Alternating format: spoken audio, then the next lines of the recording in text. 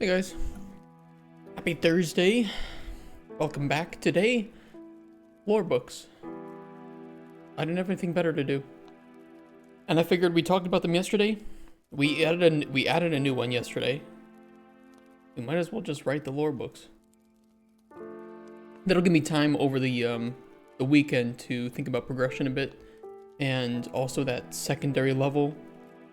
There's a lot moving on in the background. There's like 3 different things moving on in the background for you guys, which I can talk about. There's a separate level I want to get made that is just for like looks only, to kind of like help give the proper scale to publishers. Like, it'll make good screenshots, but it's not gonna be a level that has any gameplay elements in it. And then there's the depth level that we've been talking about. We're trying to get that kind of moving forward with different ideas that we don't want to propagate to the rest of this world, but we would like to have available for publishers to see, here are some cool things we can do and put into the larger world once we have money. And then there's the progression, which is a big topic and definitely needs to happen for the first playable. So there is a lot moving on. But for today, the lore books. And I don't know which one I want to start with. We have the Fishing Knowledge book, Sunblade book, Worn Adventurer's Journal, and Ingredient Knowledge book. Let me check one thing first. Let me see if I deleted them or not. Materials. Textures. I might have deleted some of the default materials that came with this pack, and I kind of want them back.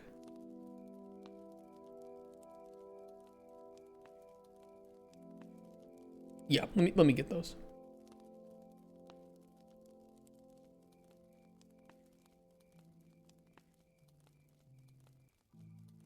I swear they should be somewhere in. Oh, I can export them from here.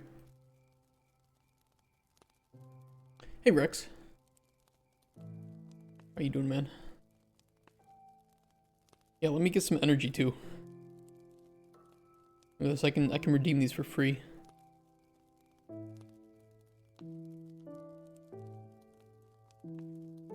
You're tired? Yeah, I'm getting pretty tired this week too. Shitty weather here in Poland as well.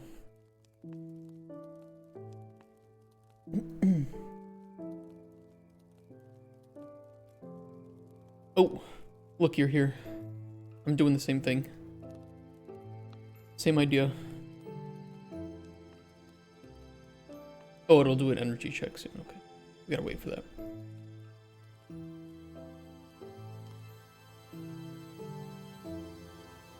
So this pack comes with some covers.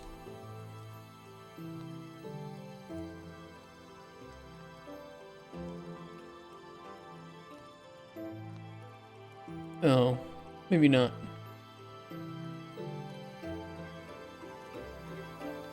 I don't really want interactive book.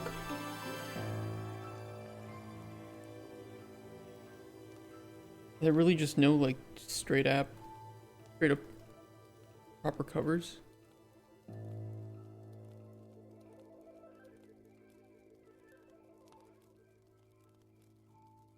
No. Okay.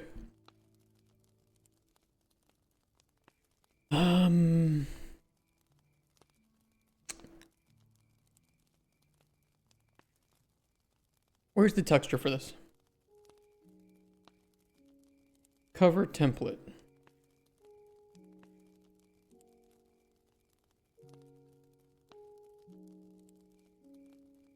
Oh yeah, the sounds aren't working. Give me 1 second.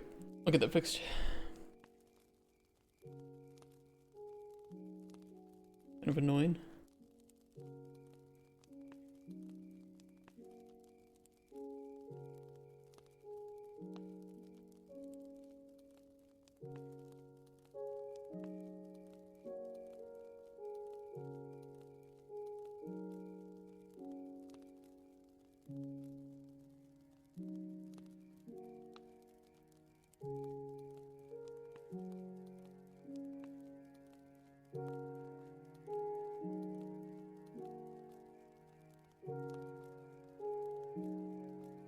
Should be good to go.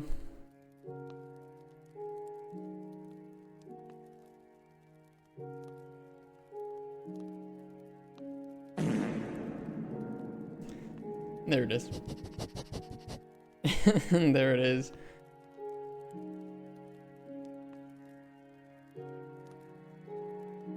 I can probably grab some textures off of here.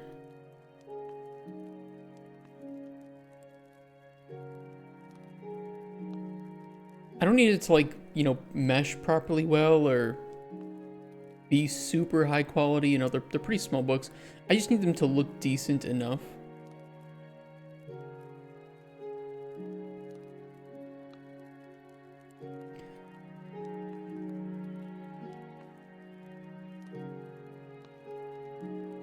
So maybe there are some good book.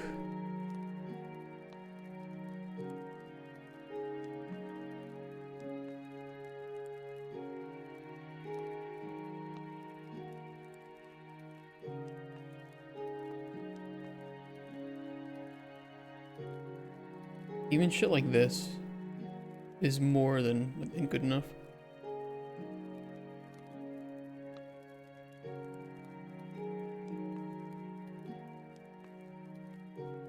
Yeah, I do not have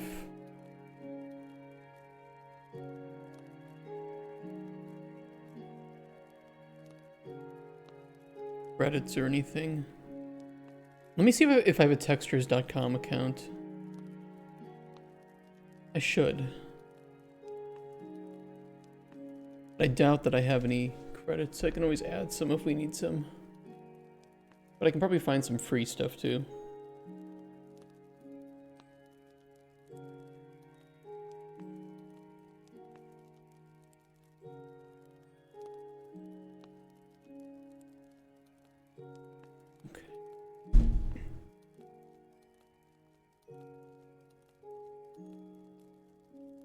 I have 0 premium credits.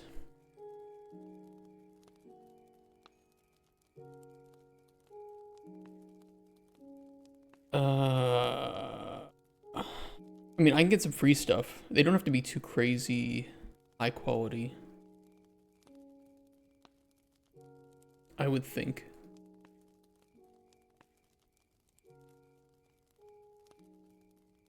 Let me see if I can filter by free. No free textures found with keyword book. Okay. Here's the thing, we're not commercializing this, so you know there are times where I can kind of get away with old book texture. Belicha, yeah, we're doing some lore today.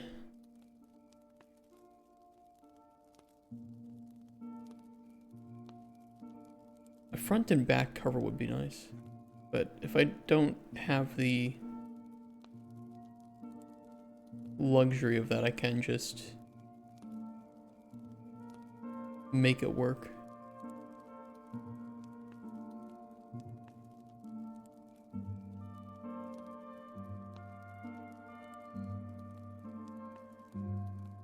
This is workable.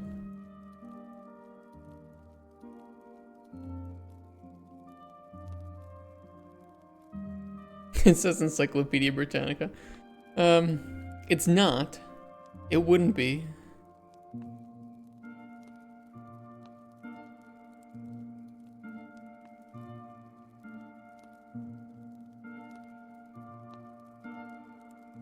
Can probably scrub that out pretty quickly in Photoshop though.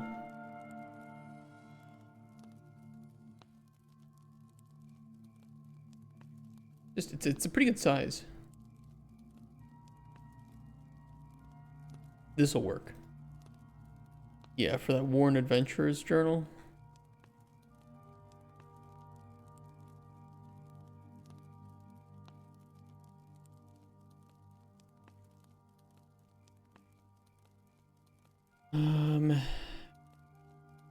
Outer front side. I need to get some guides in here.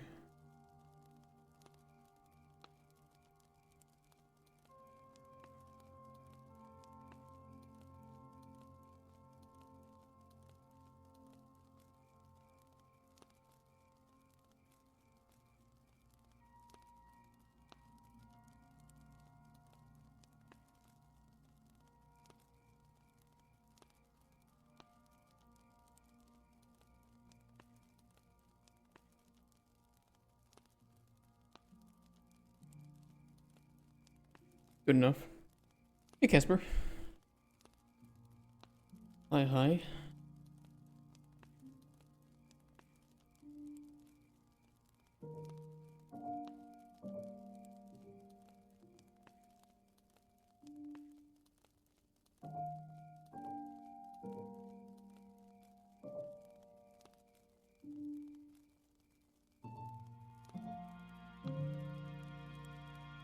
Doesn't really need to be perfect.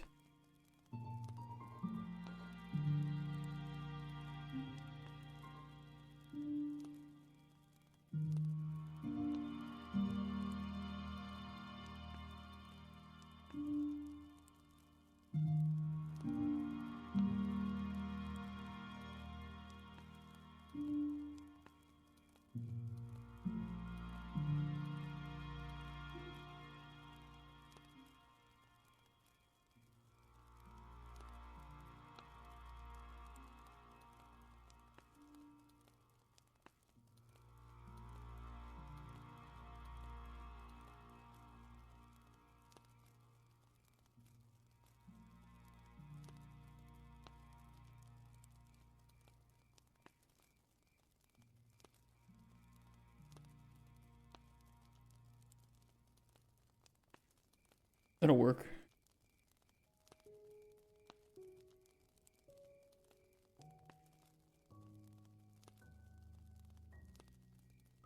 Flip.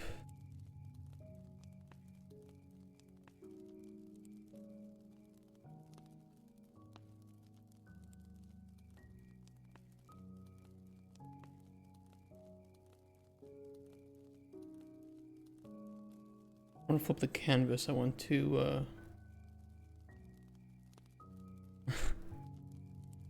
how do I flip a layer? How do you do this? Oh shit, what did I just do?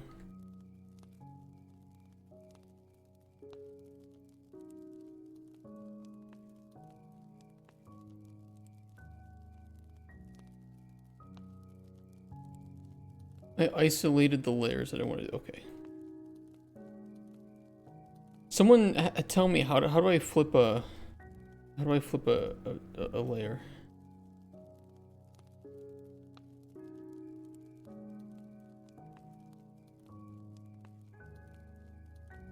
How do I do this? I feel like I've never had to do this before.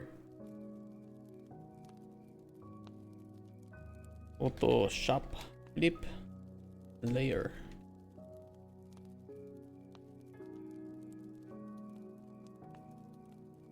Control T. Ah. Oh. There we go. I found it. We did it, boys.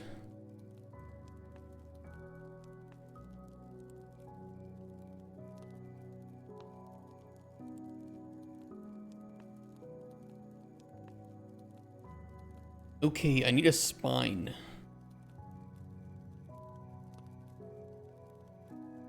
I need any spine. Any spine will do. Preferably without...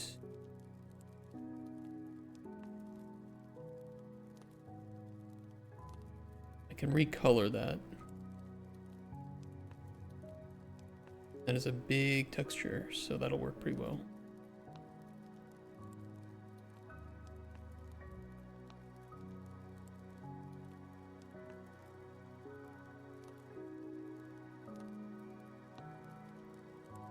That is not the right texture.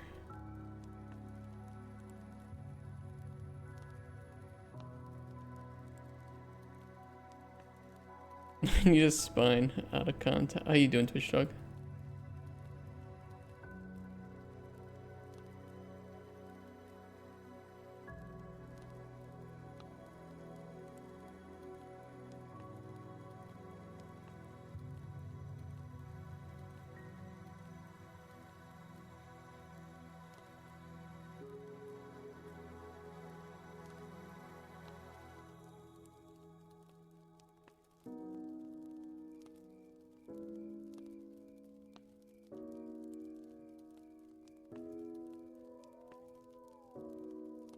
The fuck?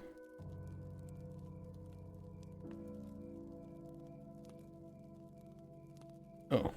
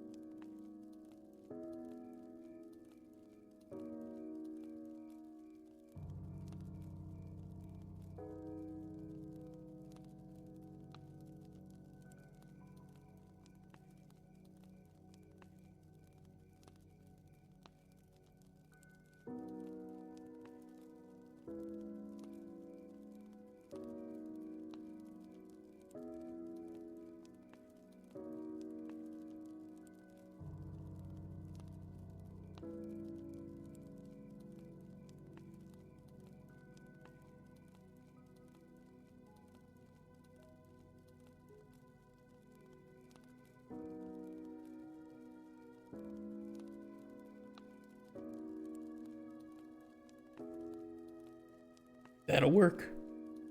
That'll work.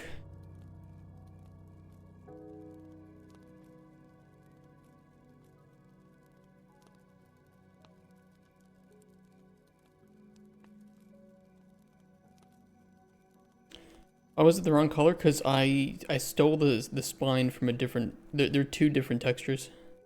That'll do, pig. Alright, Creaker. Calm down.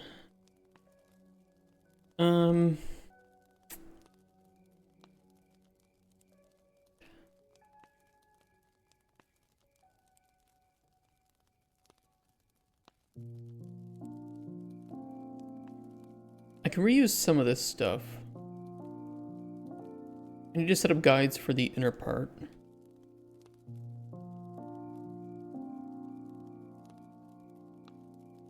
I can copy these, right? Or I can just do a new one.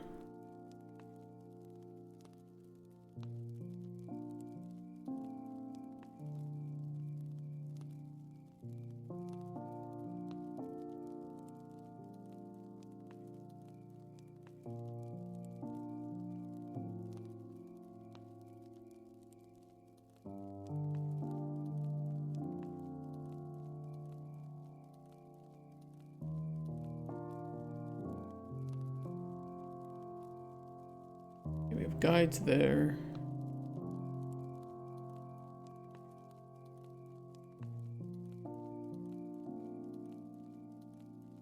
I think there is one there already.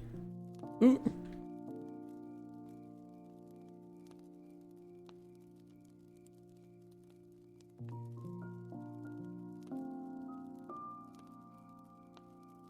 Yum.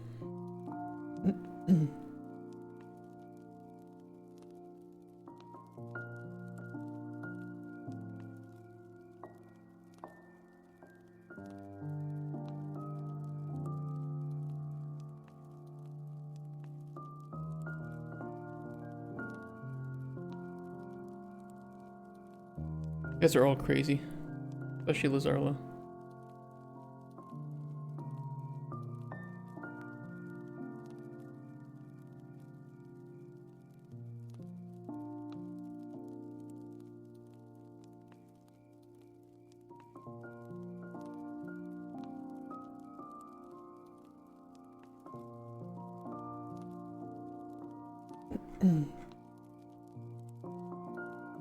Okay, let's see here.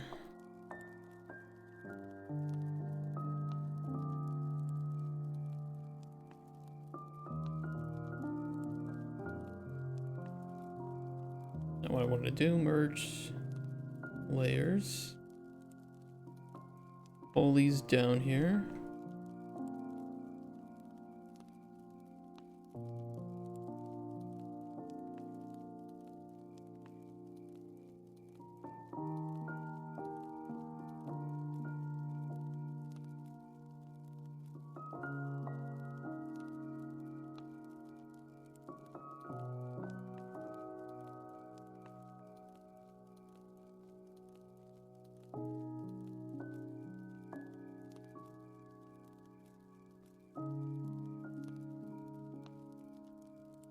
That'll work. Hey, room size. Chest. Yakshimash.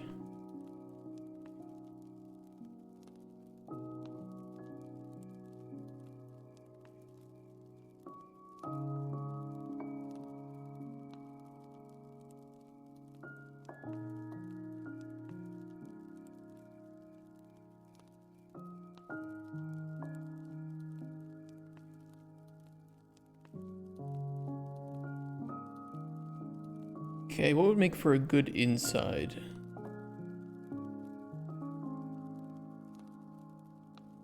Also, did my energy come in? Nice, it did. I can cheat myself energy because I'm a dirty streamer. I get infinite channel points.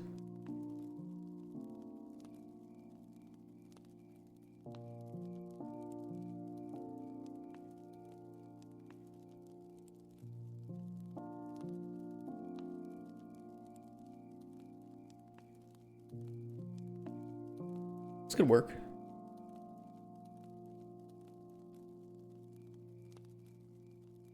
Mix and match all the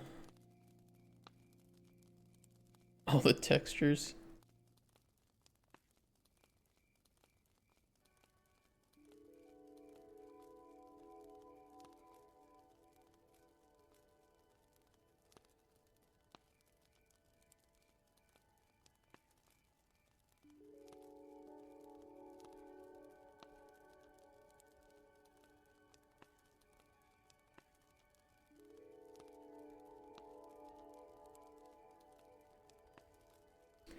Well, it looks very ugly.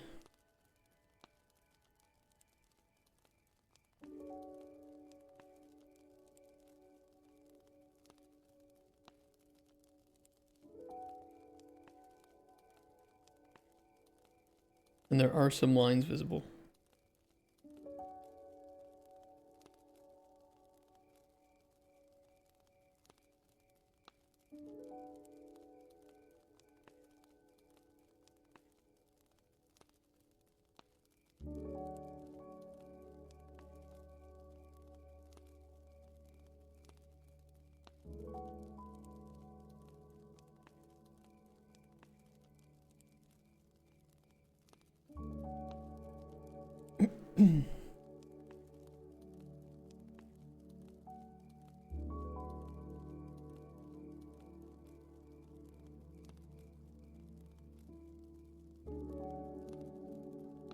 Okay with a little bit of ugliness, but there's clearly some issues here.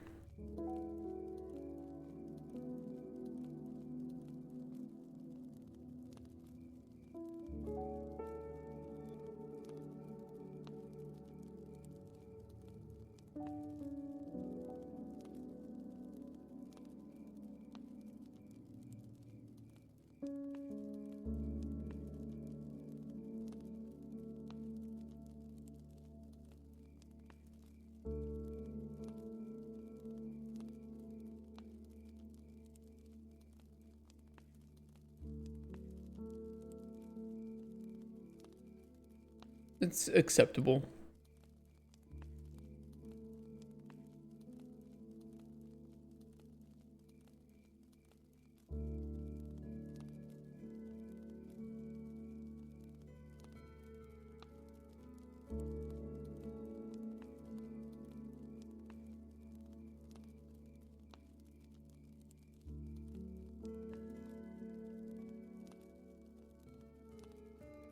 Why is that line still there? I thought I got rid of that.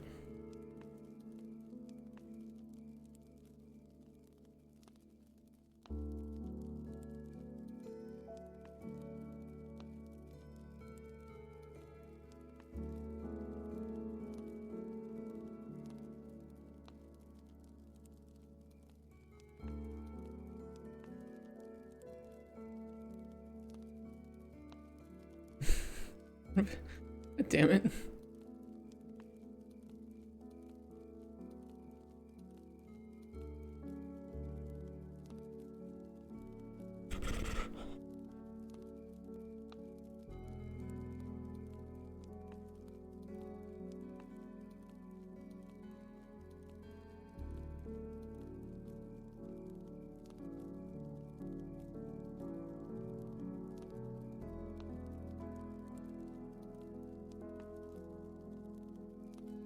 Okay. Do I photo? No, I don't Photoshop. Does it look like I know how to art? Come on, you know me better than that.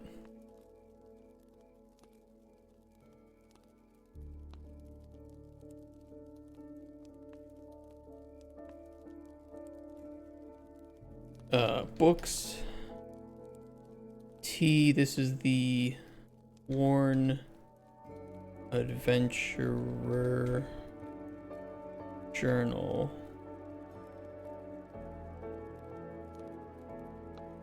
Is down here.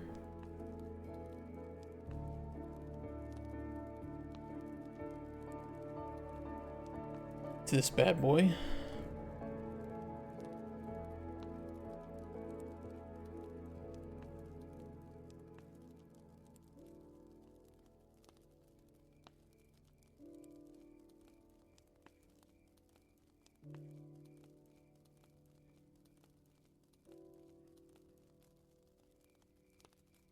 Cover has a texture parameter, right? Cover diffuse.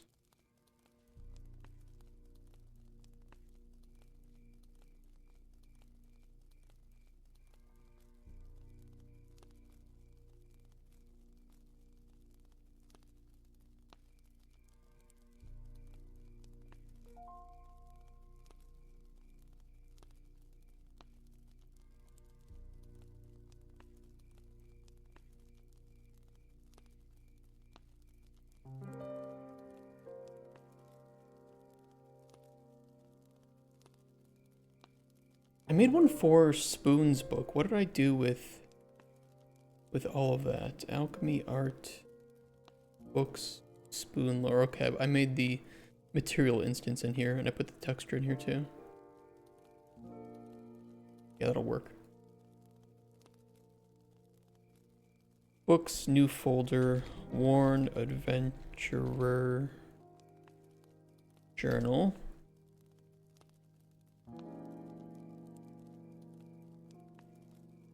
Duplicate.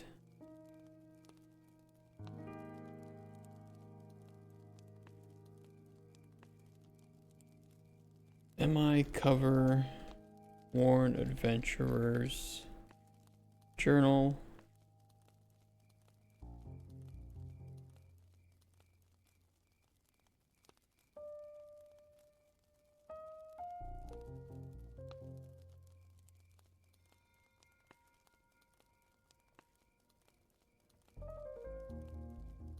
That will work.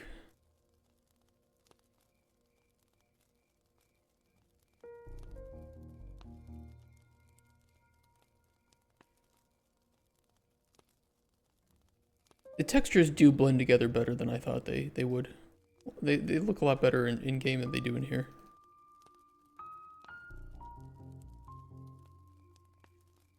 Actually, they look pretty good in here. I was just very zoomed in, which made them look horrible. No, this looks fine.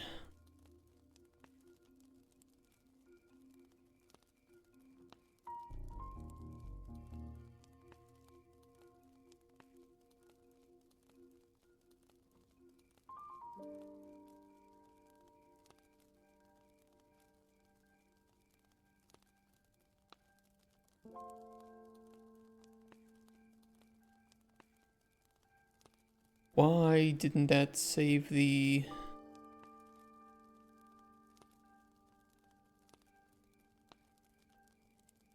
Why don't I see it here?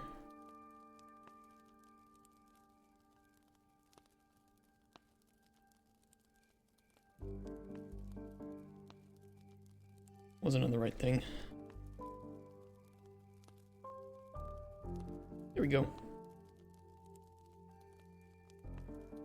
Okay. I'm gonna try to get the artwork done first for each of the books, and then we can actually just jump into writing them.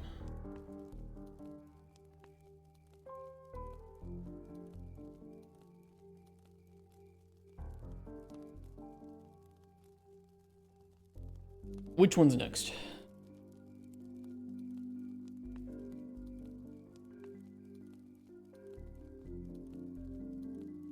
Fishing knowledge.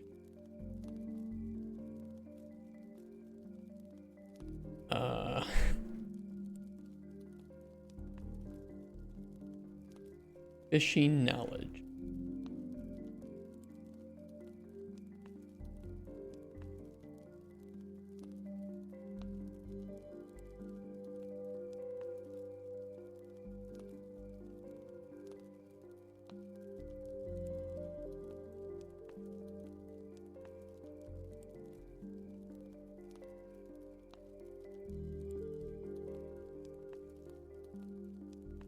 I mean, we don't want this to be like an older book. We more just want this to be a book.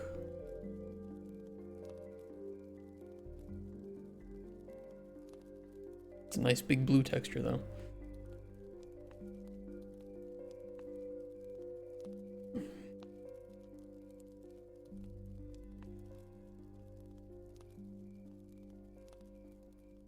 It's got watermarks.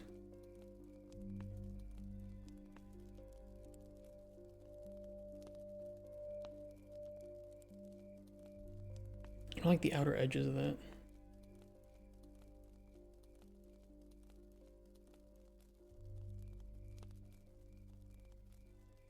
Low resolution.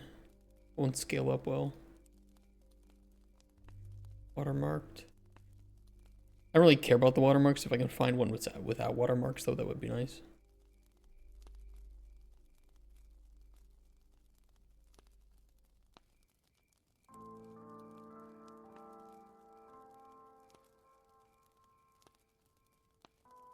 That's nice.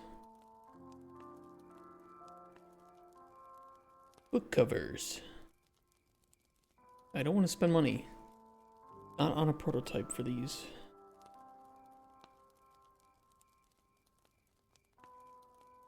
I can take, I can take any texture and make it blue if we want to use like a blue one for fishing knowledge. That's not going to be a problem. I can grayscale it and then colorize it. As long as we find something that looks nice and is of reasonable size.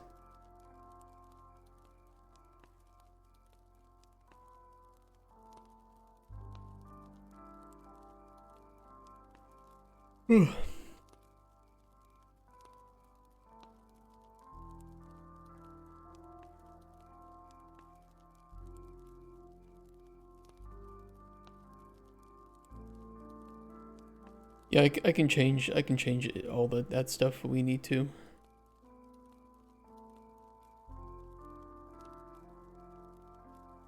More like a religious text.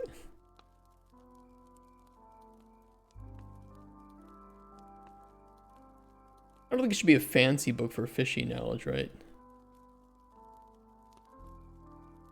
Can I make that work?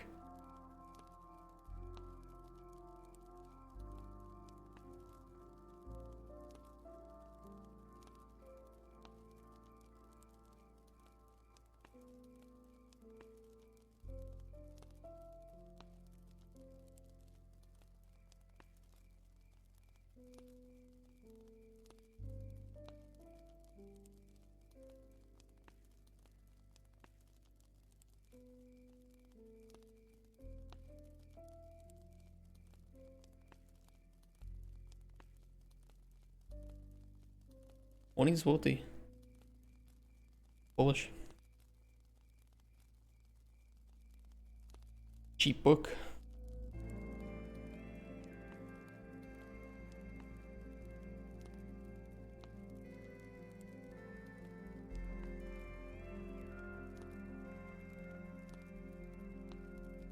Fuck off.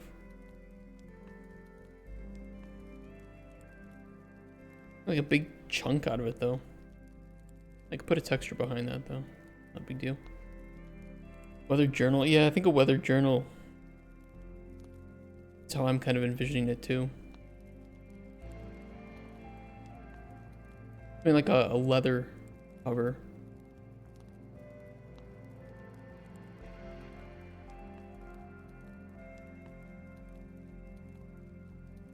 And I could just grab generic leather cover texture.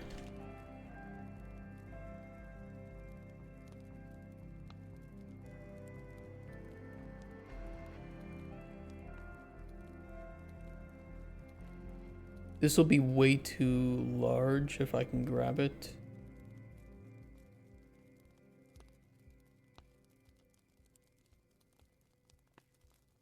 watermarked. Honestly, though, scaled down, it's kind of hard to tell that it's watermarked. A little bit too gregarious, though.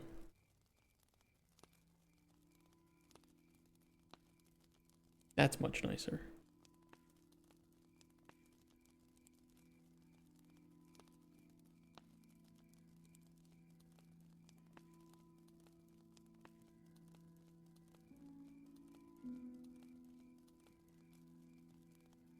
I mean, I'm thinking I just throw this on the whole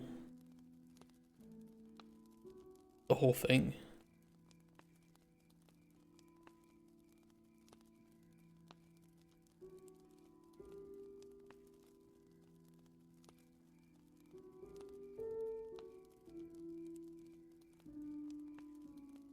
Hey Scuffy, how you doing?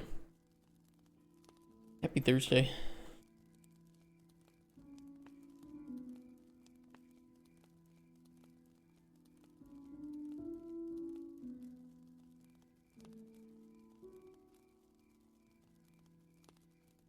I'm thinking that could work, and then we just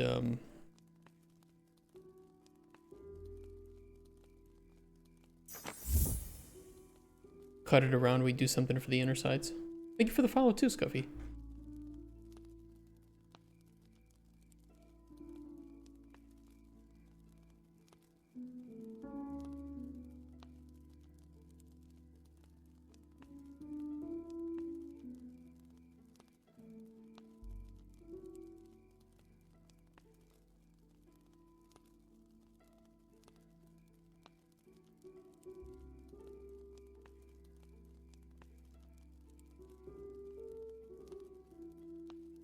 Got a rubber ducky. Nice catch.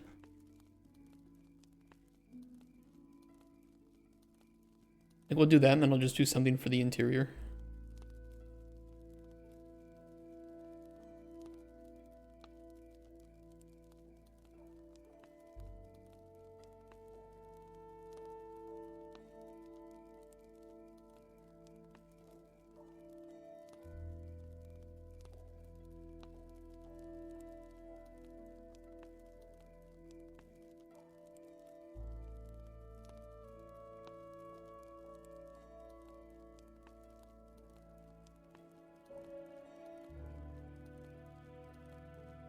I can make this look a little bit nicer once we get it in.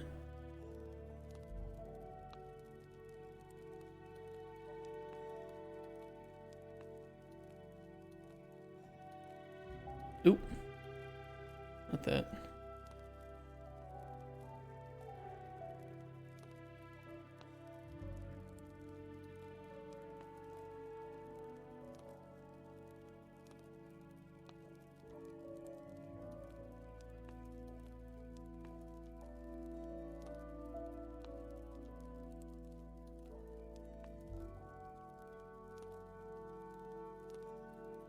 Being kind of annoying.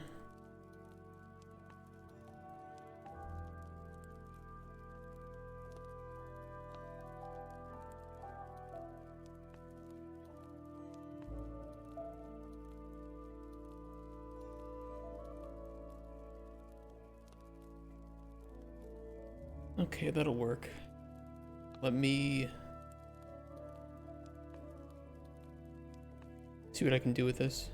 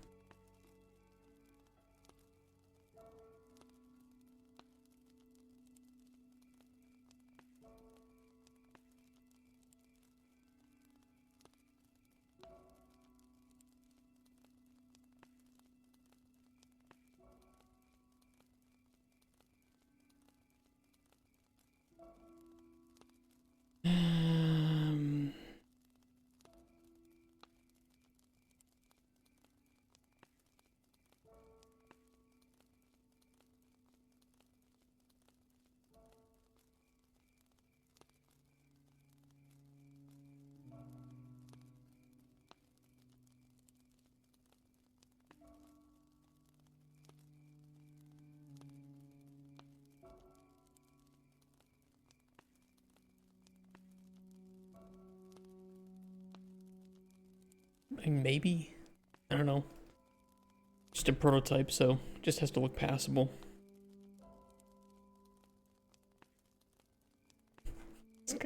I mean, it looks kind of dumb, but whatever. Whatever. I'll allow it.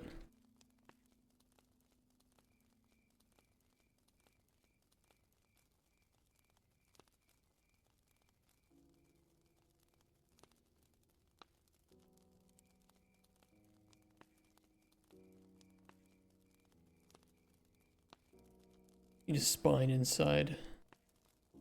I could steal a spine from here if we really want.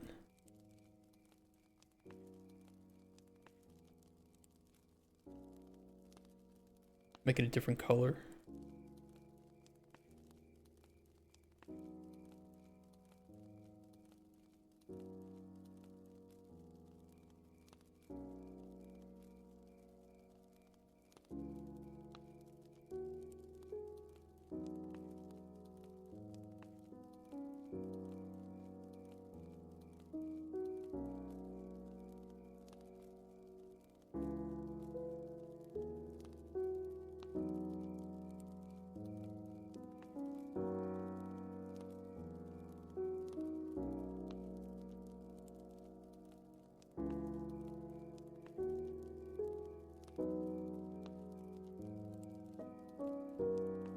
Looks so bad, whatever. Fine.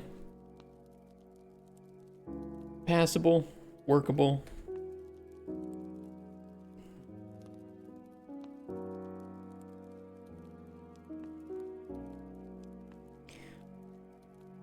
What is this called in the game? Technically. Called book fishing knowledge. We can always, you know, call it something different in terms of the strings that the player will actually see.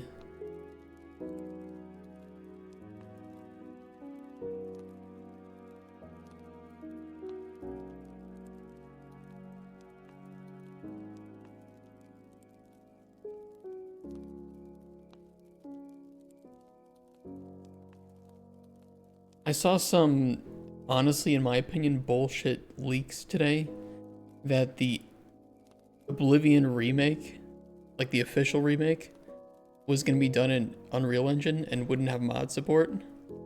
I don't know how anybody thinks that that's a legitimate leak.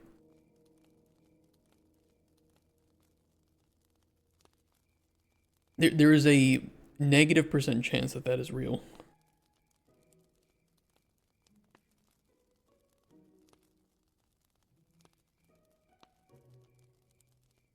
There is an official. Has that actually been confirmed? I think it has.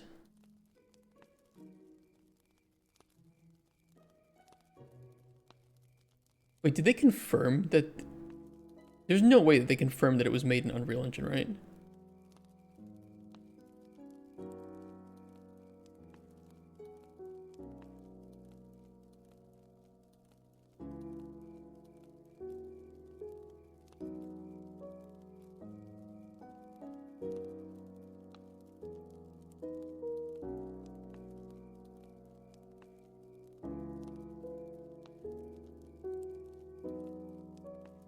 Just to be developed by Virtuos.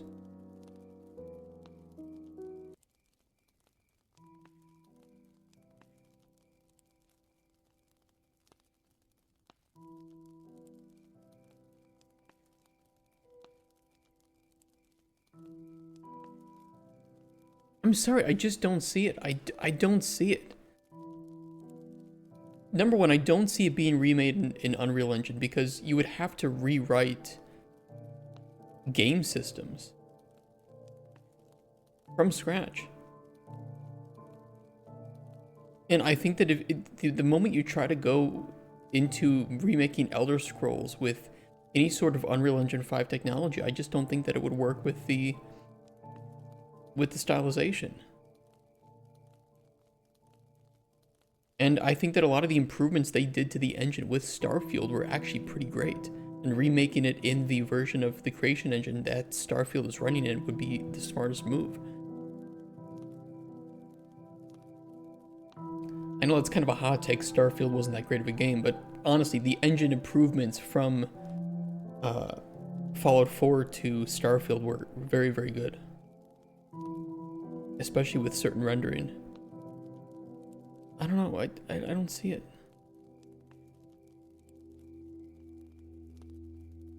And the creation engine already has that vast swath of modders that are ready to start remaking mods for Oblivion or start to make some new ones for that or port Skyrim mods over or whatever. I don't see it. I just...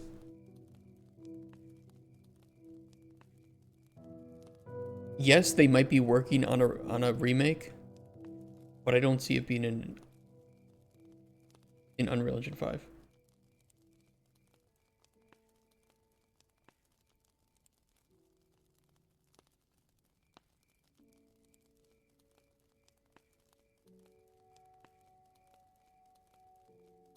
Especially because the only remake, well, it wasn't even that much of a remake, but Elder Scrolls Anniversary Edition was updated to support 64-bit, which was a necessary and good update, even if it broke a lot of mods.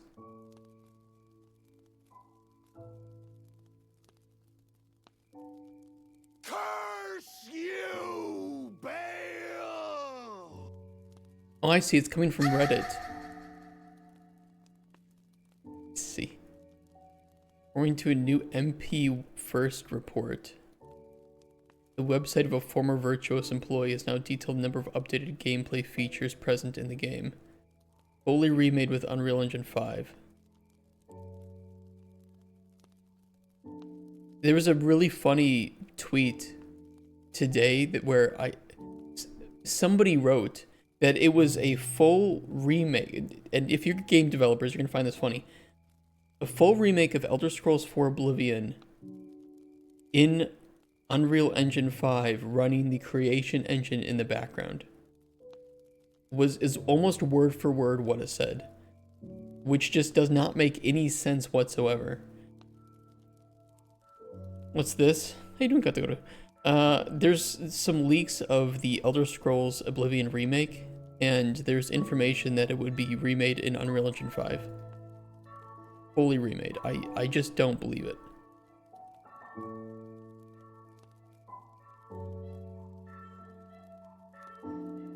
The stamina system was modified to be less frustrating for the player, making the knockdown that occurs when stamina is depleted more difficult to activate through changes in calculation methods.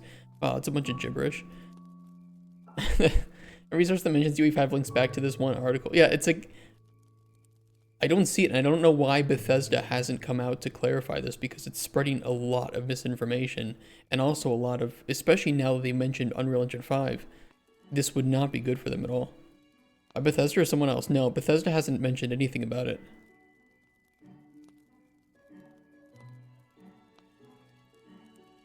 I mean, I think they are working on a remaster, but I think what they're going to do is they're just going to remaster it into the version of the creation engine that Starfield is running. I mean, simple as that.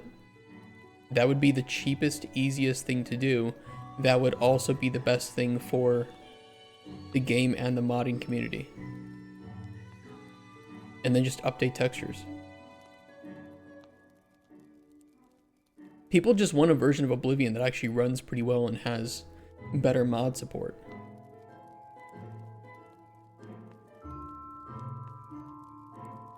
So yeah, I don't see it. I don't see it at all.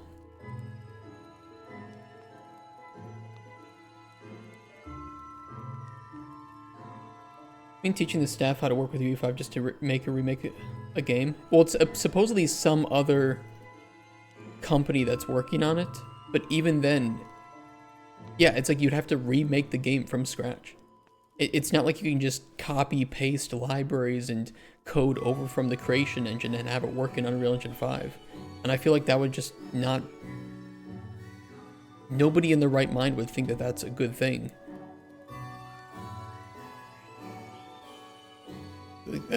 It's not how game dev works.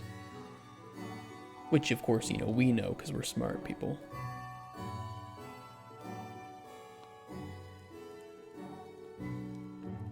Yeah, that works.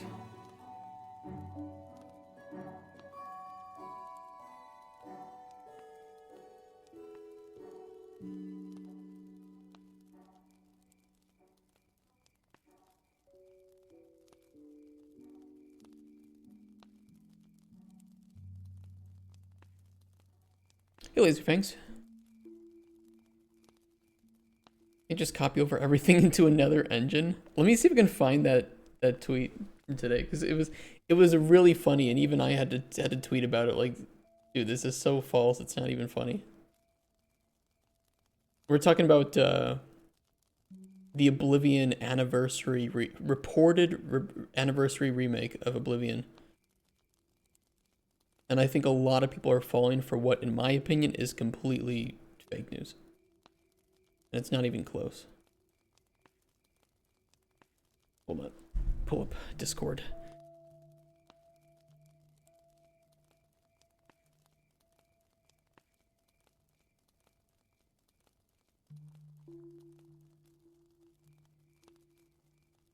Here it is.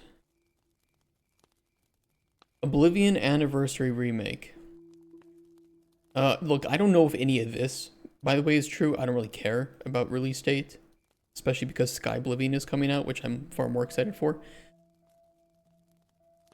I can't with this sentence. Full remake on Unreal Engine 5 while running on the Creation Engine.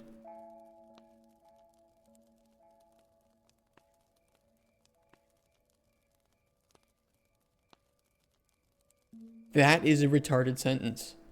That doesn't make sense. That isn't possible. How? Impossible, that's how. Literally not possible. Did they remake the Creation Engine in UE5? Oh great, more bloat inside of Unreal Engine 5.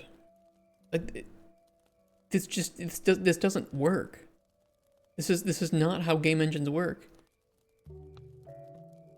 Fluidity more like this is according to, by the way, Leaker's Discord, so you know, totally factual. Fluidity more like Skyrim rather than Starfield Fallout. Yes, because that is another Elder Scrolls game and these are first-person shooters. Looks better than both graphics like MGS3 Delta. Also, I call bullshit on that because that would completely ruin the style. What do you know, Mr. Mechanics? Does that Tim Sweeney and Todd Howard are magicians? Don't question it. Some cut content to be restored, priced at $80. No pre-order bonuses. Deluxe edition includes art book. Like, I'm sorry, just none of this sounds real. No mod support plan due to Unreal Engine 5 complications. Which, by the way, Unreal Engine 5, you can mod it. None of this is true, Lazy Fangs. None of this is true. Like, literally, absolutely none of this. This is all fake news. This is all false. They might be working on an Oblivion remake or a remaster. None of this is true, though. Absolutely none of it.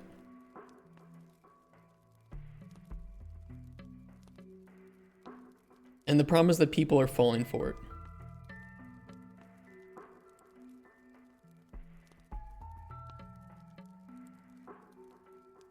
If it turns out to be real, we'll eat our hat on stream. Dude, there's no way this is real. There's no way. Why would they do that? They have the Creation Engine. Literally everything they made has been in the Creation Engine since Morrowind. They've made incredible improvements to the Creation Engine. Look, you can say Starfield was a kind of a shit game. Fair enough. But they did a lot of great engine improvements to the Creation Engine with Starfield. This isn't real, it's Unreal. It's like there's no way that anybody at Bethesda would say, yes, this is a great idea to abandon all of our work on the Creation Engine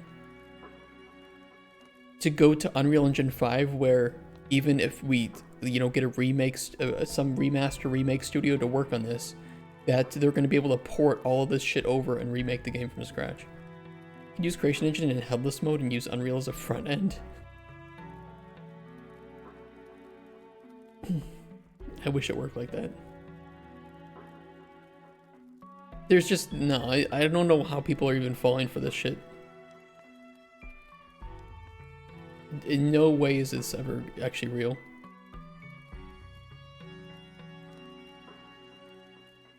Full remake on Unreal Engine 5 while running on the Creation Engine.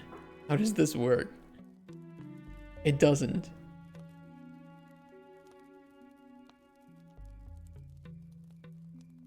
Bunch of Spanish. No, you could remake the game in Unreal Engine. They're not gonna do that. They're not that dumb. They're gonna do this and then work on Elder Scrolls 6. I'll tell you what, Elder Scrolls 6 is made in the Creation Engine. If they do a remake to Oblivion, it will be in the Creation Engine. You really they could bash together two C++ engines, one for rendering, one for gameplay? But they wouldn't even do that, because I think that the rendering improvements they did to Starfield were actually quite decent. And they've probably only done further improvements since then. No. No. Totally, it's totally fake.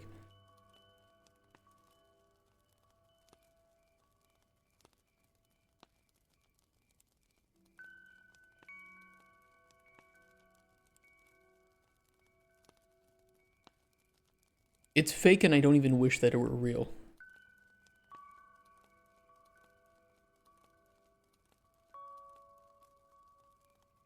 I could make that less shiny, but I don't really care. I could generate normal textures from that too, but again, I don't really care. Doesn't matter. Alright, what's the next book? Sunblight. Okay, this is like a book about the lore of the game.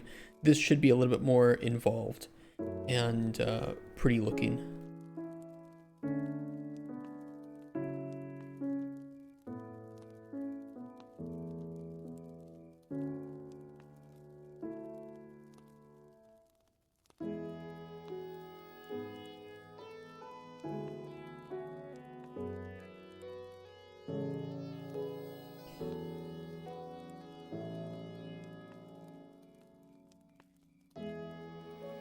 Okay, let's get our book textures here. Something fancy.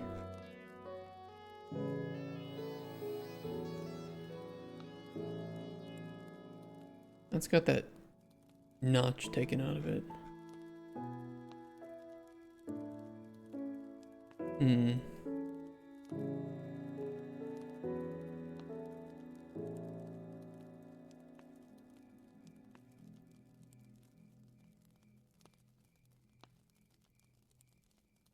Kind of low res. Watermarked.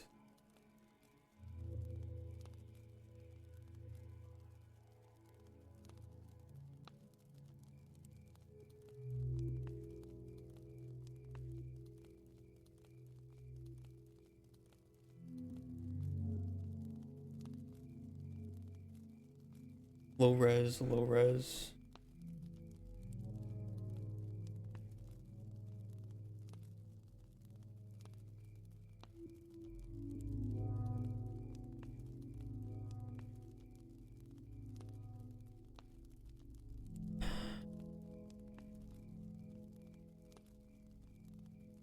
It's not small.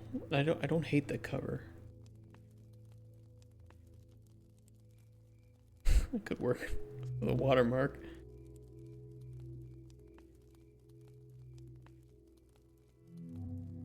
I could try to spot heal.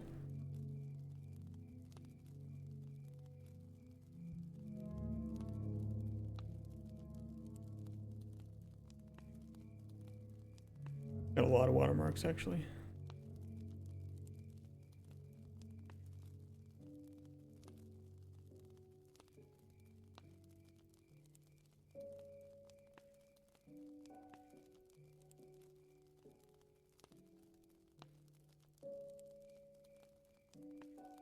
Kind of nice. The lighting's not the greatest, but I think it could work.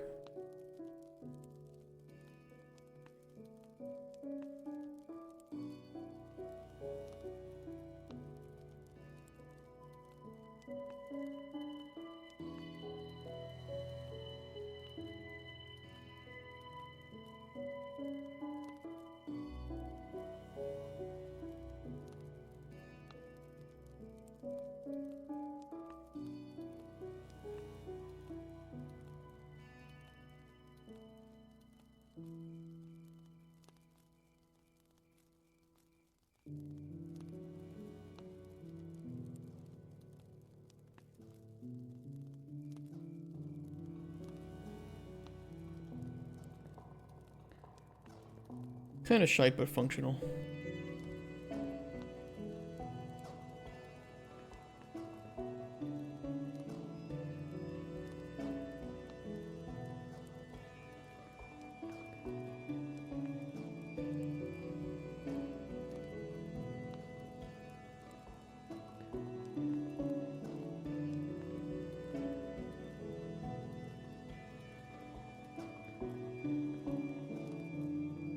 Let's see here.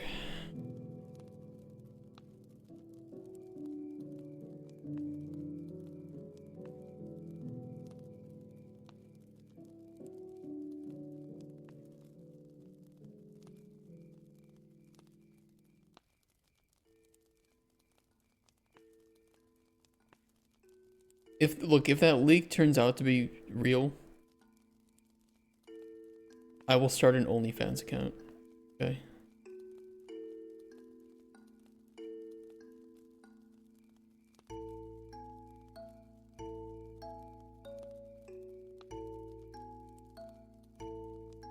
But there ain't no way in hell that it's real.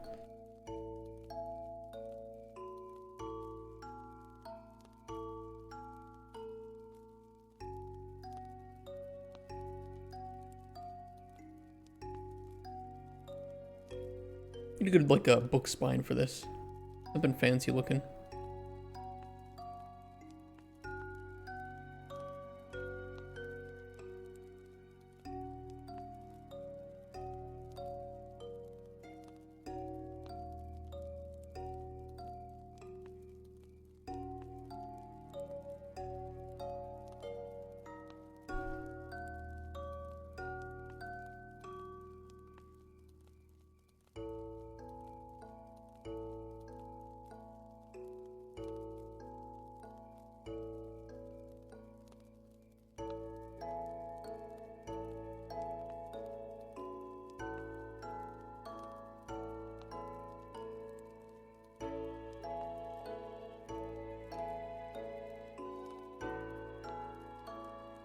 I could rip one of these and maybe get rid of the writing, although I don't think anybody really gives a shit, so.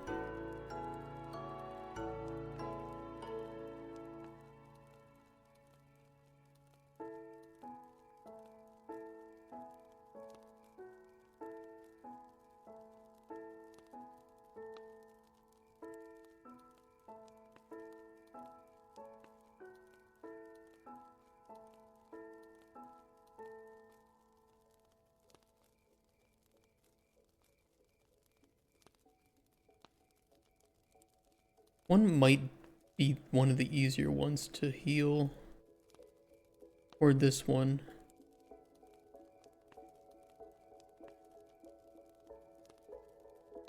Oh shit. I dragged my guide on accident. Son of a bitch.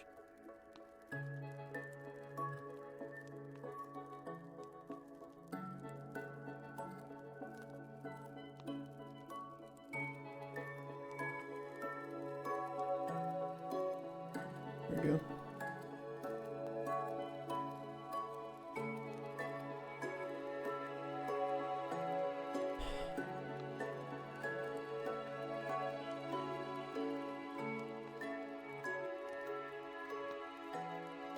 And the image is large enough too that I could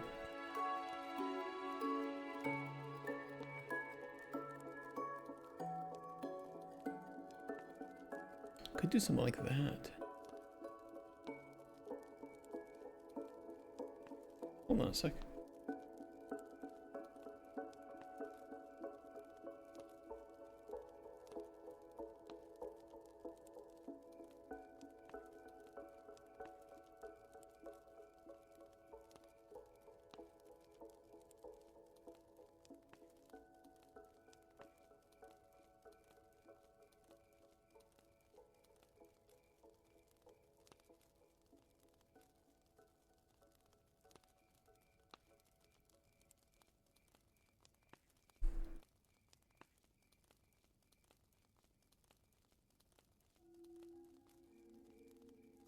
With a recolor, I think that would look pretty decent.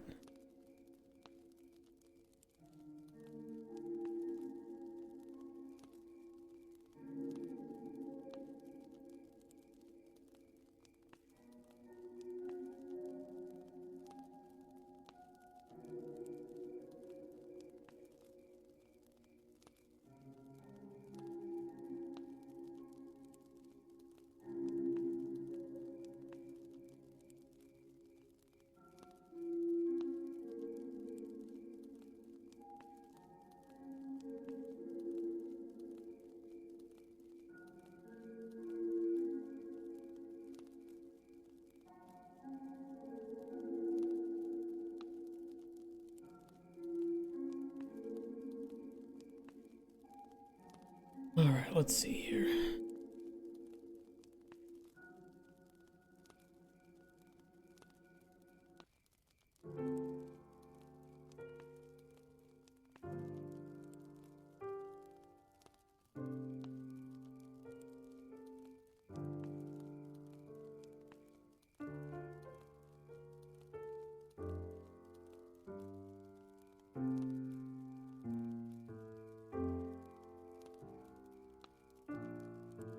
Either handle it like this, or I could try to do some blending.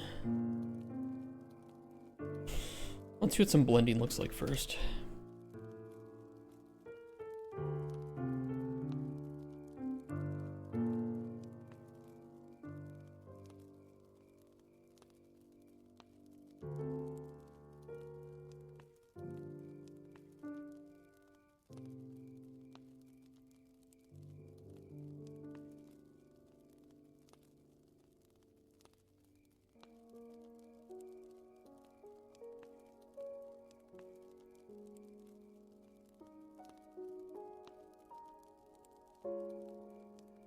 Alpha light could work.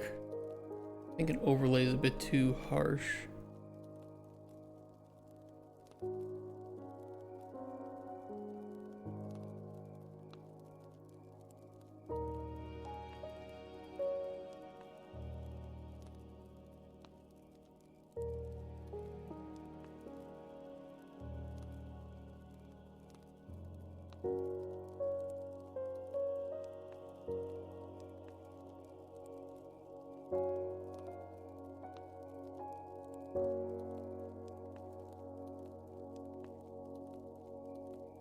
The overlay is a bit too harsh on that.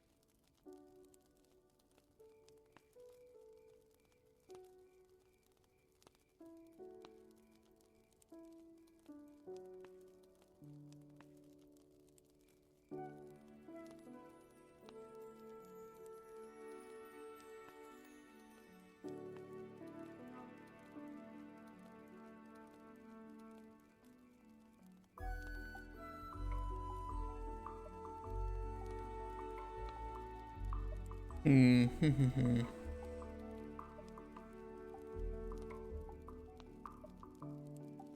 wonder what it looks like just with this spine.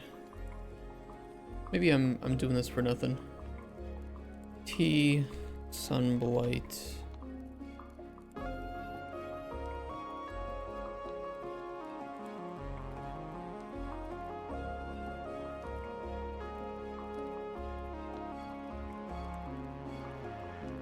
It's called like sunblight lore, right?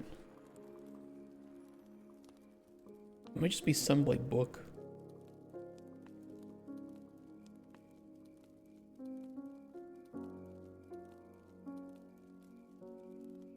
It's just sunblight.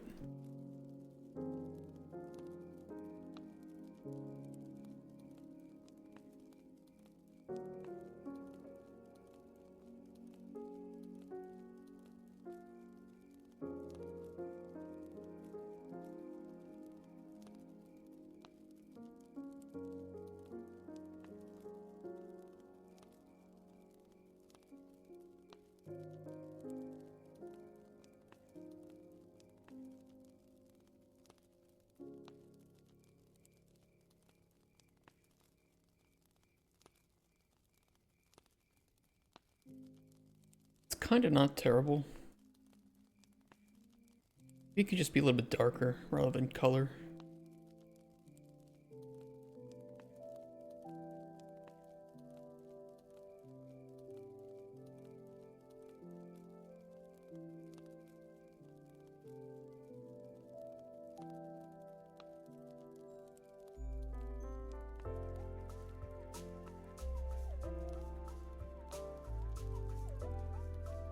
I mean, I could throw a little bit of redness on it.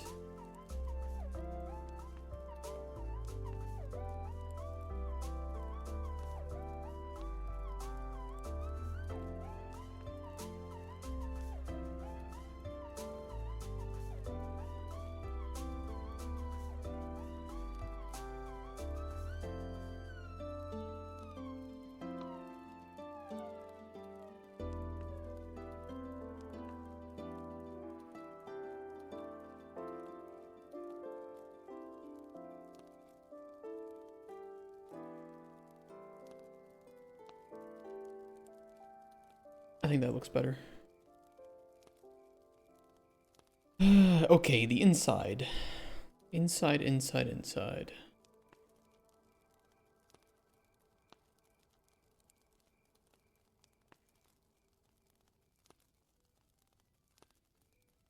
Hey, different way. How you doing?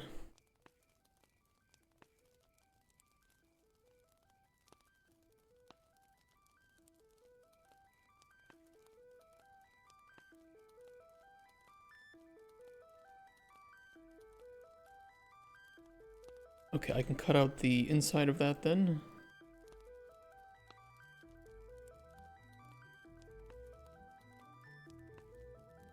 Turn up ZBrush, gonna spend the day sculpting away. Ooh, what are you sculpting? You special artist. I'm jealous of you. I'm not an artist at all. But that's always why I like working in teams. You get the combined knowledge of everybody working on it.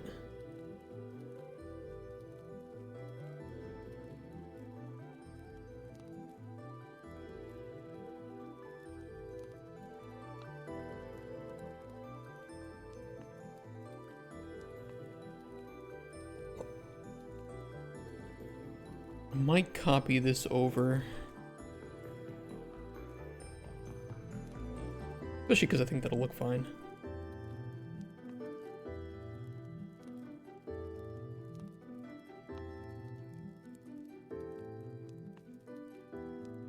Printable arcane tower for a friend who's a DM trying to get in the video game industry. Also, I like doing environments and textures. Oh, cool.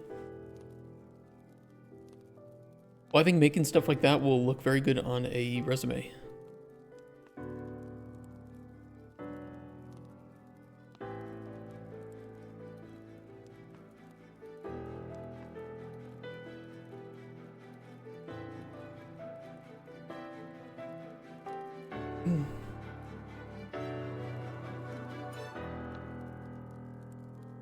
Yeah, whatever you can show, even like 3D printables, anything, throw it all into, you know, your art station or something.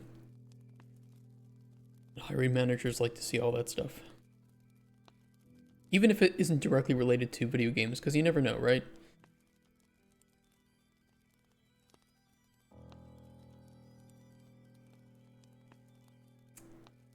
Inside.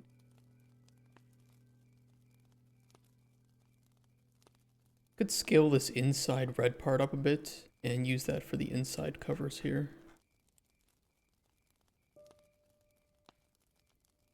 I don't know if that would look bad though.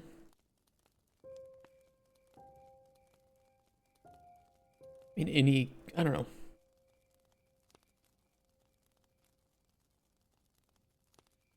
Inside of old books was always tough to get good textures for. I convert that in a game ready asset when I'm done and do a couple of renders in a rail. Oh, that'd be cool. Yeah. That'd be really nice. If you do, you could even, you know, make like a small little like GIF or video. If you don't have it, grab Ultra Dynamic Sky for like 40 bucks. And this will give you a really nice, maybe you can get some really cool shots with some good night sky in the background, or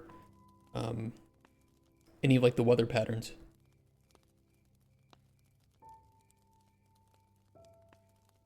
Could look nice.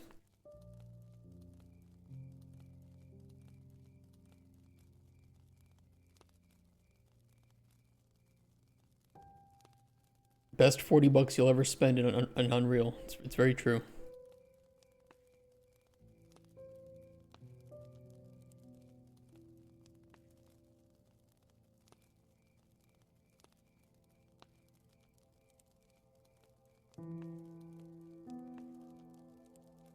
I don't want to use this again. This was kind of a shitty paper texture.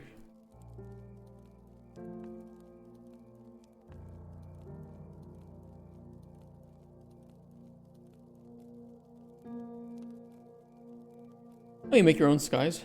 It does have weather too, so it is a fully featured. Like you can put your own skies into it, full time of day. Weather can look really nice.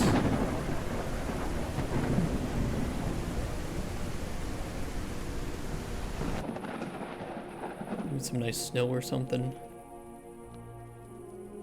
And you can just hook that up to the master material.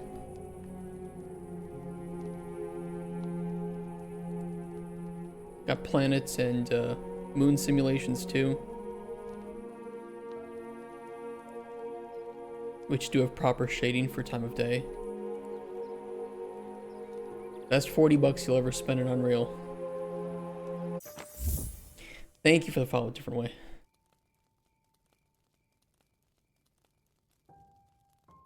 I wish I could give you some advice in getting into the industry, but I think that you're doing the right thing. I'm just not an artist, so there might be some different advice from an artist point of view. If you were a designer, though, I could give you some tips, but for art, I think you're doing the right thing.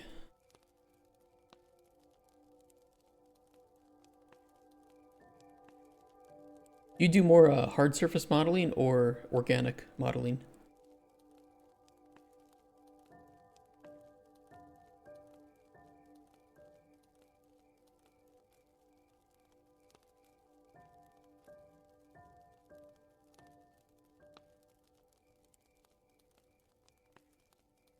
And I might just move these down and then just scale them up a bit.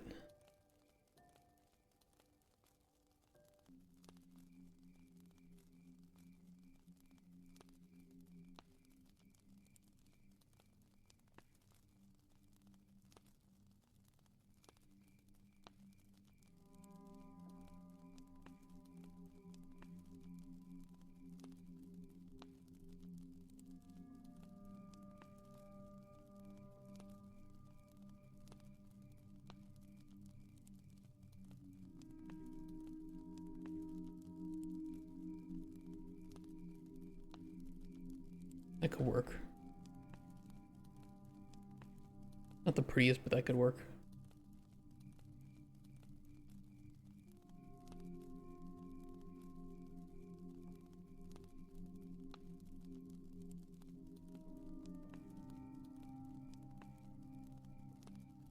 I can do both right now. A lot of organic sculpting because rocks and stuff, and my specialist is creating textures from scratch.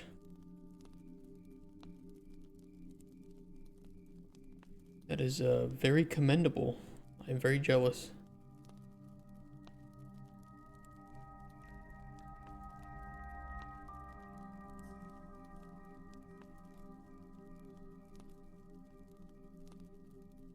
This is going to be a very this is going to be a very painful thing for you to watch then. Some non-artist just throwing shit together for a prototype. You can share your art station, yeah. I wouldn't mind seeing it. I don't know if you only work on your own things, if you'd ever want to work with other people on like a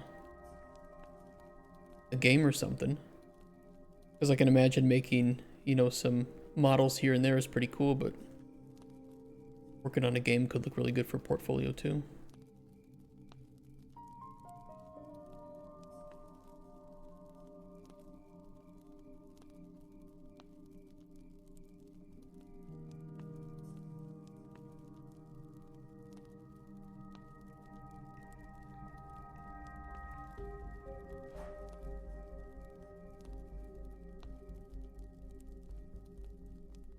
Did some collaboration work at uni. Right now I'm working solo. This weekend I will join a game jam. Oh cool, which jam are you joining?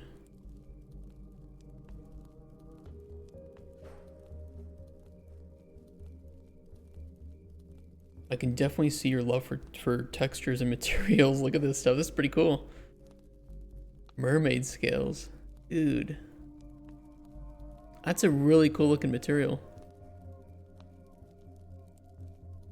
Where's the 3D viewer? Is this one it?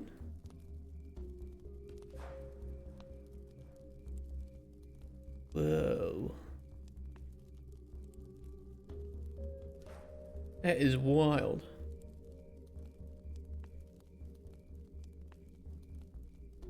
Get a water shader too? That looks really nice.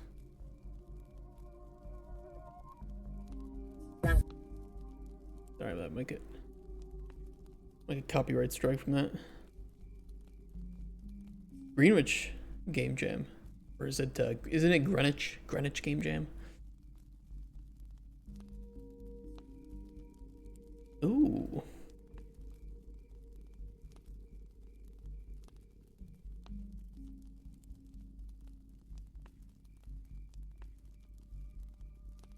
Some cool stuff.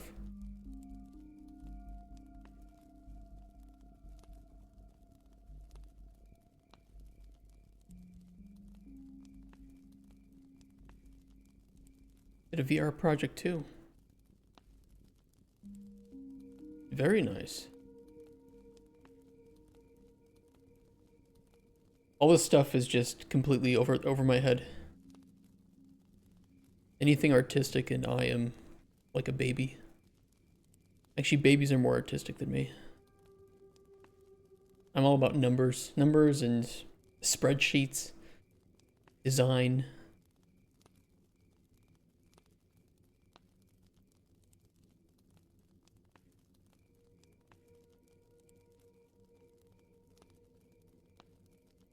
This is really cool.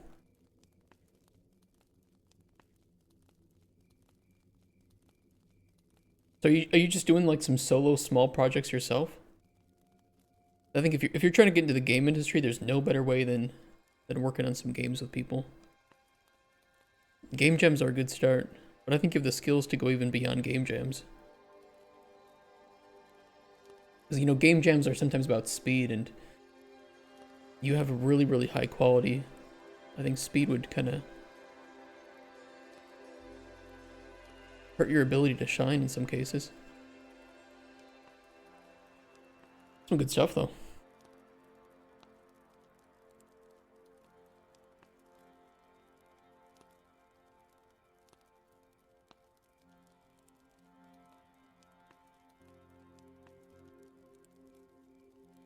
Okay, we just need that to work.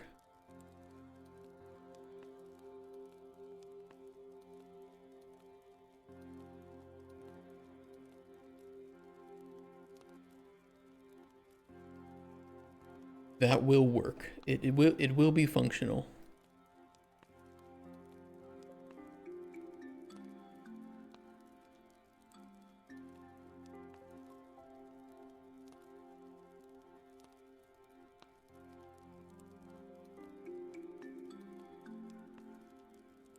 I don't have the Sunblight book. See what that looks like, but I can confirm functionality.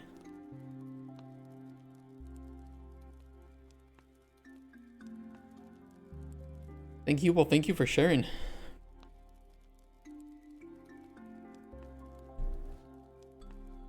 We're working on our prototypes. We have a lot of different assets thrown in here. All of it's placeholder though, so it just needs to be impressive.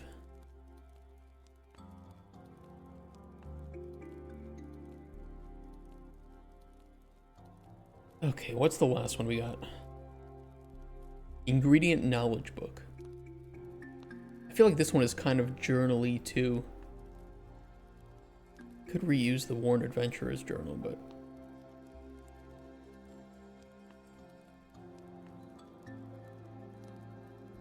nah, I'm not really a fan of that one. We need a new one.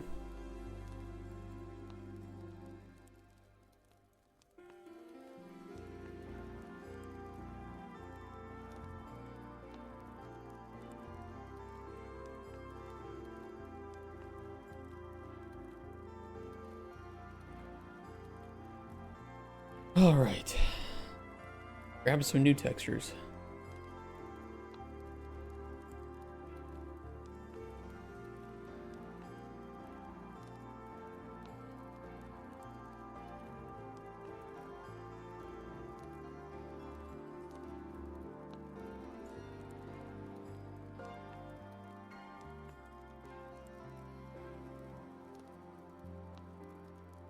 Just needs to be of reasonable size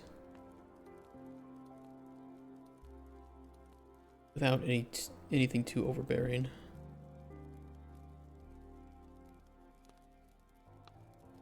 I did like the cover of this. I mean, I think I can make this work.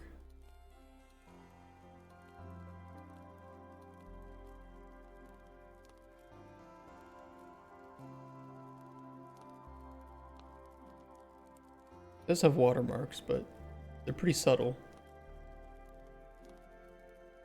And for placeholder, this should be workable.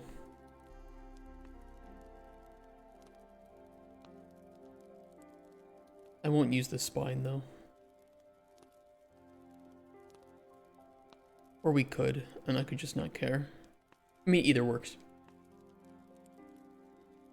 It is what it is.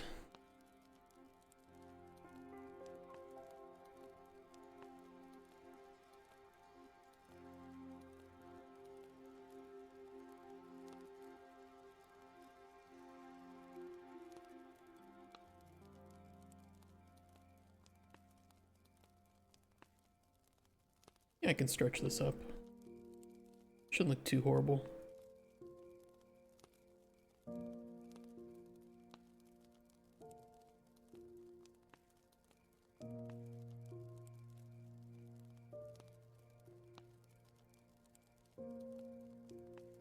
Publishers aren't going to give a shit.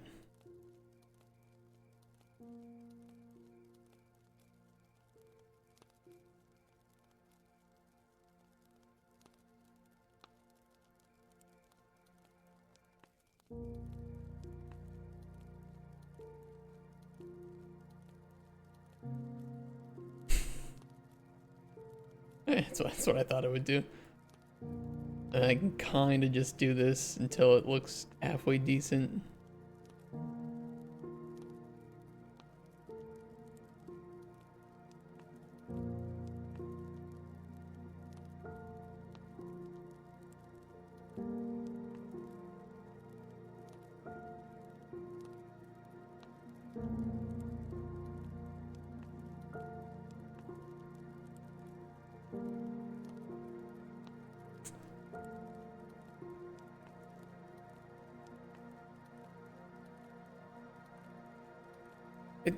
It's workable.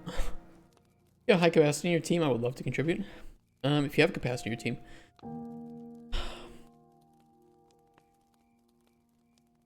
Add me in Discord. Add me in Discord because I would like to talk. We do have prior game experience, so we can help with that, and we are looking to pitch our game. Where's my username? This is my username in Discord. You can also join our Discord if you want.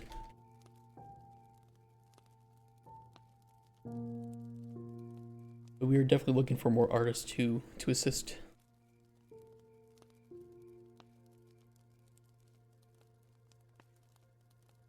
Just make it look acceptable.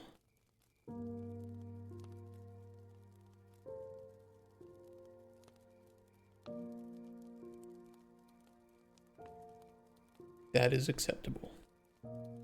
Imperfect and acceptable.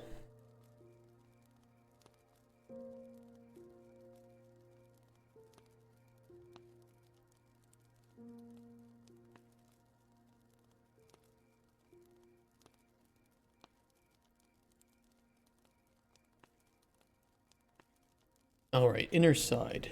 Do we just steal some existing stuff? Hey, so Fanny, how you doing today?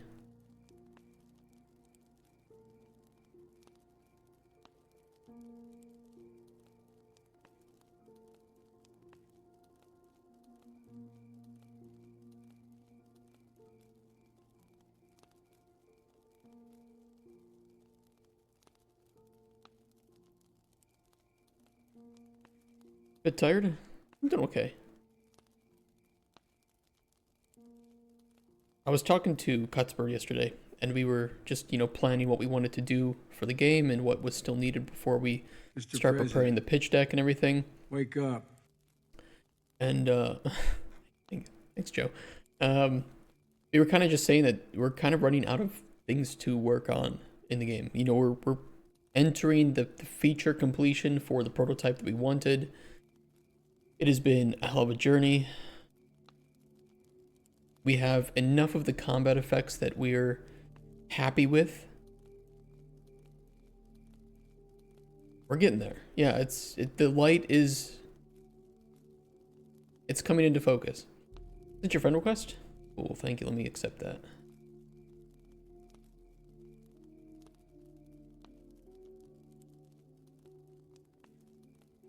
Yeah, we're reaching the end of the tunnel. And I'm hoping that we can impress, but we need to impress a, you know, $3 to $4 million worth. It really happens in my projects. There are always things to polish or develop further. I mean, that's always going to happen, right? And we'll have that phase 2, but it's going to be, you know, 3-4 years from now, right? That's the intention, at least.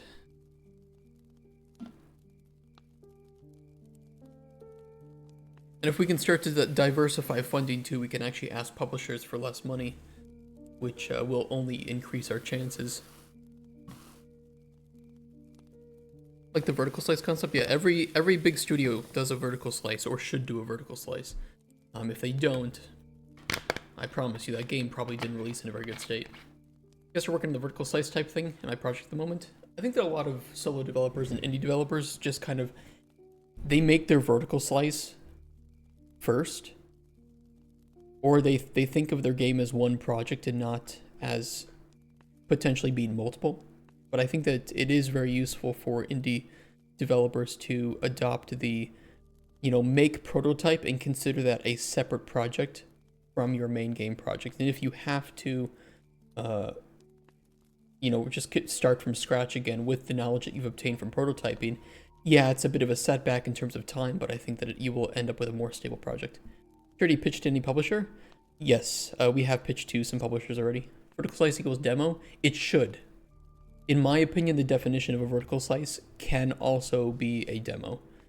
But that means that it should be the release quality assets, right? So a good example was, let me pull it up. I think they still have their demo, and if you're a fan of like ARPGs and 2.5D games, this was one of the best examples in recent times of a vertical slice that I've seen for the game Mandragora. Absolutely beautiful game. They do not have their demo up anymore, unfortunately.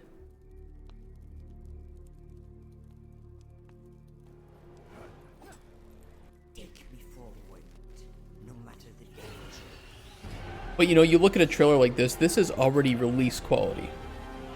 They just don't have the full game made yet.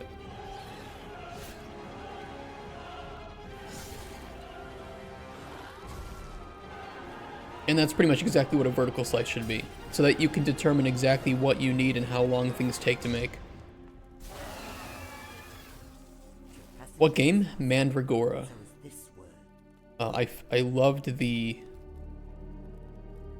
demo. We played it during the last Next Fest. Probably should be up on my YouTube if you want to see gameplay of the demo. Where is my Next Fest?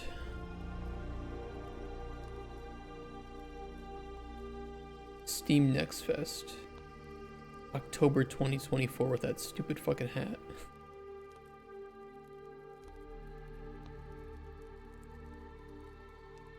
Was this it? No, that was something else.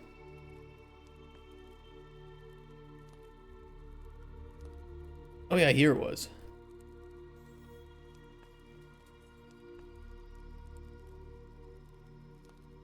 Would the vertical slice be only one of those rooms they show? No, that wouldn't be enough. A vertical slice should contain all the features that you want in the final game, and you likely need to prototype far more than one room. That would be more like a beautiful corner kind of concept that like Tim Kaine talks about. So here, you know, there's nothing placeholder that you can see here. Everything looks like it's in final quality. It plays very well. It's stable.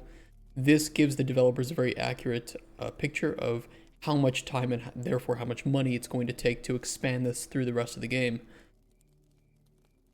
And this is where you would also make cuts. So you could say, okay, well, it took us a long time to implement maybe some feature here.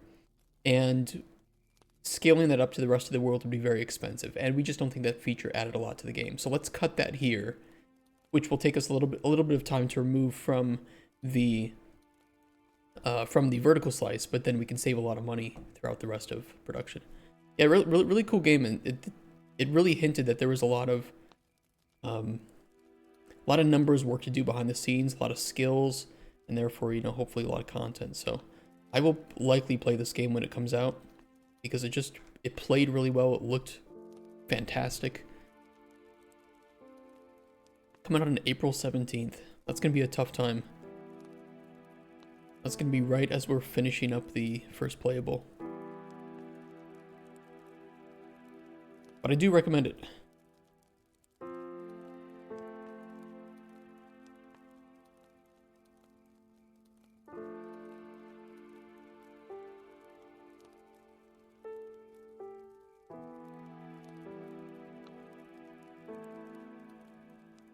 Inside covers.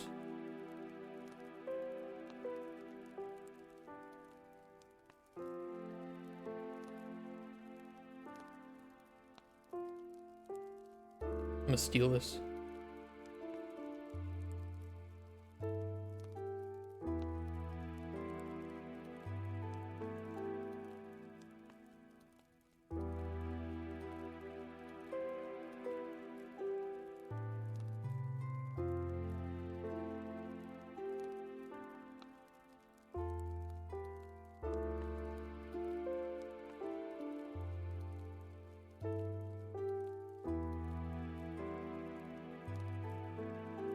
And then I think I'll steal the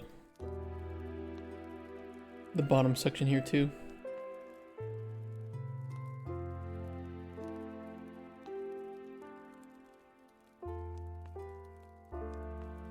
And we'll just recolor this.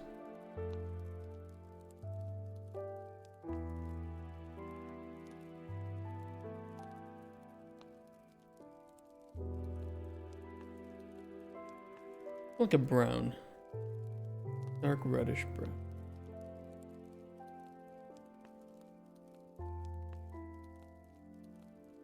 That'll work.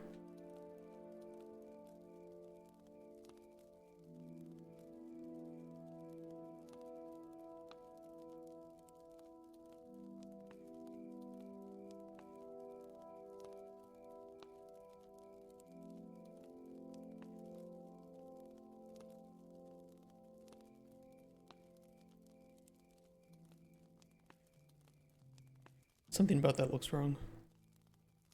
T. Alchemy. Knowledge.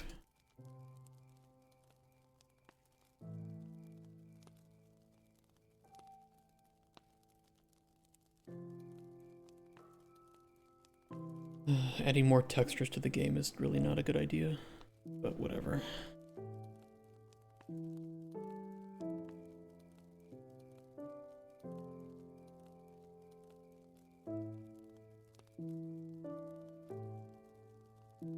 We already have a lot of textures in the game, and it's chewing up a lot of VRAM.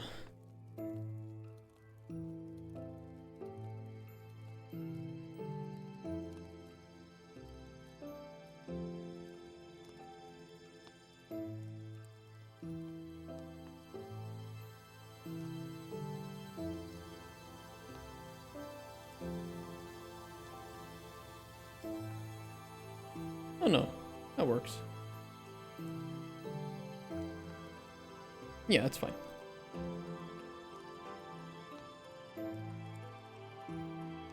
Okay, our part is done.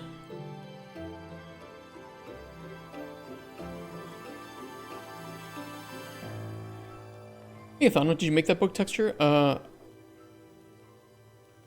Technically no, but technically yes. But actually no. I took the images. I just found the images on Google. Using 2K textures for every book, it's gonna be really expensive. You can downgrade those textures to 512. We only have 4 books. I don't think it'll be too bad. But they could be downgraded. They are seen in quite close proximity to the camera, so having slightly higher quality textures is desired in this case. Yeah, these, by the way, these are all placeholder, just for anybody who doesn't know. These are not, this will not be commercialized. This is just meant to show publishers, hey, look at game, give us money, we'll replace all the stuff we don't own, which is literally everything. Well, I mean, we do own it, we didn't make it ourselves, so. Just to impress publishers, and then they give us lots of money and we make it all from scratch.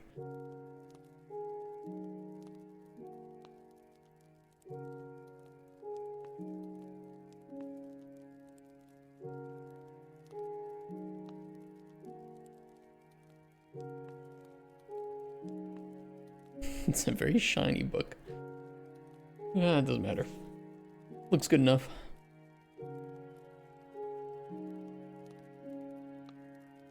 Plus, for every texture, you're looking at an insane texel density.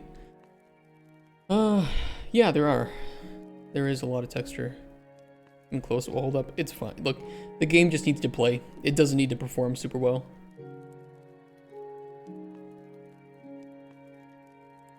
Because this will, like I said, this is all going to be replaced. So the faster we can do it, the more efficiently we can do it, the better. Yeah. But you are right. I don't want you to think that I'm saying you're wrong or anything. You are the expert here. Alright, let's write these books. Which one do we want to start with? Maybe the Worn Adventurer's Journal. All the way down here. Where's my room? Here it is.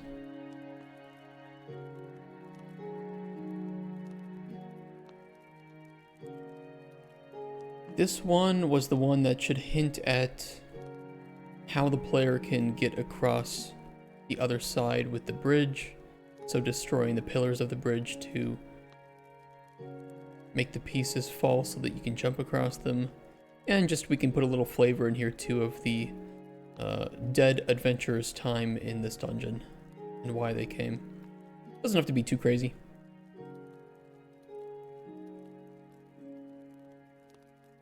We can write it in here.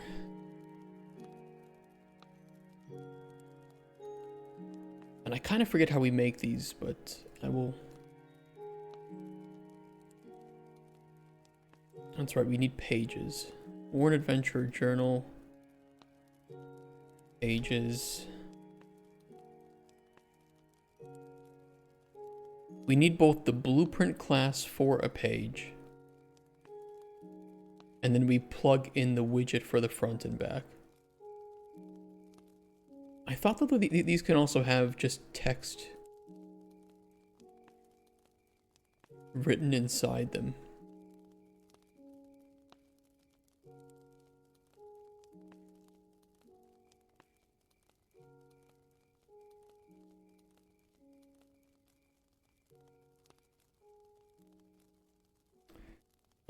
I don't remember how.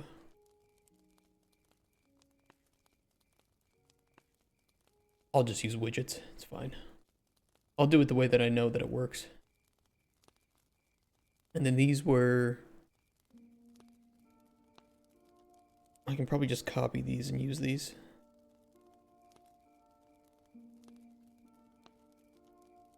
Yeah, I'll just copy these and rewrite these with what I want.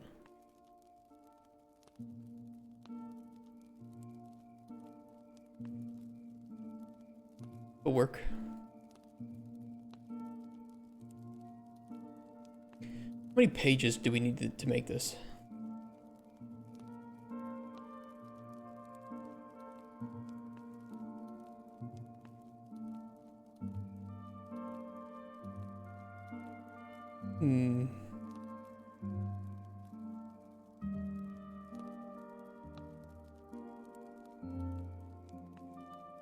Seems kind of weird if you open it up and it's just like the front and back of one page.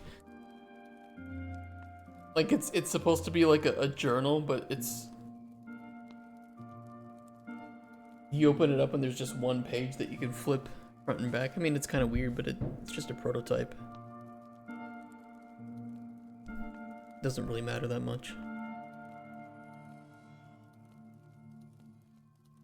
It is what it is. It is what it is.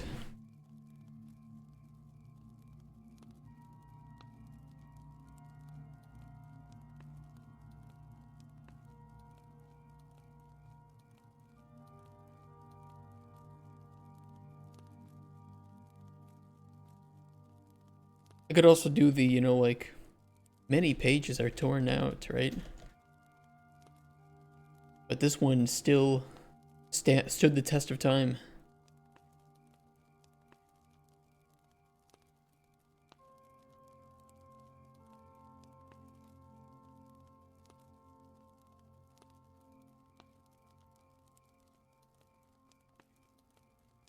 I could just do that. Who cares? Like, I literally just need to tell the player what to do in this room.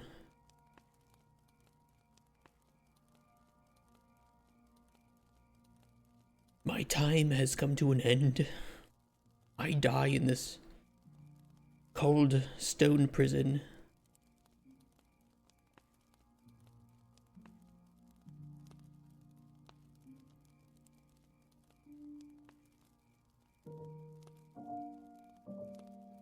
We could use yellow paint.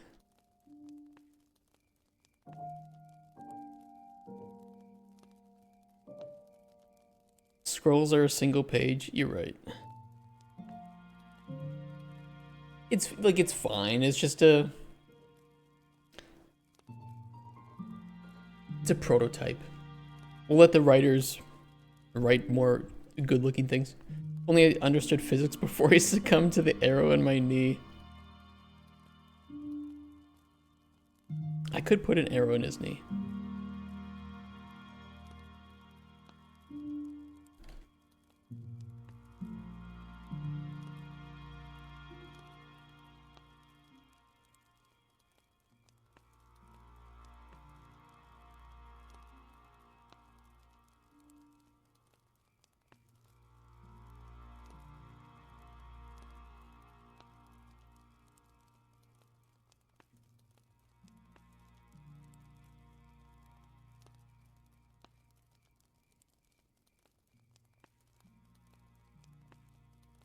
Good now?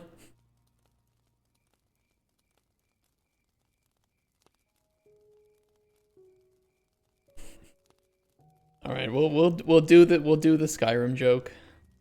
It's worth the 120 megabyte level checkout.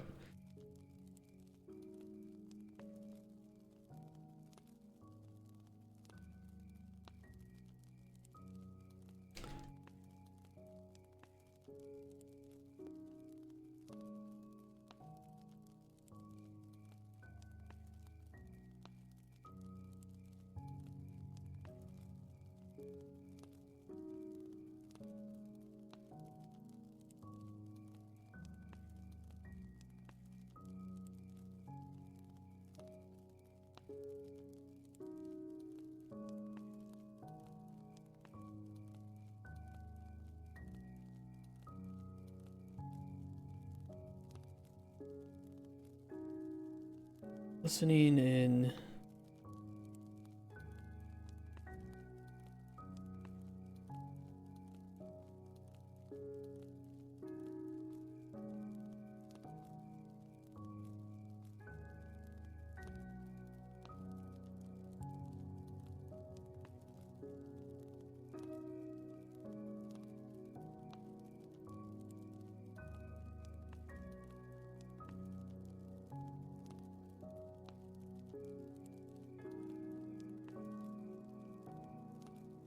Also explains the inability to get over that's true.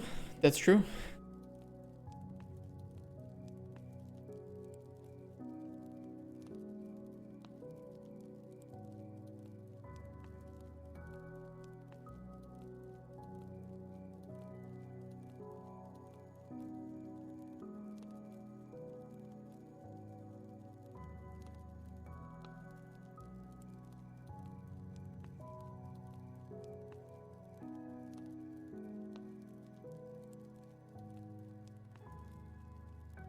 Brought a potion.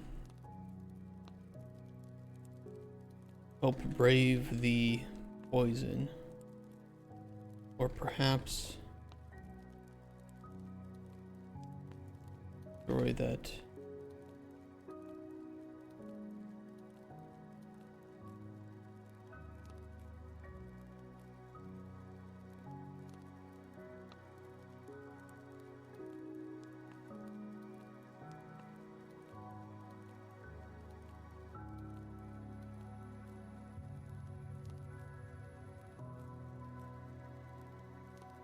If I had been intelligent, perhaps I would have brought a potion to help brave the poison, or perhaps destroy the pillars of that bridge in a thunderous display.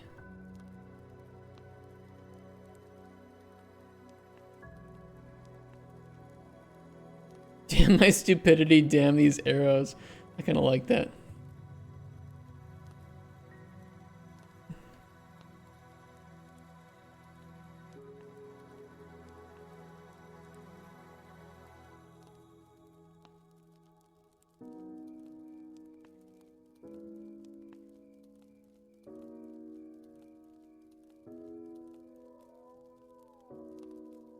I'll make some fun of the fact that he is actually behind multiple puzzles and broken wall.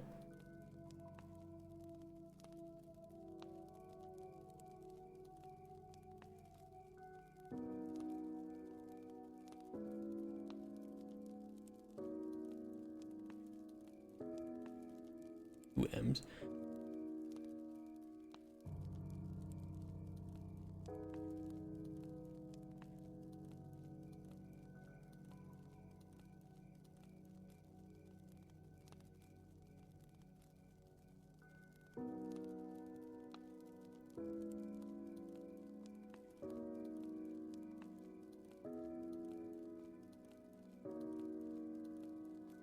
Self is alive.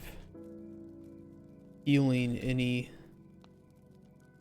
destruction. Slowly. But still healing.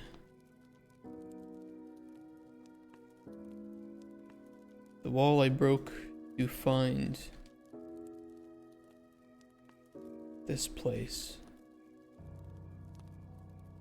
Surely heal. And it's unlikely skeleton will ever be found. Or to see my name in the writer's credits. As if it survives. We're gonna need at least 2 writers for this game, I feel. At least 2. Writing branching NPC narratives, I mean, I'm sure there are people that are infinitely faster than me at writing these characters because I am slow and I suck. But a lot of the gameplay is determined by the number of NPCs that we have. But if we have too many NPCs, then arguably we have too many to support the rest of the variety of the gameplay. Voice acting in scope, I would like to. I definitely will not be using... I likely will not be using unioned voice actors because I think that they charge a shit ton of money. I'd kind of like to, you know, find some new up-and-coming talent that are a little bit more reasonable in price. I'm sorry, I know it's a hard job, but they can charge a lot for a few lines. A lot. Hundreds of dollars for 100 words. It's kind of ridiculous.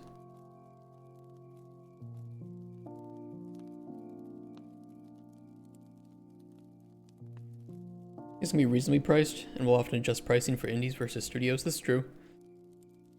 It's gonna get you canceled in artist circles. Good. Sorry, but I think that like $200-300 for 100 words is unreasonable.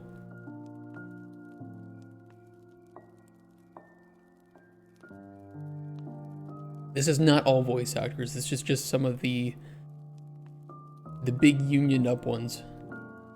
Especially when you can voice act yourself. I mean, yeah, and you can always just pay somebody else to master the lines, right? I mean, having a studio honestly is not too expensive to set up. If you can find people around you too that can do some voice acting and just bring them into the studio to do some lines. I mean, some of those honestly will do adjustable pricing. Some will, yes. I mean, having a good voice director too would be very beneficial. I do have somebody that I could call on to be a voice director. I might voice one of the characters, yeah. I mean, like, if I can like fly out to like a studio like his or something and do it. They just want to be ripped off. I agree. And I understand, I agree with the AI concerns. We will not be doing any AI voice acting. But at the same time, you know, I need it to be reasonable. And I think that there are some cases where you can find somebody on Fiverr and pay them a fraction of the price and get somebody who is completely unique to games and is not, you know, hasn't been heard a million times before. That will be near similar in terms of quality.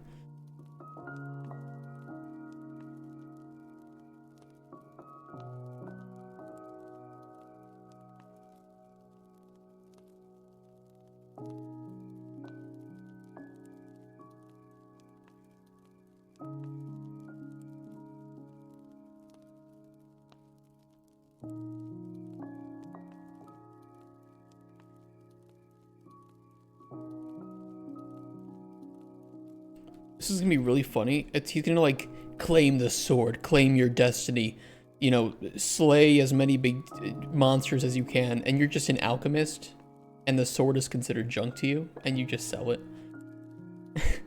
Like I don't know what to do with it, what the fuck to do with this.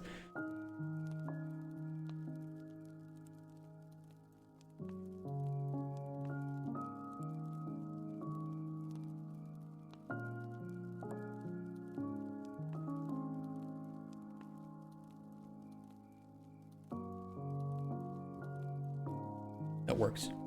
Short and sweet. I can free run with the demon horn. Yeah, exactly, right? Let me budget for VA and music before other things just personally. They're among my weakest skills. Yeah, it sucks. I really do want voice acting, but at the same time it can be really expensive if you don't know where to look.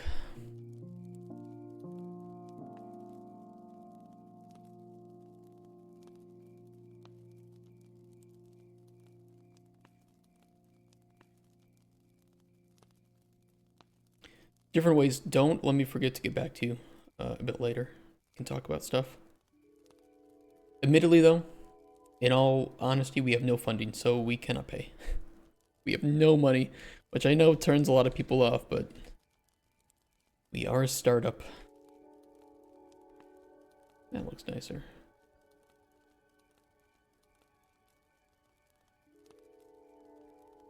All right, let's get this written.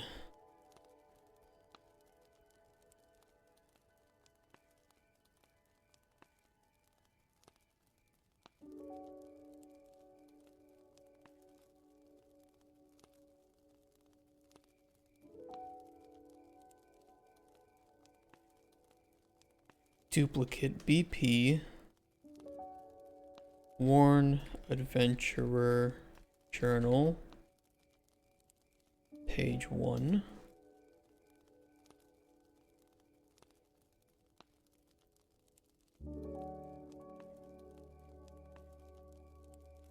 Not having any money, I'm gonna be honest, sucks ass.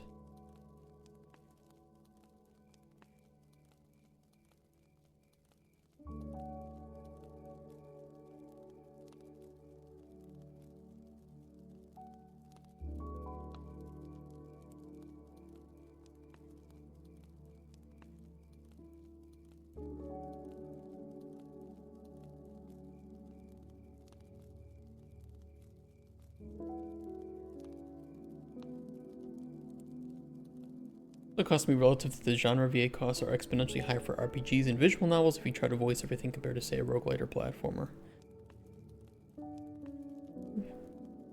That and, you know, what kind of performance do you need, right? It's as expensive as hentai games.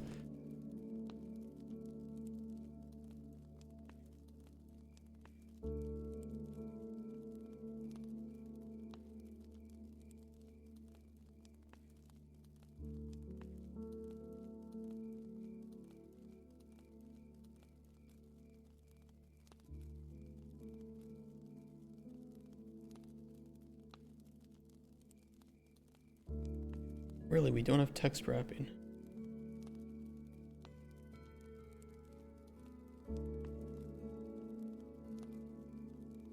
Pretty big too. Do you have any smaller?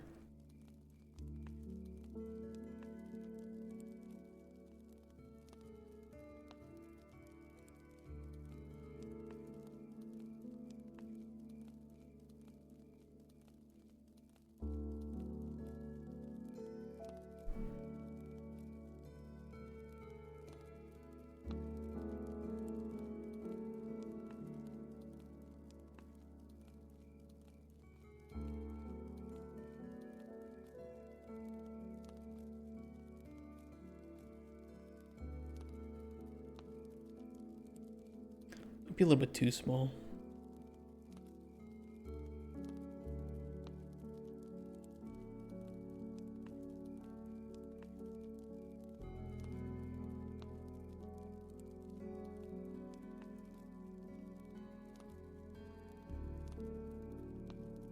I'll check it out. I'll put the rest of the text in and then we can just check it out.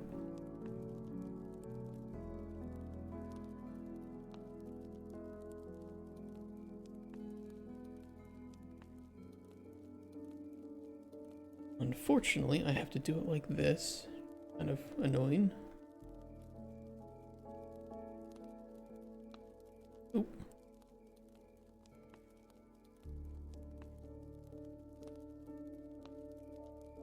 You know what, let me just do this in Notepad. Much easier.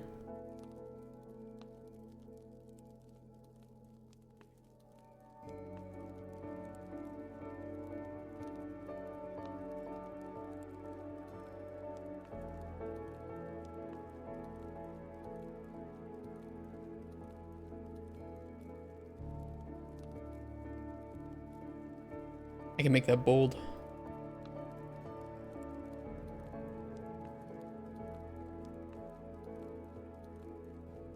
Bold 16.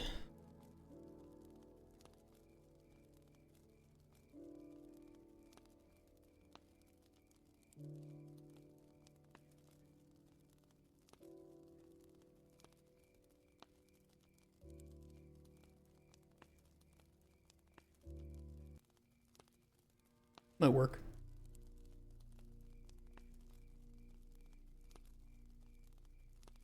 This is only one side of the page though. Maybe I could make the other side of the page dick butt or something. You just flip it over and he just like drew dick butt on the other side. I think hentais would have expensive voice acting. I don't know. Be curious to find out.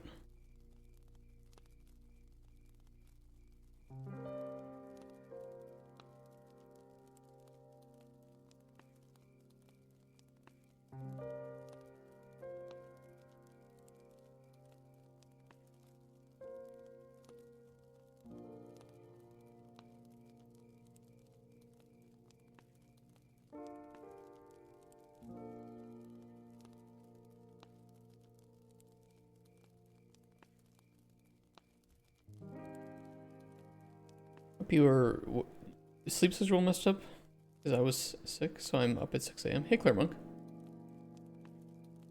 Oh, your sleep schedule's messed up. It's not my game, but that seems unlikely to be super expensive. You think so? For hentai games?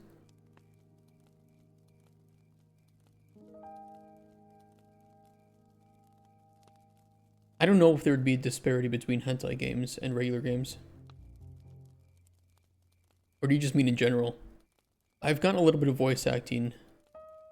And we did the quotes for voice acting in a couple of games, and it is expensive. If you go with unioned individuals, they can be a lot more expensive than average Fiverr user.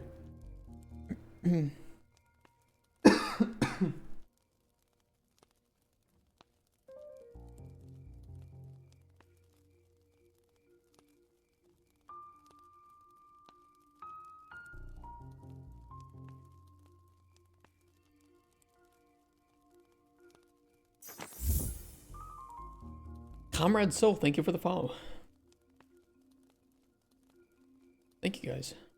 Voice acting is acting, acting is pricey. It's true. It's true. Yeah, it's like, you know, you want a specific line read. Okay, you're gonna hear birds when I force spawn down here. Just ignore that. It's like, cheated down here.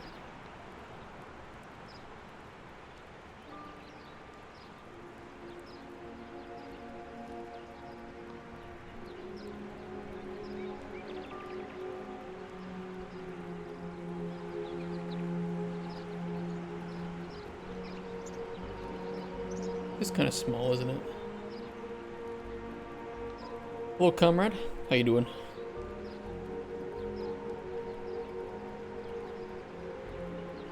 Kind of small, but only because my viewport is tiny.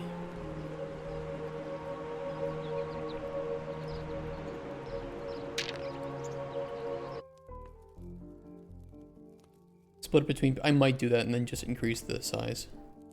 I'll run down there and we can see what it looks like.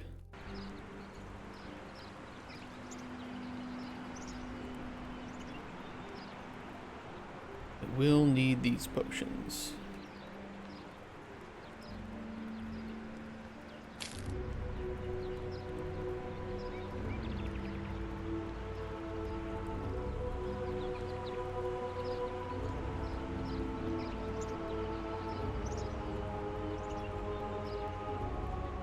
We'll turn on the fog too because it looks cooler. Like a no-clip feature for dev purposes? I could. I mean, it kind of already exists. It can enable debug camera.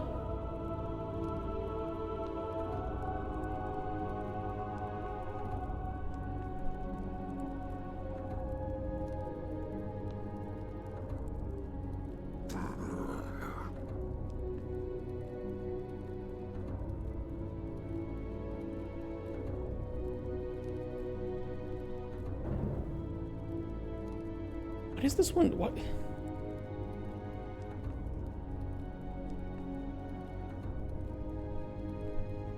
Look where it places the zoom. Kind of weird. A little bit too high up. Gotta fix that. Yeah, it needs to be bigger. I'll just split it in between the two sides of the page.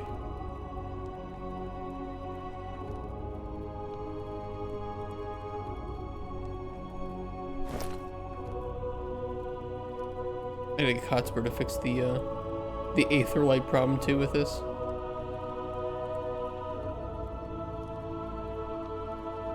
It's somehow so triggering. It is.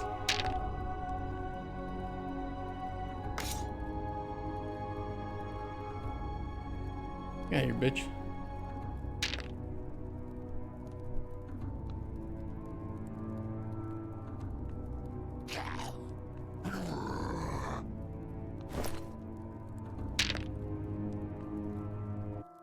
Yeah, we'll get that fixed.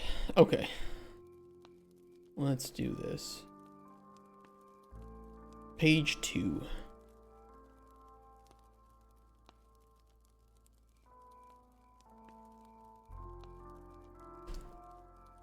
Oh, swords in your game like we always wanted? Yeah, except you can't do anything with it. That's a junk item to an alchemist. What is an alchemist gonna do with a sword?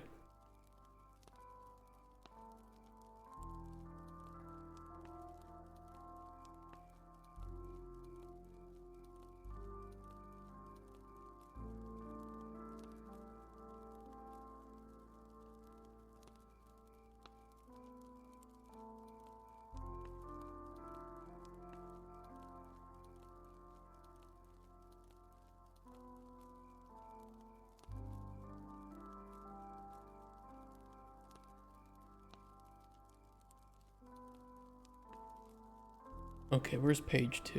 Is this page 2? Yeah.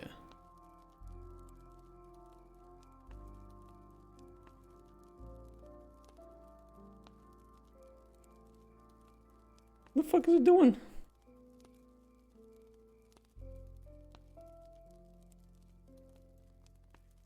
That was weird.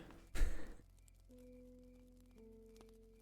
be funny to let you equip it, but you're just really bad with it. It could be, but at the same time, I think it's more funny that you you know, this guy tells you, like, hey, if you should find my journal before it deteriorates, claim the sword. Claim your destiny, become a legend, and shape the world in your image. And then it's the person who finds it is just like, I don't know what the fuck to do with this.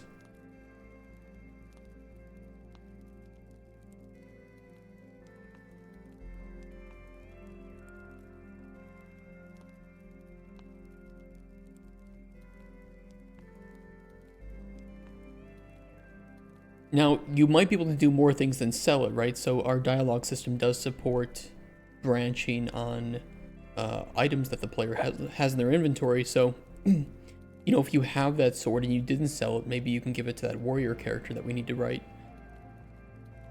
And that might help him with his adventures, right? So...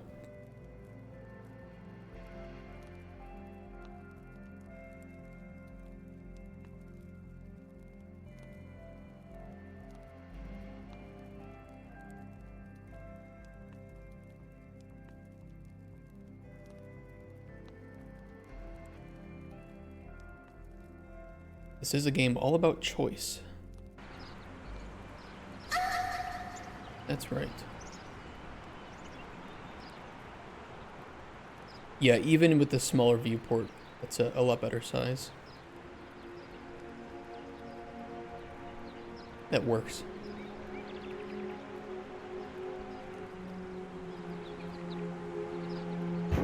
FBI, open up!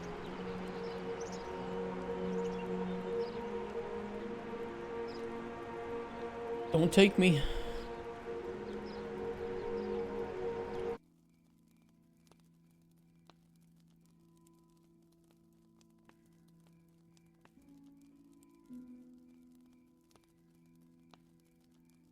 Okay, do I need to do anything else with the Worn Adventurer's journal? I don't think so. I think that's good enough.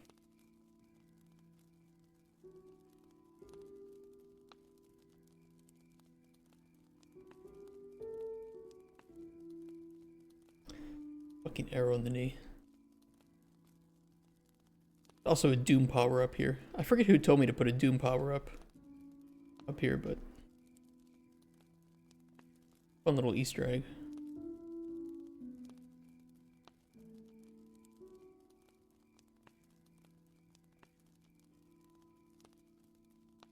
Okay, this is fine.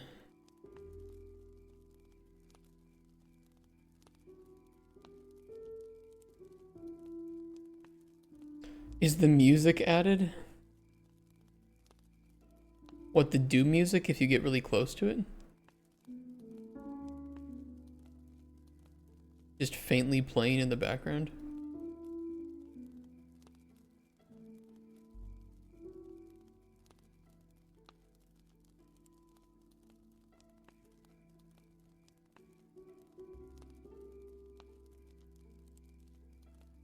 We can think about that. You already have indie. I know I put the fucking sitar music.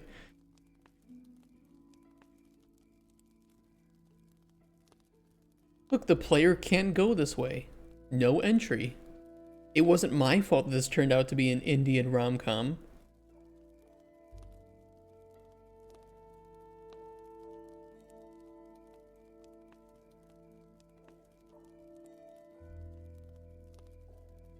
Look, I don't make the rules, okay? I just think them up and write them down. Alright, what's the next book? Worn Adventures Journal. We like it. Maybe the Fishy Knowledge book could be nice. Fishy Knowledge.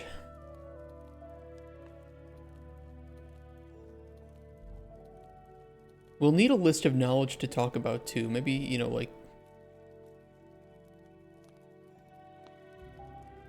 different fishing spots.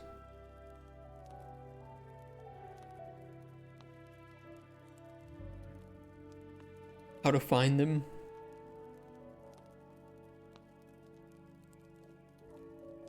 I think with a little bit of exploration, the player should be able to find the fishing traps here.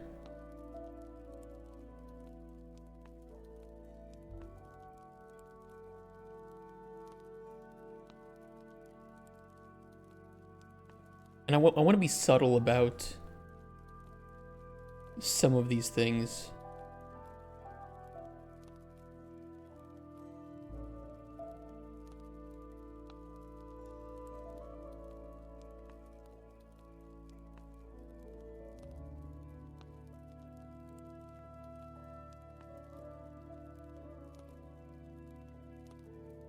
Every regular fish will gladly eat snails, caterpillars, and those violet worms. Then they each have some individual preferences on top of that. Oh, and the rowan berries. But the player can find rowan berries, so I don't want to talk about that. Violet worms could be nice to talk about.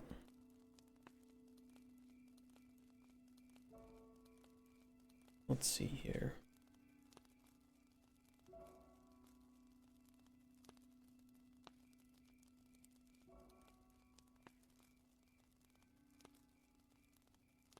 Pink flowers are really plentiful, easy to find.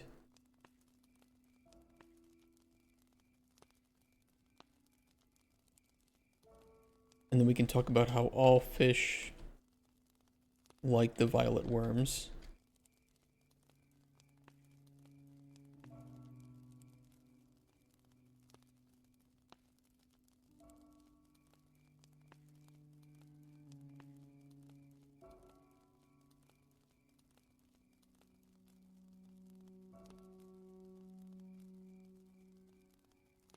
Different fishing spots and trapping spots.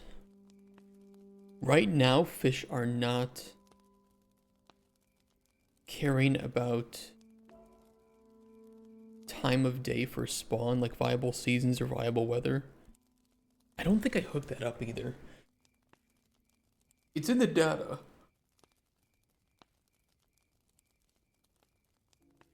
But it isn't hooked up right now because we don't really have enough variety to make that useful or interesting. Future plans.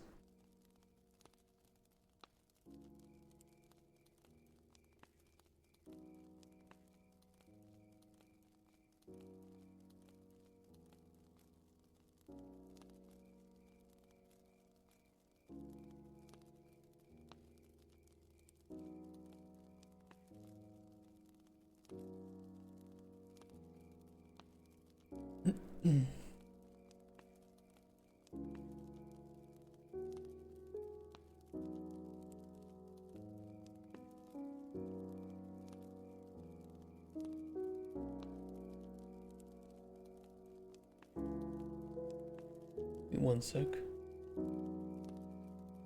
Trying to remember what we named this continent. I kind of forget. The fuck did we name this? Was it Erythia? Might be.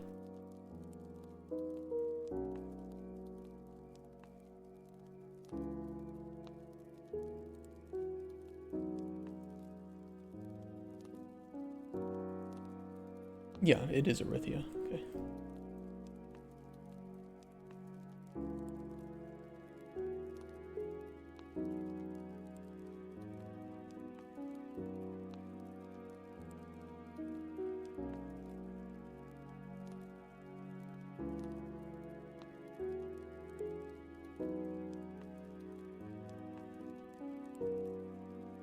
I think it's the Golden Waste, not the Golden Wastes. It's one of those. This is the one that sounds like Minecraft music, but actually isn't. No, this is Minecraft music. This is 100%.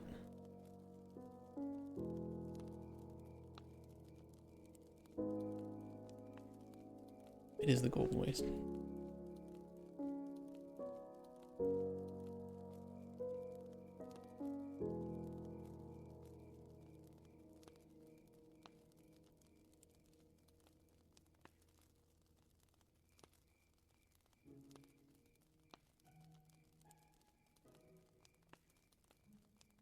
Better way to say that.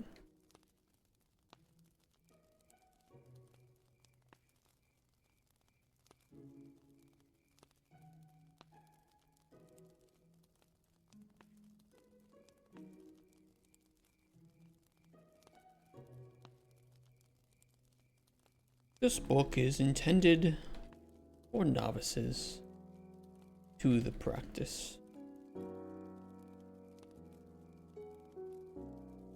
Sharing some beginner knowledge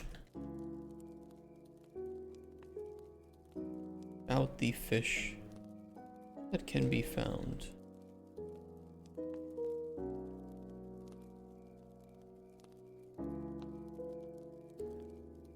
I kind of want it to be about specifically the area of the game that the player finds themselves in, or the area of the world. I don't know if I ever gave it a name though.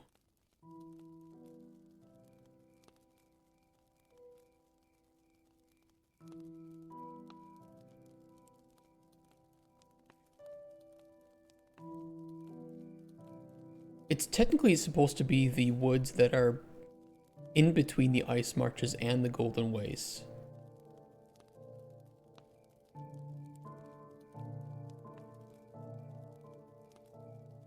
Here, I've got a name for it. Fringewood.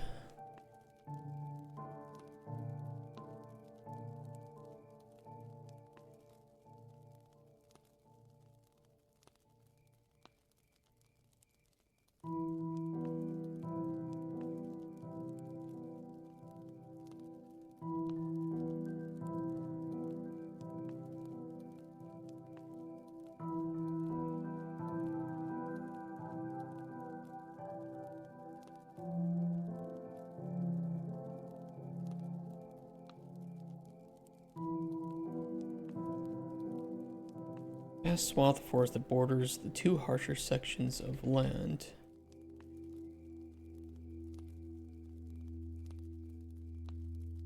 It's full of life and danger. The skill of fishing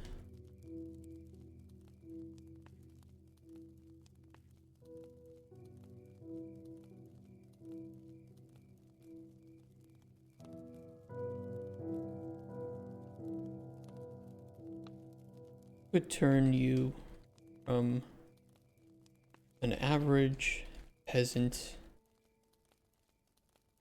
into a seasoned survivalist.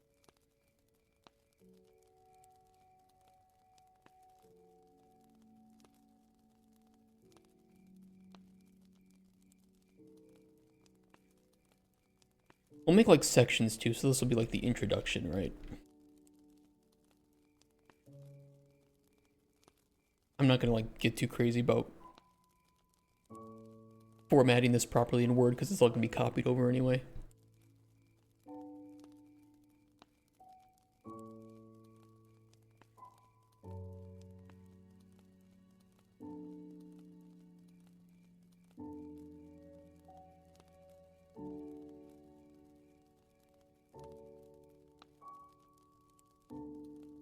What are some of the names of fish that I have?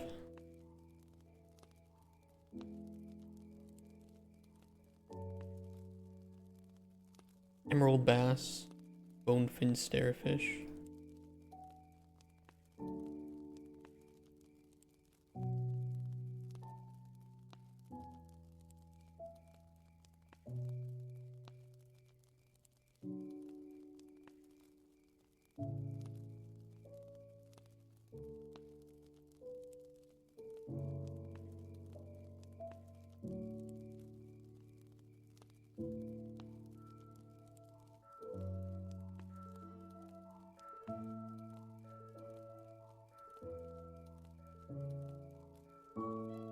Should ghastly looking be hyphenated in this case?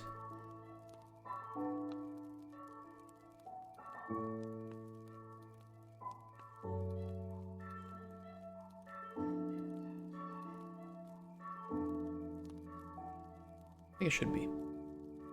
Not that it matters for a prototype, but you know.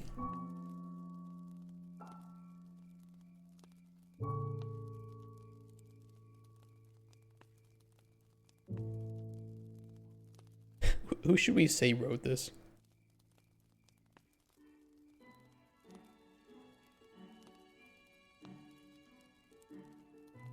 We could even have a page where it's, you know, It shows like the title and the author.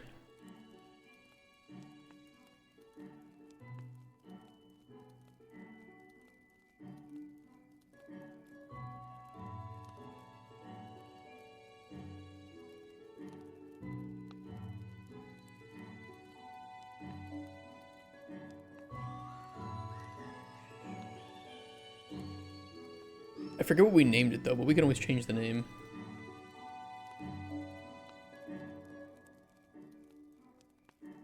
Fishing for idiots. Are you an idiot? Do you want to learn how to fish? This is the book for you.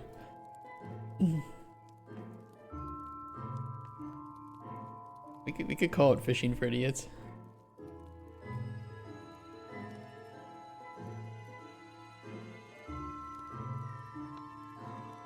Oop. I'll put it up there.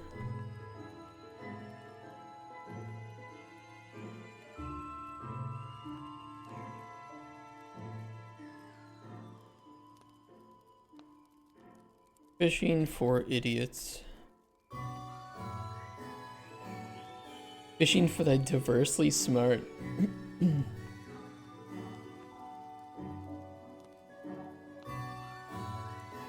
Fishing for neurodivergent.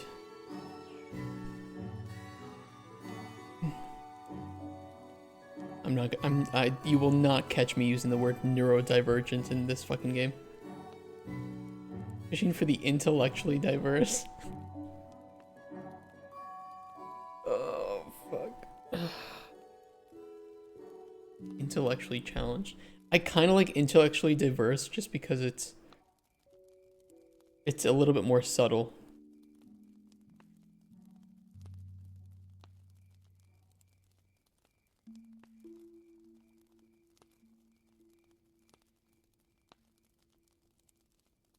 Maybe there's a better way. Maybe there's even better than diverse or challenged.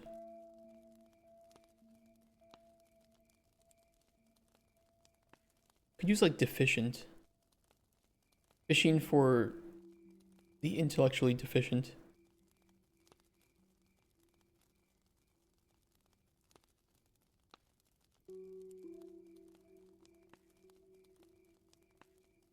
Why not for dummies? I want it to sound a little bit immersive. I want it to essentially be a Fishing for Dummies book, but a little bit more subtly and immersively written, right?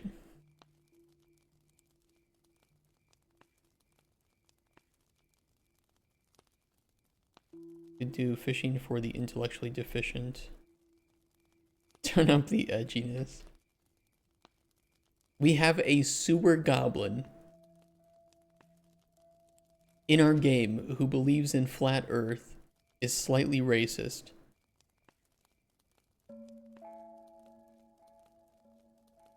I mean, cognitive lightweights.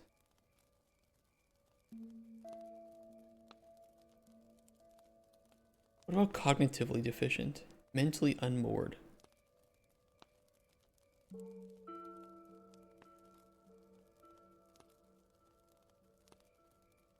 Maybe cognitively impaired.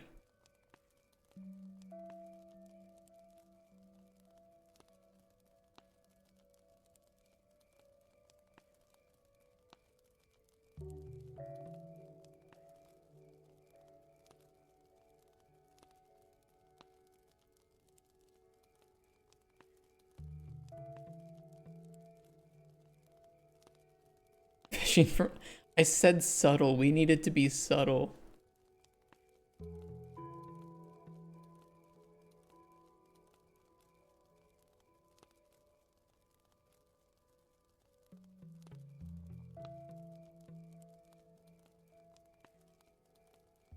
I kind of want to call the...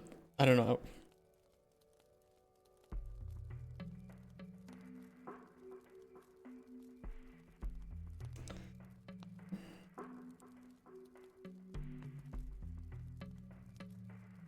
That is a sufficiently stupid name.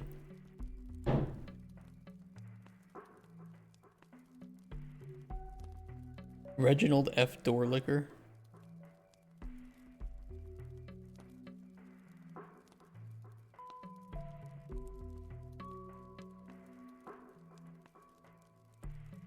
as you are reading this, I would assume you to not be as cognitively impaired as possible. This is a positive thing.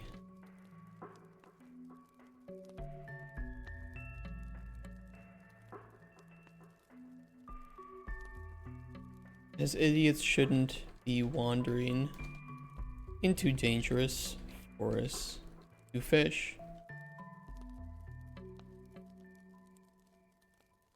We're not doing bend over. This is terrible. What on earth are you writing? Exactly. This is Fishing for the Cognitively Impaired by Reginald F. Dorlicker. Mertusa.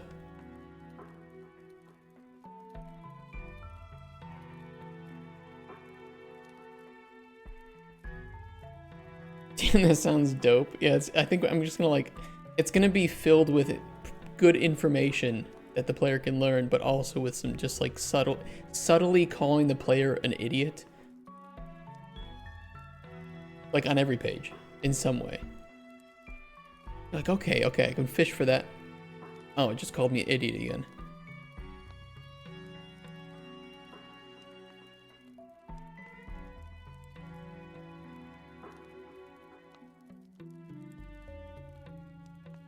See more, but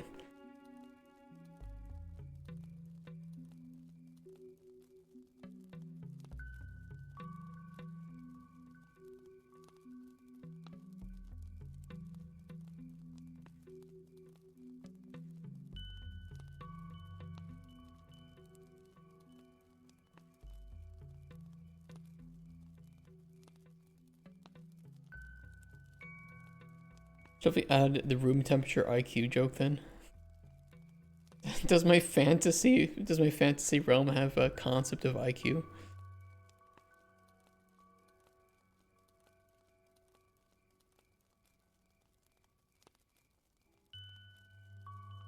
All right, this is a good start.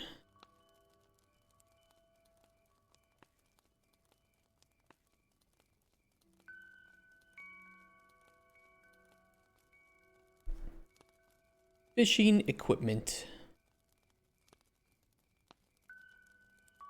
I can put pictures into this too, but I don't really have any good pictures of like. I can get icons, but I really want to throw icons in here. It is what it is. I could throw in the icon images for ingredients or the fish, but I don't know. It'll look kind of stupid. Because they're like colorful and... This is what happens when you're not an artist. You deal with what you have.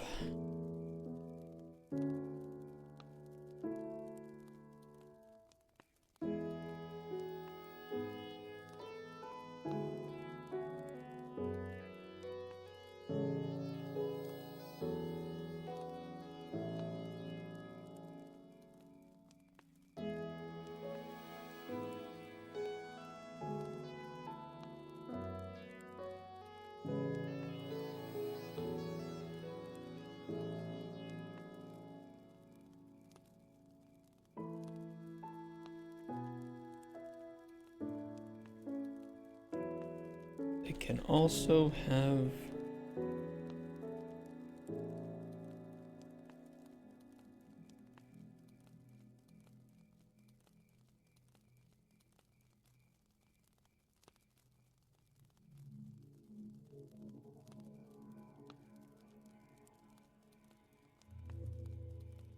Just as you are lacking in intellect, I'm sure you're aware of rods.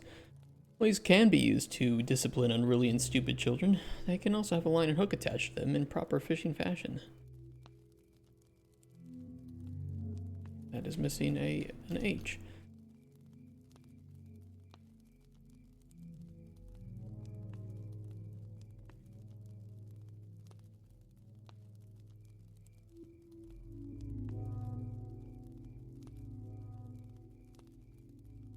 It may look fun to poke your finger into the hook, but do not be fooled with the temptations of simpletons. This is where insects, plants, and other baits will be attached.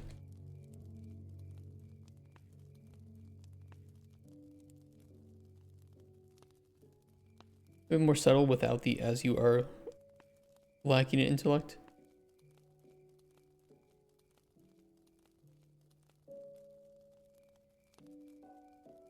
It could be.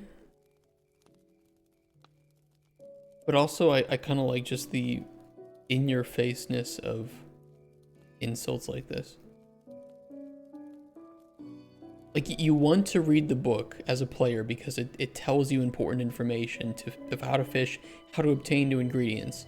But also you are just getting more and more upset at the book for calling you retarded. Is it lore writing time? It is. It is indeed.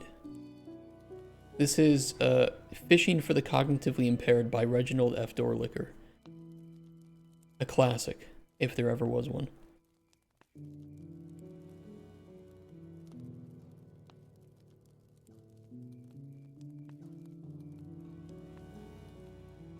I don't know, I just like, this kind of sounds like a funny last name.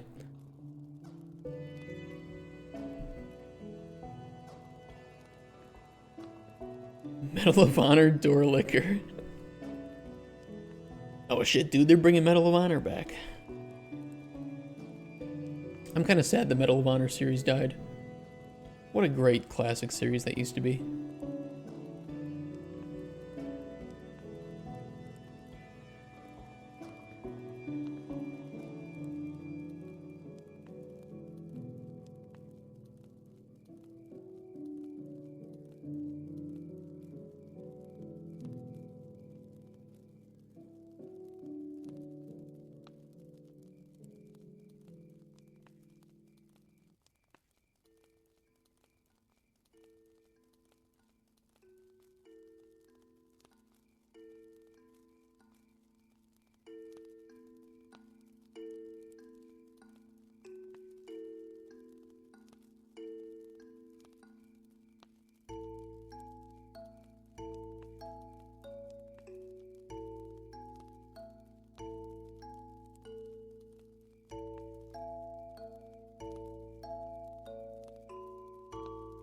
I really want to use like pieces.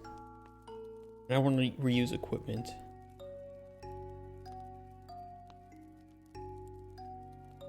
That works. Fine. I don't need this to be like lengthy. It just needs to be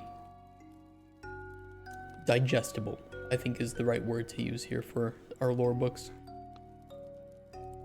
The cool thing is when the player discovers a book, it does get sent back to their library, so they can always read this at any time, back in the safety of the mansion / hut, but actually mansion.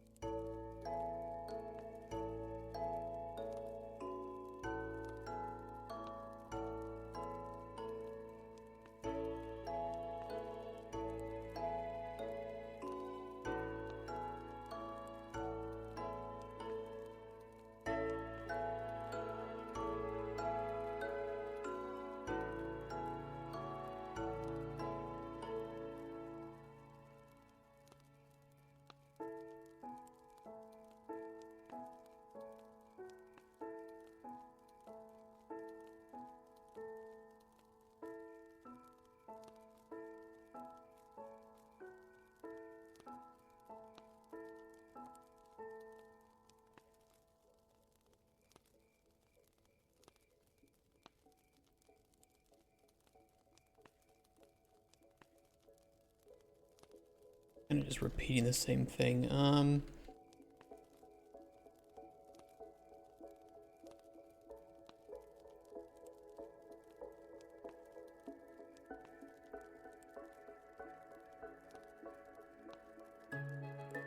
When we unlock bait knowledge, how does this unlock?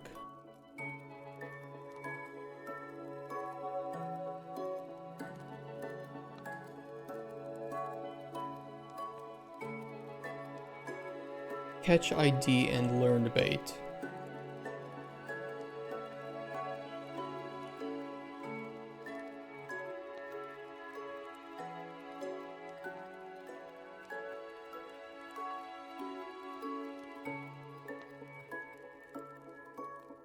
Unlock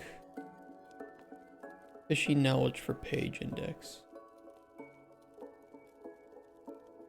Yeah, and this was unlocking everything for the learned bait. I might refactor that a little bit to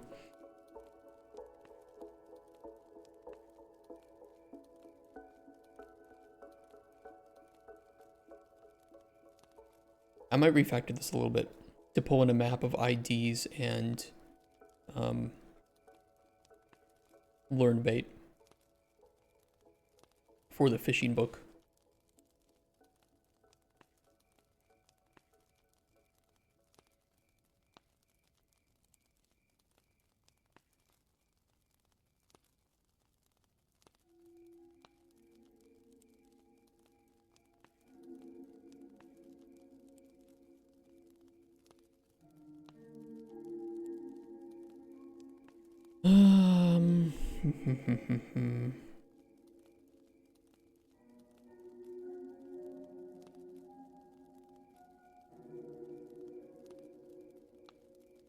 Making this a custom structure would honestly be quite nice. But I'd have to refactor quite a bit for that.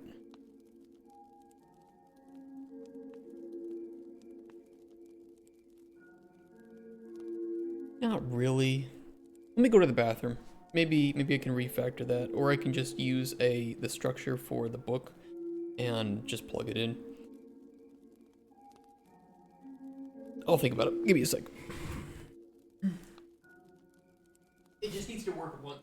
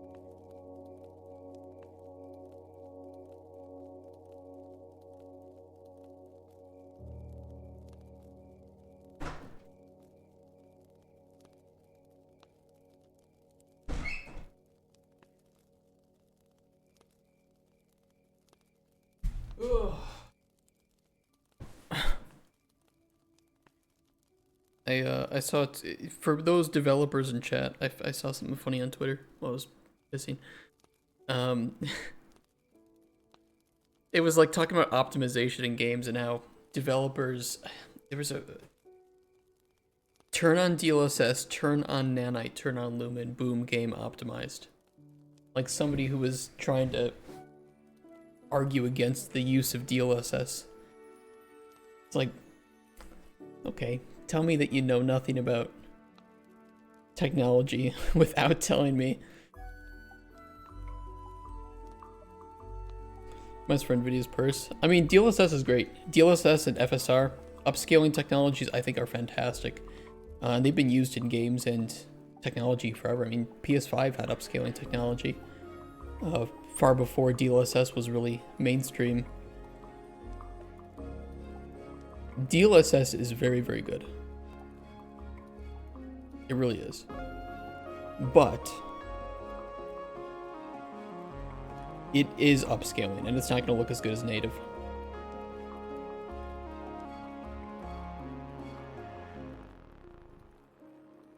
Your thoughts on MFG? What is MFG? What is that without the acronym?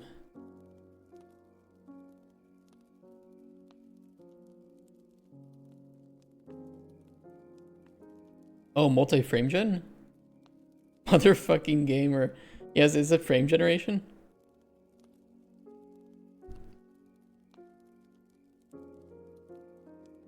Yes, the frames get. Frame gen? Frame gen is a crutch. I mean, frame gen is not... Number one, it's not going to help latency at all, right? Because it's... You're not making your GPU run faster. You're still rendering the same number of frames on your GPU. You're just inserting fake frames in between. Frame gen is a crutch. It is useful in some games. I think it's horrible in others. But DLSS for upscaling, I think, is relatively decent. The problem with the DLSS was necessary is that people keep demanding higher fidelity, and the GPU technology has not caught up to the software technology yet. And we had the same thing when we had physics becoming a big, like PhysX becoming a big part of games. You used to have two, some people forget this, you used to have two GPUs, one of them dedicated to running PhysX and one to rendering the game. That's how expensive PhysX used to be. And now physics in games is just, you know, enable it working. I think frame gen is more interesting than upscaling. I don't know, it's fake frames, right? So you're not really improving. Upscaling helps, right? Because upscaling allows you to render at a lower native resolution and upscale it. So you will increase frame times with that. Frame generation will not help frame times. It just helps frame rate. Are 5090s in stock yet? I have no clue.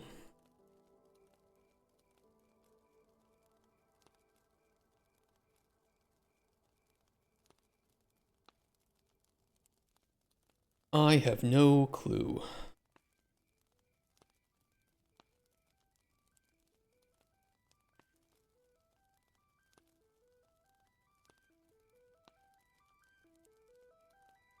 Shortage of fire extinguishers. I don't like that. I think that there are certain videos, particularly like Threat Interactives, that have spread a lot of misinformation about technology, and not a lot of people are chiming in to say that this is a relatively repeatable cycle throughout history of video game technology and hardware. Like this has constantly happened back and forth. And there will be that catch up where GPUs will be able to, and optimizations will be done to the software and to the technologies like Lumen, like Nanite, that will make it easier to run in all of the AI powered stuff such as DLSS and FrameGen, and it will get better and better. And I think that we are plateauing in terms of game fidelity, where really the only last pieces of game technology that we can keep improving to a ridiculous extent is ray tracing, some particles, fluid stuff. So this is all going to be the, you know, the final things that we can improve on beyond just increasing texture resolution by another power of 2.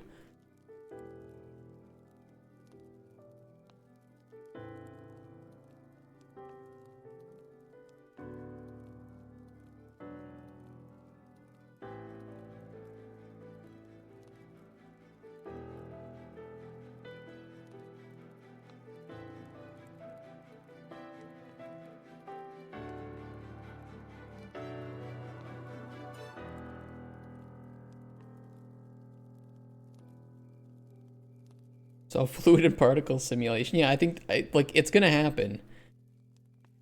I think maybe it's just people, some like newer gamers are entering the scene that weren't there when we had, you know, even way back in the day when you had to buy new sound cards to play games that were like $300 to $400 each just to play a new game.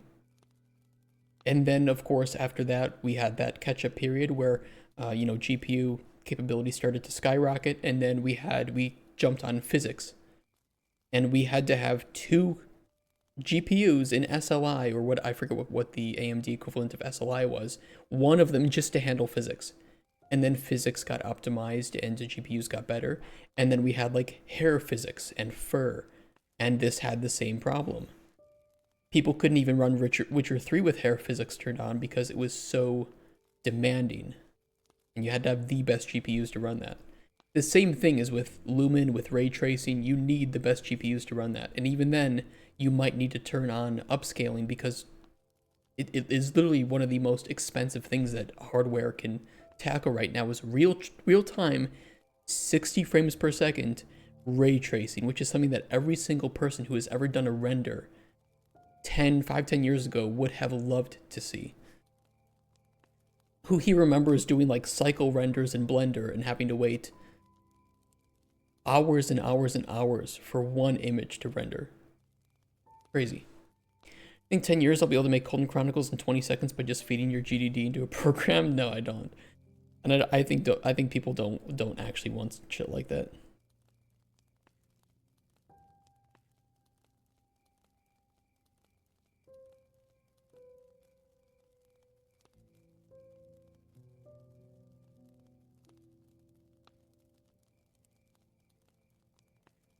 Oh my god, stop doing that. 10 years is pessimistic, I'd say. I just don't think gamers want it. I think they say it and then they will get very bored by the regurgitation that AI currently gives. There's no creativity to it. Engine that just makes up the game as it goes, as a concept already exists. It's shit, but it exists. I think that catered, handwritten content will still remain king, or any art form. Used 3DS before his 3DS Max in DOS in the 90s, rendering a fucking sphere and cube at 800 by 600 res took all night. Yeah, and it's wild to me that people think that they can just render an entire game with all of the gameplay foundation 60 times a second natively without any sort of upscaling or, you know, help. And that's just 60 FPS at like 1080p, which is already ridiculously difficult. Doing it 2K, 4K, 120 FPS.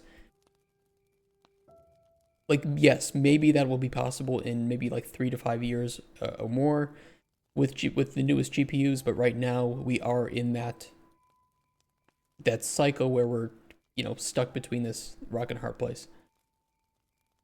I think AI is incapable of creativity even 10 years from now.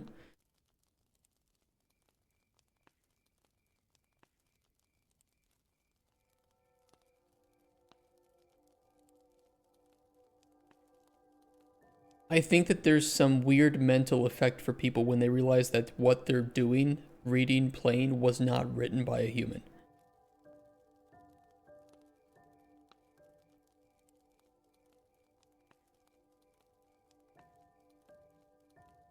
I think it's like a foreign feeling.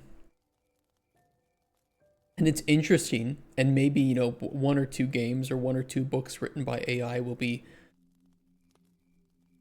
like, okay, this was interesting. Now I want to read something that is actually fed by actual human ingenuity rather than just a mixture of things that have been taught into the LLMs, which I know is kind of a similar concept, but as it stands right now, no, AI will not replace art. And even if it could replace art, I think that humans will, in many cases, revolt against the...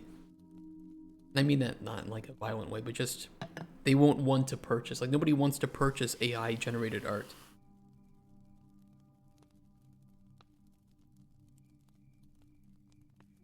Look at a handmade art piece and be amazed, or look at the same exact piece made by AI and it's like, meh. Yeah, and I don't know how to describe that, Kent, but I feel the same way. I don't know, like, what happens mentally when that happens, but... If humans is deterministic, then yeah, creativity is hard to nail down, but it's best described as spontaneous new thoughts with no previous input. I mean, everything we do is based on previous experiences, right? So, it's not... I don't think there's any, like, true inspiration,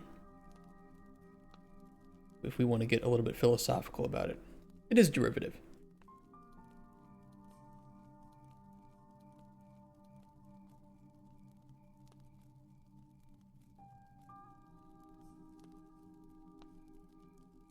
But maybe to some extent it's described as the...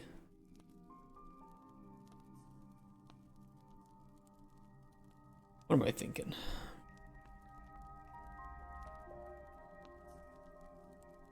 Maybe it's similar to the uncanny valley.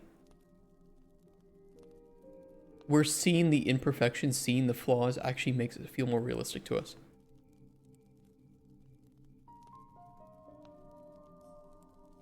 And maybe something similar is going on, you know, because humans have that uncanny valley effect as a way to warn us of predators, right?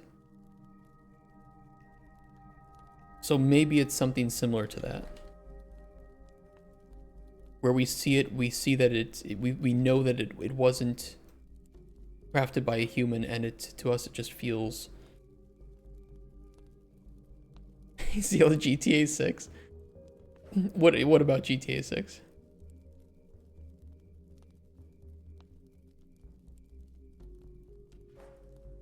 The definition of creativity is shit. It's kind of a hard thing to pin down, isn't it?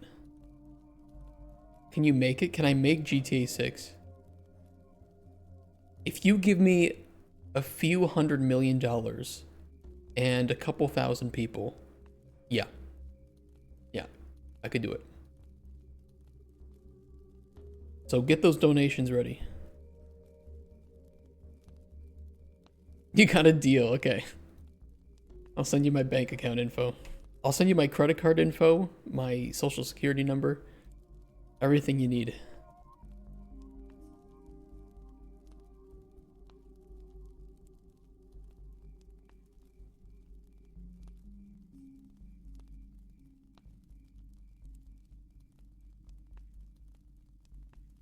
You want to pin down essence of being that's not describable in one word, picture, or anything, but gets described by everything that is. That's a good way to put it, Buster D. Yeah. Yeah, I think in order to describe creativity, you are describing humanity at the same time. And I think that, yeah, AI is part of it. You know, when an AI makes a piece of art, it is the artistic expression of the programmers that created the program. I mean, you could argue that, yes, AI art is art. I just don't think that it's art that people want. It has uses, but it's more of a tool than it is... I don't know.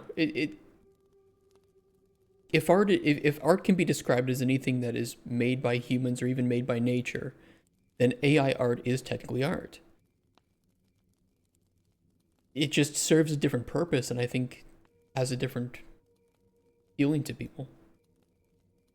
I don't know. They can legally sue him. It doesn't send you the check. I think I want to describe colors and only use green to describe what kind of colors there are. Yeah, it's weird. I don't know. The philosopher when he doesn't start up the OnlyFans when Oblivion UE5 X creation becomes reality. Okay, I'll put it this way. Number one, there's no way UE5 plus creation engine works. However, Is it possible that a Oblivion remake is being done in Unreal Engine? Sure. Is that a smart move? No, it's about the stupidest thing that Bethesda could have ever done.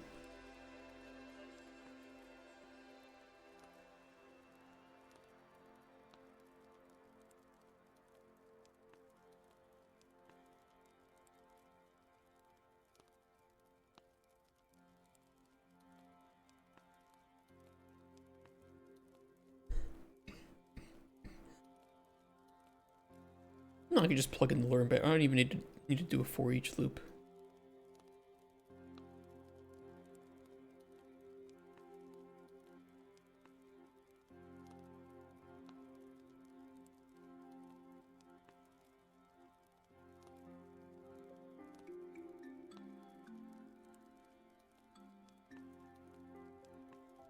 I think that'll work.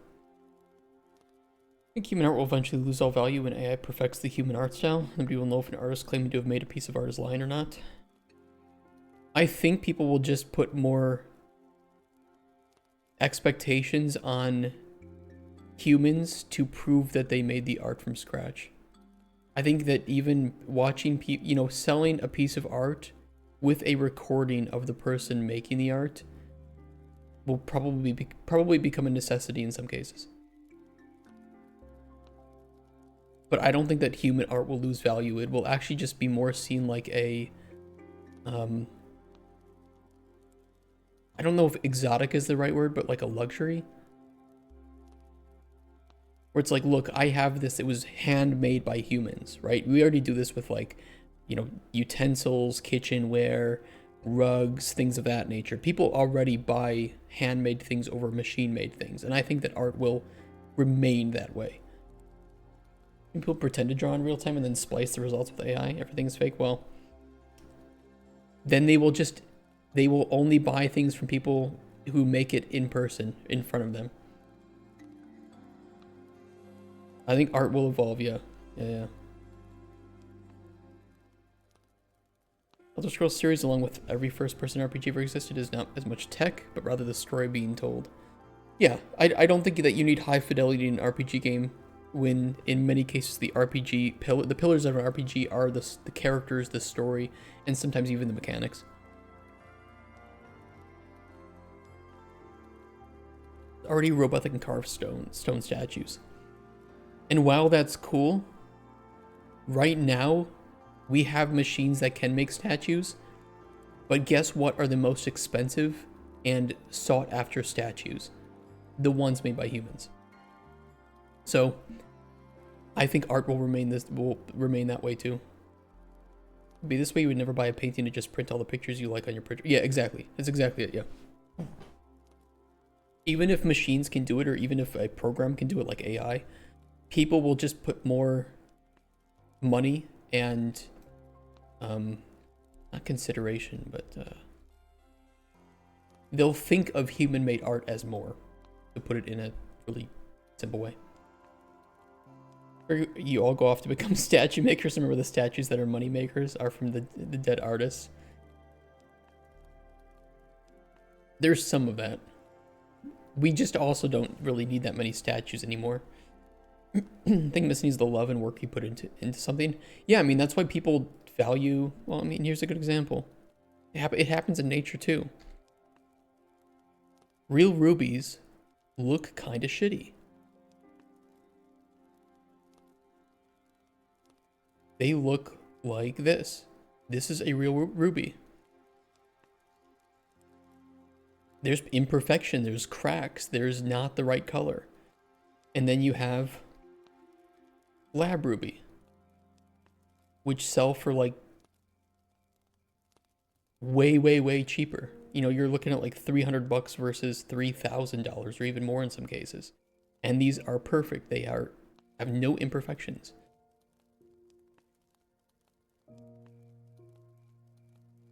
I think art's the same way, yeah. Natural rubies versus lab grown. I don't know.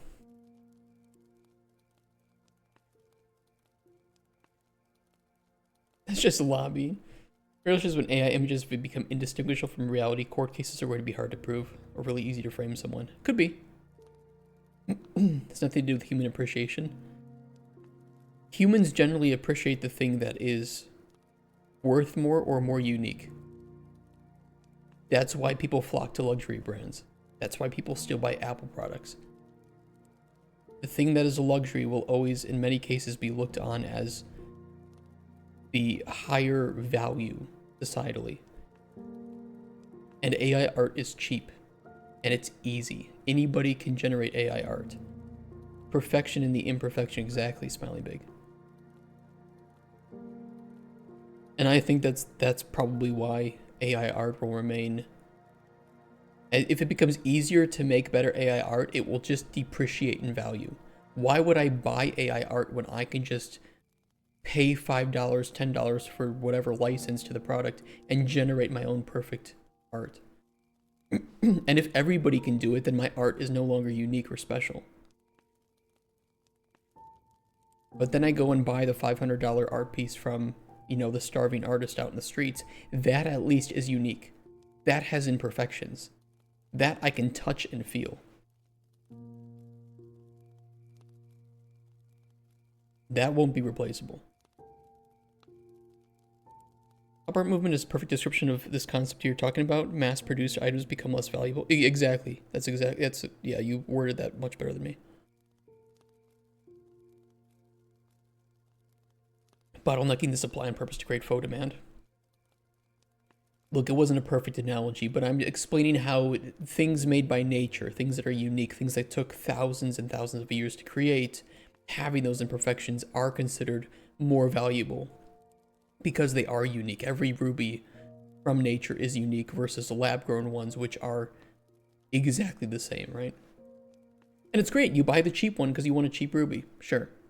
But when you are thinking of value, when you're thinking of luxury, you go towards the real rubies. Being able to write words in an LLM model is not equal to a person who knows how to fine-tune it, how to apply modifiers, or selecting correct models for the job. But then people will sell their skills doing that, and the more people that do that, the demand will not keep up with the supply, and therefore writing proper fine-tuning a model will become cheaper as well.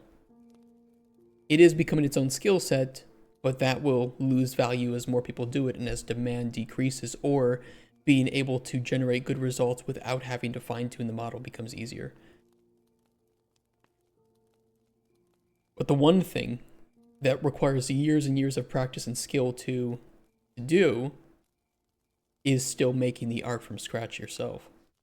Like every skill, to some extent. But there are some skills, human skills can't always be sped up, right? Better tools do have a plateau, right?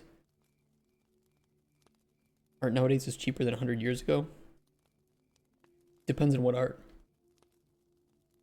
And yeah, more people draw, but also more people can share their drawings with the world as opposed to only sharing it with a localized community, right? If you had like a Michelangelo making some sculptures in Italy, you know, it's not like he's traveling all around the world to make sculptures, and he's only one person.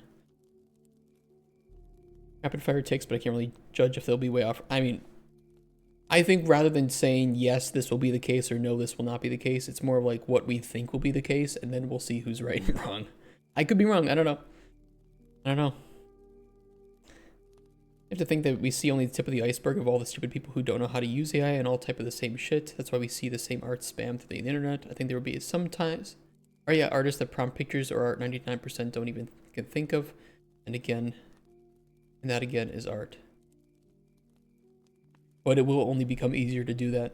And you know, if you're generating like a realistic image, that you can only get so realistic, right? Photorealism does have an ending point.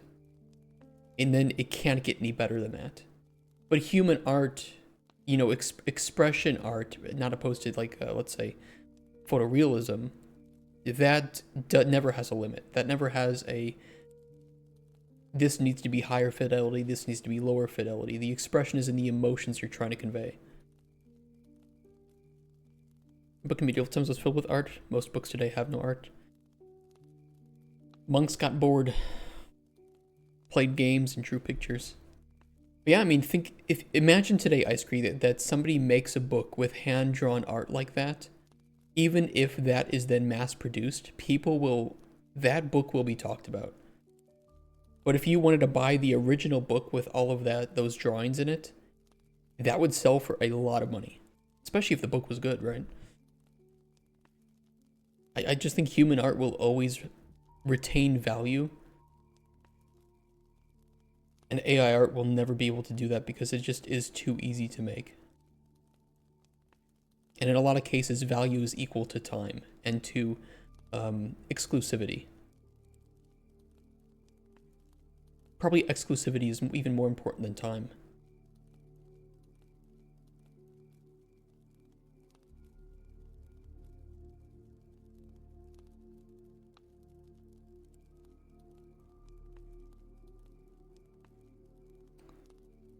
Let me think here.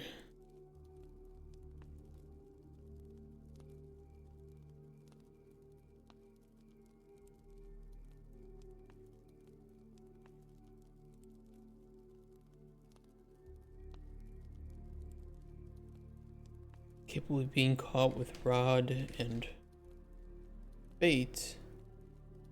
Seem to enjoy.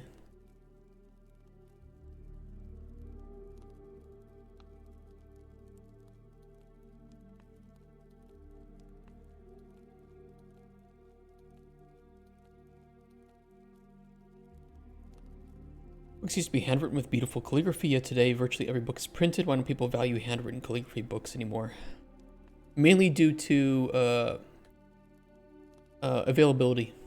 I think that people would value a handwritten calligraphy book more, but people have trouble reading it, and obviously to mass produce that, then people cost money, and books are not something many people spend a lot of money on. Well, books used to be extremely expensive too. I mean, then books, with the printing press, were started to be pulled away from the scholars and the elites, and were printed for the masses. And when you print for the masses, you need that standardization of style and of speed. It's a possibility to sleep and take drugs to push creativity and make things up. Hey, I can't deny it. A lot of great art seems to have been made with like LSD.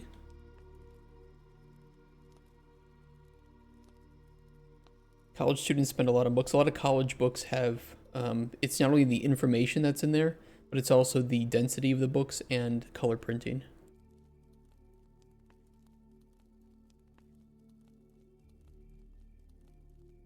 In some cases, college books, even though they're, a couple $100 in some cases or even more, are actually pretty on point in terms of cost compared to books for, average consumer. If you go to like Barnes & Noble or whatever, or any other bookstore, and you try to buy a big, thick, color printed book, hard to cover, it's going to run the same amount of price.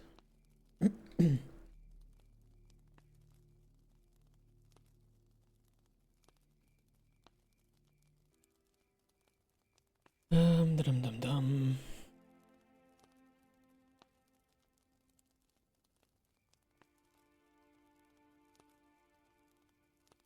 Yeah, lore. How you doing, True Nightmare? This is, we're writing up the fishing knowledge book right now. Fishing for the Cognitively Impaired by Reginald F. Dorlicker. And we're talking about AI art. And some people think that, AI art will overtake human art, and human art will kind of fall by the wayside. I think the opposite. We'll see. Does it contain spelling mistakes, hidden clues? Yes. In this case, this one actually... Let me think. The only one that probably will not contain any hidden clues or information about gameplay will be the Sunblight book, which will be a just pure lore book. But this fishing knowledge book, depending on the page that you read, will unlock fishing bait knowledge that will then be shown in your inventory, which is currently working.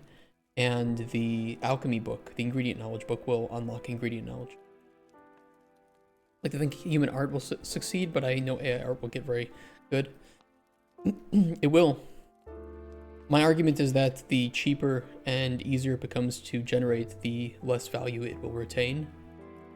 And like the uncanny valley, I think when people see AI art, or even suspect that it's AI art, there's some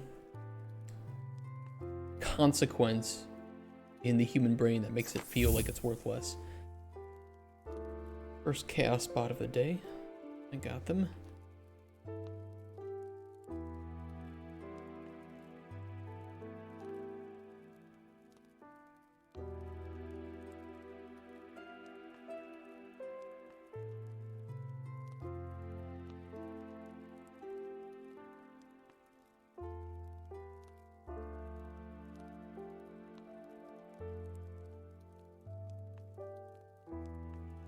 Would I do hand grown as a hyphen in this case, or not hyphenated?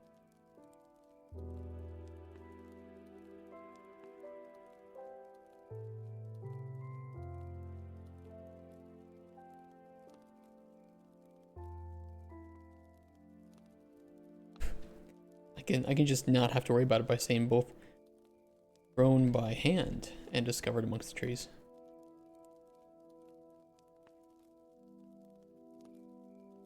Reginald Emmett Theodore Art. A crazy name. I think the fact that AI is actually limited, you can't get AI art right now or have someone writing with their left hand or a clock that is not a 10 and a 2. What does that mean? I don't know about hyphenate, I know about caffeinate. Cheers to the caffeine addicts.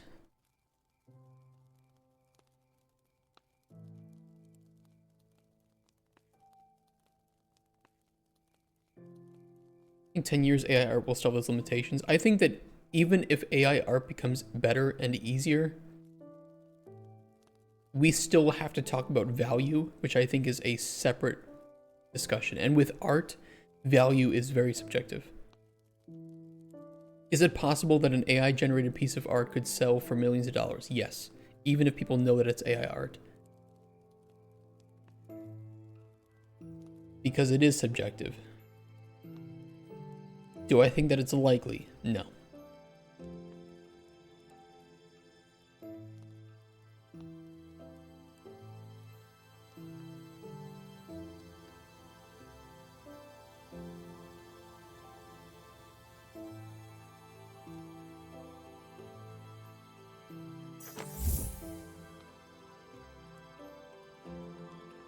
Wow, I'm so glad to be followed by Mass Blackbird 2 and Mass Blackbird 3.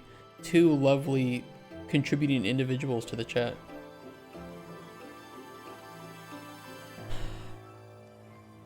I'm waiting for Mass Blackbird 4. But wait, there's more. Active Blood, you scared me. Thanks for the follow, Active Blood. I'm like, oh, there it is. Oh, okay, nope, it's a real person. This is the future of AI. Soft creatures of the,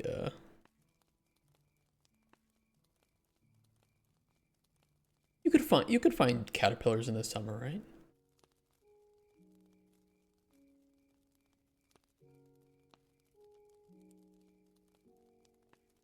Probably like late spring, early, I don't know.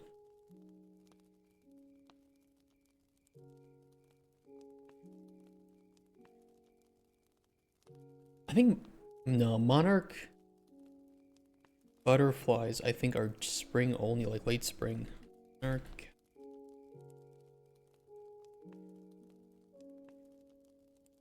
March and April, yeah, it's like late spring. Or kind of like mid-spring, I don't know. These are when the eggs. Oh, perfect, look at this. Yeah, there's multiple that's what I thought, there's multiple generations of monarchs. And they can go all the way throughout summer.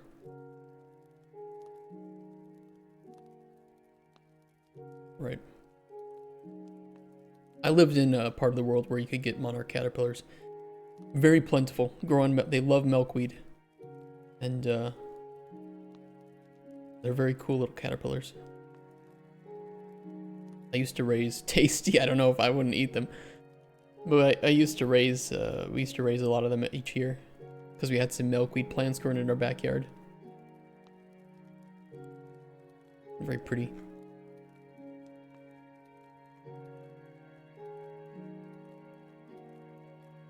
Ask Blackbird is an AI artist who got angry at you dissing its art and now is now going to spam me. That's the thing, I do consider AI art to be art. Because technically, the AI algorithms are made by humans. It's turning it into pictures. I mean, it is kind of art. It's just, I don't really like the art.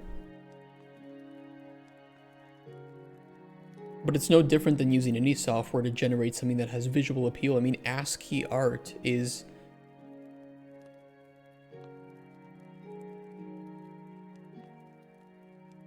It's kind of similar in principle.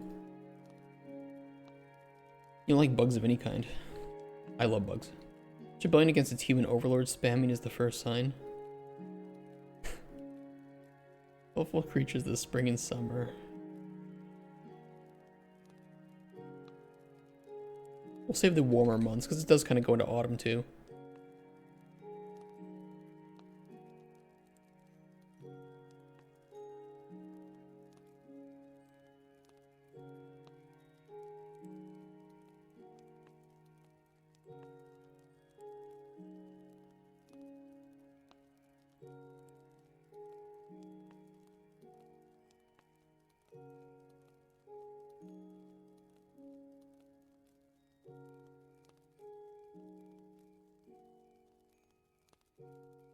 Elusive.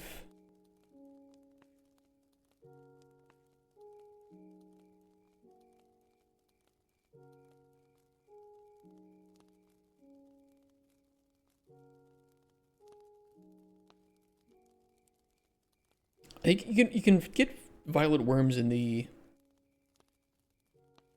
cave, right? Cave trap. Yeah, you can get from cave traps. Okay.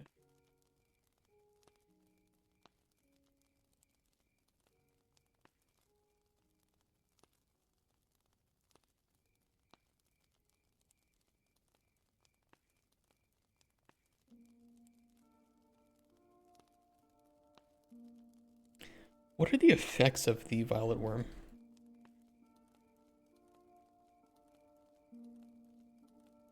Not like poisonous, right?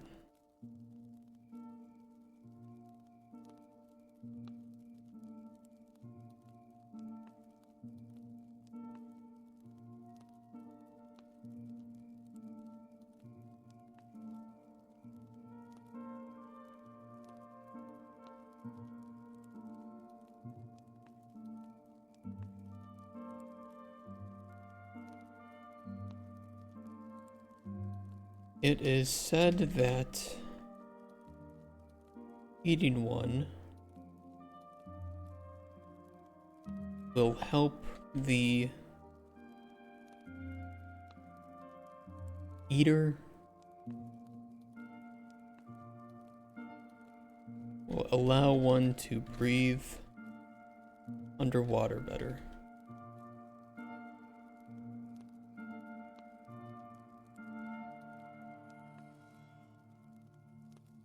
As an individual with less than optimal intellectual capacity, eating strange things must not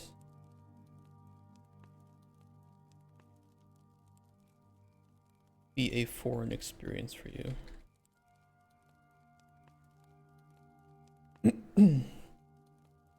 Okay, that's pretty good. This, we can then also teach the player about. But hyphenate less than optimal? Yeah, because it is describing intellectual capacity, isn't it? True. This is true.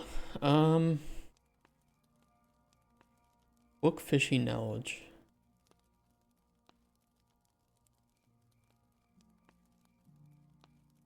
Ingredient knowledge.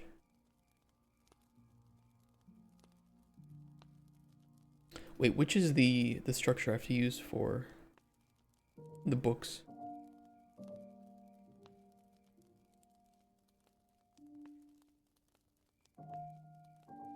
knowledge array for unlock. And then ingredient array for unlock. Okay.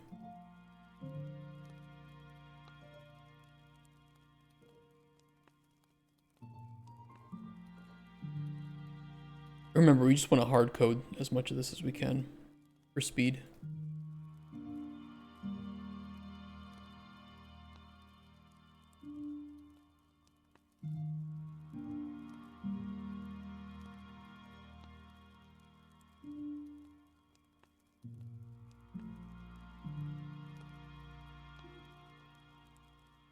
And we don't know what page that's on yet, so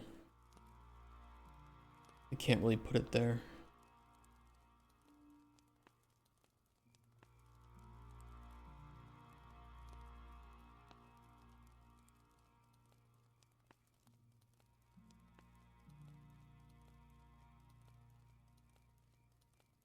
An asteroid impacted a paint store and the paint splattered on a canvas in such a way that was widely regarded as one of the most beautiful images ever. Would that be considered art? Yes.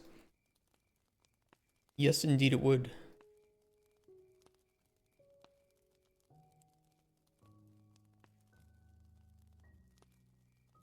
I think the majority of people consider things that are unique and made by nature to be art.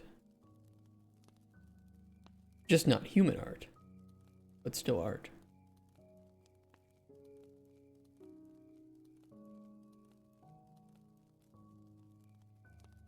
I mean, the people of ancient times used to revere, you know, the wonders of the world, both natural wonders and man-made wonders. Every snowflake is art. I mean, there's books that have been sold about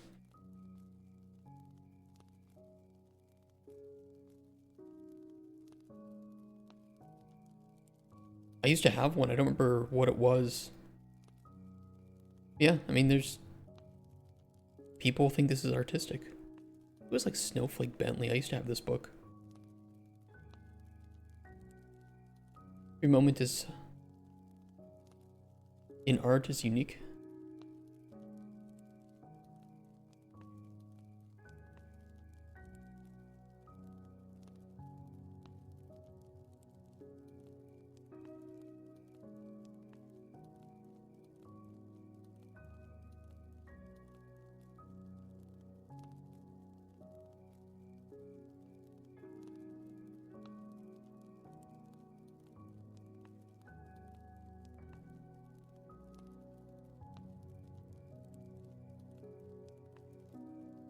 Let's think here.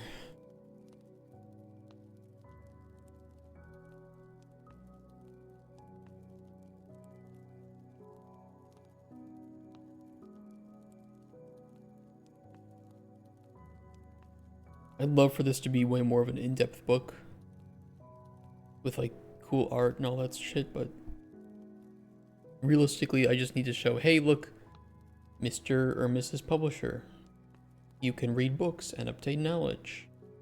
Give us money, we can make these look cooler.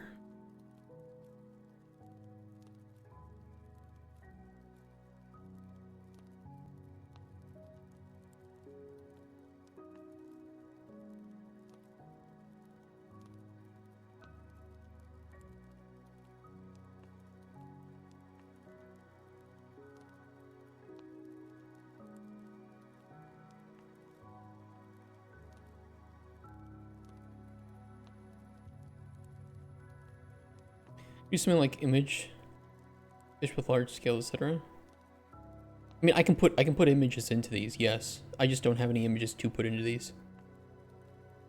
If I had images that could, you know, kind of... Oh, do you think publishers will care if AI is used? Sometimes. And sometimes not. It depends. Some publishers will care because it can show that you haven't actually put any actual thought or evaluation or care into your software, right? And they see a lot of pitches that are used with AI or generated with AI. And so it kind of just loses its value over time, and they can't trust that you can actually make things, or they don't know what you can make. So in some cases, it's easier for me to show, here's everything that we can make. And here are the things that we cannot make. And there's an easy distinction and separation of that. And then they can see where the money is going, right? So yeah, it kind of does value my game more when I can show, hey, look, everything here, none of it was AI generated. And that even if it looks like shit or it isn't perfect or complete, they can at least say, okay, you do know how to do these things, you do put enough care into those things, and you're looking for money to fund other things. Is this AI art? How do we know the entire book is an AI? Exactly, yeah. What do you think? I have used AI generated art in pitching before. I will not do that anymore because I do not like it. But it was mainly, you know, we didn't have concept artists. So, you know, it can be useful for showing here's kind of how it will look from the camera point of view, especially for when there were like games that were a little bit harder to describe without some image. But even then, I'm not going to ever do it anymore. It's just, it's too cheap, it's too low quality, and I think that it kind of looks unprofessional.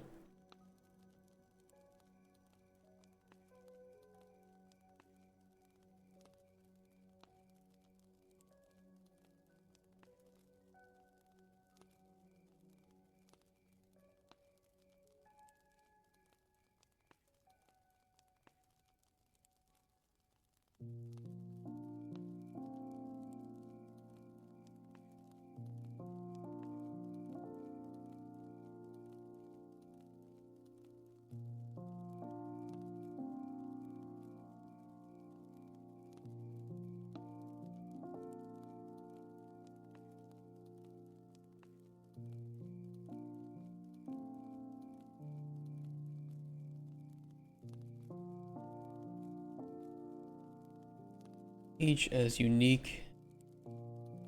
I was gonna say as a snowflake.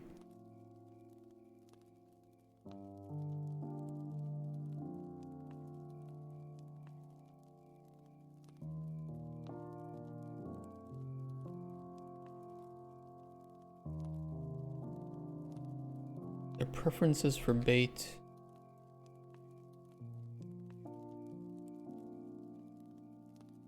Are as varied as their appearance.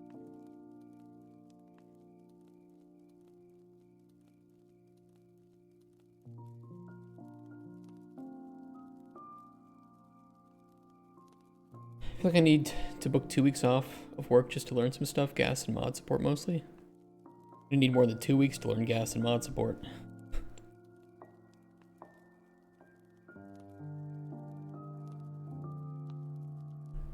What voice does this character have? It always have attempt to write in the voice of the character when making game content. Do that for D&D all the time. I don't know. Snarky scholar. There's a lawyer who got in trouble for using ChatGPT to write his court document. I think you'll have that in the future where a company hires human artists who fool their bosses into accepting AI art as their own. Yeah, I think it will become more common. Teachers are already having a difficult time because there was a really good thread on Twitter that I saw. I'm going to paraphrase it, but a teacher basically described as having been turned into a cop, where now exceptional writing could look like it was written by AI, and they have to play the role of an interrogator almost with each of their students. You know, different than even cheating or plagiarizing, which is kind of easy to determine in, you know, when it's poorly done. You know, teachers just can't distinguish between things that were written by humans or by AI. And you know, what skills are you learning when you're just asking an LLM to actually just write for you? You know, are we in the same crisis as with calculators where, you know, you won't always have a calculator in your pocket? That was the excuse being used even when I was in school. You know, it turns out you will always have a calculator in your pocket, but it is also very, very useful to know at least basic math. I mean, hell, even your multiplication tables. you know, it's the, what are they gonna say now? You're not always gonna have an AI in your pocket. Well, you will, but does that mean that you should know how to write? I don't know. Reading whole essays or to summarize a text is a whole different thing. No, that is true. Using it to summarize like I use it to summarize notes. That is 100% true. You're right. That is very different from generating a whole essay. Yep. That excuse was being used when I was in school too, but even my shit 5-pound phone had a calculator. Yeah. But also, you know, it's like, yeah, but I can fit the calculator in my pocket, so that and calculator watches were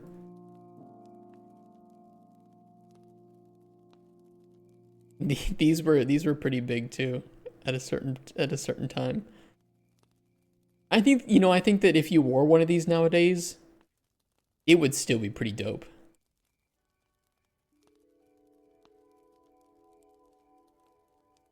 I think if you're going for that kind of like old school style fashion, wearing a calculator watch is still pretty awesome. But yeah, critical thinking and ability to understand text, I think, is something that LLMs can't teach. And you might see that teachers need to shift from teaching people how to write to how to critically think and understand the text as you say. Which might not be a bad thing. You know, it's not like kids are learning a lot about critical thinking these days. Maybe I find it useful to do at least basic algebra. Yeah, I mean, knowing basic algebra, I think, is just a good life skill. An abacus watch.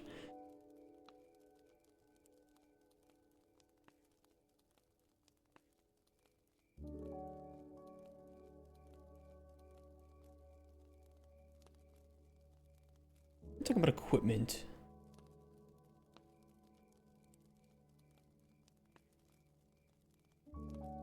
I'm gonna put the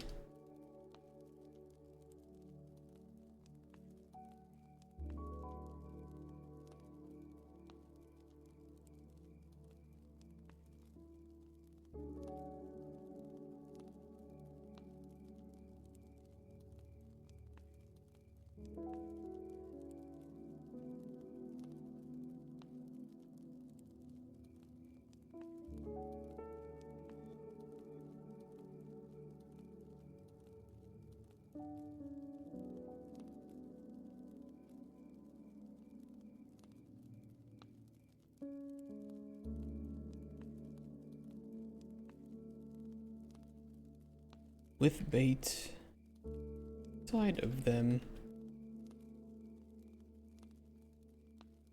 A fisherman may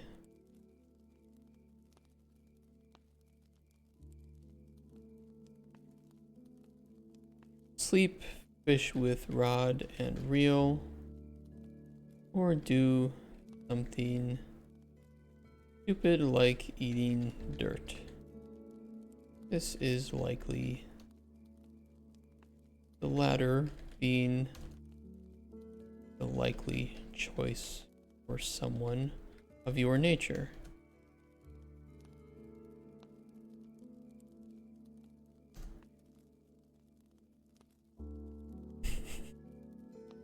It's all the insults. It's supposed to be a kind of serious game, and I just cannot stop reading stupid shit into it.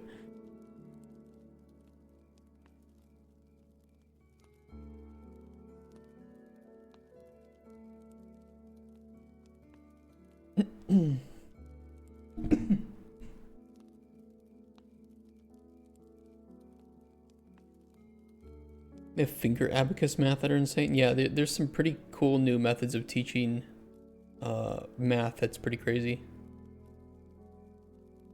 It's called Love of the Craft. I don't hate writing. I'm really slow at it, and I think it's kind of boring to watch from a viewer perspective. But you know, it's got to be done. And if I get 15 views while doing this, or 50 views when doing something more crazy, I appreciate all of it. It is what it is.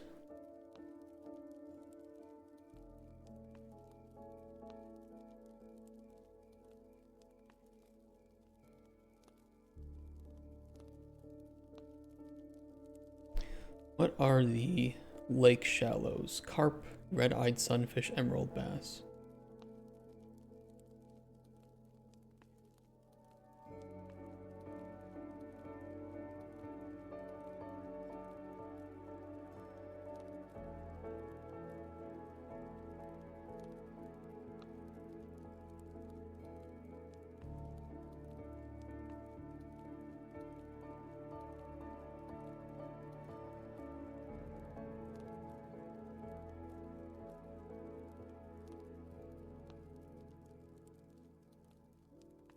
I think exuberant could be used in this case.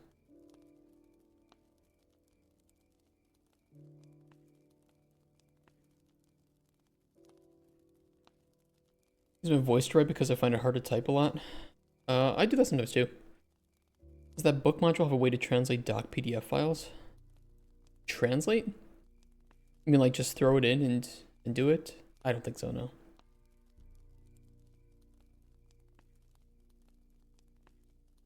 I have to make each page individually.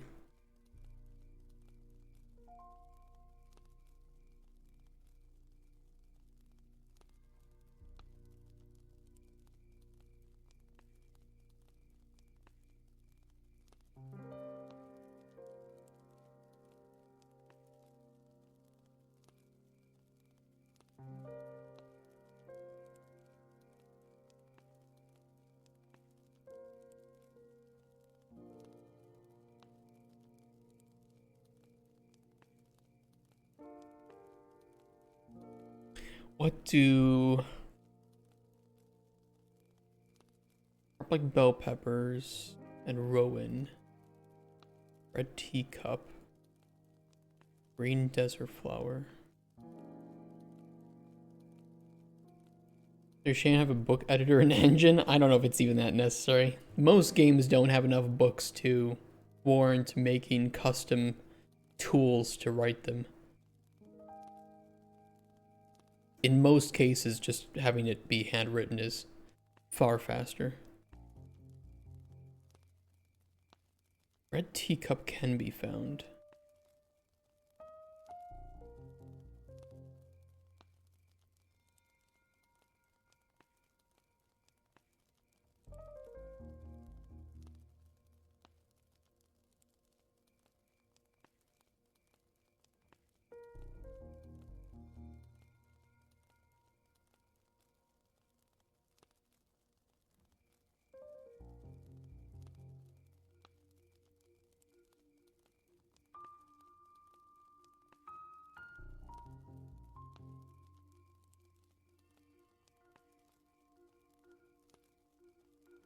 The red teacup flower is therefore safe to assume that other fish of the lake have their own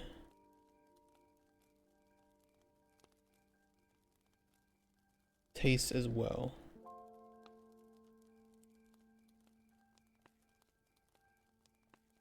Or those capable of thought.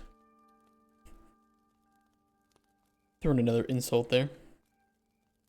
What publishers value the most in general? Marketability, gameplay, art style. Gameplay and art style play into marketability, but yeah, a game that is easier to market is certainly going to be a boon. It just depends on market. So, it depends on audience. So some audiences do have different marketing styles that are cheaper or more expensive. Some game genres are easier to market. RPGs that are, very text or narrative heavy, unfortunately like ours, doesn't make for a great trailer.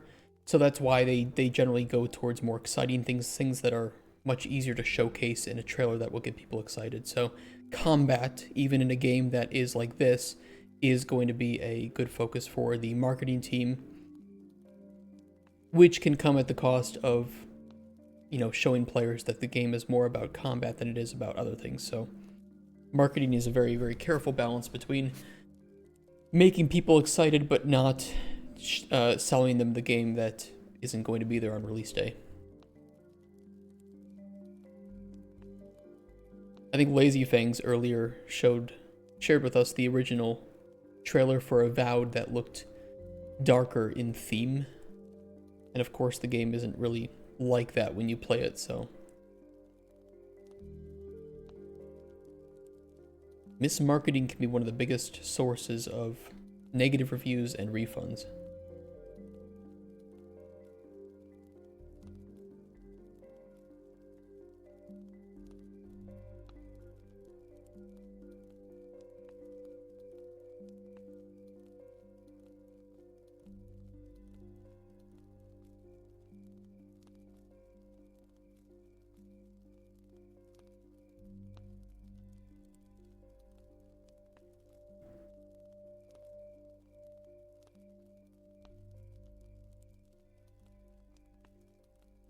When it comes to trapping, this is the Azure Cascade Star, Flame Fin Starfish, and Sunburst Star.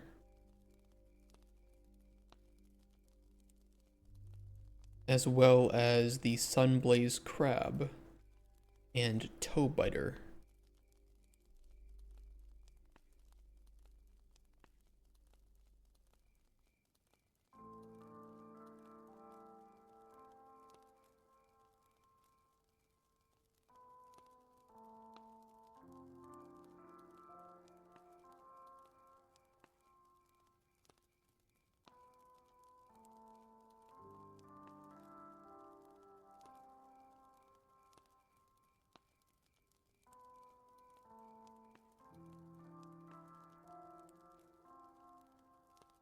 When it comes to tracking, many crustaceous critters have been documented finding their way into lake traps. How many books we doing? 4. We have 1 finished, the Worn Adventurer's Journal. We will have to continue this tomorrow too, without a doubt, I think. Probably with the Ingredient Knowledge book. That one will be a little bit more in depth. And then the Sunblight book, I do have lore on the Sunblight. It is not finished or very extensive, and I would like to kind of expand that out. I might have to write that up in my free time and then just get that implemented when I'm finished. That's more of like lore on the actual world and the history of events, so I want to get that a little bit more accurate.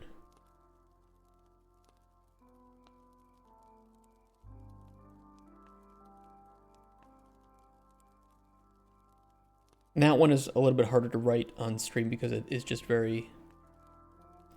It's a little bit too creatively demanding, as opposed to me just talking about, you know, like bait preferences or alchemical effects and flavors.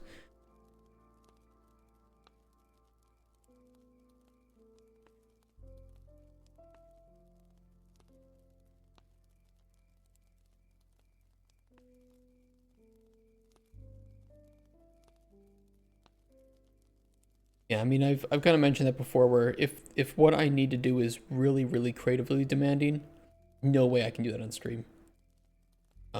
You know, maybe I could do it if I just completely ignore chat, but then, you know, what's the point in streaming if I don't talk to you guys and hang out? But this is, you know, it is kind of a distracting thing, so yeah, I'll write that at home. Ignore, yeah, I'm not gonna, don't worry, I won't ignore you guys. We love you. That was your first mistake.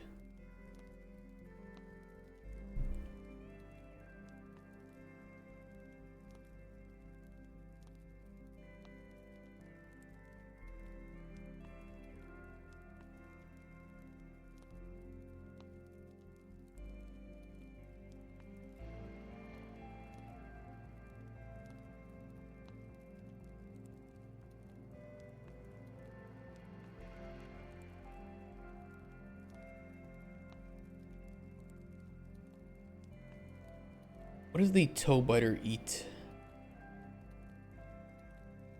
Taxicap, dark, and the spoon nut.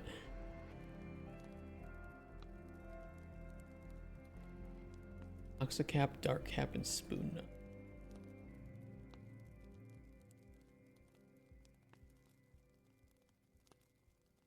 It does eat toes. Yes, that is in fact true.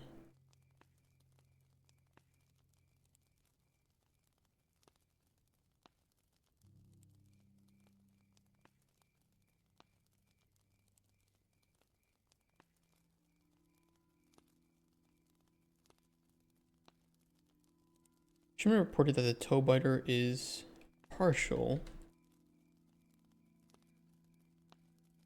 to poisonous mushrooms.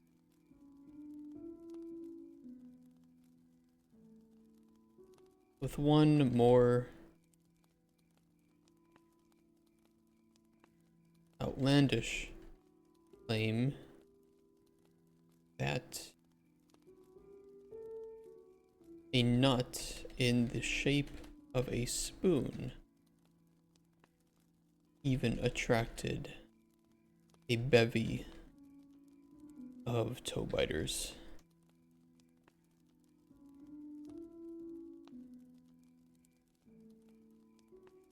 Must have been one of your ilk to make such a claim.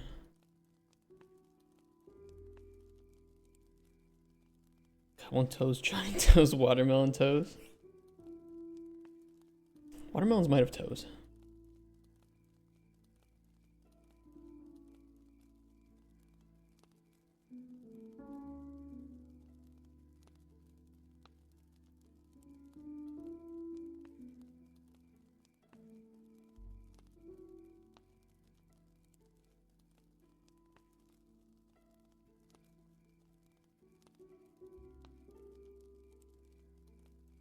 Your parts of the lake's life becomes much less visually appealing.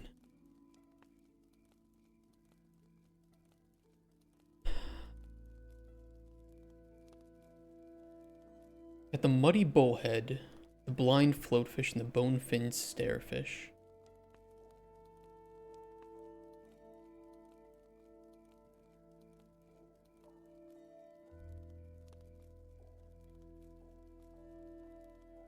Bottom feeders. Fish in this case. Not you, like the muddy bullhead.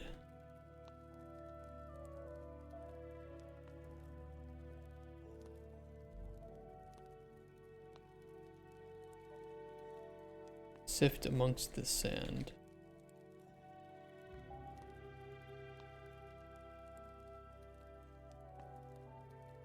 I don't want to give the player all bits of information, you know?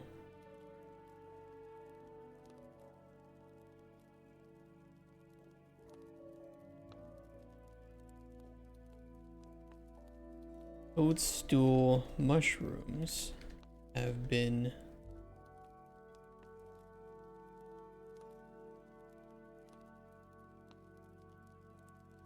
favorite food of theirs.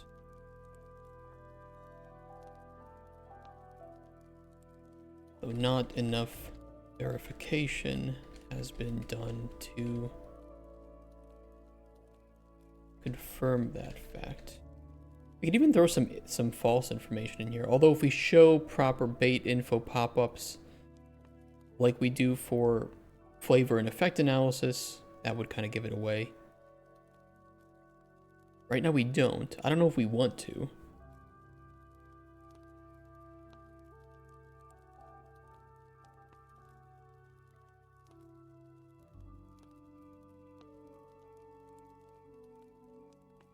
We'll keep it like this for now.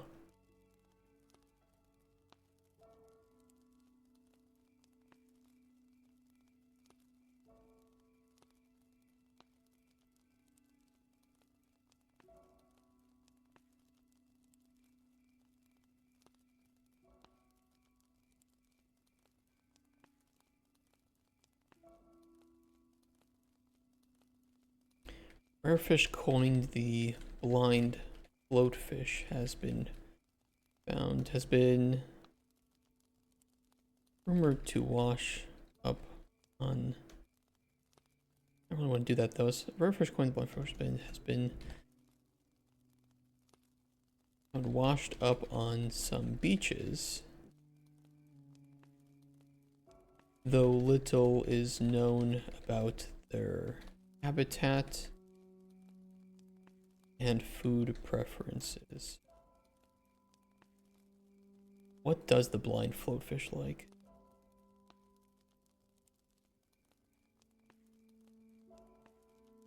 Ghostweed. Ghostweed, is that because it has invisibility properties?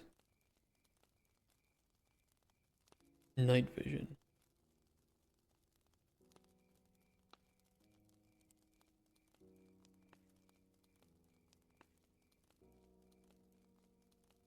I mean, Ghostweed doesn't give night vision, does it?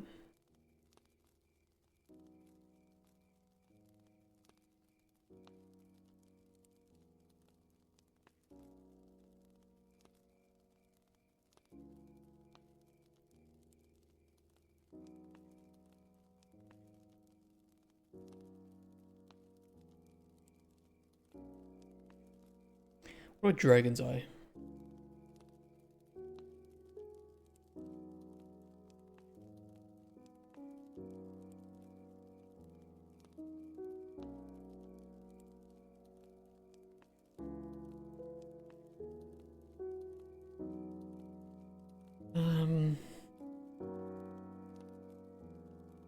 We could just make that a lore section rather than being anything to give information. There's already a lot of density of information in here.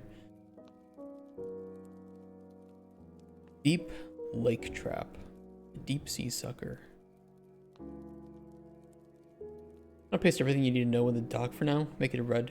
Make it red and assign it needs removed. I don't know what I want to include. I'm just kind of making it up as I go. I know I want to include some information, but I don't know which information.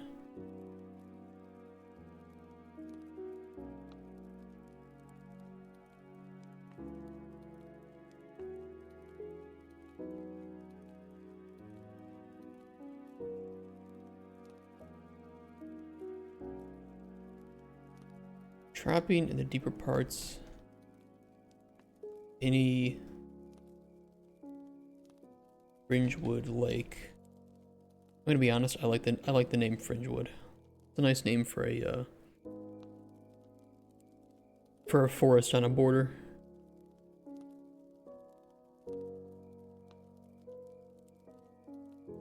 Hardcore mode. I suggest where the game doesn't reveal anything outside what items are. Isn't that kind of what we have now? Or do you mean something different than the effect and flavor discovery?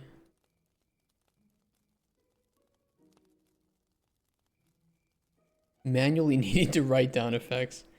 I think that the number of players that would like that would be like in only the triple digits maximum. I mean, it could be done. It's not hard to just not unlock things, but yeah, I don't know. That's I would say that would be post-release content, a post-release like DLC. I've considered too having like a randomized mode too, for where we just randomize the effects that are on all ingredients. But that will not be the default. Default will be hand-placed gameplay elements with hand-designed effects and flavors. Chaos mode, does it have Twitch integration? I don't know what I would do for Twitch integration for this game, but I would love to have Twitch integration.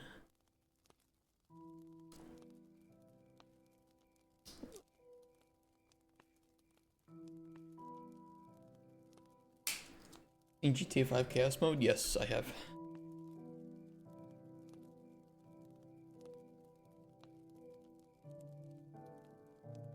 We could do like enemy spawns and shit. Like, I don't care if it makes the game a little bit cheaty in some cases, or, you know, what I do like though is I think Noita allows you to turn off different redeems, which I think is really cool. They're mostly for roguelites. Borderlands 3 had some cool Twitch integration that I thought was pretty fun. It would spawn like some elite mobs, some badass enemies with the names of Twitch users, and you could get like randomized like loot chests with things that the chat wanted to put in there.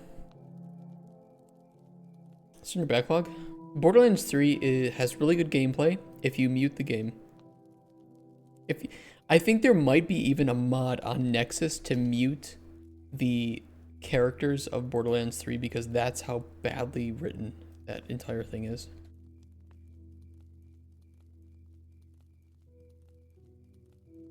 I don't know if there's a mod for it, but I know that people just kind of joke about it.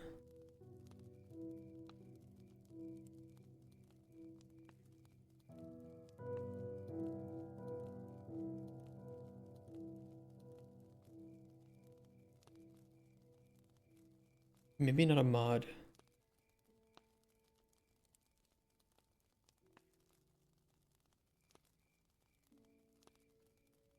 I'm pretty sure it was in like the Steam reviews for Borderlands 3. Oop, not 23. We're a little ways around from that. What is up, my bandit legion? Shut the fuck up. God. The stupid fucking antagonists of this game are influencers. They're literally Twitch streamers. I don't know who thought this was a good idea to write. They're horrid. They're horrible. It's a stupid idea, and you come off the back of it was Randy Pitchford. I mean, it probably was. They come off the back of Handsome Jack, an actually interesting character, to let's just have Twitch streamers be the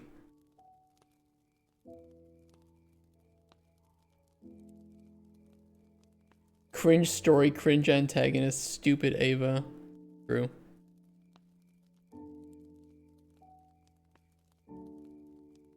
Dialogue is very, very bad. Yes. It's very true. Yeah, Jack was gold. Jack was great. I don't know. I'll still play Borderlands 4 because I'm a big Borderlands fan, but I'm just hoping that they can go back to like Borderlands 1 and 2. I really liked Borderlands 1. It was the perfect blend of just this crazy, wacky Mad Max incest planet.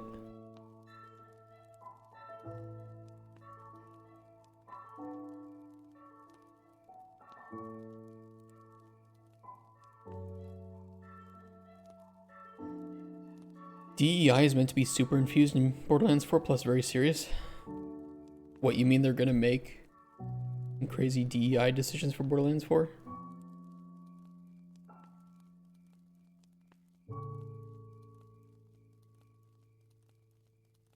I mean, they've killed off Roland. They've... Spoilers for Borderlands 3, so, you know, close your ears for 2 seconds. They killed off Lilith.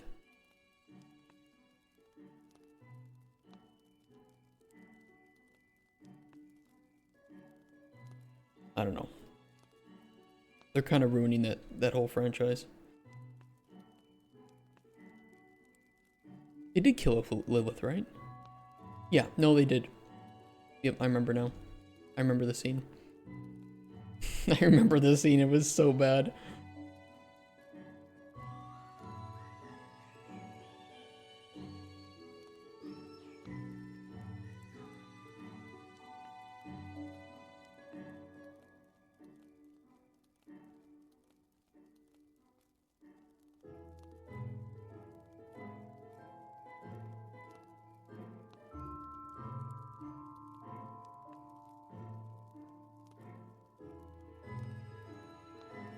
Sea suckers appear to be the most unique bounty obtainable at those depths. What do deep sea suckers like? Pearls, actually. Toxicap, snake eye.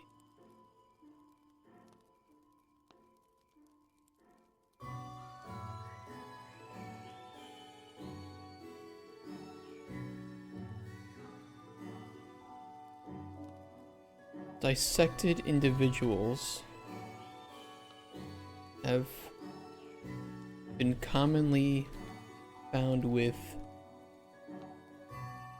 freshwater pearls in their stomach.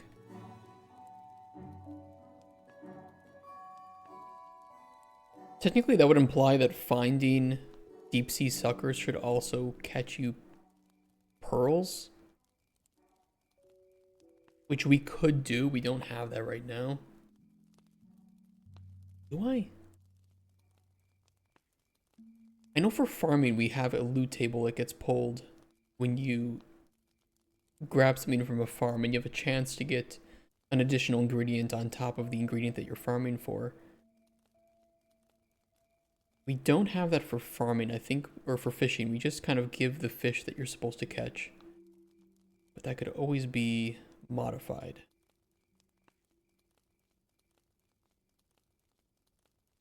Could always be modified.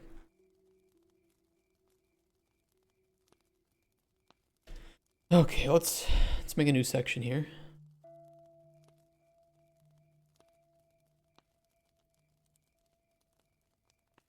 Can you play OSRS GeoGuessr? I can. I can't right now, but I could.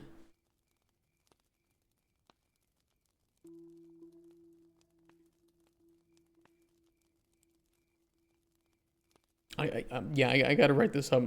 Game first. Game is our priority.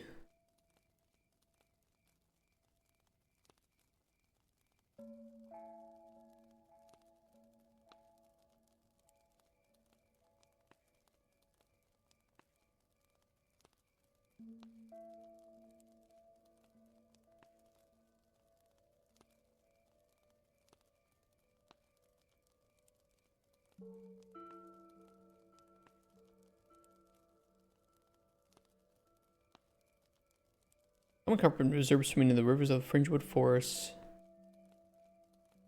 Similarly to lake. This suggests that they are very plentiful and versatile.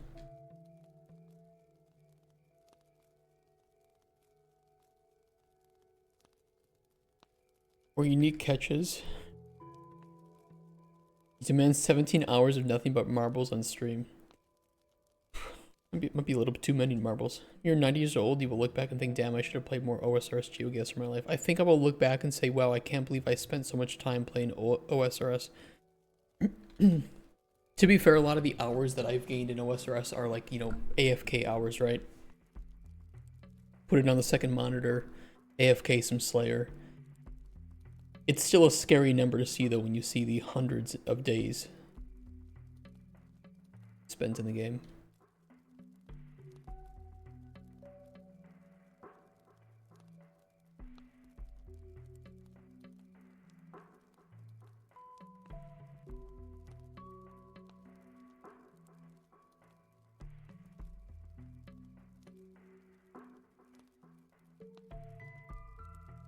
We need to catch might be the firefin trout.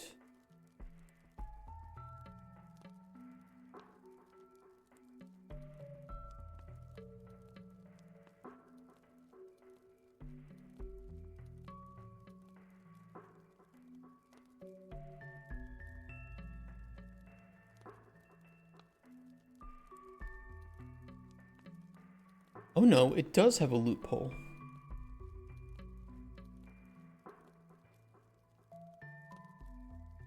Interesting.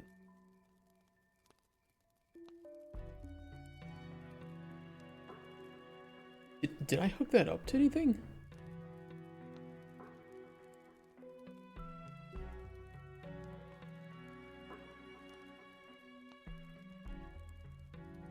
Let's choose fish to bite. I might reward it in the fishing minigame.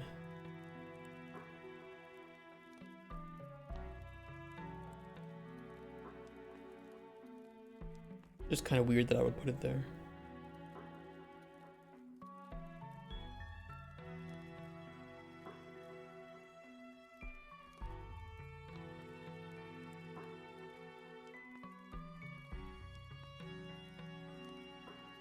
Yeah. So I do have a loot table, but I didn't hook it up to anything. Loot fishing lake. Oh, this might have been, you know what, that might have been old information. I might have tested this out with a loot table, but I moved over to data tables for fishing spots and bait preferences. That explains it.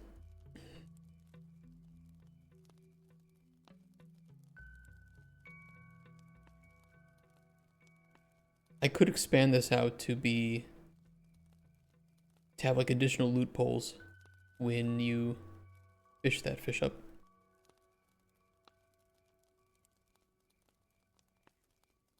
That could be kind of fun. Future ideas though, right?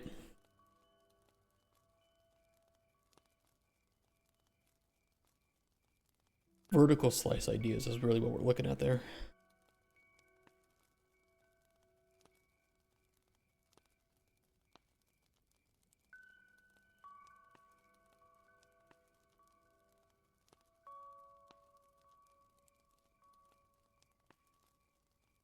Blazing orange fins.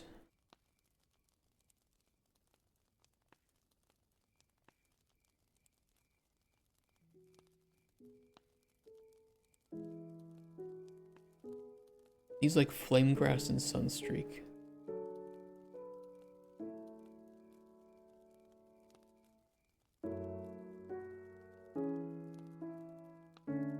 Studies suggest that their beautiful orange colors come from their diet.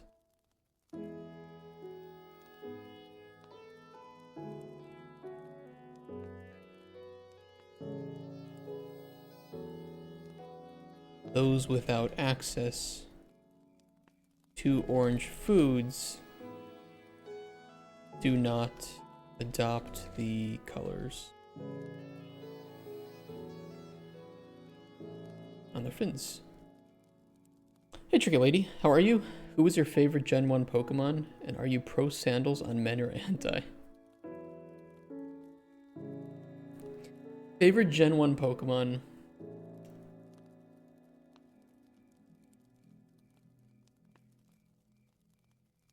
Probably Charizard. Probably Charizard for me. Are you pro sandals on men or anti? Generally anti. I think sometimes some sandals can look decent on dudes. But definitely no socks with sandals. Gengar lover. Gengar's pretty great. I loved all Gen 1 Pokemon.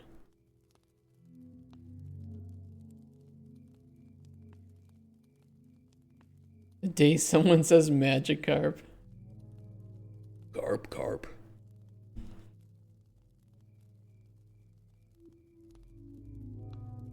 Meowth is also pretty great. I was always a Team Rocket supporter. They were pretty fun.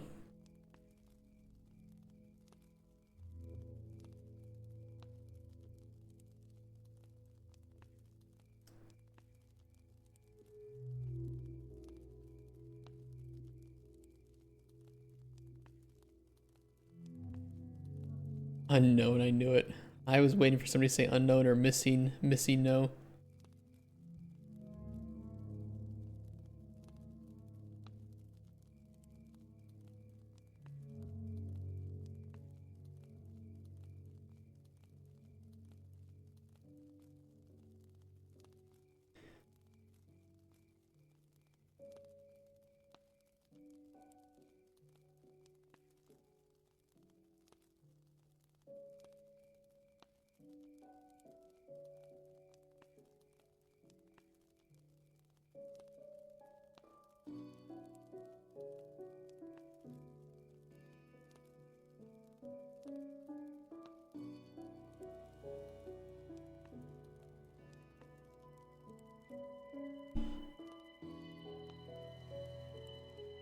You break things.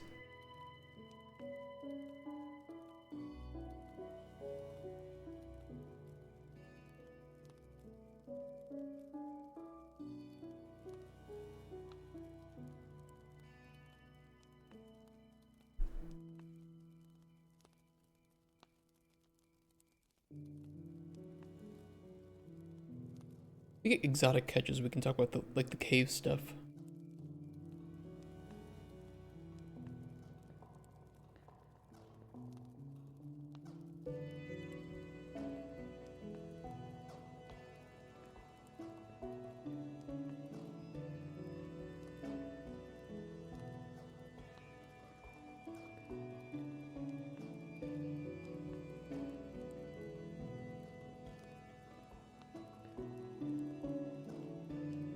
I thought we made one of the. I thought we made like the starfish really enjoy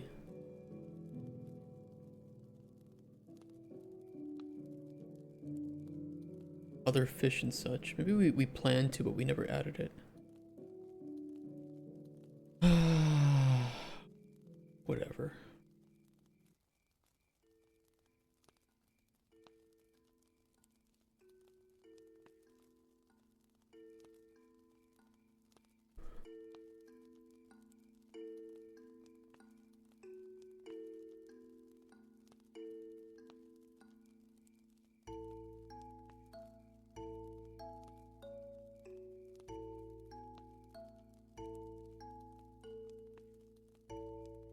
Do I have any insults about stupidity in this section? No. We need to add something.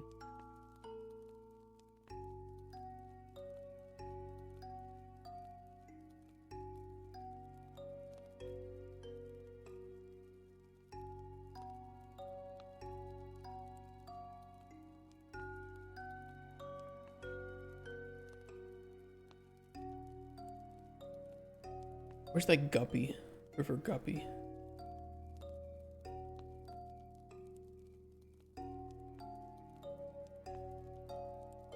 This reminds me of the reader, foolish and undesirable. Smaller river guppies. Be caught in rivers as well as they are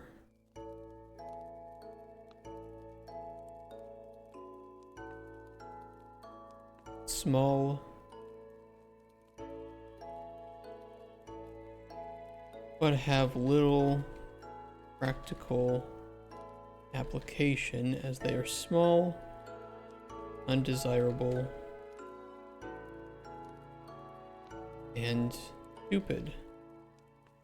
This is a trait you two share.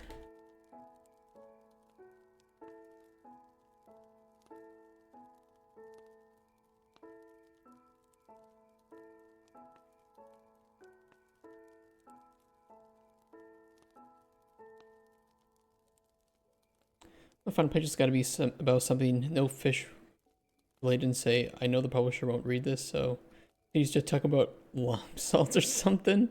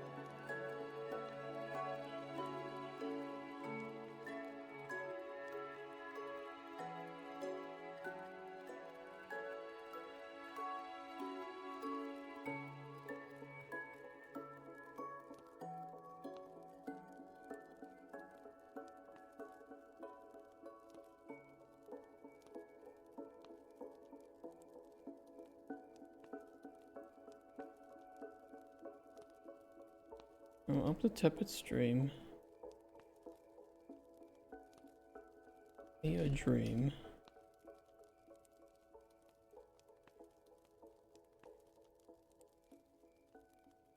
Join the others for a rave. Beautiful. There's your limerick about cave jellies. Taking the Minecraft music, you ever play it and stream that game? Honestly, once I did stream Minecraft. Yeah, it was on a weekend. I didn't have anything better to do. But I have played a lot of Minecraft. Thousands and thousands of hours.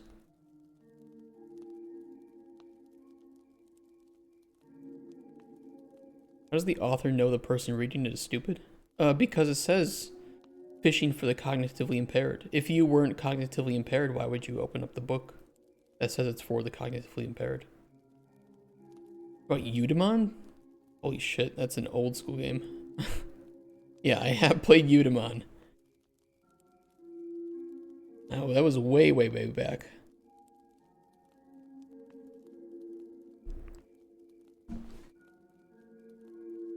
What's Eudemon? A very, very old MMO. I don't even know if it's still around. I haven't played it since childhood either. That was a very addictive game. Gotta try Create, I love the mod. I've used Create in a couple mod packs. But I'm more into older tech and factory mods. So if I'd play 1.7.10 or 1.12.2 and just load up Mechanism and Thermal Foundation, Railcraft, Computercraft, all the good stuff. Mine Factory Reloaded.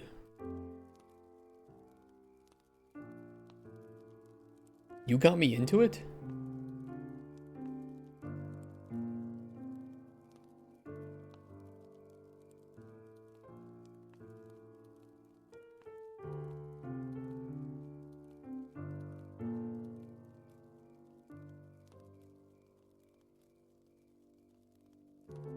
Do I know you?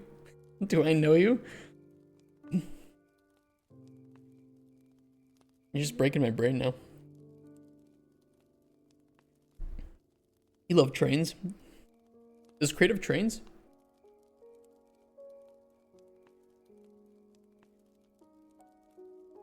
Yeah, see, I use Railcraft for trains. I don't know if Railcraft is still around though.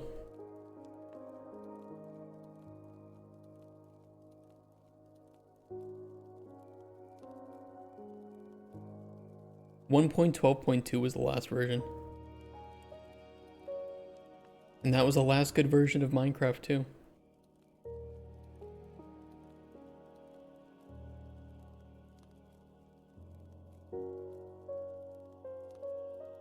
Hot take, 1.12.2 and 1.7.10 were the best versions of Minecraft for modding. But maybe that's just the boomer in me talking. Yes, exactly. Before Microsoft acquired the game. That's exact. That, you know, that's the better way to put it.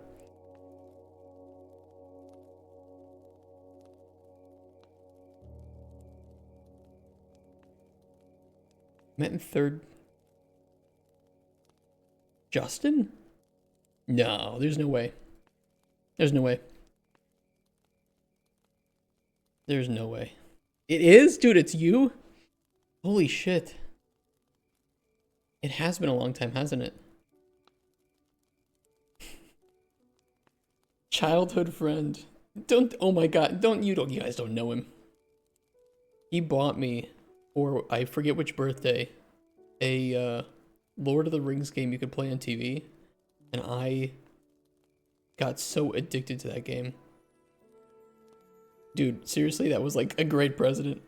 That was a great present. Holy shit, dude, how are you doing?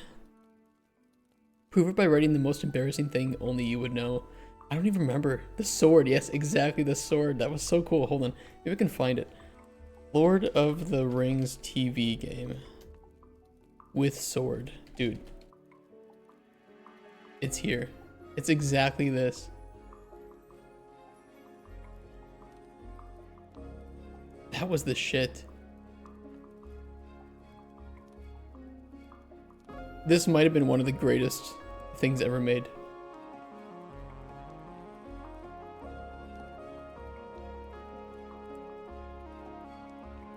The memories.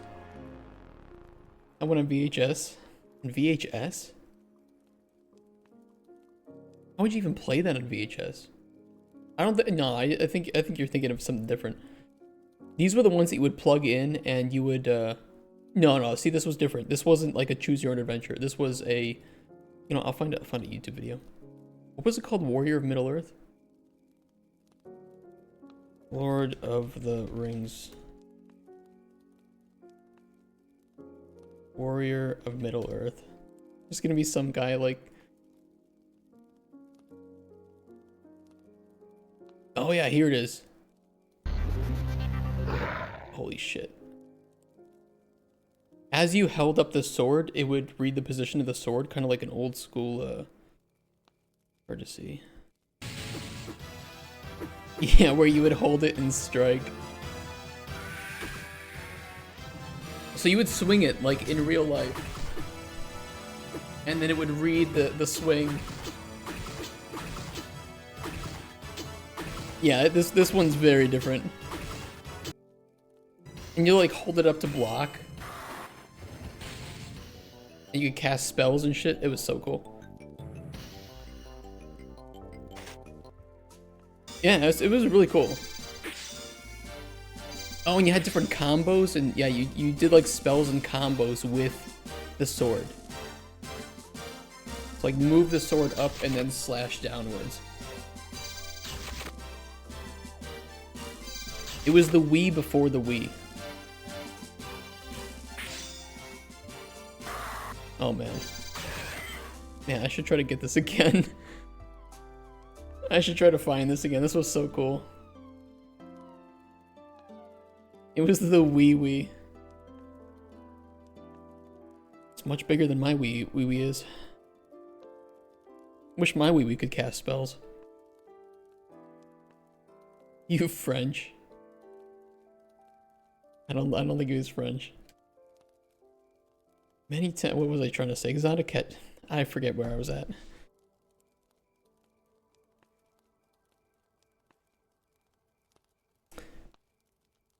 Many times, rainwater and other sources leak into caverns.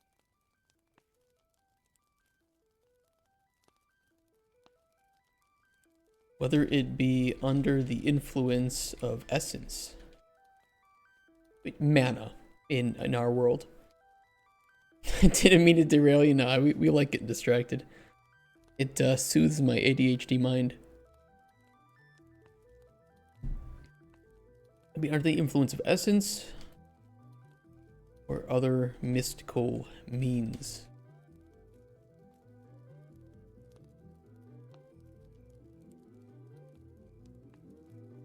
Creatures of all types can make the placid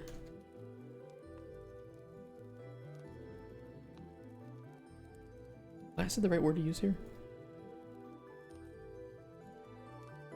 Yeah, placid works. Waters their home. I use tepid. Didn't I use tepid before? Oh no, that was in the limerick. Fuck tepid.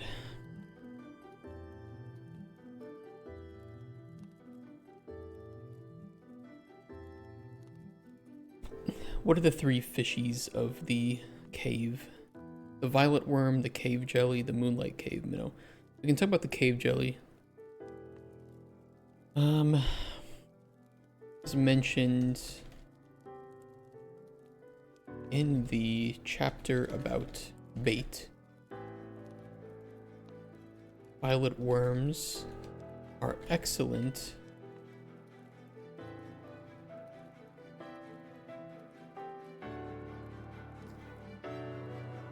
creatures to bait your hook with to catch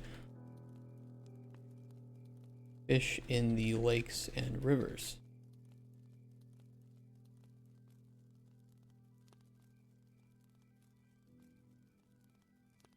Violet worms can be caught with what? Pink flowers. That's right.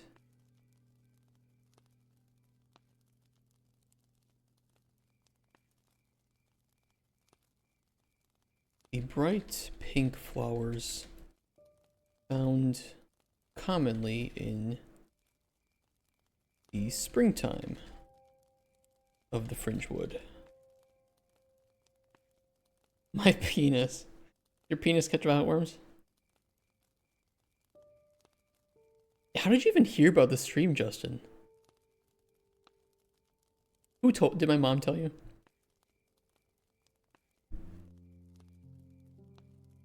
What are you up to these days?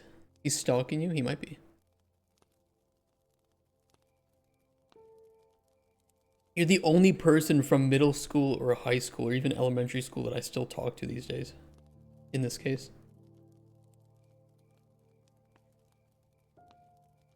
Crazy. What are you doing awake right now? Isn't it like super early in the morning? We haven't even seen in years. Yeah, we haven't. I don't remember the last time we've seen each other. Wish I had a friend that went that far back.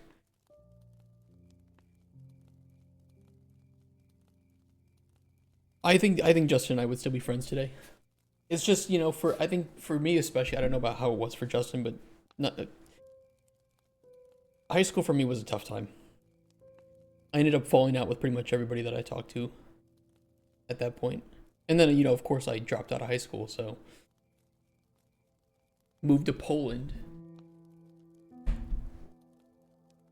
And I think a lot of people just kind of get separated in school. Mom did share a screenshot of your stream, and I was like, dude, he streams, I gotta find it.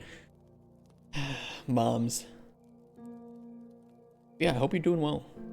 I hope you have more money than me.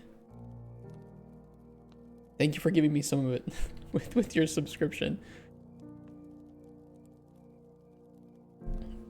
She's a great one, she is. Great one. Very true. Worms can be caught with the bright pink flowers found commonly in the springtime of the fringe wood. This makes obtaining them quite an easy endeavor, even for people with can't can't just like shove in retardation into here. Even for people with, it needs to be more subtle, right? It needs to be more like an intellectual way to describe. I think I used efficient in previous sections, but I'll use it here again. With deficient capability, inferior understandings. I like that.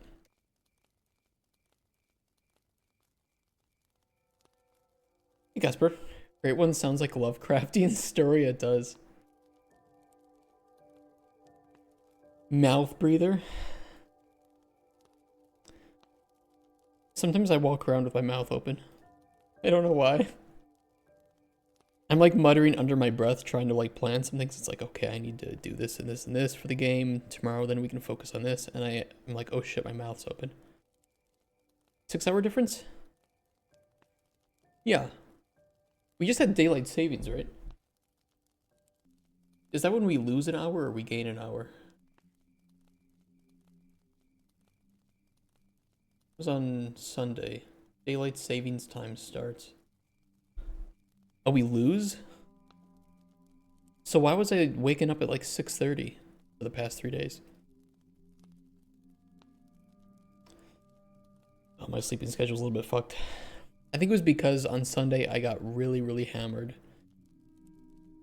And it kind of messed up my sleep schedule.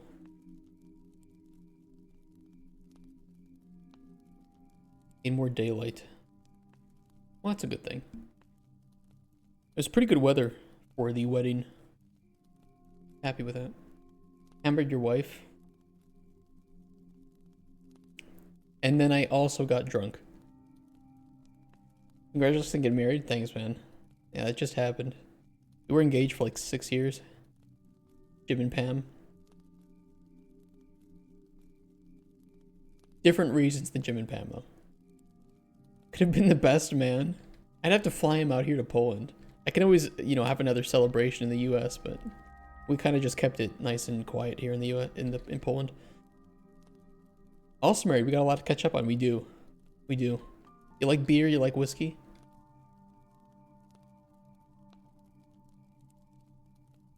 Makes obtaining them quite as easy, even for people with inferior understandings. Yes, sir. Good. Then we got it covered. Are you still in Wisconsin, or did you move?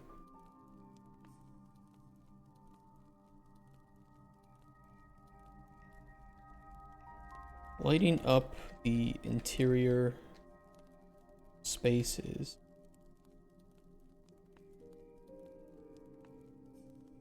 Cave jellyfish. Rather peaceful. Finds in what is traditionally an unknown and dangerous place. Yeah, so Wisconsin, cool. Great state. Kids, doctors yet? Yeah, do you have kids? You have a house?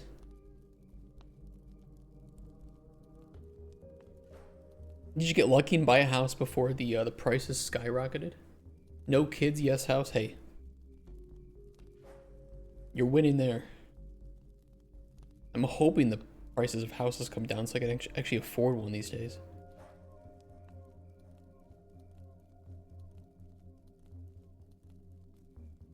What are they like? Sirens Reefs.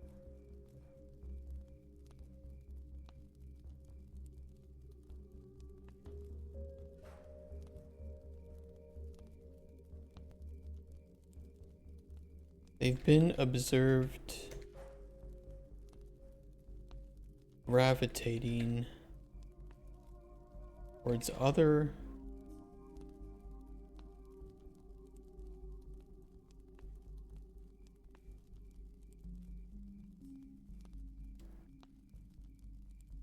bioluminescent luminescent.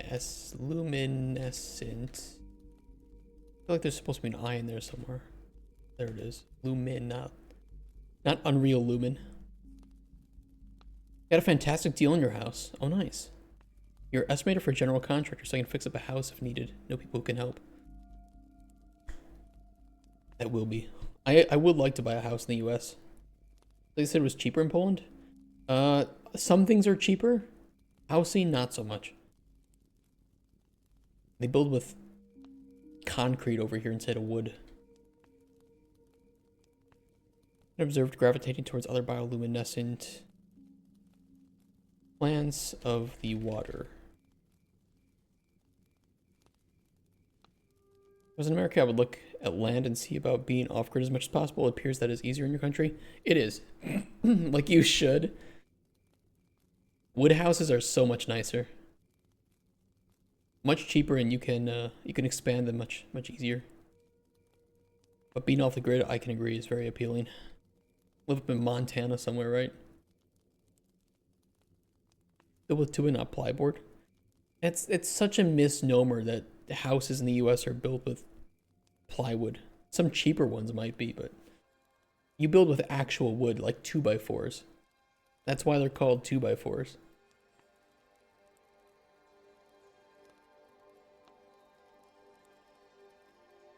That's much thicker than plywood.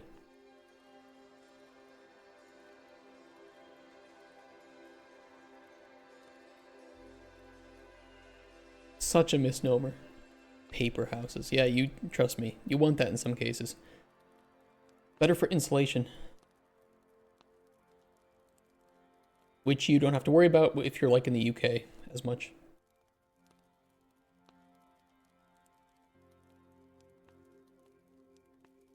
Doing plywood houses? What, like some super cheap shit?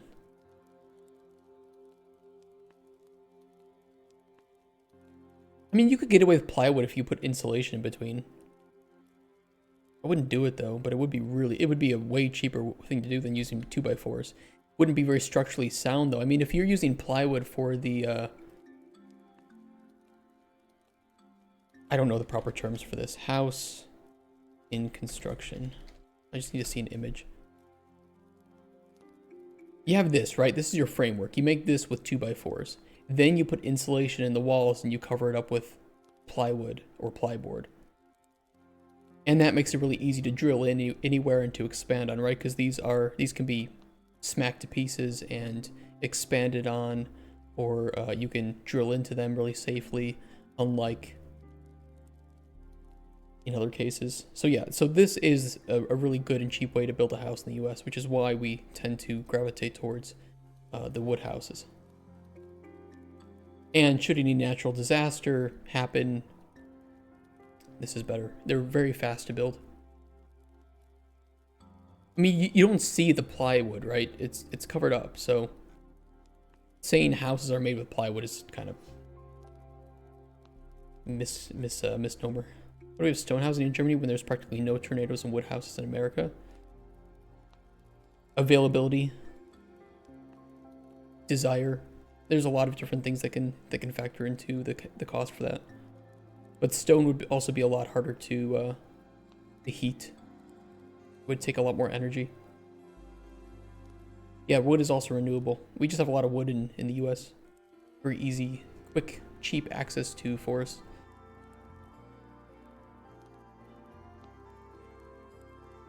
Most of all your houses are wood, but you have the brick support. Hey, bricks are pretty cheap too.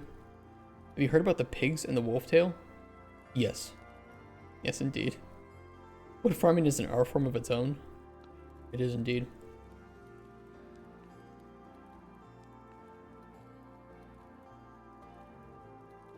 You might still have like a stone basement in the US. Right, because of course you might have like basements like this, but then you can of course always put concrete over the top of it or some other, more fashionable walls. More for like traditional finished basements, but basements, especially in older homes in the US, are going to have this underneath. Unfortunately, those can be a little bit leaky, which is why more modern concrete methods for basement walls is being used on newer houses. Like this. Basements aren't common in the UK. Yeah, and basements, you might have very different locations for basements in the US as well, based on natural disasters or I'll just here. This is my home state and town. Remove the boundary. Where's basement? Has basement. You're not going to find basements very much in the south where you have hurricanes and flooding, which would be horrible for basements. But up here where you have especially the, the climate that can afford it, or you might have tornadoes where having a basement is your lifeline. This is the best thing for it. And that's why you also wouldn't want heavier stone houses where a tornado would destroy it and potentially collapse into the basement and kill you. Yeah, you're right. The water table is much higher too in the south. But I like basements because it's like, additional land. Can't take a basement or you'd hit water, exactly. Yeah, that's a very good point. Brother's a carpenter, so I've been subjected to many hours of YouTube house building. Sounds like fun content, honestly. 1 foot and you hit a layer of clay. Oh shit. Turned it into a dance floor type of thing. We had many parties down there. Houses with basements are nice. You can get a nice, quaint looking, cute little house for pretty cheap in different areas.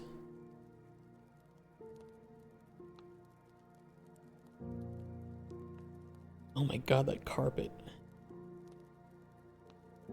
That carpet, though. You know exactly when this house was renovated. The high ceilings are nice, though. Looks like it was built in early 1900s.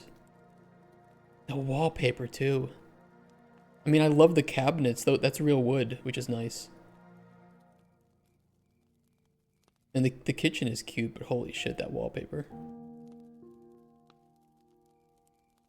Oh, and they have a finished basement. Hey, the finished basement's cool.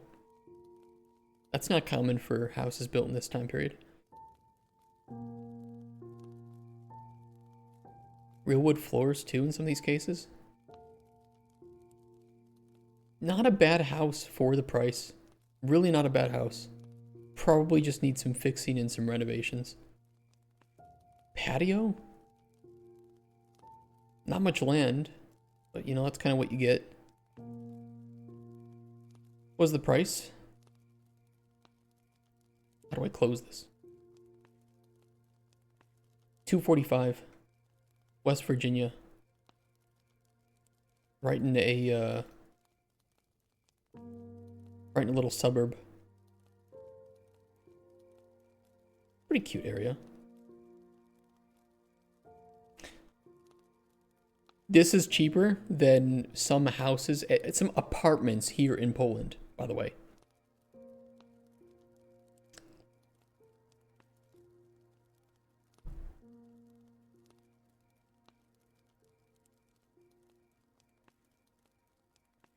Where's the yeah, where's the market value? You know what?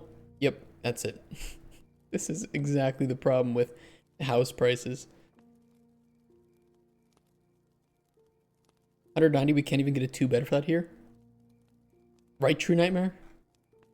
It's crazy. It's crazy. Even though the house prices in the US are high, you can still just get dramatically 2.1 thousand square feet.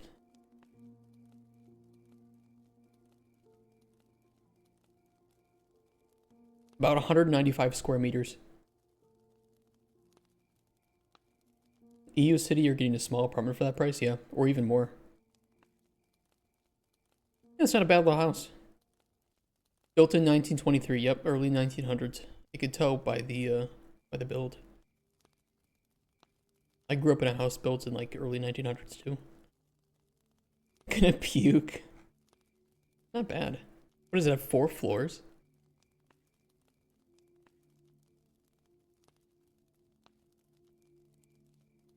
It's got an attic. It's got a finished attic too. It's got 2 floors, a finished attic and a finished basement. That is wild. How far is it from big city? It's right in the big city. It's right in Huntington. Or was the here it was. Like you're right there.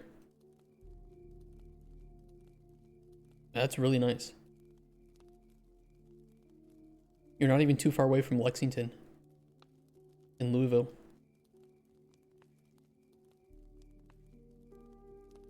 That's crazy. That's actually a really good price for what that is. You have elementary, middle school within walking distance. High school is kind of within walking distance, but for sure bike ride at that age. Pretty sure the site is in California. Yeah, you're not going to find a house for $250 in California. Let's call Whitney, and yeah, let's call her on stream. Whitney! 4 beds and 2 full bathrooms, by the way. Not even a one and a half bath.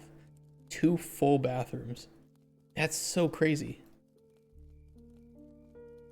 Finished basement, which was there. 1 full bathroom here. Finished attic. Nice little patio. Very cute. Little garage.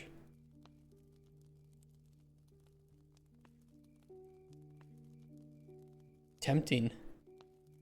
We checked 10 prices. 10 prices in California are going to be pretty similar to this. It's small city. Yeah, it's... Well, big city, small city. Dude, Huntington, West Virginia? I don't know why Europeans are so...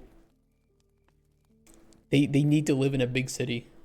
45,000 people? It's quite a few people. Don't forget, this is the US, so you would have a car. And you could actually afford to put gas in it. Now, this is nice. You're right by a smaller lake and the Ohio River. If there's much to do in the Ohio River, it's right by a park. Pretty cool. Couple parks, actually. Nice area. Wow, they even have the bricked street. Yeah, it's a quiet little place. Neighborhood's a little old. That's probably why it's a little bit cheaper. But honestly, it'd be pretty quiet back here. Imagine being able to afford car fuel. Yeah. How much square meters? The house itself is 195 square meters. The lot is total of 743 square meters. So it's a quaint little house. good starter house or good finisher house. Up and take my money. Yeah, it's not bad. Not bad at all. It's like half a dozen eggs. Keeps using that word little. Well, for Americans, this is a. Here's the thing: the house on the lot is pretty small, but because it has a finished basement and a finished attic, it's really good value for its price. Yeah, but you can't compare EU cities with US cities just for population alone. They're kind of, it's very different. It's two very different pieces of the world. Why? Because you just have different mindsets and ways of living. That for Europeans, they'll hear of like a 45,000 population city and they'll think that that's really small and they don't have access to all the amenities and transportation methods that they would have in Europe. But in the US, living out here is the common place to live. This is where a good majority of the population lives, is in places like these. Hello from Ukraine. Hello, I3. 45,000 is tiny. It is tiny. For US, it's really, really tiny. Just because there's so many more people in the US. Nice little house, though. Very cute. Let me finish up this book, then we can talk about houses. Makes it sure in America is how god-awful your trains are. They're super common everywhere in Europe. You just don't need a train. I mean, the Amtraks aren't bad. It's just that the availability of Amtrak lines is horrible. But if you're moving from big city to big city, you probably have an Amtrak line, but usually you just go by plane because it is faster and cheaper in many cases to just take a plane in the US.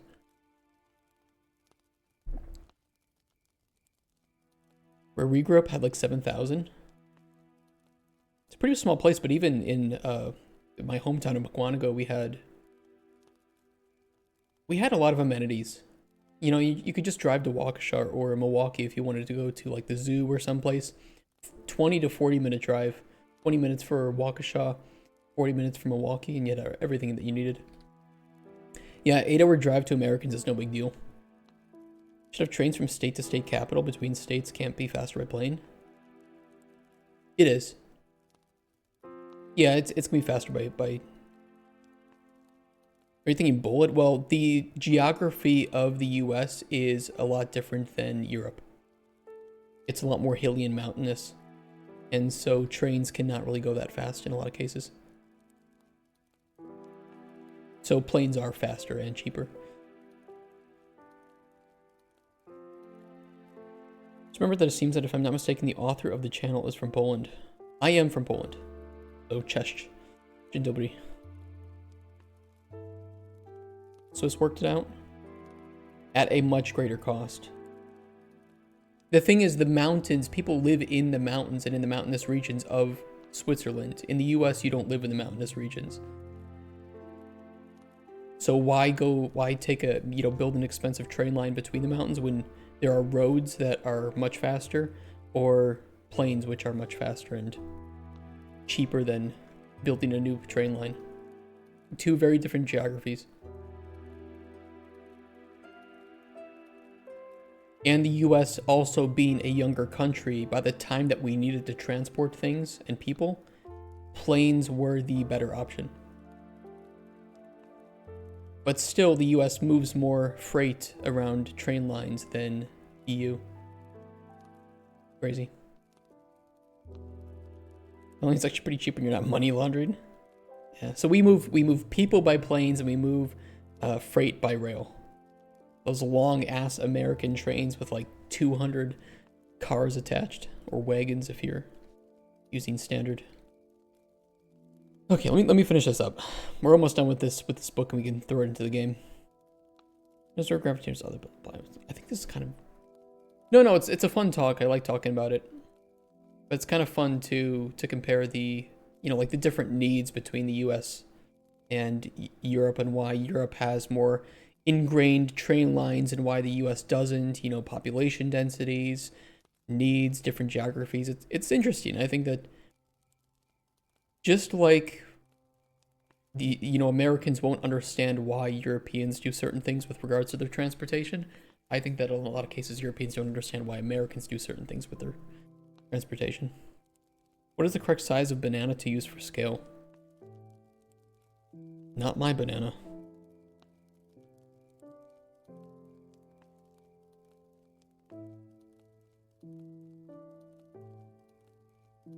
I think the same thing with politics, to be honest. I don't think Americans really know that much about European politics. I don't think Europeans know that much about American politics. We all like to pretend that we do, but we don't.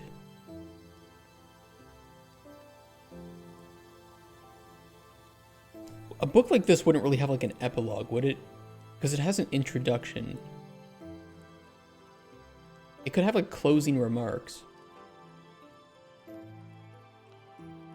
I don't know. I'll just do closing remarks. You can always change it in the future. You don't think Americans can think? I just think it's two just very different pieces. Parts of the world with very different needs and problems. I mean, I will say that yes, I think that you hear more about American politics in Europe than Americans hear of European politics. But the understanding of those politics is pretty different. Especially when most worldwide news sources from the US do lean pretty far left, which can skew the opinions. But even stuff like hunting culture here in Poland is almost something dirty, something you don't talk about because it's not very well regulated. It's full of a bunch of old guys that just shoot each other and get drunk all the time. And hunting culture in the US is much more heavily regulated, which is pretty interesting. So when I moved here and talked to like, hey, yeah, I hunt. You know, I like to hunt. I like to be a hunter. And people would like look at me weird. And it's like, I'm sorry.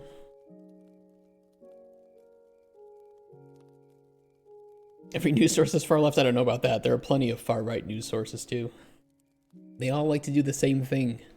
Fearmonger, get people angry, lie, and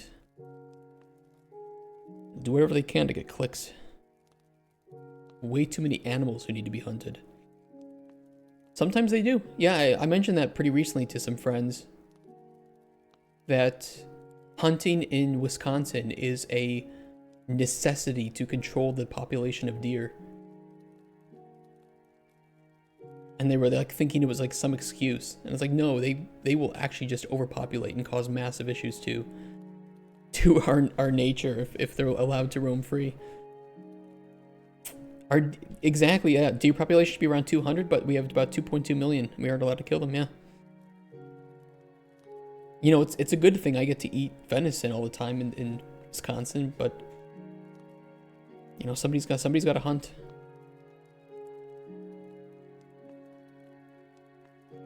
I assume only half of the words in my glorious book were understood by an individual with a brain size such as yours. I do genuinely hope that you can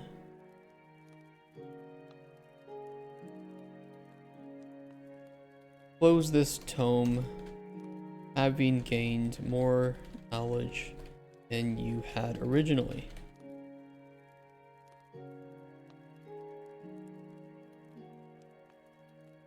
Why is that?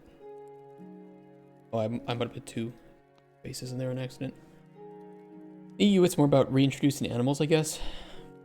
There's some of that too. There's a fantastic video, if you guys have never seen it, about the reintroduction of wolves to Yellowstone Park.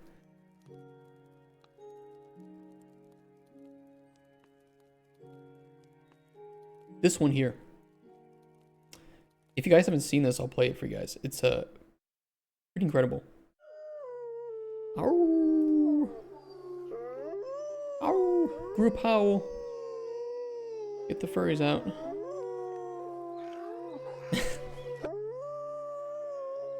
Wolves are pretty cool creatures. I've seen some wolves, but mostly coyotes.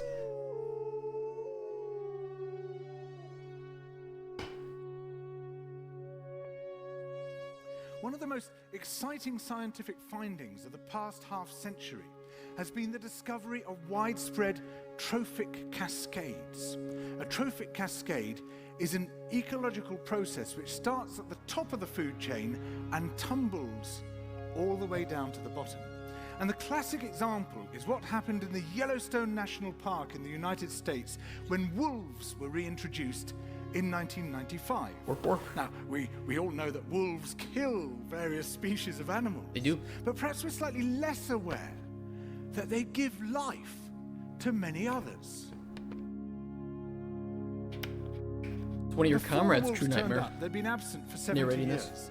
That the numbers of deer, because there was nothing to hunt them, had built up and built up in the Yellowstone Park, and despite efforts by humans to control them, they'd managed to reduce much of the vegetation there to almost nothing. That is an important aspect too. It's just, you know, deer populate very fast and they will eat the shit out of the grass. Not good. Raised it away. But as soon as the wolves arrived, even though they were few in number, they started to have the most remarkable effects. First, Cute. of course, they killed some of the deer, but that wasn't the major thing. Much more significantly, they radically changed the behavior of the deer. The deer started avoiding certain parts of the park, the places where they could be trapped most easily, particularly the valleys and the gorges. And immediately those places started to regenerate. In some areas, the height of the trees quintupled in just 6 years. Bare valley sides quickly became forests of aspen and willow and cottonwood. And as soon as that happened, the birds started moving in. The number of songbirds and migratory birds Beautiful park. started to increase greatly. The number of beavers started to increase because beavers like to eat the trees. Your mom. And beavers, like wolves, are ecosystem engineers. They create niches for other species. And the dams they built in the rivers provided habitats for otters and muskrats and ducks and fish and reptiles and amphibians. The wolves killed coyotes, and as a result of that, the number of rabbits and mice began to rise. Even which the meant mice. More hawks, more weasels, more foxes, more badgers. Ravens and bald eagles came down to feed on the carrion that the wolves had left. Bears fed on it too, and their population began to rise as well, partly also because there were more berries growing on the regenerating shrubs. And the bears reinforced the impact of the wolves by killing some of the calves of the deer. But here's where it gets really interesting. Oh shit. The wolves changed the behavior of the rivers. Even the rivers. They began to meander less. There was less erosion. The channels narrowed. More Because pools the roots, yeah. formed. More riffle sections. One of those things, by the way, very little known. You know, people think tree roots are the saviors of erosion. It's actually grass. Grass is the greatest thing that you can plant to prevent erosion. Which were Pretty great wild. for wildlife habitats. The rivers changed in response to the wolves. And the reason was that the regenerating forests stabilized the banks so that they collapsed less often, so that the rivers became more fixed in their course. Similarly, by driving the deer out of some places and the vegetation recovering on the valley sides, there was less soil erosion because the vegetation stabilized that as well. So the wolves, small in number, transformed not just the ecosystem of the Yellowstone National Park, this huge area of land, but also its physical geography. It's pretty wild, isn't it? That's a cool little video to send to people. You know, nature is a very careful balance, and if you throw anything out of balance like that, you know, the entire ecosystem can suffer.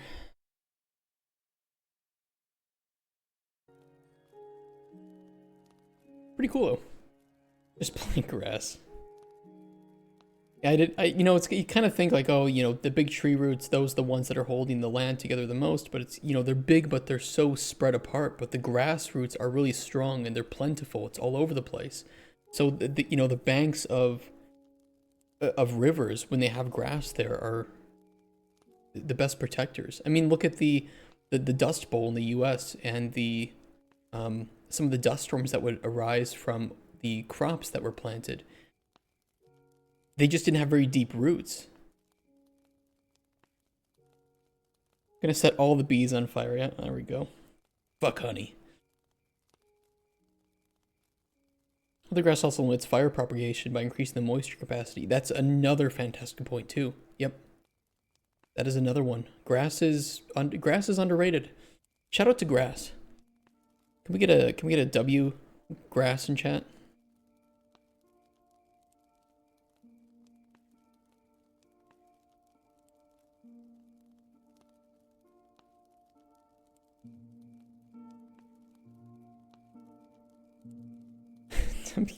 Grass. It doesn't taste good. No, it doesn't taste good, but it has, you know, it's a pretty great thing in the world.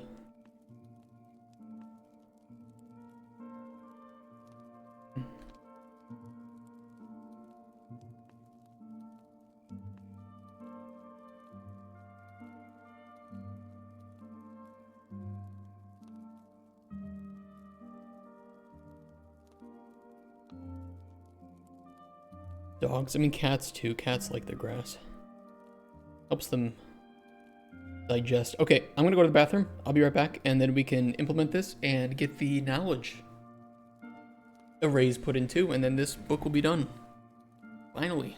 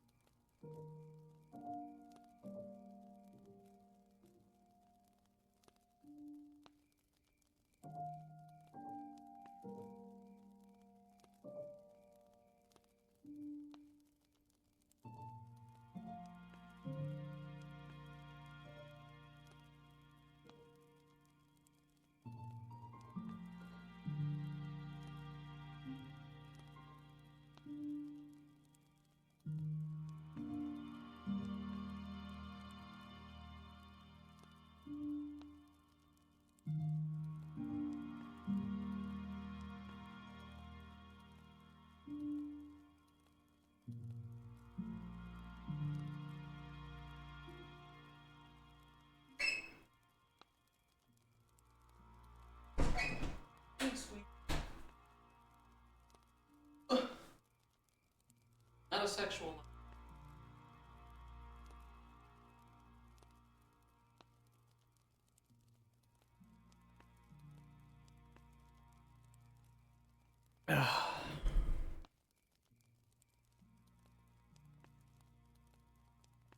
Where's the donut? Please, you don't have to donate to me. What happened? Oh, nothing happened. Oh, I saw a oh, my music ran out. I don't like that. There we go. I saw a tweet while I was pissing again because I use this time to check up on game news.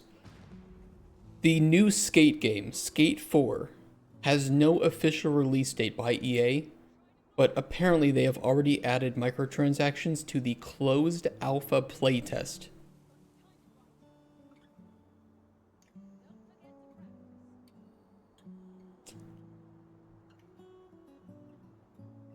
Yeah, let that sink in. Interesting idea I have. What if books became worn once you finish reading them so players know that they've already read it?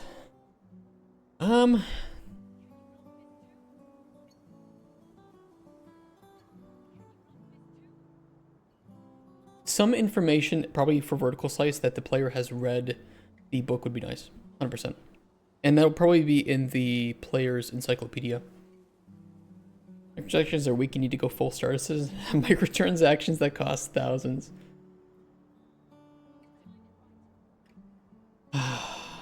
What an experience. Alright, let's make these pages. Data, books, assets, fishing knowledge, Poggers. You did used to tear each page out after he read it. Why does that? It's just like psychopathic behavior.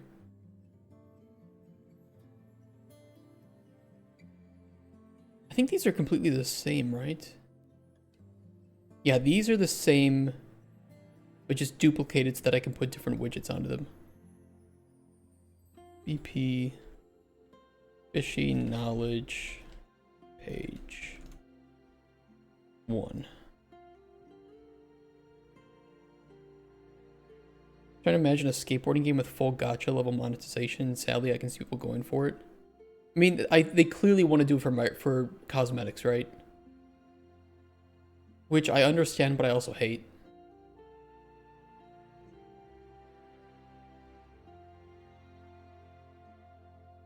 He's a Google engineer, yeah, that explains it.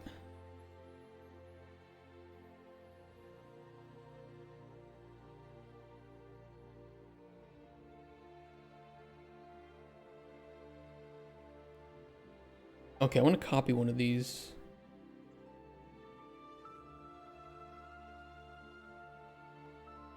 A goblin without hands is a goblin without spoons. He should kill himself.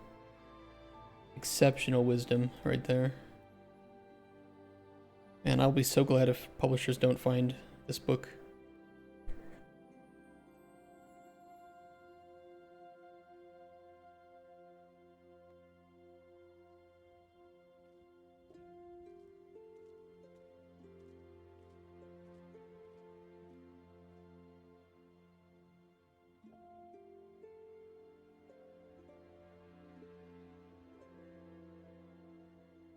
Okay, I don't know how many we'll have yet. Let's just start with page 1.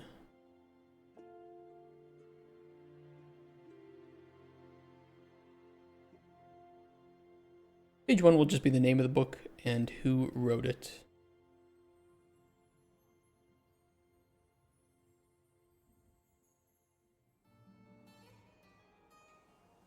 This can be bold.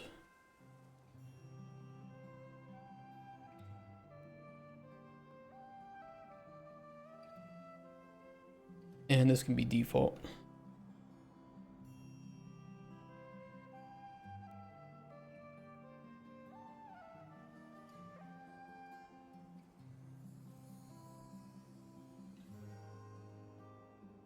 Fishing for the Cognitively Impaired by Reginald F. Dorlicker. Beautiful.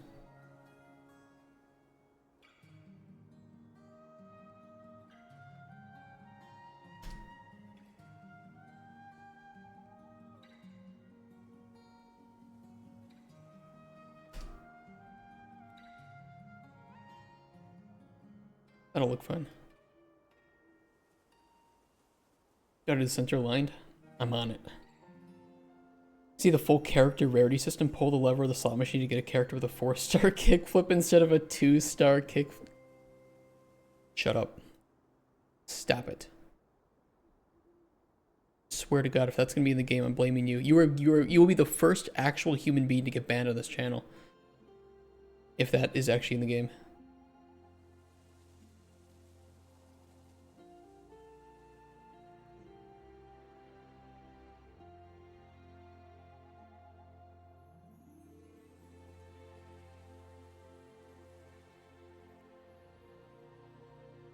Don't forget the battle pass.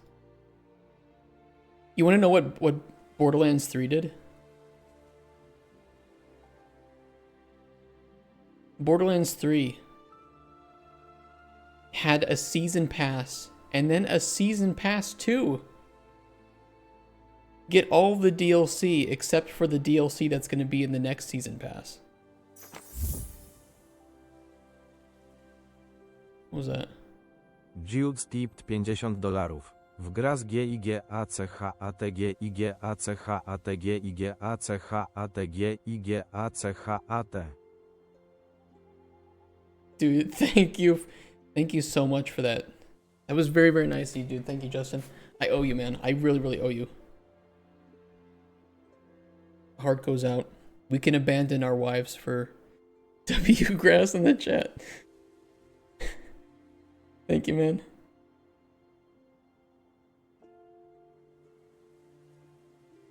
That was really, really nice of you. All the money we make goes towards the game's development, and we will put that to good use on blackjack and hookers.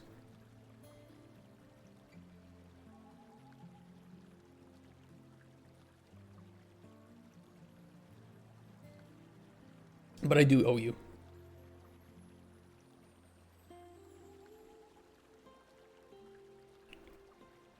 Okay. Gotta buy your games now? Dude, I'll send you a key for the game.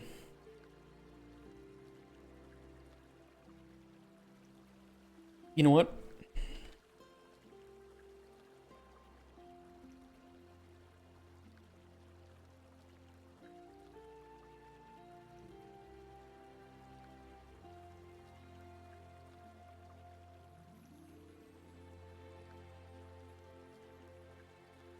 Let me see something on the side here.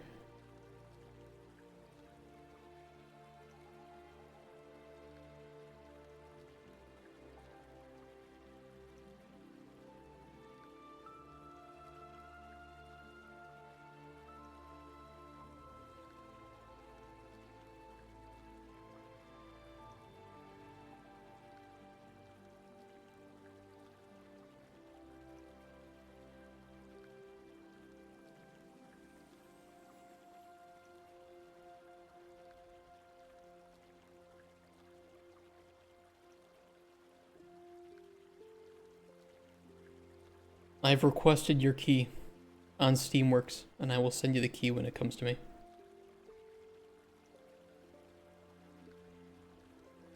You will be the first person who owns Cauldron Chronicles on Steam but can't do anything with it because it doesn't exist as an application yet.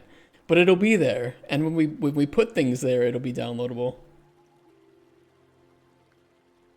Just don't expect anything yet. Hey. No need to thank me, thank you. You probably just gave me more money than the game would even cost, so I owe you. Introduction. Oop. I don't really have a good like title style for this, do I?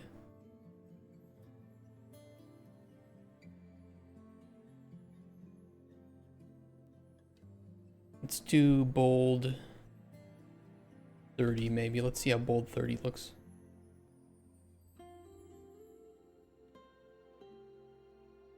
Straight to the dev. I mean, I hope I can just make a good game. Massive open world, advanced crafting system, and gotcha mechanics up the wazoo. Hey Hilden, got a few games that got inflated download size because there's secret APK for Android in the game install directory. Huh? Got a few games that have inflated download size because there's a secret APK for Android? Which games? On Steam? That sounds really, really suspect. On Steam? Do you have the names of them?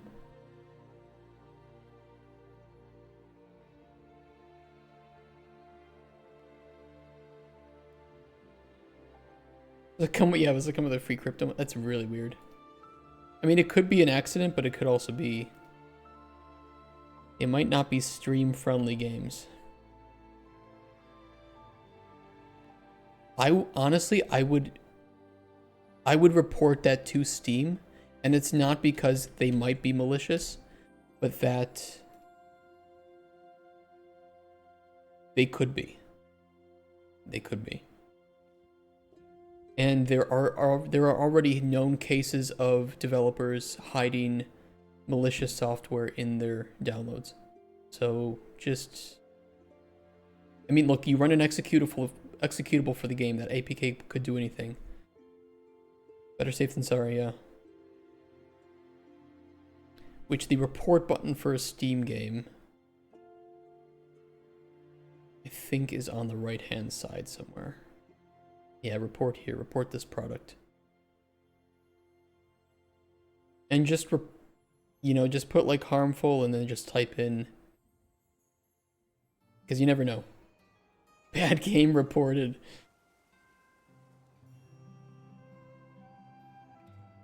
Hey, you know what? You could make it into an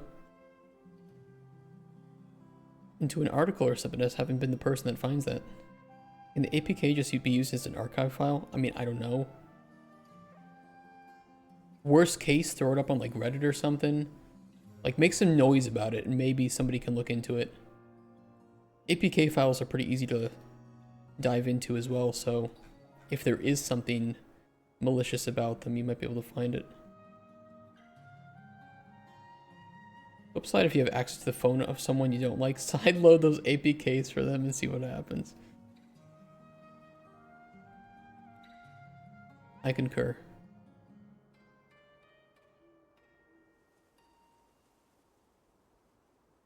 Let's try default 18 for this.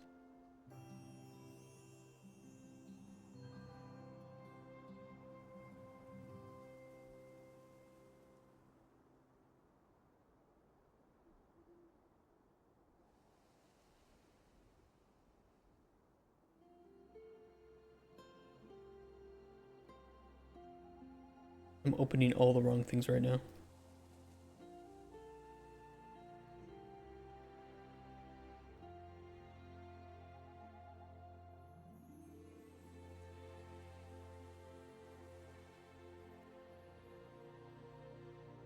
The text spacing is horrid here.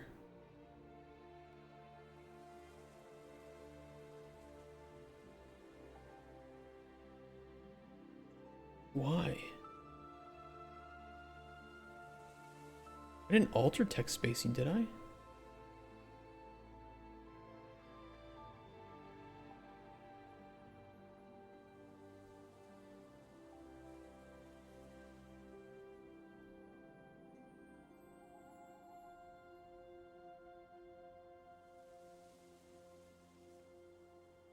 No.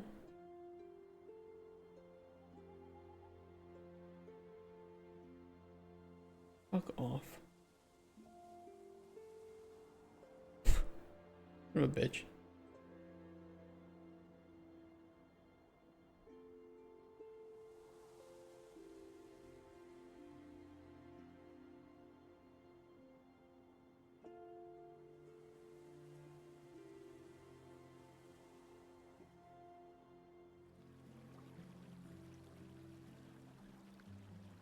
Yeah, that's annoying.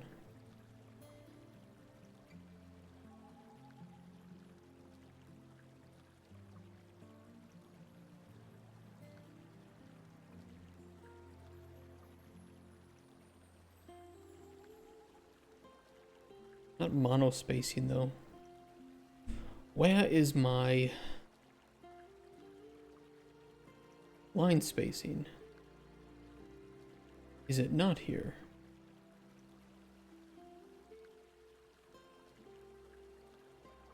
Line height percentage. It was at, oh, it was at 0.8.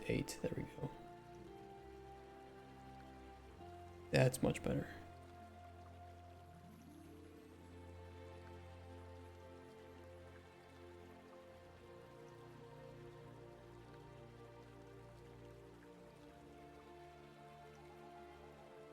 Some additional padding too between the top and bottom would be nice.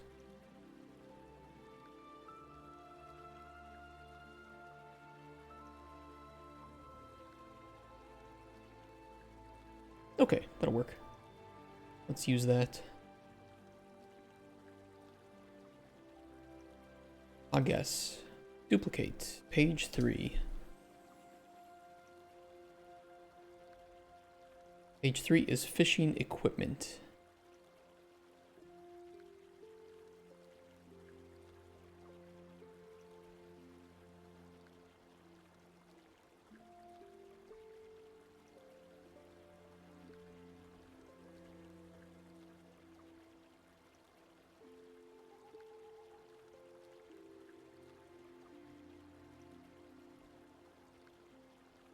I do that.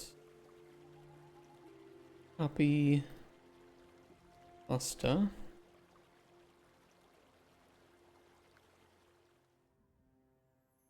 Looks good.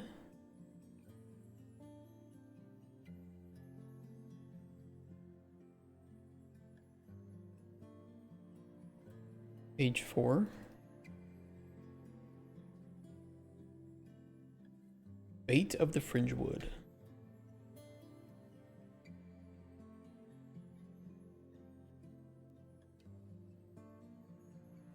You know, I'm not good at coming up with names for places or people. Or any names.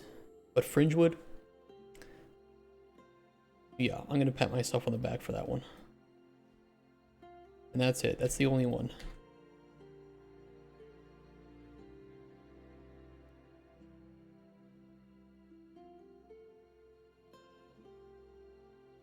I could nest some additional colors in here if we want, but I'm not going to do that for now.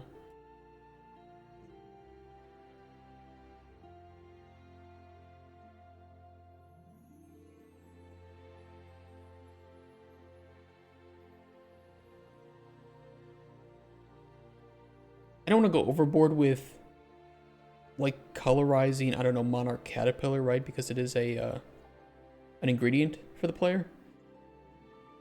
I feel like games do that too much, and when they start to do those things, the audience becomes dumbed down, and if they expect that anything important is now color-coded, they will often just only look at the color-coded things. And if you don't color-code any of it, you'll get a little bit of grumbling, but it will encourage players to actually read what they're seeing.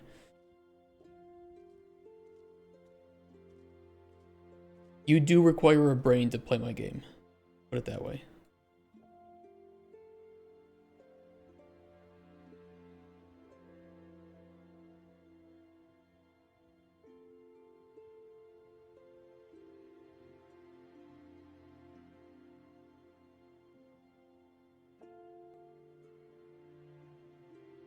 This one might have to take up two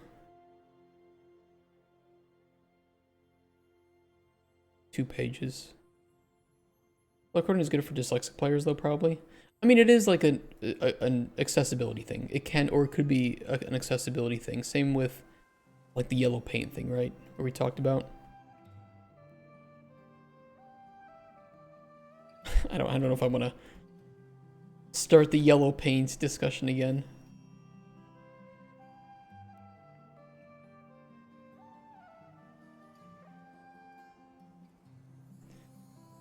No, I don't have a brain. Oh, shit. Maybe I shouldn't send you the key then. Fonts are more important to someone like me. It would be cool if you could have these read out to you. With like a narrator. Like I'll even just narrate it myself. Not gonna be the greatest quality, but I don't have to pay myself to narrate it.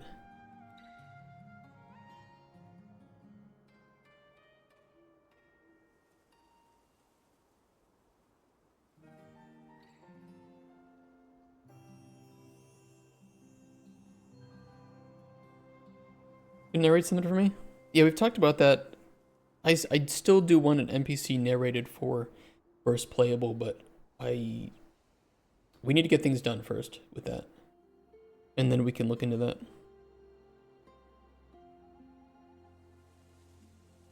We need a good way to compile all of the lines, and we don't really have a good way to compile lines. A QR code in the corner with their phone number, then you can read it to them live on demand. That the problem is that I can't export lines from narrative.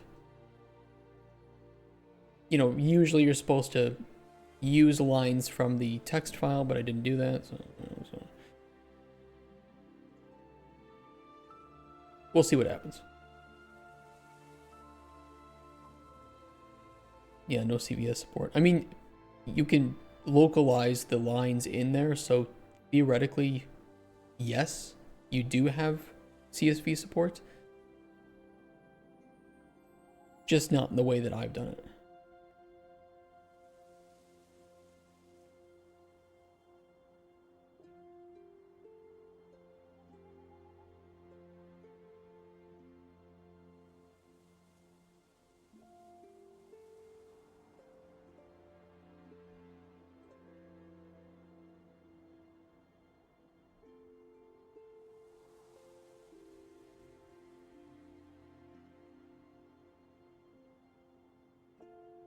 Okay, there we go. Ooh, that's pushing the limits. At least Latex Dungeon has the AP key and the install directory, and I think there were other games too, but I removed most of my games to save on space.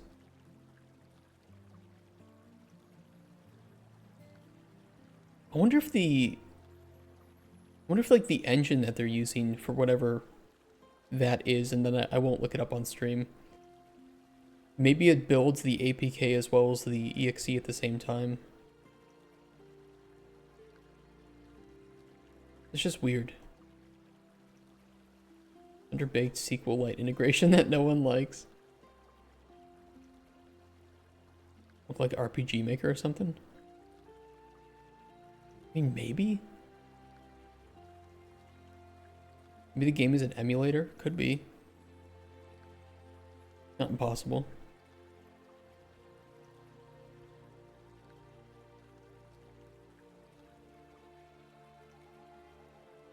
I'd still be a little concerned about it because it's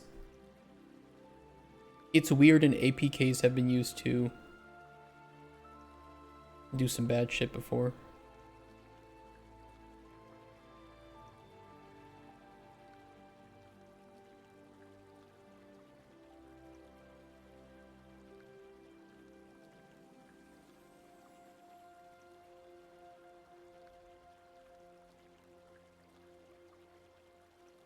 Well, I know what APKs are, but I mean, they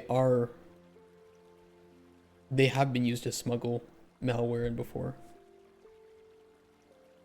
Like, yeah, it could be an emulator, but it could also be, whenever you double click that exe, anything could be happening for the game.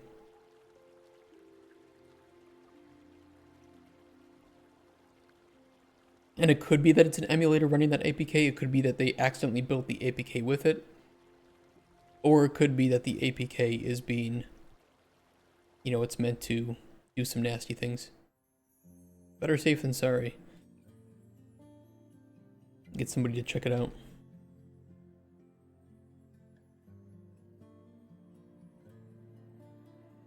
Yeah, it's just the container. You should be able to use WinRAR to inspect it.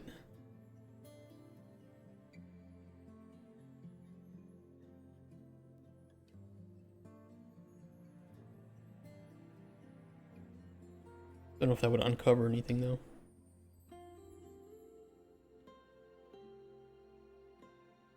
Should not click on the exe you try to sell us, exactly. Only click on the APK. Cauldron Chronicles.apk. Not be an Android APK, but just a file extension. Look at the file header. Good point.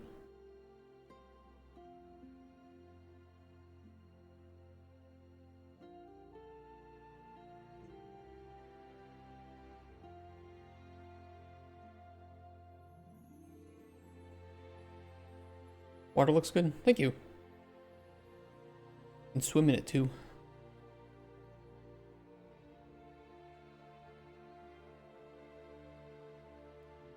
And there would be fish creatures that would be swimming around, but we don't have those at the moment. But there are ingredients that you can collect from down here.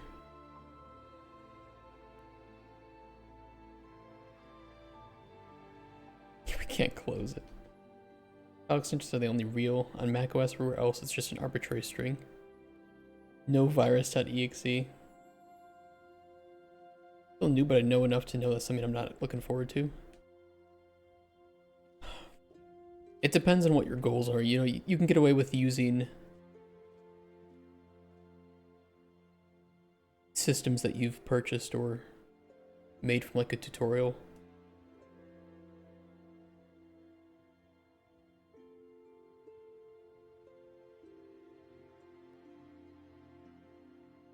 It's just worth knowing that every time that you use something that you didn't make yourself, you are running the risk of not knowing how to update it, fix it, get it to work with the rest of your game, which is primarily what I see with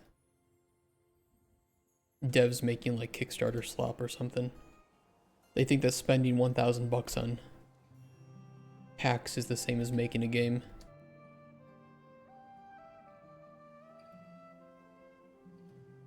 Virus EXE is safe. I swear there was some Steam game recently that used specifically an APK to smuggle malware, but it might have been something different. Stupid decided to do the hardest thing possible for any game, deformable terrain and fluid simulations. Yeah, that will be pretty challenging. Make a game called Virus, sell it, and spread virus with it. I've had the idea for a long time to make what's called an anti-game, where it would literally be the worst game ever made. And I was thinking if it would be possible to add every single DRM that I can find to the game. Like all of them.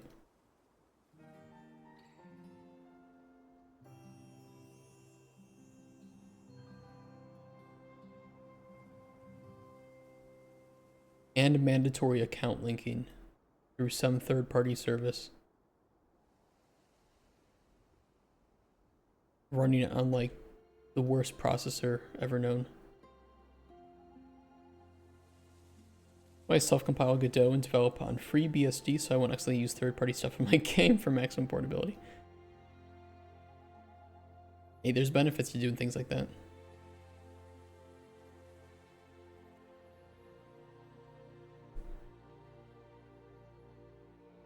Click a clicker casual game, but it's just endlessly signing up for accounts. It would have everything. It would literally be the worst game ever.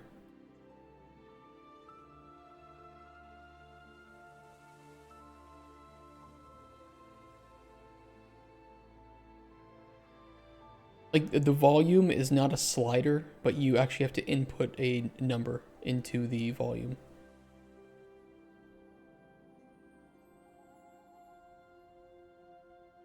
You have to input the hex value of the volume number that you want. Like just everything would just be the worst idea ever. It'd probably be like a rage jumping game. That'd be perfect for it. I probably won't make a game like this. I just find it funny to think about stupid things like that.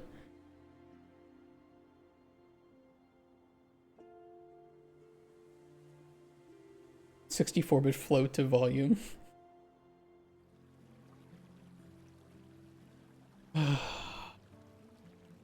Okay, we have 10 pages.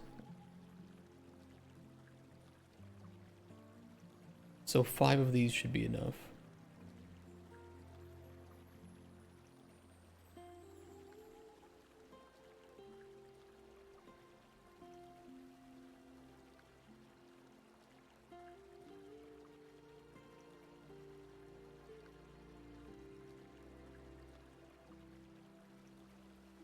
Let me close these first.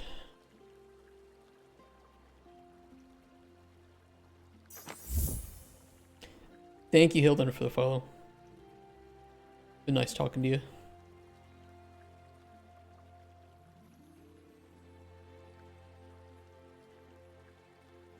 Gotta go? Yeah, take care. See you tomorrow, hopefully. I'll be on at the same time, doing the same thing. We might finish early tomorrow, though. If I finished up with the... Oh no, I have the Sunblight book. Well, I'm gonna write that on my own time. But fishing knowledge book and ingredient knowledge book can for sure be finished up today and tomorrow. You gain 4K Raptor bucks. Nice. Spend those on farts. Hey, Slaytan.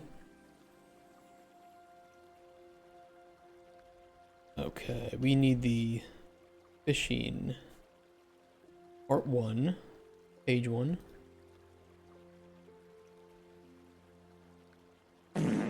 Page 2.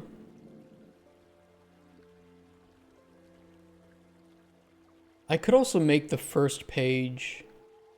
Well, here's what I'll do. Can you write a single book and you're writing up all the lore books in a day? 2 days. But they're very minor lore books, just for a prototype. I am very, very slow for writing. Don't get the wrong idea. I'm not a good writer, and I'm not a fast writer. These are more just kind of... These are a start.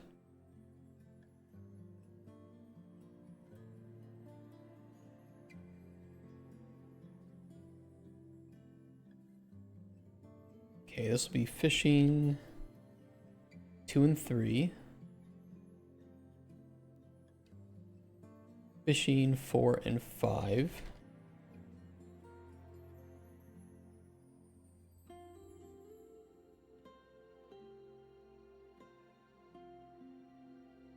One, 2, 3, 4, 5, 6, 7.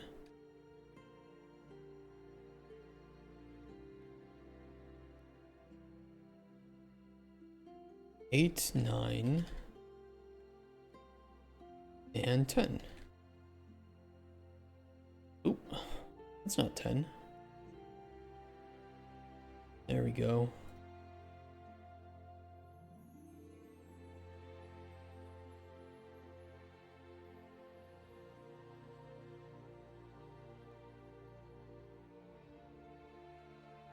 Okay, now we take the book and get the pages in here.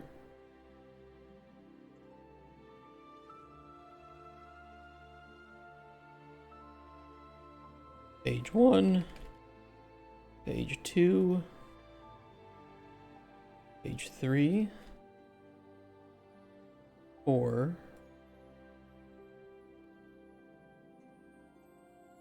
5, and 6. Almost ready. We now need to fill the knowledge to give when you open up those pages.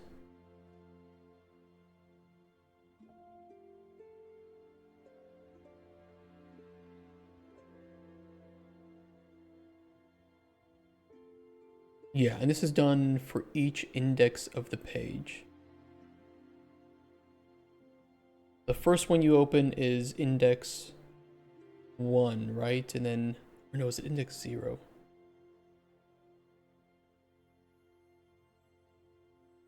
I think it's 1, because 0 is the front cover, and then 1, 2, 3. So index 3 is actually the first one that we want.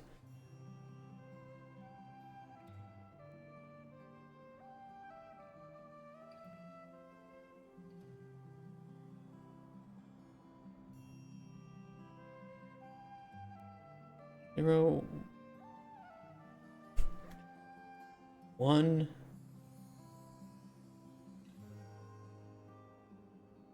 I don't remember how we set it up yesterday.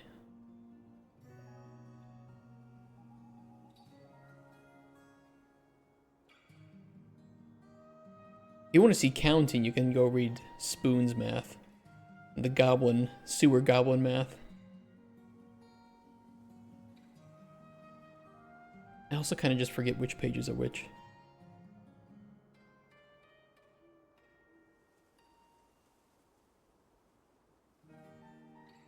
If I get it wrong, I can fix it. It's pretty easy to fix.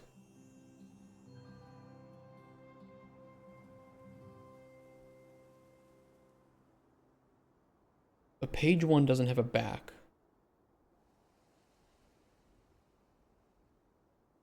Index 0 is null.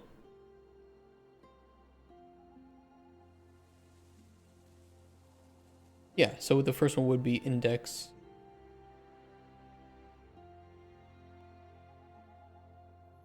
2? I don't remember. Shit. Okay, let me just look at the function.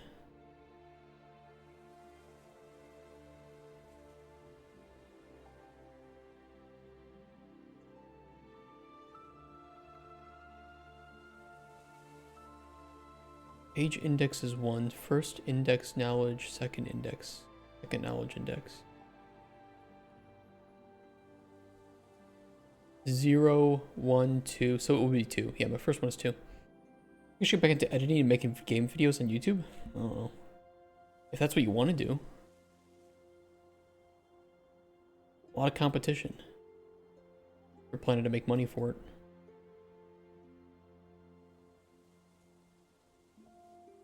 So 2 is the first one. Do we have any information on 2? SWAS, blah, blah. No. Nothing on page 2.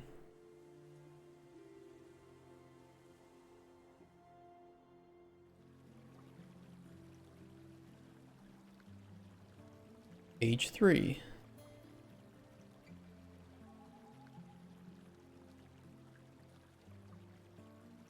I don't think there's anything here.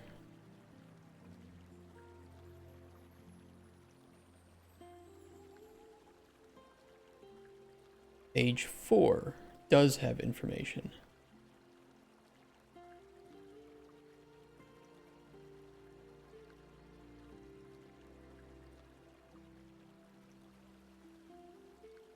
So it would be 0, 1, 2, 3,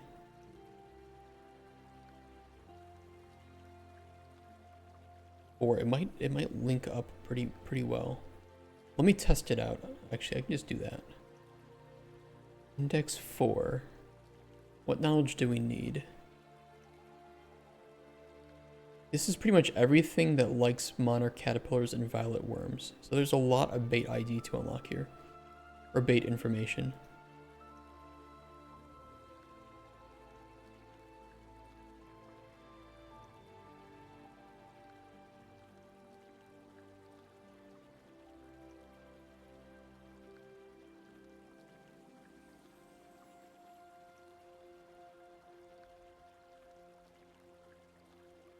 This is set up wrong.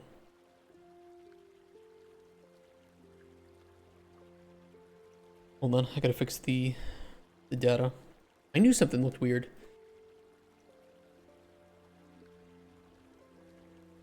I knew it.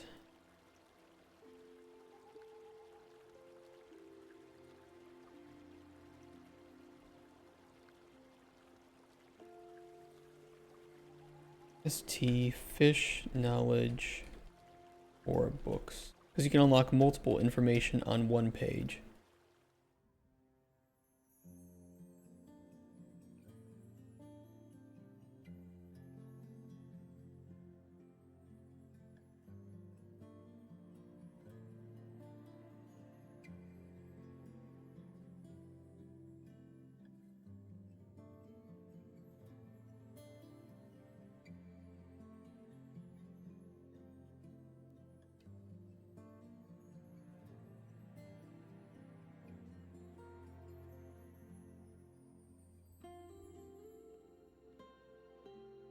Yeah, and that has the knowledge in that. So each index of the fish knowledge to give is then the index for the page, and then we have multiple knowledge that can be obtained from that. Arrays within arrays. Gonna be kind of nasty to set up, but we only need it to work for this one book. So however long it takes, we gotta do it. So now for index 4, which is page 4. We can add in multiple pieces of knowledge here.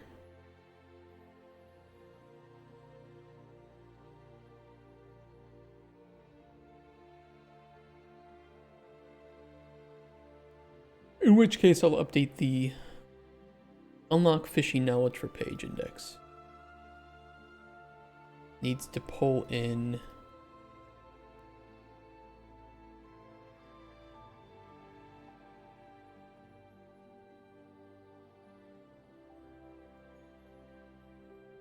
this.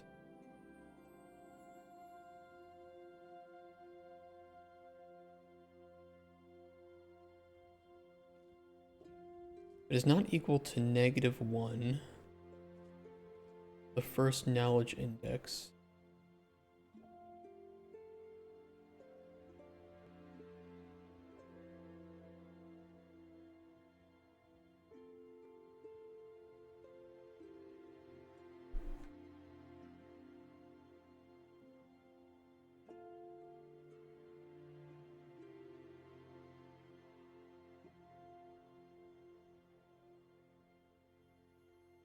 Yeah, I also kind of agree with doing things because you like them and not for the money. I mean, it's great if you can do both. And if you plan to live.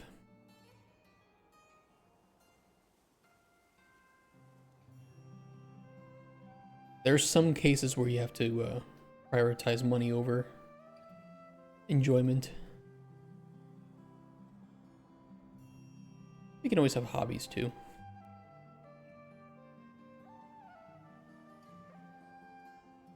Probably multiple ones, yeah.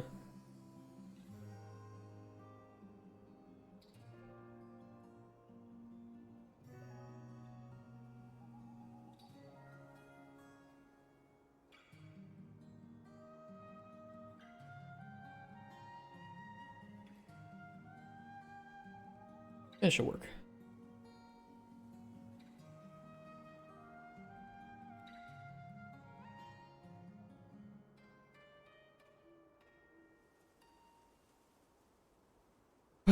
Okay. Okay. Pull it out. What information does the player gain from this page?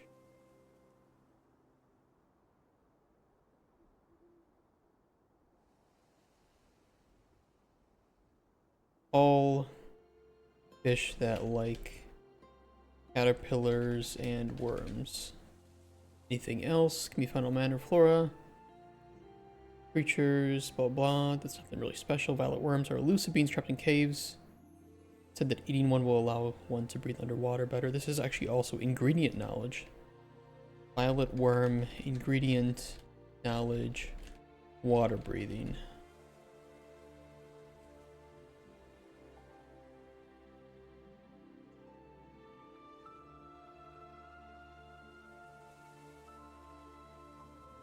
And it's kind of mentioned that they're in cave here, but this isn't information that the player can obtain of where to catch them.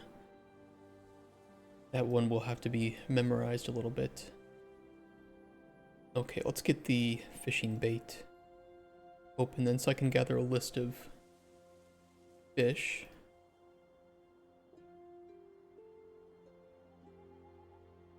All of these up to the river guppy.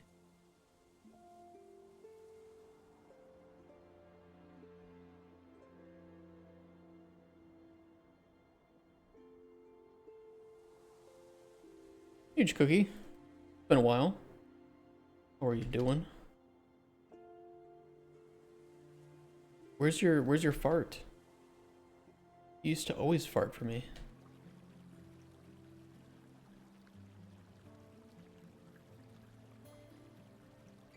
Missed me? I missed you too.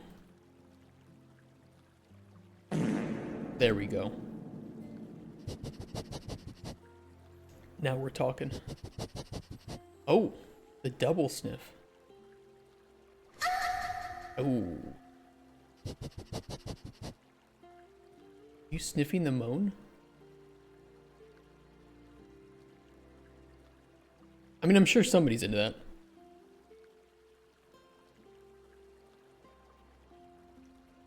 What's happening? Good question.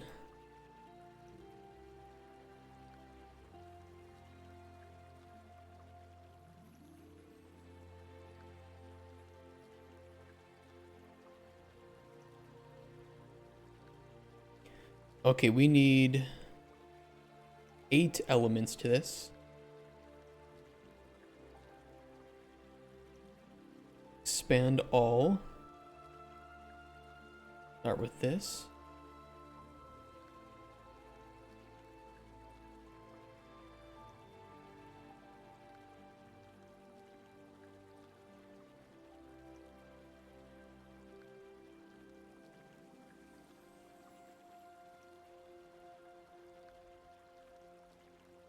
Driving to work?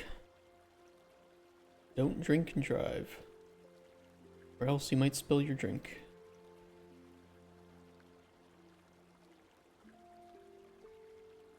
Great knowledge learned.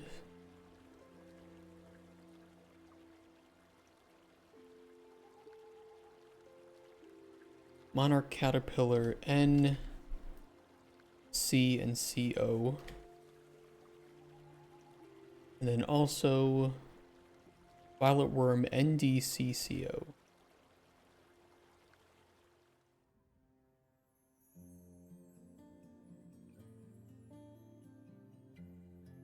Can't just copy this, right?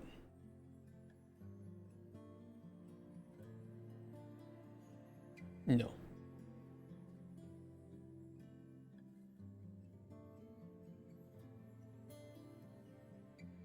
This is 7 elements.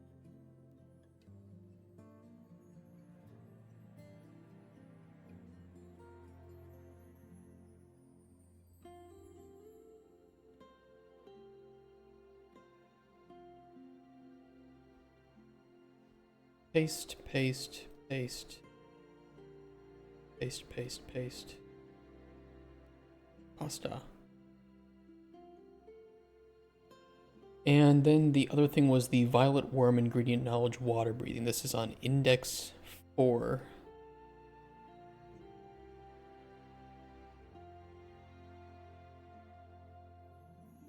Index 4, item 5. Okay. Violet worm. I think we unlock ingredient. This will unlock them for all of the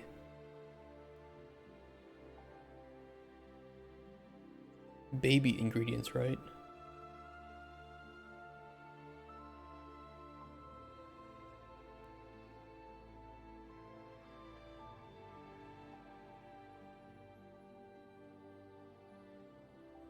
No, we would have to reference each version individually.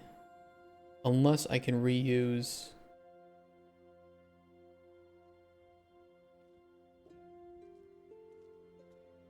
Unlock knowledge from potion brew. This is where we grab every ingredient, right? Or no? Yes. Okay, I'll do it. Or I can make a new function.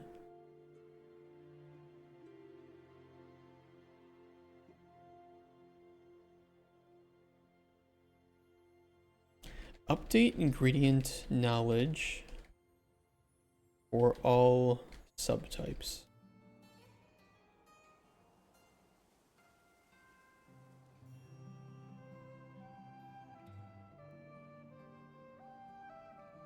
Update ingredient effect knowledge for all subtypes.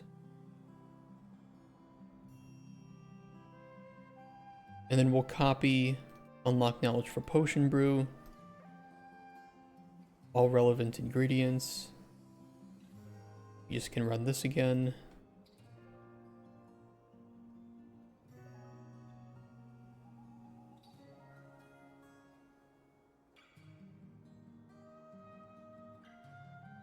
I have an angel halo prop as well? I do not. Because I'm not an angel. I am the bane of darkest dungeon modding. I am an everything phobe, according to those people.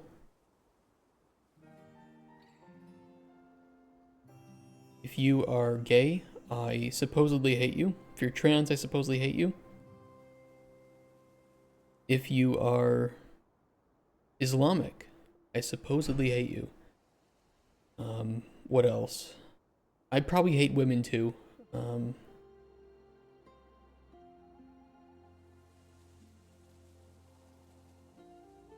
Don't let this get clipped out of context. Just remember, you don't get to decide what kind of person you are. Your haters do. You are devil versus regular Paul. I do enjoy hearing about myself from others.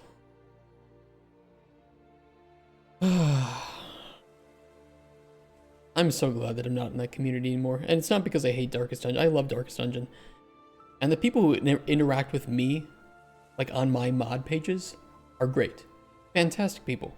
They're just looking for like a small little fix, or they want to, you know, thank me for the mod, which is really, really nice of them to do. But my god, their Discord is overtaken. And Red Hook did it to themselves.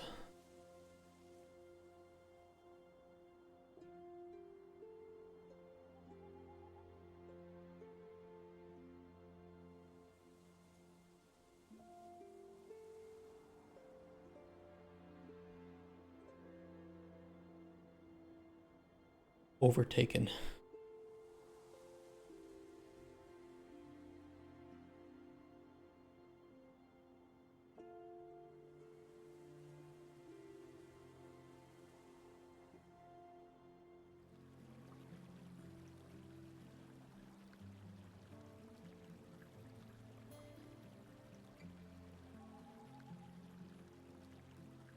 How do I want to link this up though?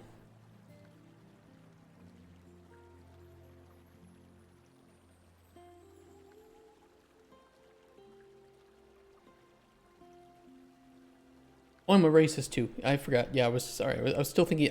I knew I was missing something. I'm also a racist to them.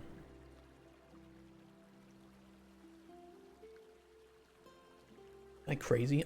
I never knew that about myself.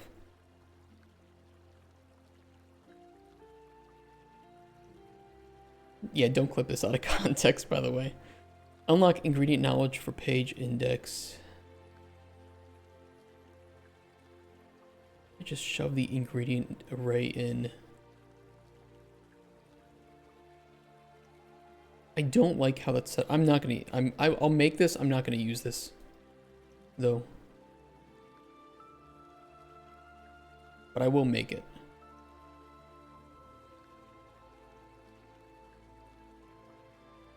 Yeah.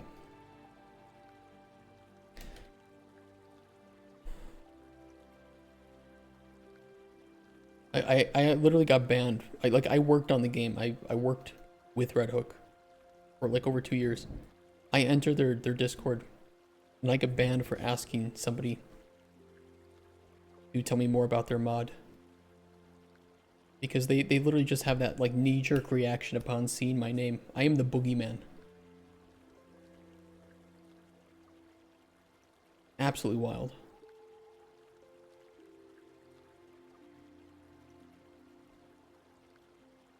And then I contacted Red Hook to ask them. I'm like, do you know that your community is infected in this way? Like, according to our moderators there, you've got some history with them, and they don't want you around there. Okay.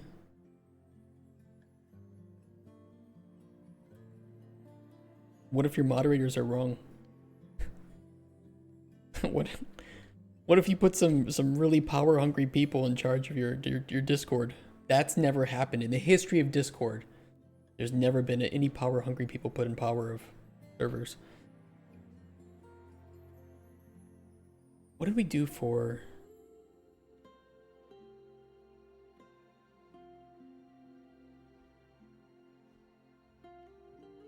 We would need to update ingredient slider. Need ID, new knowledge.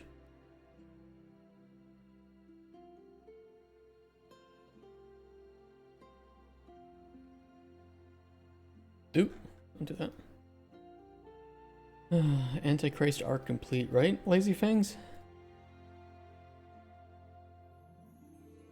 I'm half tempted to make a throwaway account just to go back into that server and see if they deleted my history. If they didn't delete my message history, it would be the funniest ban message history in the history of Discord. Where I'm just like being super nice and saying nice things to people and then I get banned.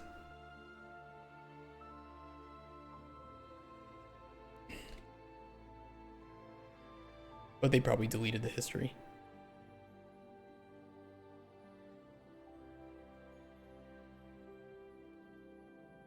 Is there a bunch of pussies?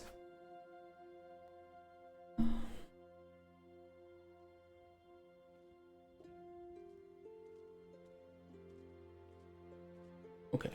Yeah, this looks fine. Throw this into knowledge, but I'm gonna do it the old school way. It's not that much knowledge to give anyway. Or violet worm. We have how many variants of violet worm?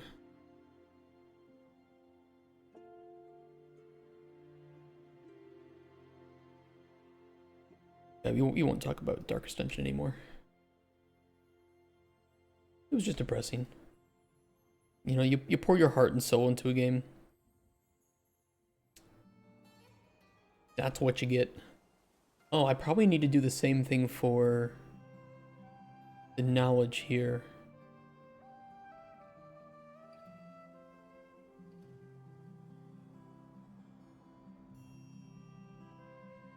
Okay, I'll make something new for that. What is this? Ingredient knowledge types.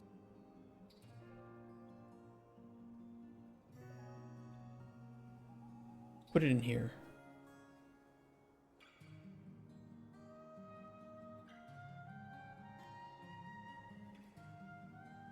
ST ingredient knowledge or books or just books.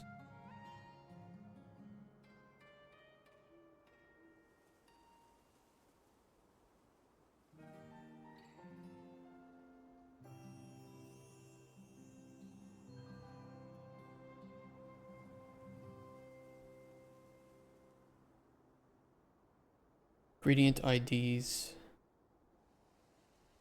knowledge.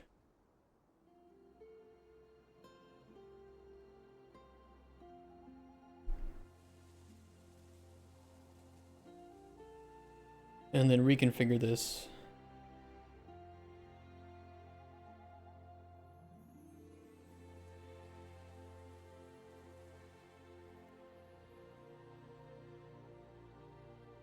Whoever worked in that water animation deserves a raise. If you knew the pain that I went through to get this water working, you might say something different. The person who created the water did not do a very good job of documenting. And it was pretty painful. Do you wipe twice or once? The number of times that I wipe isn't shown in there. I'm gonna be honest. Just vibe coding. It literally, I don't know if, I hope he changed, but when I was looking for like information in his Discord, his response was literally just to reverse engineer his example maps.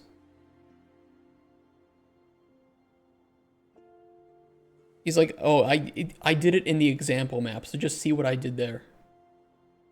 Well, I don't know how you did it. That's why I'm asking.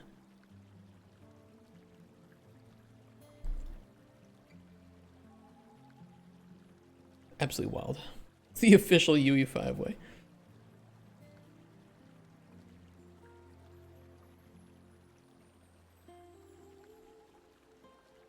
They didn't even have good examples. He had examples that made it look like the plugin could do more than it actually could. And so you're buying it, you can't refund it, based on the premise that it can handle things that the documentation doesn't say that it can handle, and the examples make it look like it can handle.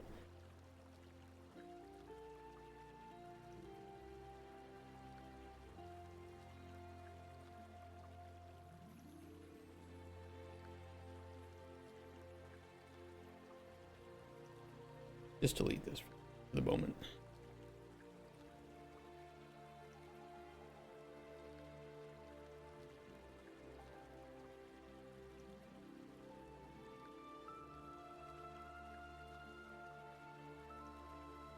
Sounds scammy. I mean, it looks good, and there are very, very good use cases for this.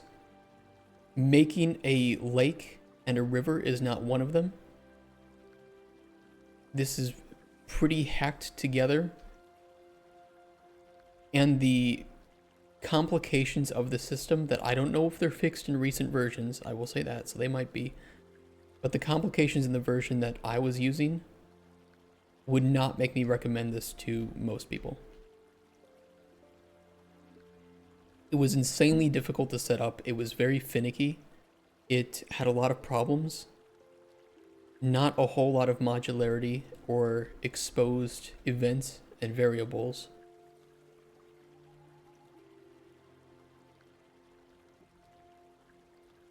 It's just I don't want to talk about fluid flux.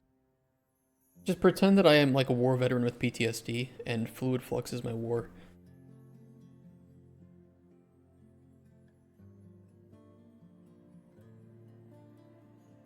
You wouldn't ask Grandpa how many Viet Cong he murdered with napalm, right?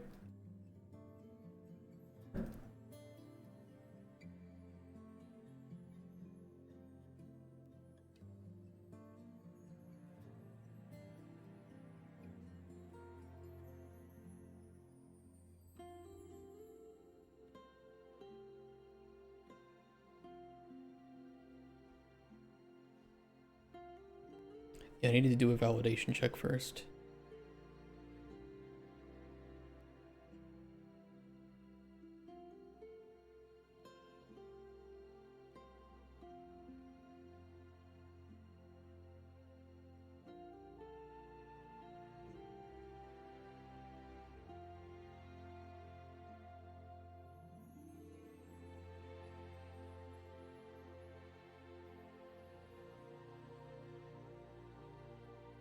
Ingredient knowledge.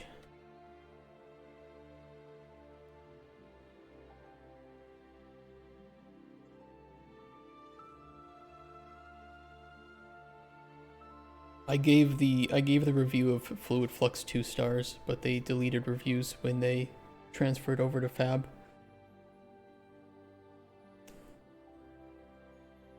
But if you can find the VOD where I talk about the review for it, you can find out what I said.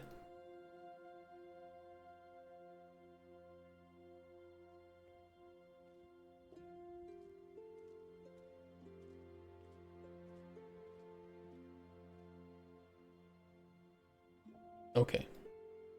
Fish knowledge to give should be working. Ingredient knowledge to give. This is on index 4. The ingredient IDs. Thank God I'm not using maps.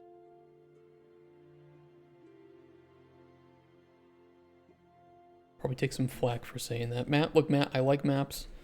Maps are great. Maps have use cases. But if I know the data I'm putting in, I like to just work with arrays.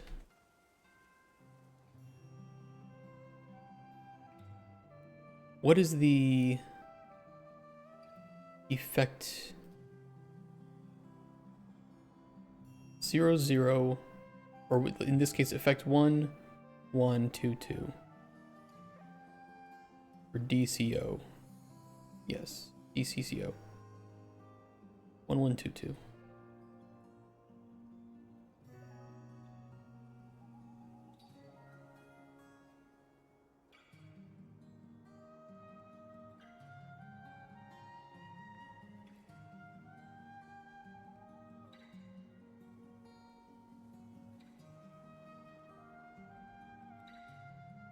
Alright, I can see if this works.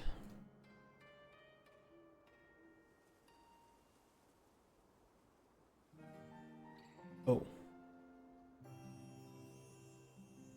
Oh, yeah, that's...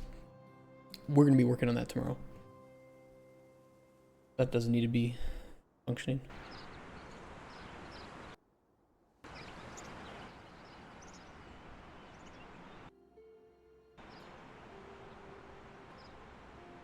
Cheat in all ingredients.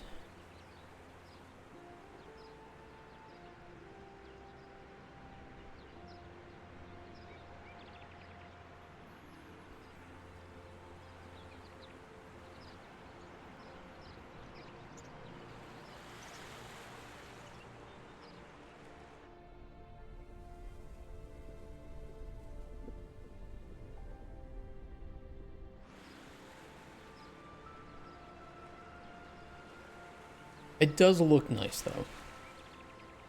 I will agree on that.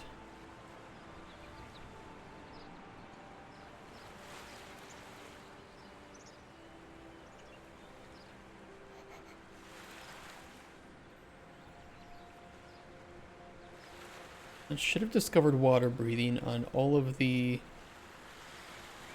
violet worms. Yes, indeed.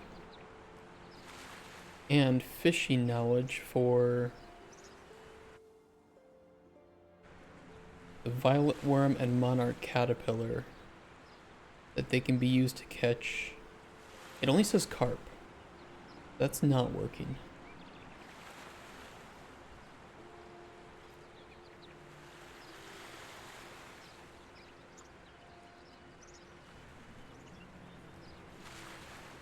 And it should show all of the fish here, but it doesn't.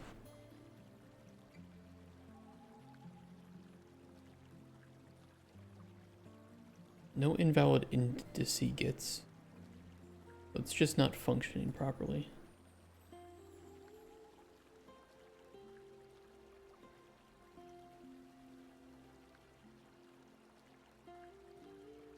Should be sending the right info.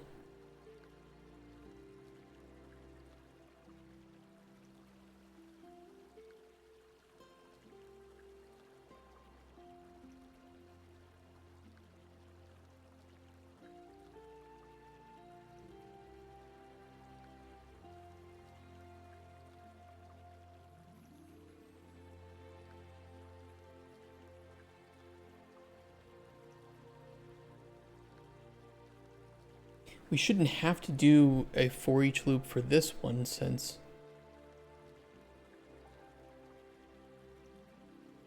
this here would do the for each loop for the bait.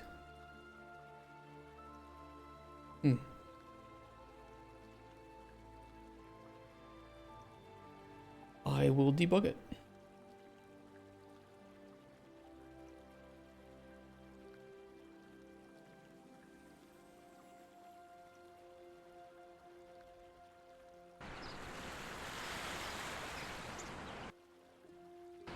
No sound though, please.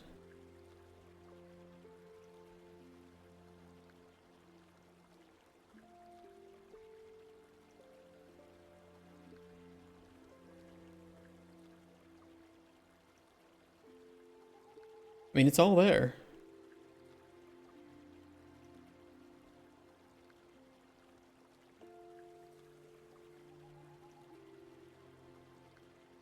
Yeah, local bait knowledge, the player doesn't know anything.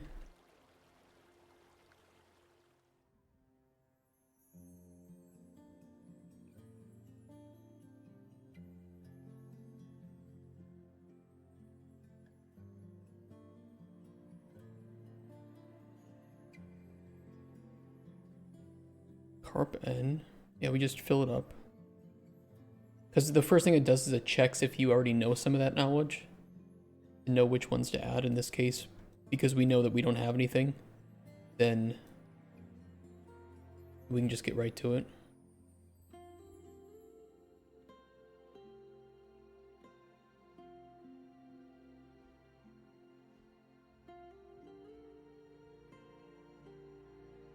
I mean, that's correct.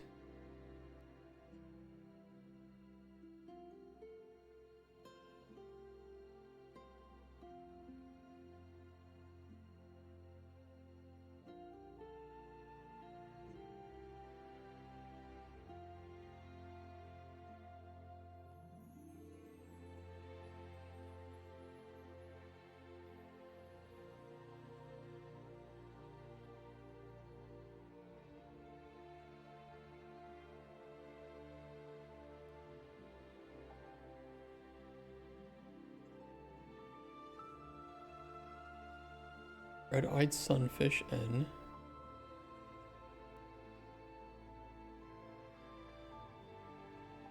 Huh? Oh.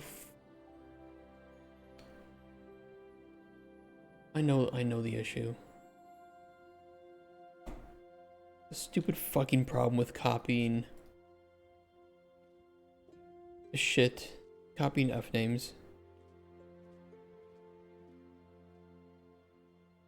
I write the F names correctly here. I want to copy them down to here, and it puts motherfucking quotation marks around them. And so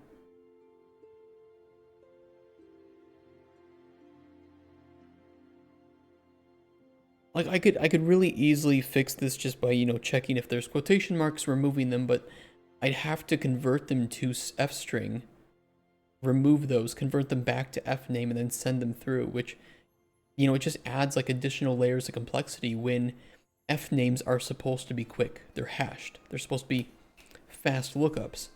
So I don't want to have to convert them to and from when I'm, you know, sometimes doing this hundreds of times.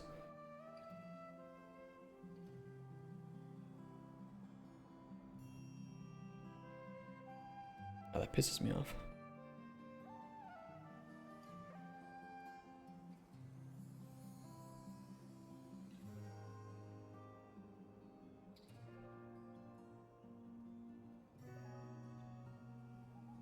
It's still going to do that too if I copy it all the way down here. Unless I can maybe...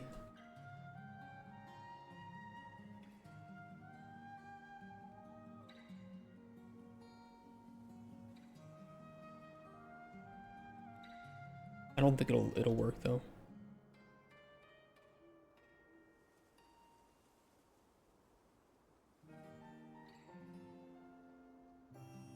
It does, okay. Holy shit. I hope that they fix that in 5.5.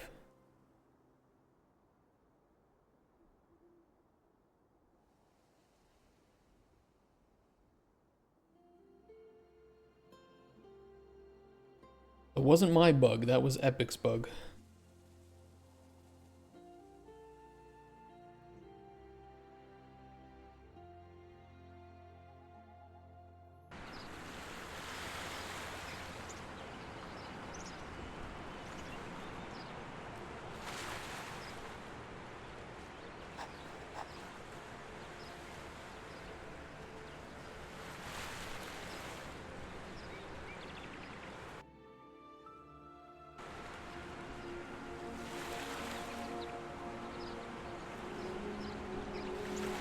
Okay, where are my toe biters or violet worms? There we go. Now it shows all the knowledge. 1, 2, 3, 4, 5, 6, 7, 8.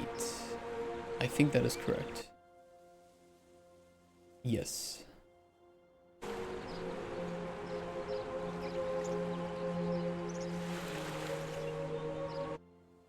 I just hope that it was on, for sure, the right index.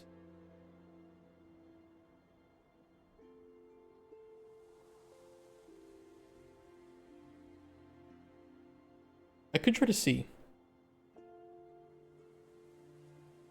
I could easily test that.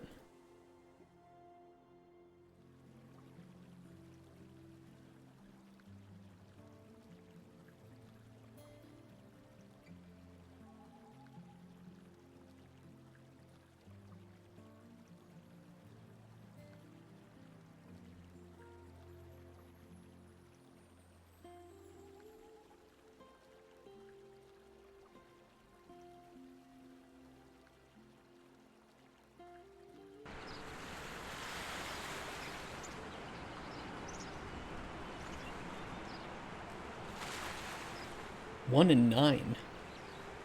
Oh, it's the last index. Hold on, that's not what I want. I don't want that that print there. I want it here.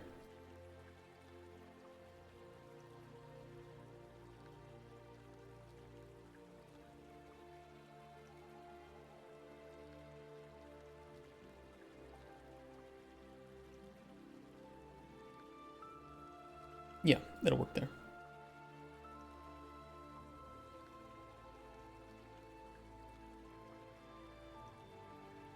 It should be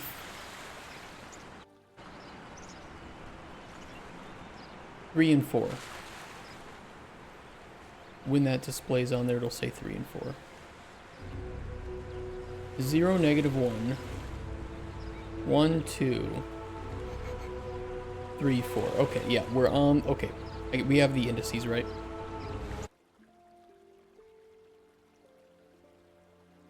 Good to know.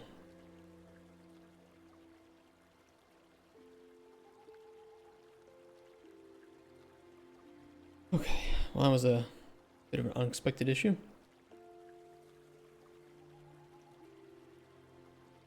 What is on the next page?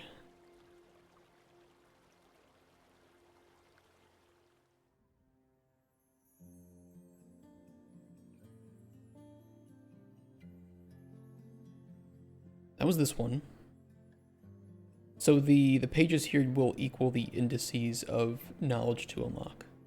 So these are the next 2 pages.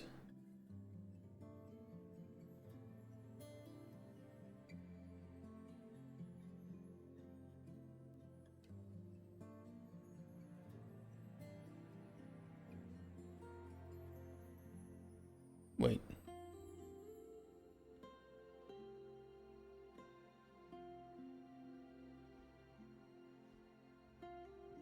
Uh-oh.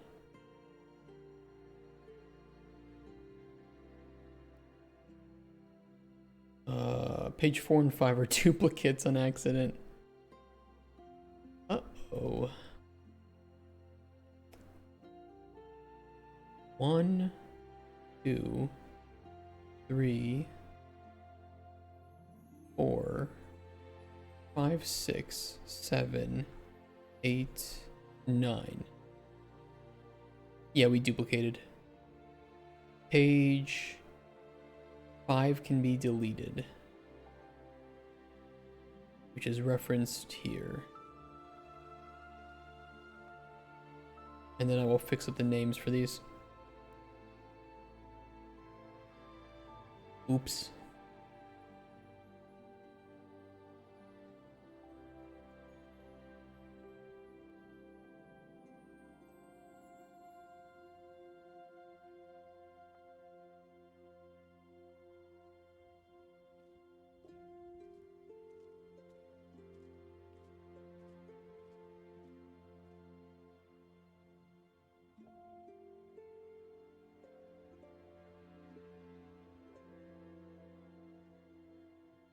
Okay. Page 3, 4, we want the new 5.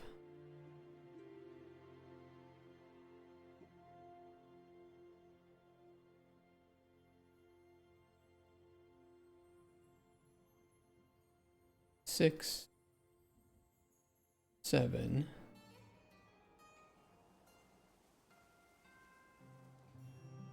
8, 9, and then we can just delete this one.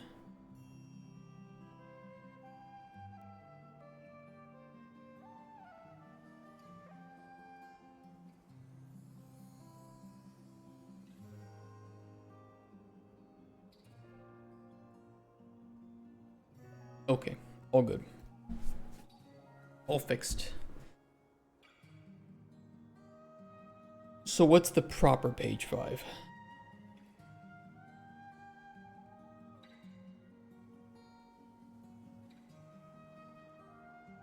Fish of the Fringewood Lakes. Sounds like we find fish such as common carp, red-eyed sunfish, or even the gregarious emerald bass. While we all have an affinity for the aforementioned monarch caterpillar and violet worm, we observe that the red-eyed sunfish may have an affinity for the red teacup flower. Therefore, safe to assume for those capable of thought that other fish of the lake have their own tastes as well. Okay, so this one's easy. This one is just the violet worm. Or no, the red-eyed sunfish likes red teacup.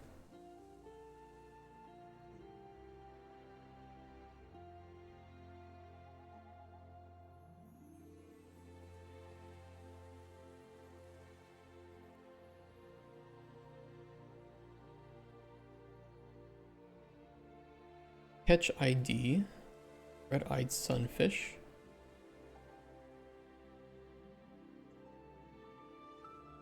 And we have red teacup N and D.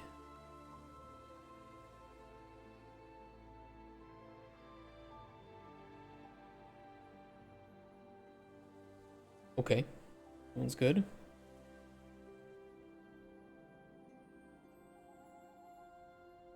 Page 6.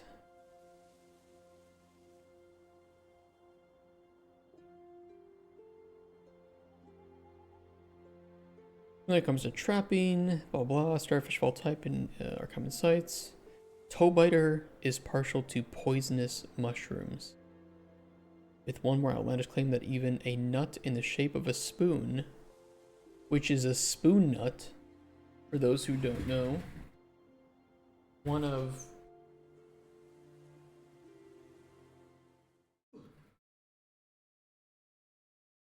these bad boys, it's a spoon nut. Spoon nut.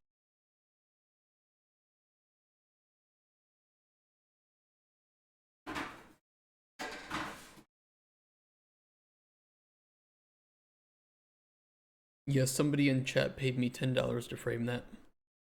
So now I have a framed spoon nut in my office. Some good looking nuts, thanks.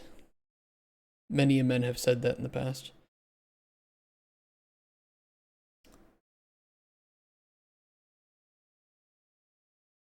Okay, toe biter.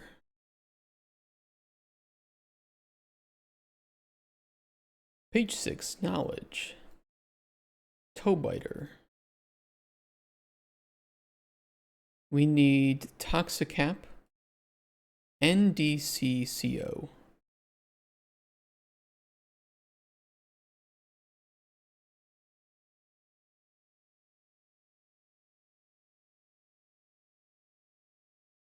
A lot of information gleaned here. It's an uncommon frame.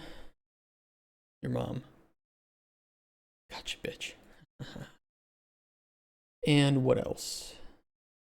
Spoon nut.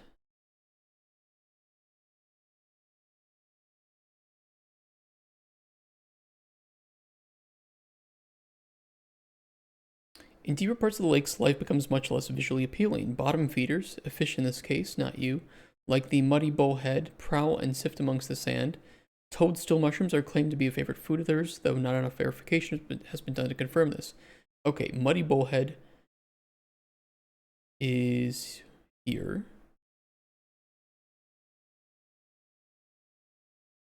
Yeah, we got him. Look, he's crying now.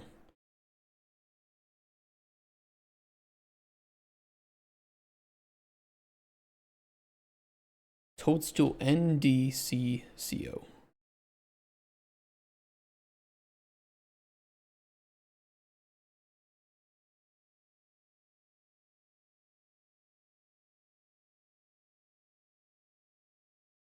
Okay, it talks about the blind floatfish, doesn't say anything though. Trapping in the deeper parts of any Fringewood Lake can be a difficult but lucrative prospect. Deep sea suckers appear to be the most unique bounty obtainable at those depths.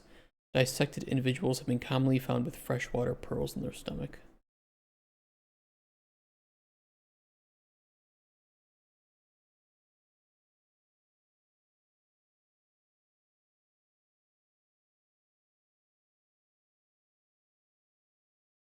Scene.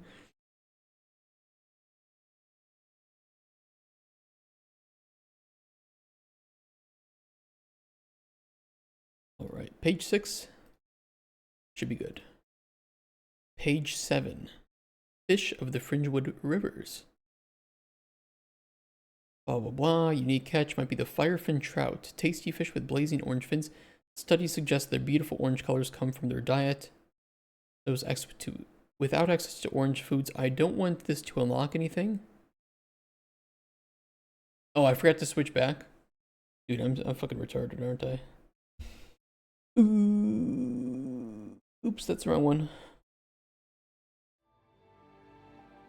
Do you guys like looking at me for like 5 minutes?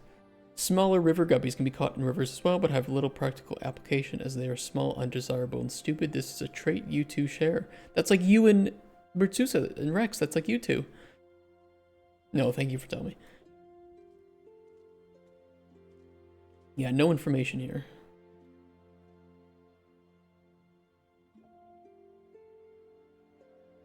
Twitch chat helped me. Time to insult them. Worms are excellent creatures. Caught with bright pink flowers.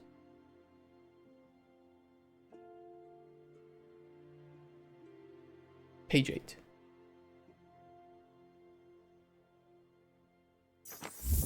Eyo, Bartosz, thank you for the sub, for the resub.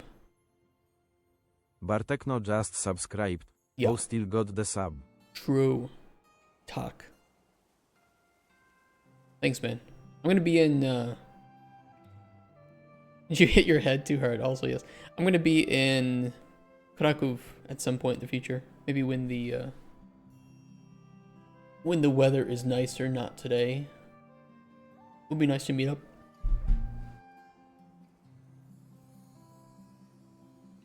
Hang out for a bit, have some lunch.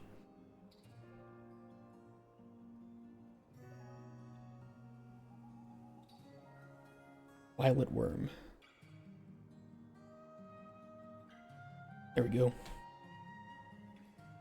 I'm not leaving apartment weather. Yeah, no, I don't blame you. The weather is horrible today. It was pretty good last Saturday and Sunday. Beautiful for the wedding. Why are you a twink? Am I a twink? I guess I'm a bit of a twink, aren't I? Would gay men want to have sex with me?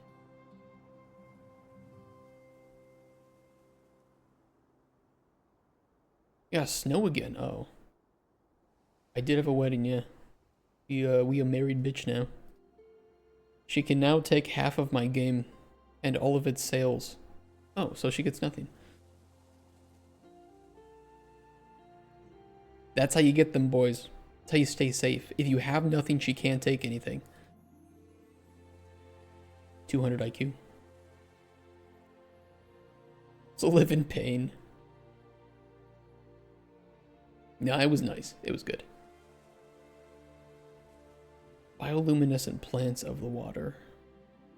Some of these I almost feel like I kind of hint enough that giving the player explicit knowledge of what they find or what debate that these have is probably not great. To bring you some vodka.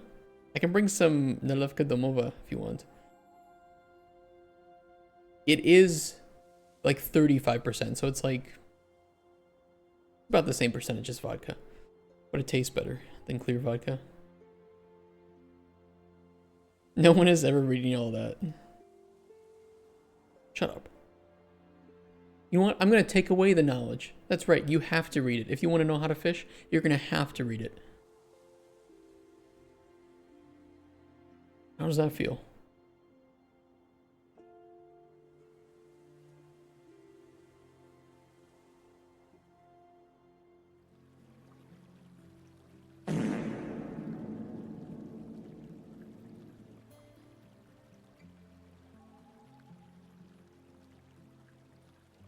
I wish I still had that banjo music that I used to have. I don't think my Stream Deck has it anymore. No. It's a shame. Gotta get that put back in. YouTuber will find a 7-second YouTube short explaining what to do in the game. Shut up. Make every confirmation check only available after 10 seconds on the screen. But only while focused, and you have to keep your mouse in a specific part of the screen. You can't click, and you can't press any buttons. And if you move it away or you press any buttons, it resets. If you alt-tab, it resets.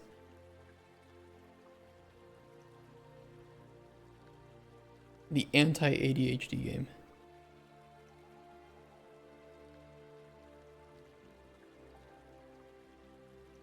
Should get the keck sound? Ooh, that would be nice. That would be good. Question, yeah, you have to, that's perfect. Yeah, you cannot close the book until you answer questions about what the book said. And we also do microphone detection, so you have to read aloud the book each time, and if you fail to answer any of the questions correctly, you have to reread the book, and you have to speak it into the microphone.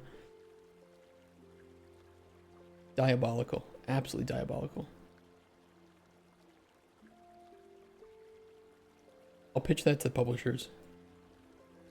NCCO.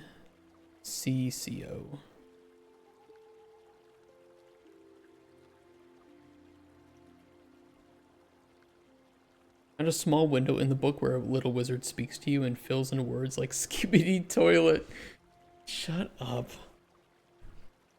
After 5 fails, go back to Elmer. No, the game will just close if you fail too much. It's like, it will say you are clearly too stupid to play this game. Close. And fundings are cut. Hijack the camera and track eye movement.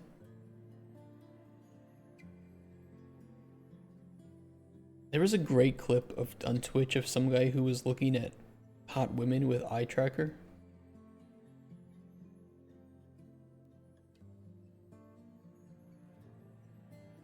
Yeah, this one. This might be one of the funniest things I've seen. As a man, I can have self-control. And self-control is what you need to be the perfect man.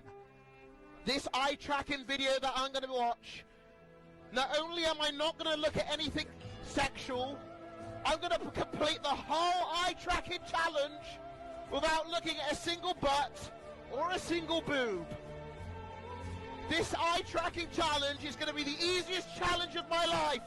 And I will prove to all the other men in chat that we don't need to look at boobs. That's right. We can look at people for who they are. That's right. Degree God X, I will represent all men in the chat. And I will not look at a single boob. And I will not look at a single butt in this video. Let's go!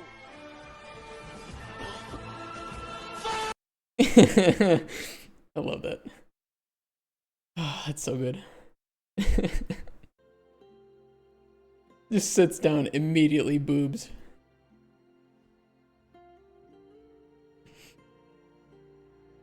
Alright, what was I doing?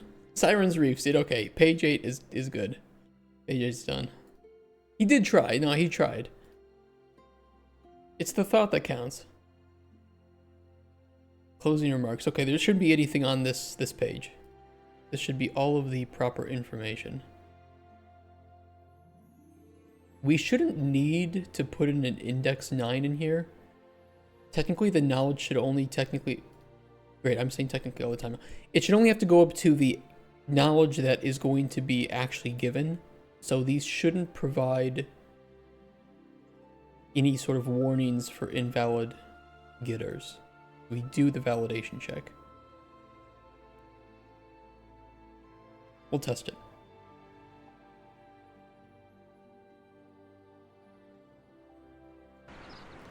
Technically, it will spam a lot of knowledge at the player, though. I'm losing my mind. I'm saying technically like a million times. Every time I get to near the end of the stream, the words fail me. I have wine here, though. I can just start drinking.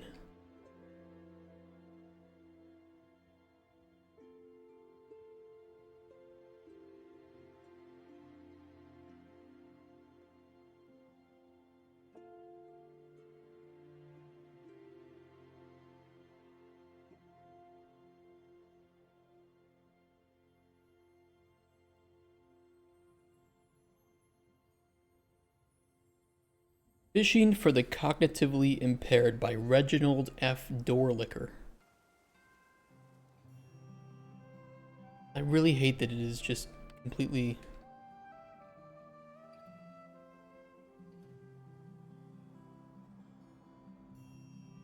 I don't know why it appears so, like, out of frame.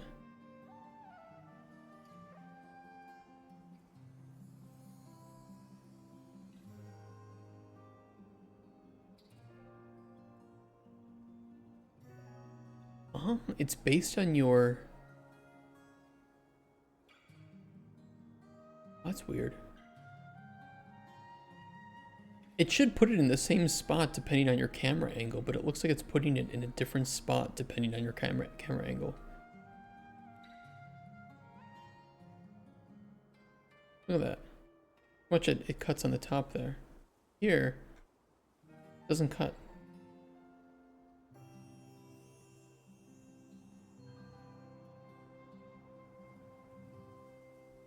And back at the hut,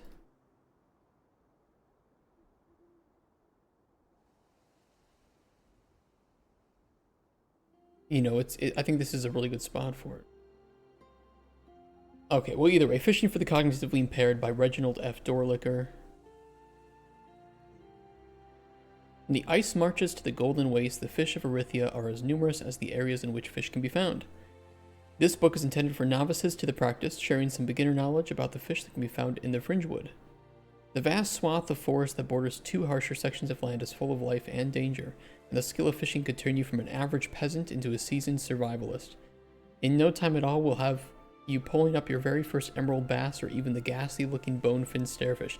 I'm going to be honest, this kind of sounds like it was AI written. I don't know. Maybe I write like an AI. Whatever. I'm cooked. I knew it. Now, as you are reading this, I would assume you to not be as cognitively impaired as possible. This is a positive thing, as idiots shouldn't be wandered into dangerous forests to fish. Let's dive into the equipment first, as every fisherman, smart or not, will need the basics to begin with. As you are lacking in intellect, I'm sure you are aware of rods. Whilst these can be used to discipline unruly and stupid children, they can also have a line and hook attached to them in proper fishing fashion. It may look fun to poke your finger into the hook, but do not be fooled with the temptations of simpletons. This is where insects, plants, and other baits will be attached. Cages and traps are also exceptional passive ways to increase your stockpile of more exotic creatures. With bait inside of them, the fisherman may fish with rod and reel, or do something stupid like eating dirt, the latter being the likely choice for someone of your nature. Other equipment may be used by more knowledgeable and mentally capable individuals, but you, reader, can start with these basic items. Bait of the Fringewood. All forests are blessed with critter and plant aplenty, and the Fringewood is no exception. All fish found in lake and river, capable of being caught with rod and bait, seem to enjoy monarch caterpillars and violet worms. Monarch caterpillars can be found on all manner of flora, both grown by hand and discovered amongst the trees. Colorful creatures of the warmer months, these tasty treats attract all types of fish. Violet worms are elusive beings trapped in caves and other dark dwellings. It is said that eating one will allow you to breathe underwater better. As an individual with less than optimal intellectual capacity, eating strange things must not be a foreign experience for you. Fish of the Fringewood Lakes.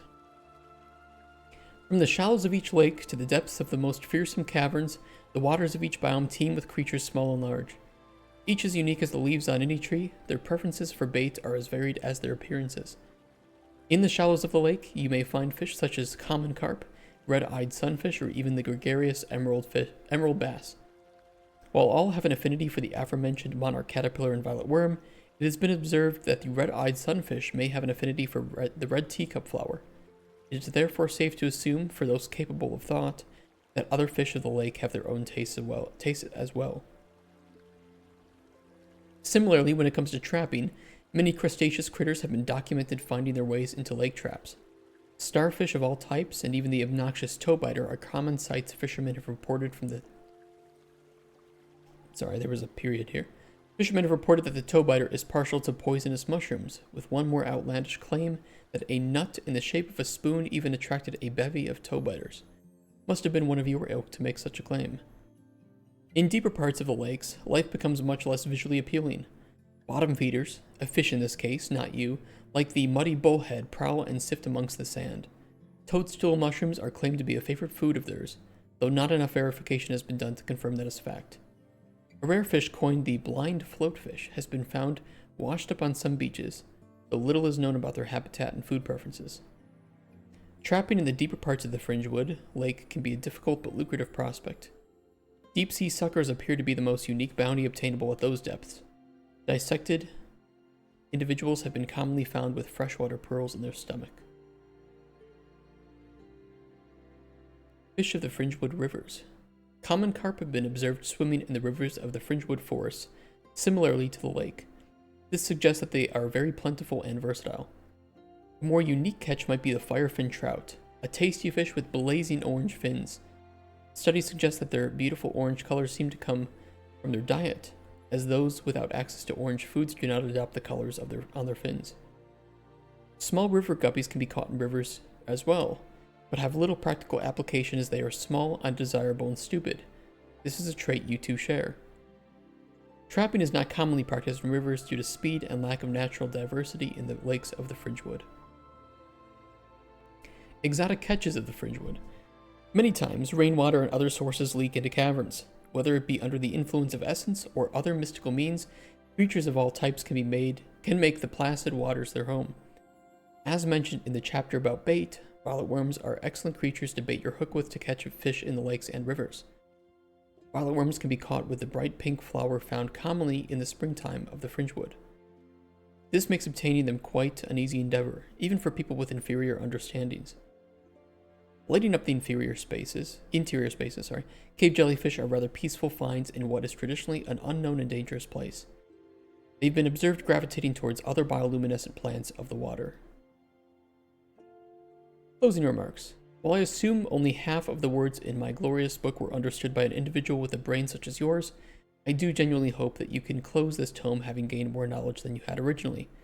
Get out there and start fishing, and you too can bask in glory that is the taste of fish, but only the tasty ones. Wonderful book. I will rename the strings here too, because this should be fishing for the cognitively impaired. Alright, and that should unlock all the knowledge that we have put in there. Things like toadstool we know catches the muddy bullhead. No matter how luscious the lips are. Hey look, the muddy bullhead has some pretty luscious lips. These are dick-sucking lips if I've ever seen them.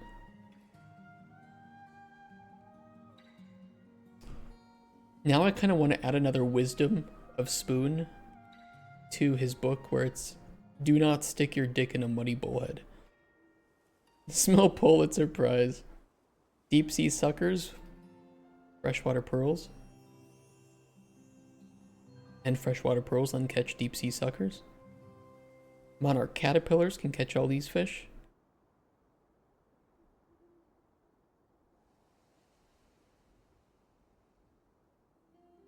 Not the river bream? Really?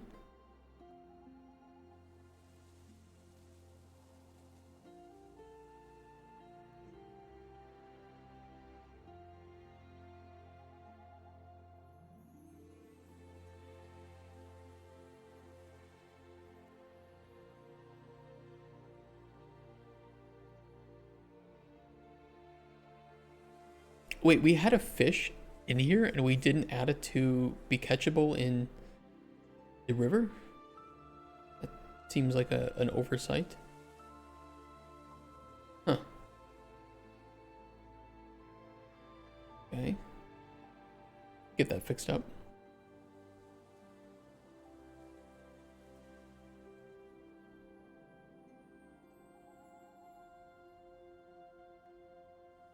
Pink flowers. And catch the violet worm. Red teacup, red-eyed sunfish. Toxicap, toe biter.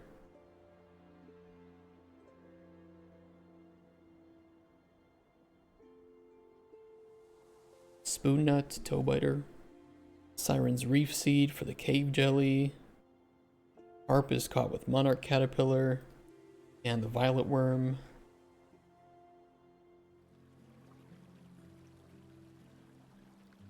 Firefin trout.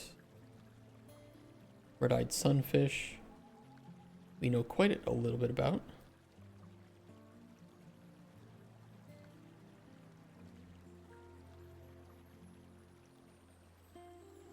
I mean, it's working. That's exactly how we intended it to be.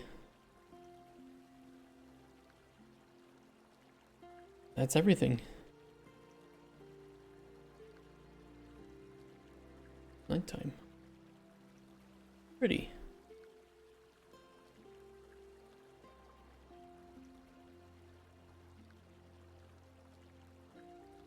Is there anything I needed to fix up about that?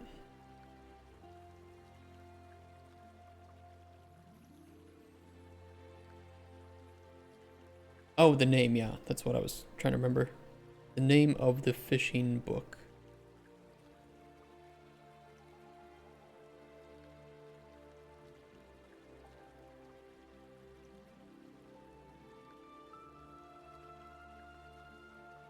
Fishing for the cognitively impaired. AKA retards. Are you idiot? Do you want to learn how to fish? This is the book for you. By Reginald F. Doorlicker.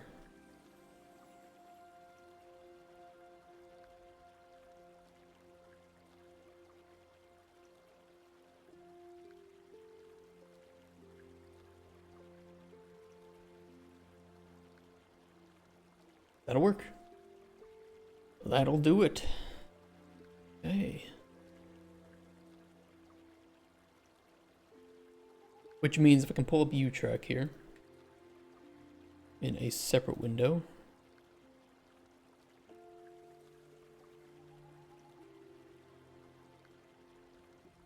Warren Adventurer's Journal is done, and the Fishing Knowledge book is done too. I'm going to move the Sunblight book over to the backlog and just make a note that this one will be written off stream. I can always, make it on stream, but I need to write it off stream.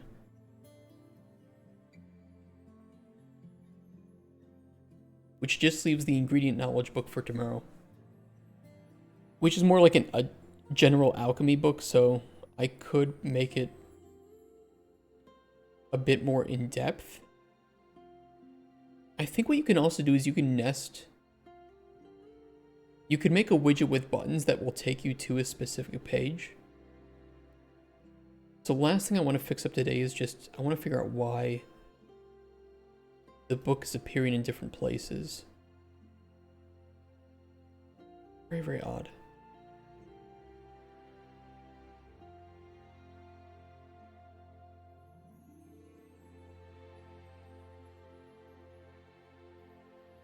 It's right here and it's linked to the camera. So as the camera moves around, so too should this.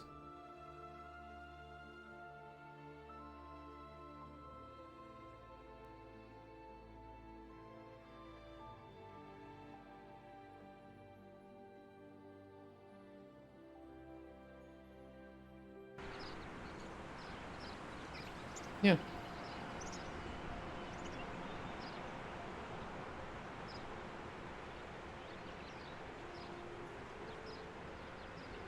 The cameraman from Skibidi Toilet?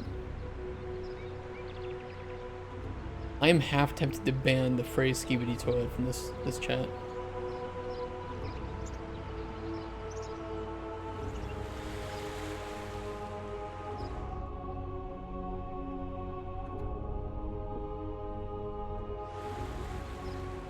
I don't care if you guys talk about... Look at this. So many things, but Skibidi Toilet.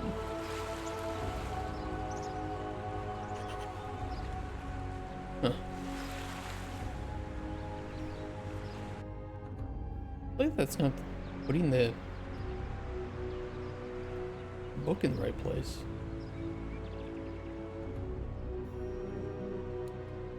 No, it's not. It's not consistent at all. Okay, why is that?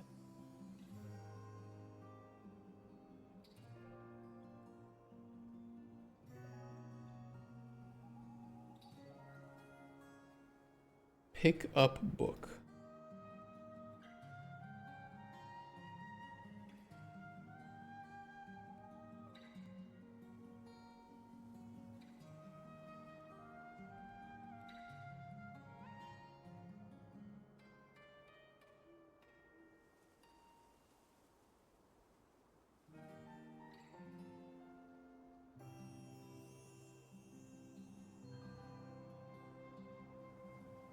Not this though, is it?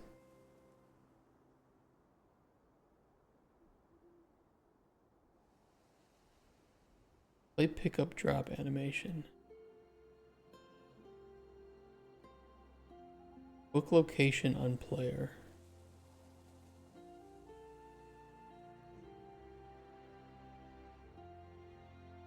Where's this being set? Scene component.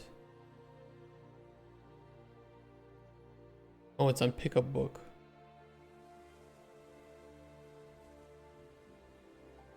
Get player book component.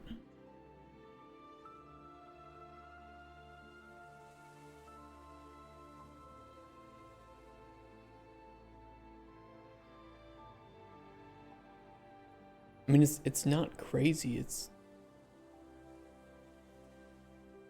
what is it moving to it?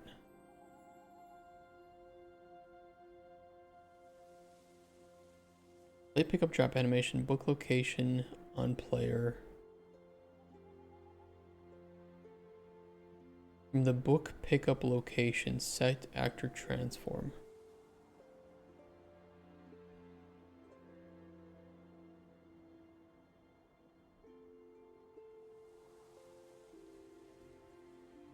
I don't see why that should be different. I mean, it's going to be moving the root of the book.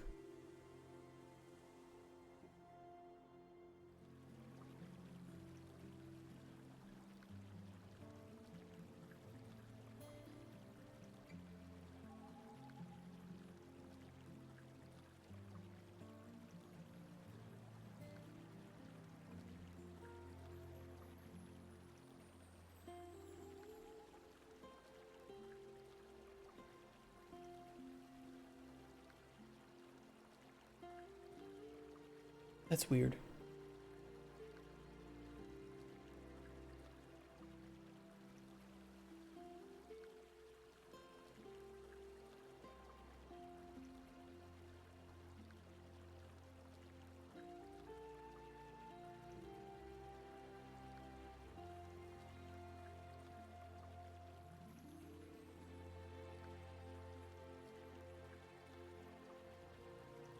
What does it look like if I open it from below? Which would never happen, but I'm curious if it messes up at all.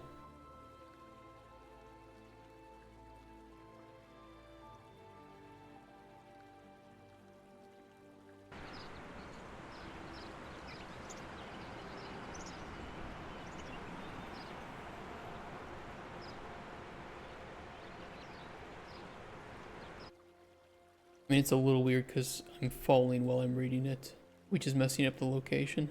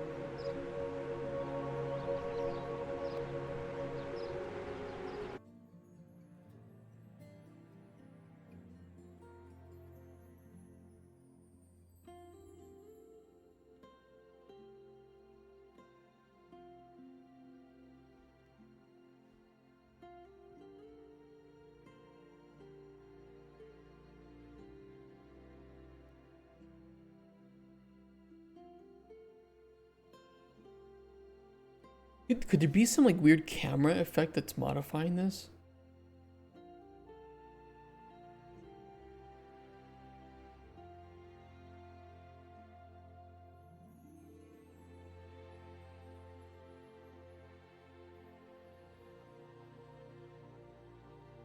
I mean, the sphere doesn't change, so we know the book scene component isn't changing.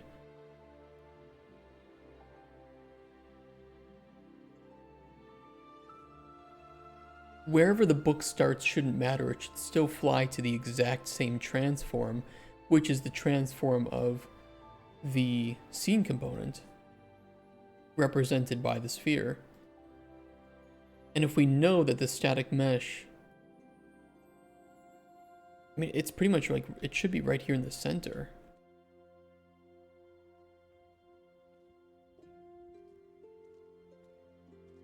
Very weird.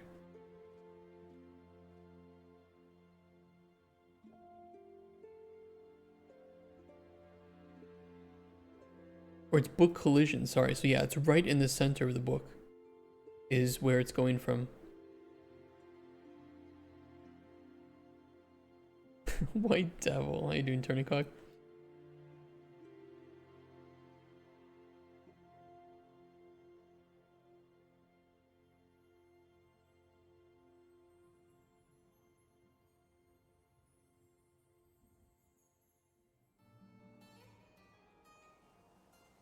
It is the relative location.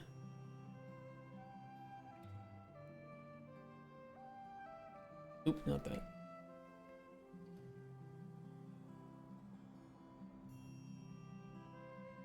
Wait, just like Ace Ventura, I was feeling frisky. Chat got me all hot and bothered. You know how it is.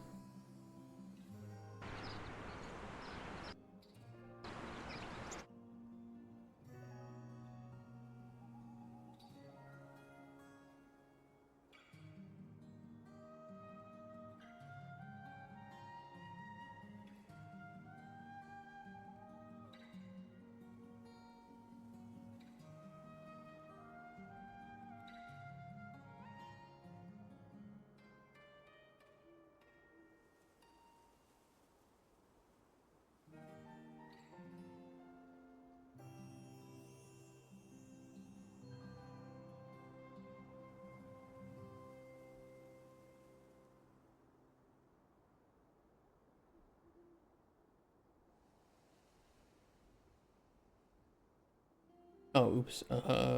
No, this is right.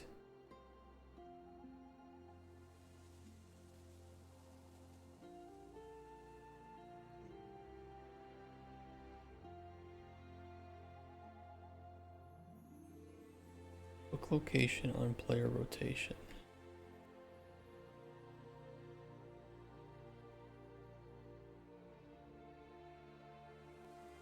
We split that.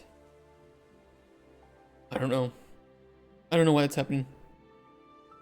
That's weird. It's not the end of the world, but it is kind of annoying.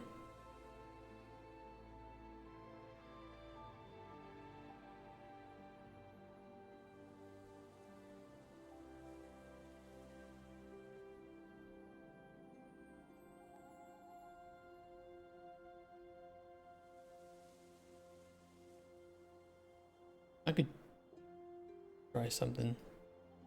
See what happens.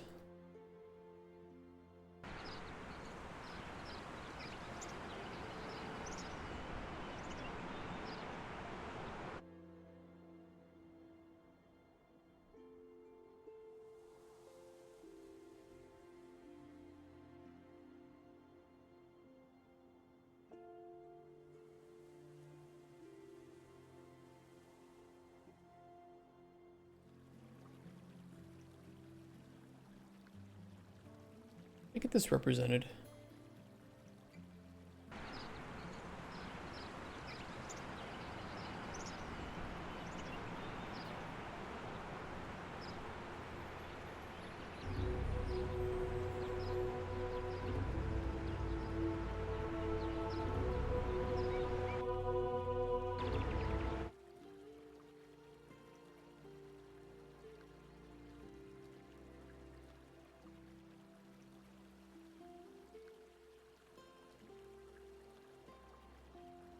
It is kind of weird. It's like it's not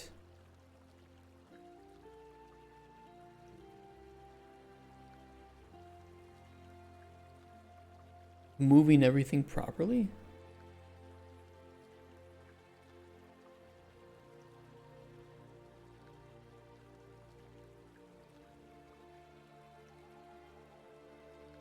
We're moving the whole actor though.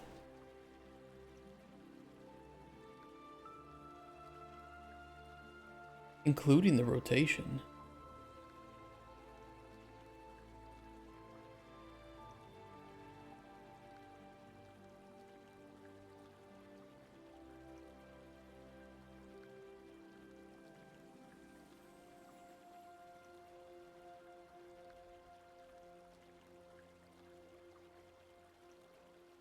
Hmm.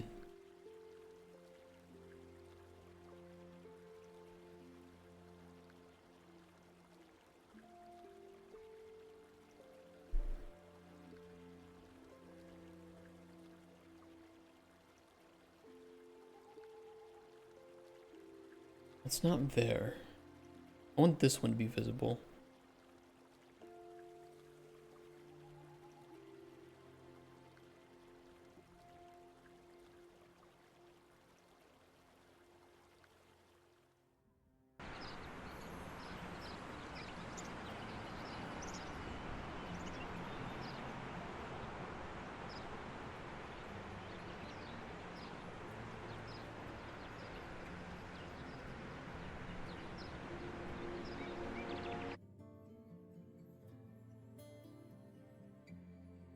What if I move it towards the sphere?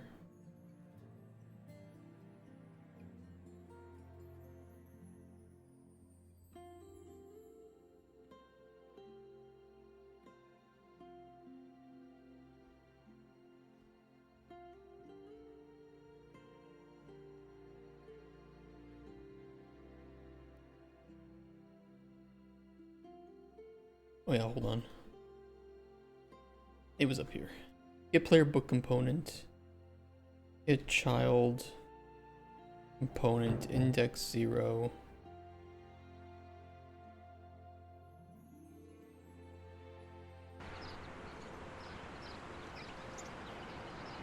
Same issue.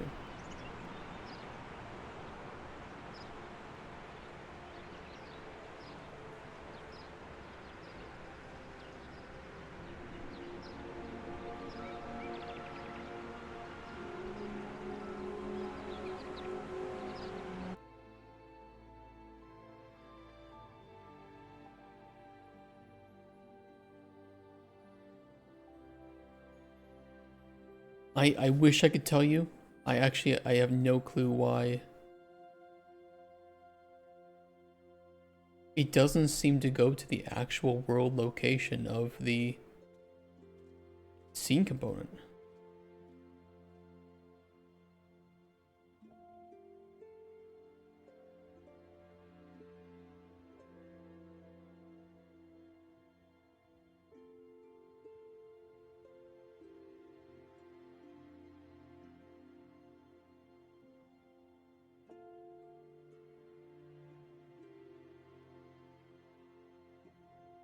Why are we subtracting the relative location?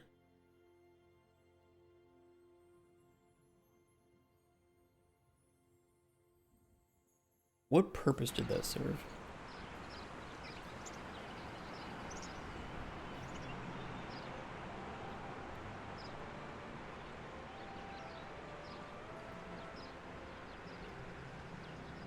Was that to center it?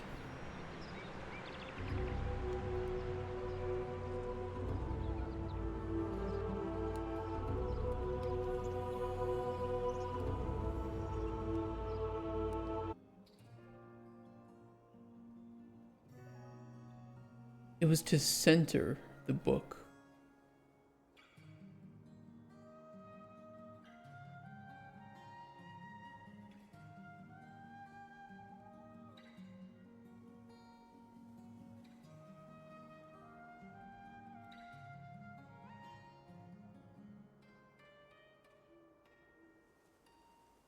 Yesterday, modifying a marketplace vehicle has more details. Got to sort out the drivetrain because it needs to look nice when players flip their car.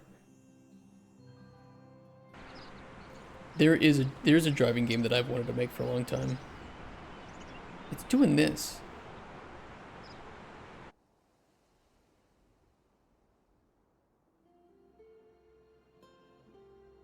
Probably because -20 on the Z will look differently depending on...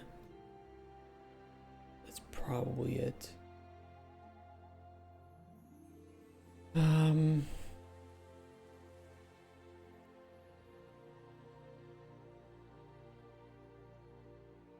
Okay.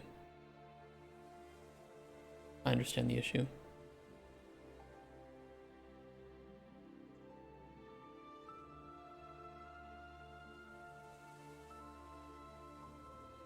Because it's not, like, imagine you're at an angle, right?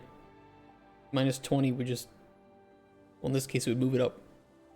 Looking at it straight on, you get that accurate Z movement that you're supposed to. So the closer it is to that natural level of your eye line as a player, the better that's going to have an outcome.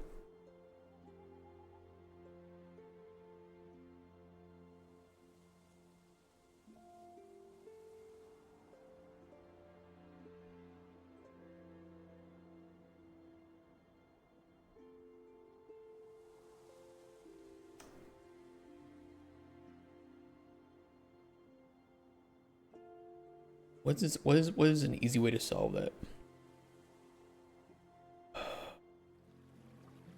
I know one way I can do it, but I don't know if it's the right way. Kind of a hacky mathematical approach. What's happening? I subtract the relative location of the book collision to zoom it to the camera when you pick up a book.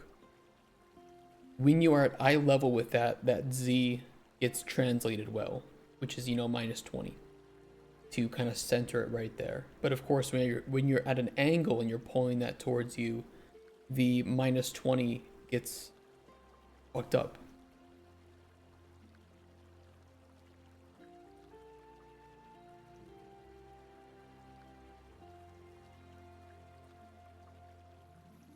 Yeah, why am I...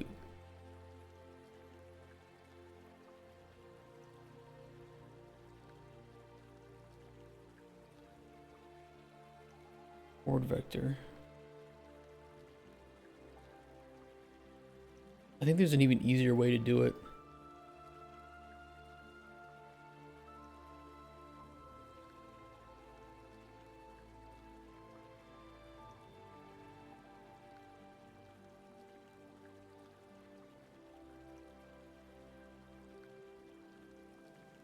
Look at rotation.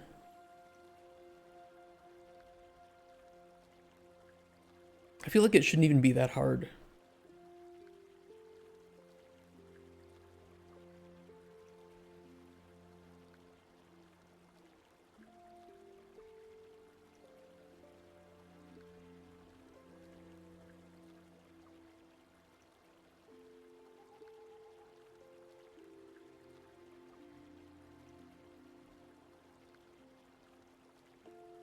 It's really kind of just a problem because the root of the book is not the greatest. I could just move that. I don't really know why.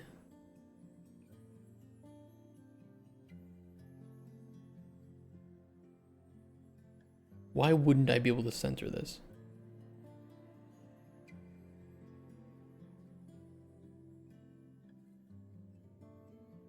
It could fuck up something behind the scenes, which is why I had this book collision that I was doing it with, which was centered on the book.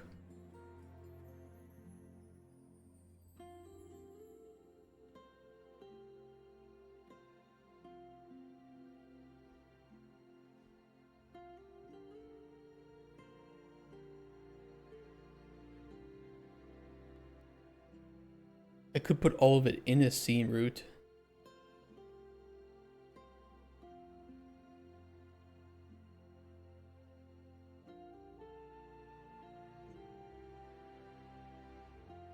Well, why would this be a problem? If the static mesh, moving that, it could be moving the first component.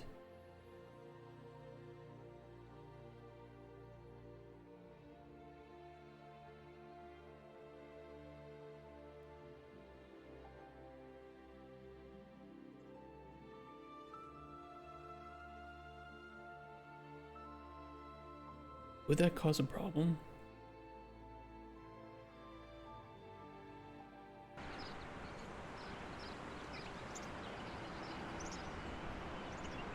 Still the same issue.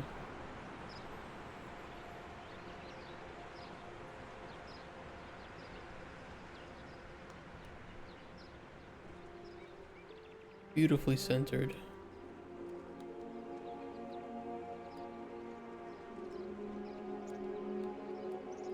But it gets off center.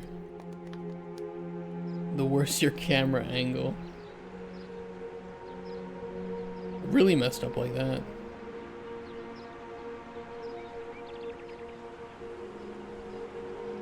Not that this would ever be possible, really. But picking up books from the ground is certainly going to be a commonality. I mean, it's not horrible. It's not like it completely breaks everything.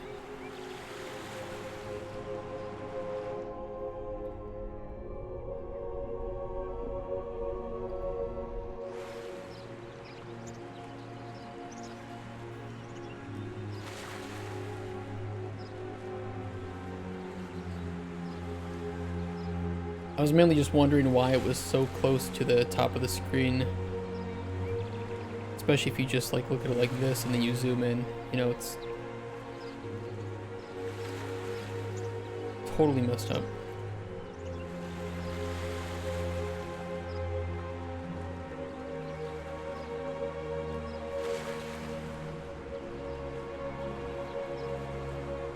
Yeah. That annoys me.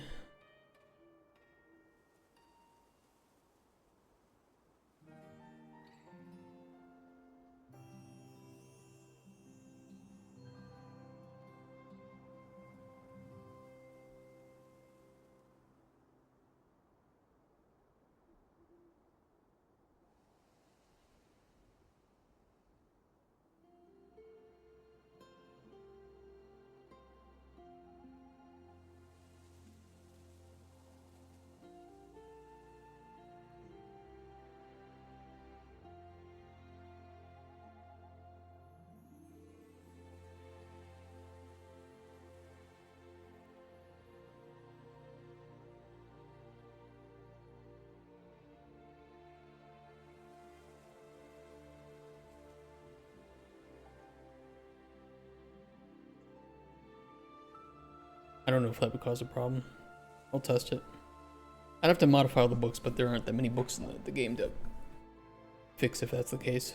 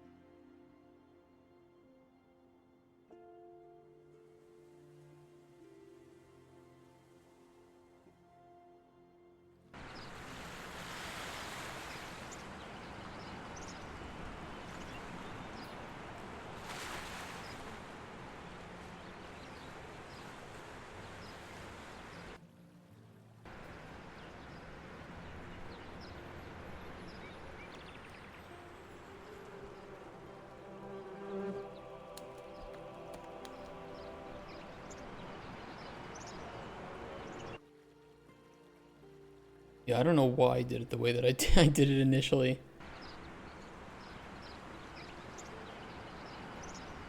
Better now.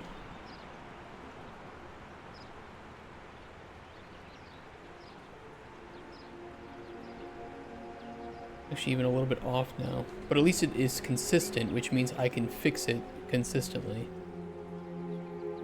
A little bit too low. That's an easier fix, though.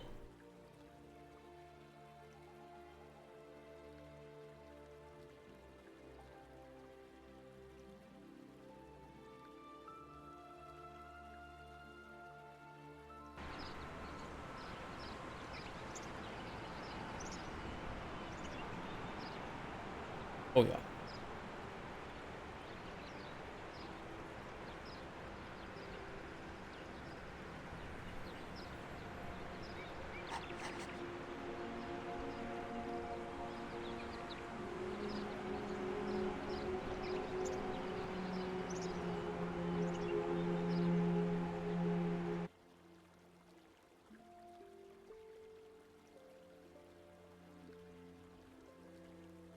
Glad I found that reason.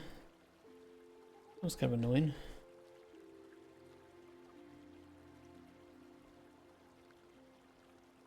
Character cast shadow, maybe we'd be able to read the book like normal. My character not cast a shadow? Oh shit. Doesn't.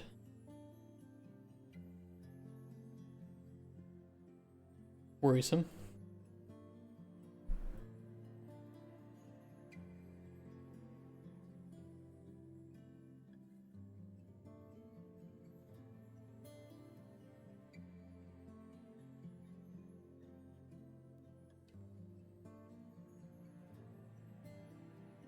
Oh, we did have a book up here of the world lore.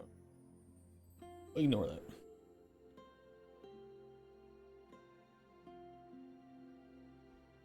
Ignore that book. Shit.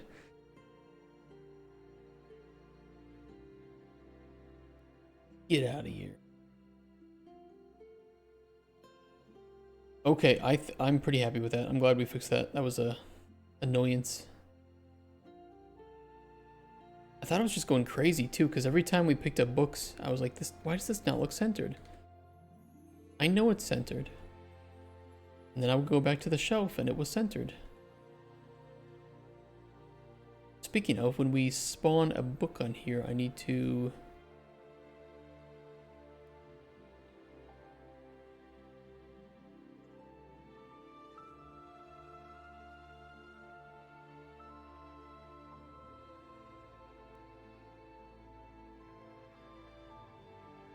set the...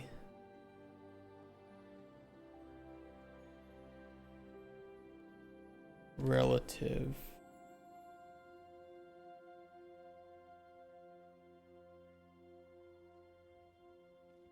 It's either minus 20 or plus 20.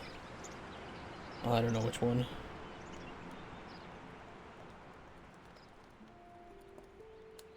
Okay, other direction. That's a plus 20.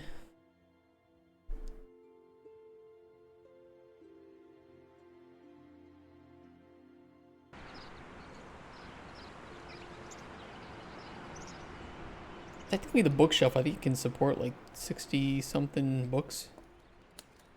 Not that we will ever write that many. There we go.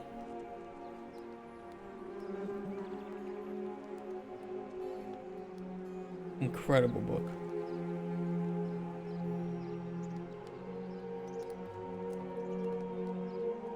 And they do get placed in sequential order like this, so very nice.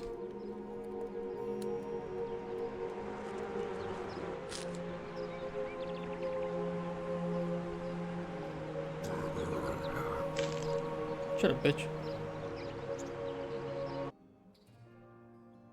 Okay, I think that's good.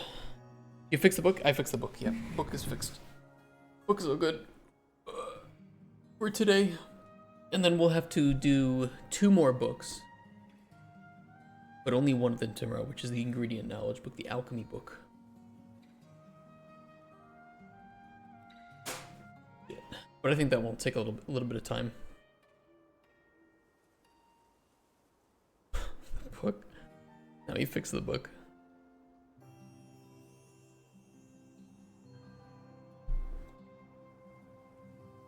I'll finish this up with you guys here. Then I gotta get to the store and buy some veggies.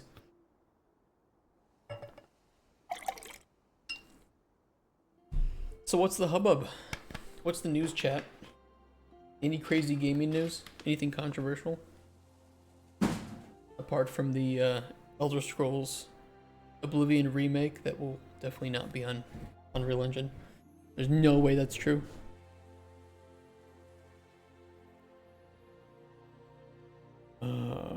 Yeah, we can save these. Wait.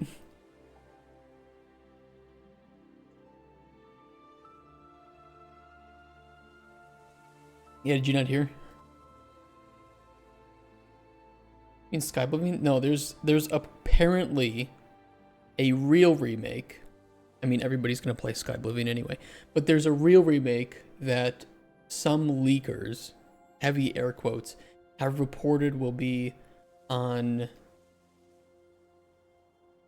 Unreal Engine. Okay, it's so fucked up. Let me read this out to you.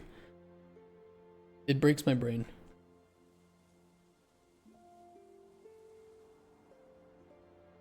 Oblivion Anniversary Remake.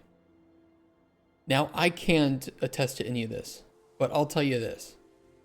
Full remake on Unreal Engine 5 while running on the Creation Engine is just not sent. That doesn't make sense. That doesn't happen. That's not a real thing. You can't insert Unreal Engine 5 into the Creation Engine. That's not how game engines make. It's been team working on a remaster in the Skyrim engine, so glad Bethesda found a way to fuck them over. This is not real. I'm telling you, there's no way that's real.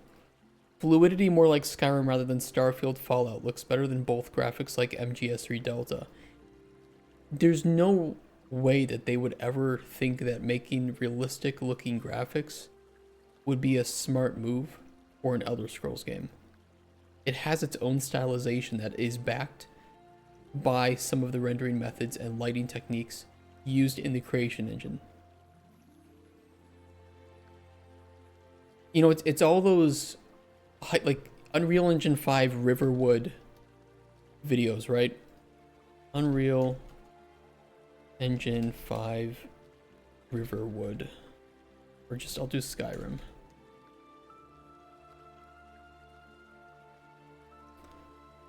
Yeah, see, like this is fine and all, except it's lost all of its charm.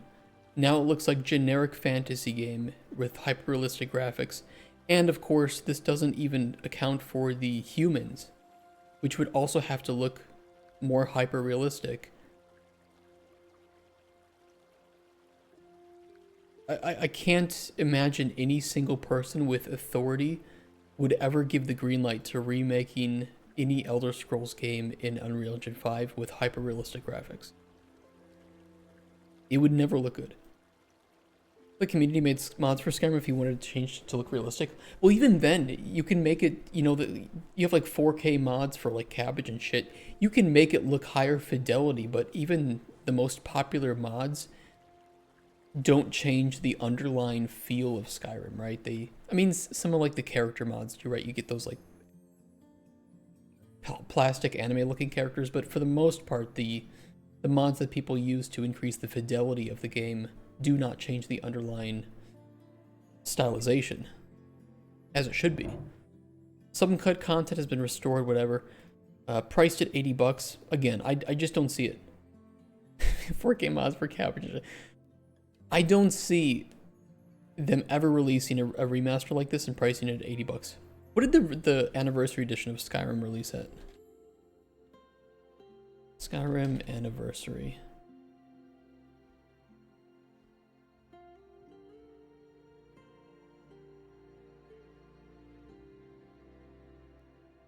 I can only see it here for $20. Skyrim Anniversary Edition.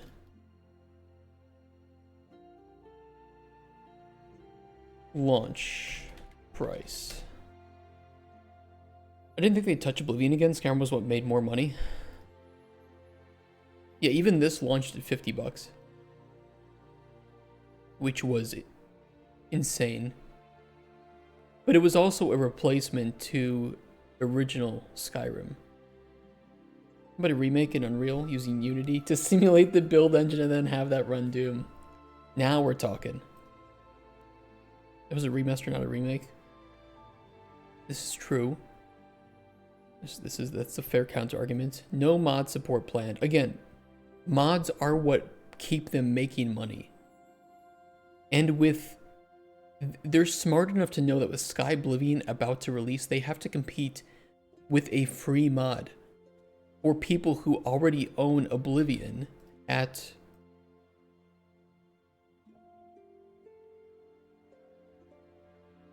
$3. I'm sorry, I just don't see it. I don't.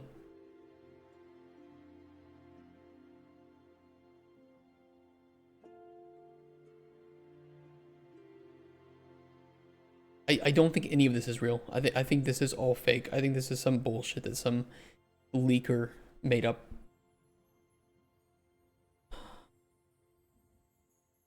Even EMB still keeps the feel, even the color grading. Yeah, that's true. Who posted it? This person posted it from a leaker's Discord. So, you know, it's very factual, of course.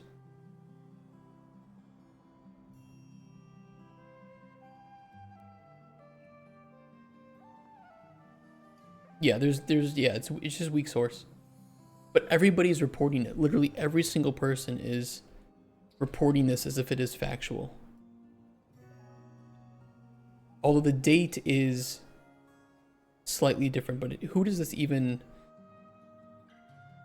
Nate the Hate, a well-connected insider, has said the game will be announced in March or April.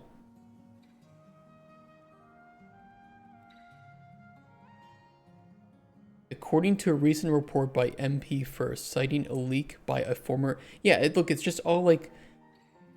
Okay, this person... Look, this reputable insider is only saying the release date or the announcement date.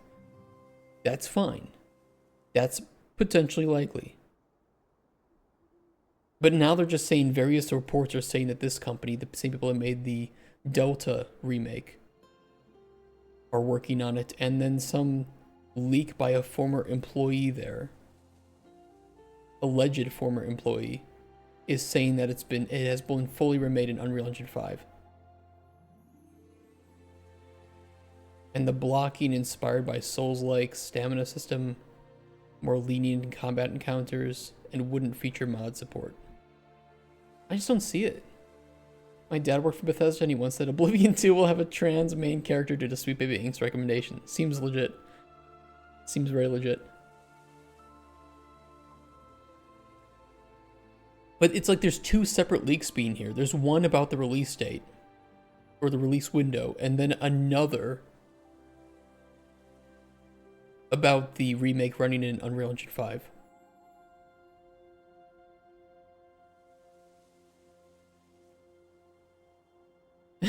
The change with action games and Souls-like in mind because the original system was too boring and frustrating. It's literally just so similar to Skyrim, and nobody really cares about Skyrim's combat being horrible. And even then, it would just be modded to be fixed. Which, by the way, Skyblivion will have on release, or near, soon after release, because modders will just port the combat mods from Skyrim over to Skyblivion. I don't know. No, this is all bullshit. I mean, the release date might be real. I don't see any of this other shit being real though. But yeah, everybody's reporting on it. What are you looking at? It's about the Oblivion remake info and how every single reputable 5 to 10 years ago reputable video game news outlet is reporting that a lot of like fake info. No, not Skyblivion. Skyblivion is the good one. It's an official remake, not remaster, remake of Oblivion. And how it could launch in June. There's another. Yeah. Right in lore books. Hey, Mankira, can you make one about a dude who milks a giant cockroach? Yes. We need Star Oblivion. I mean, here's the thing: if they remade Morrowind or Oblivion in the version of the creation engine that Starfield was made in, it could be really good. It could be really nice. I do want Morrowind and Oblivion to have proper 64-bit fixed remasters, but we don't even need it when both Skywind and Skyblivion, which some people don't know, but there is going to be Skywind as well.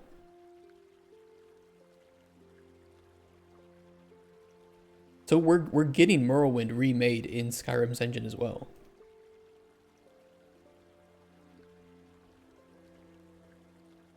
And I think this one is actually further along than Skyblivion, if I remember correctly. Someone correct me if I'm wrong, but I think that this one is further along than Sky Oblivion. Now remake Skyrim in Oblivion's engine. Oblivirim.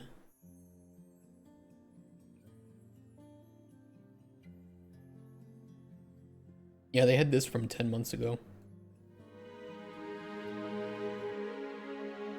We won't watch the whole thing.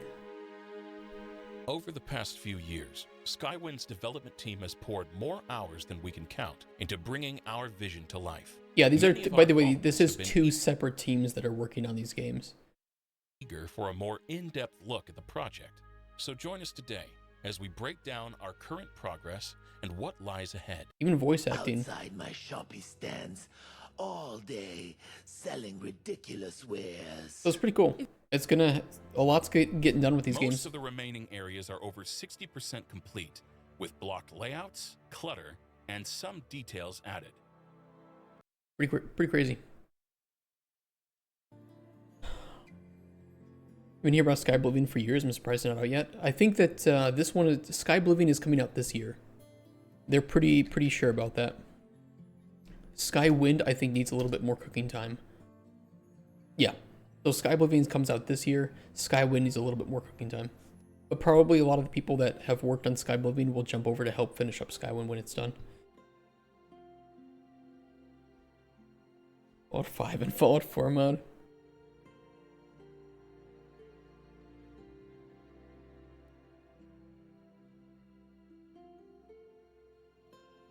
We'll see. If I played Fallout London. Fallout London was pretty cool. Well made. Surprised there wasn't a cease and desist on Sky Oblivion. Don't jinx it. I don't think they'll do it because you still need a legitimate copy of Sky Oblivion to play, or of Oblivion to play Sky Oblivion. So it's, you know, they are remaking it, but they aren't trying. They're not going to be, you know, making it free essentially for people who only own Skyrim. Pull Nintendo and ban everything. Nintendo does do that, don't they? All right, while I have you guys here, let me update you on what's going to happen next week. Obviously, we're going to finish up this week tomorrow, but the week after, this Friday, I will be off to celebrate my wife, her birthday, because she has this day off.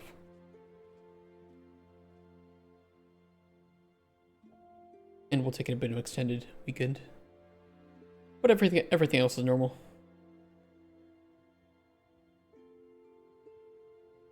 What am I thinking here? What do we still need to develop? We're going to be finishing up the books on Friday.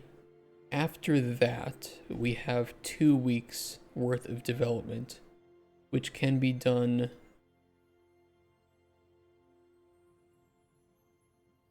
Close that. Hold on. Where's my Kanban?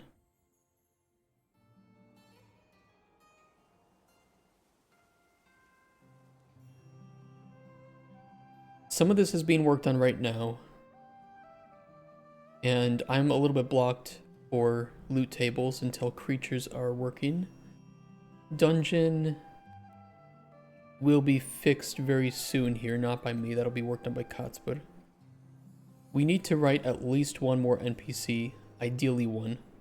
We're not using Trello? No, Trello's kind of ass. And we wanted to use U-Track anyway once we enter full production. This is the public version, right? By the way, I actually do have one here, but this one leaks emails. That's the internal one, but this is the one that you guys can see.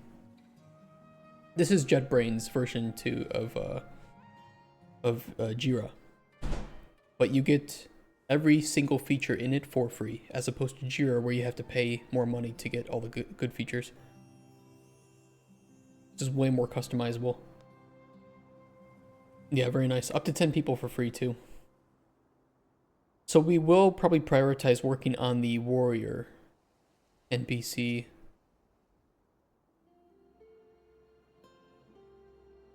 Soon into April.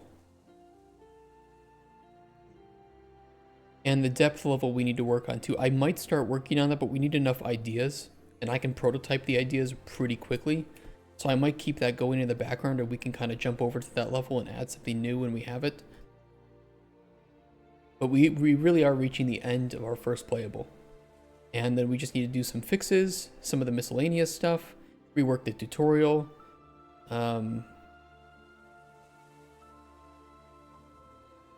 Some of these are not really necessary for right now. I put a lore book pitch on the Discord. I mean, you can throw it in there, yeah. There's no guarantee that we will have time for it in the first playable, but certainly it might be an idea for vertical slice or for full production. Progression, I'll try to get some more info on. I'm working on that with somebody. I don't know how much progression we can throw into the first playable, but if there's some easy, quick gains, which I think there might be, we can then prioritize those in the last month before we finish up the pitch. And to note, even if we need to have some version of the game ready for the first pitching of the year, that doesn't mean that we can't continue to fix some things up or work on some features after this, and then pitch it later in quarter 3 and quarter 4. I intend to do pitches throughout the entirety of the year to as many people as I can get this in front of, and refine the game and pitch as we get feedback on it. But for the most part, I want to have like 95% of the first playable done by the end of April. And then May we spend fixing up the GDD and finish writing some of that stuff. And then I can prepare the pitch deck, which we can also do maybe on stream, I just don't know yet. And get it all printed out and ready. I wonder how many publishers within your budget range exist in the whole world. We sit at the lower end of a double A budget. Sorry, not triple A, double A budget. So there are quite a lot. And it's not even publishers too. We could also get funding. So we could go to a publisher for 1.5 mil and then go, sell portions of the company off to get other funding. But we'll talk about that. Hundreds or thousands? Probably hundreds. I don't know if it's in the thousands. But there's a lot of people with 3 to 4 million out there. Rather not? Yeah, I'd rather not. Put it that way. I'd rather be able to get the funding from a publisher, only have one daddy. But there are some people who would invest that wouldn't take too much of the company. It's just, you are beholden then at that point. I can always buy the shares back if we make a lot of money. And then we can retain full control. Whatever I plan to do, I will discuss it with you guys first and tell you what I'm thinking and why I'm thinking it. But ideally, I'm not selling any portion of the company out. And we can't even right now because we are a single member LLC. Will you live stream the meetings with publishers? Probably not. And it's not because I couldn't, it's because they wouldn't want it. Because of course, everything that I would talk about in that meeting, you guys are fully well aware of. But they might have some information that they would share with me that they would want to keep secret, or would just want to keep not public.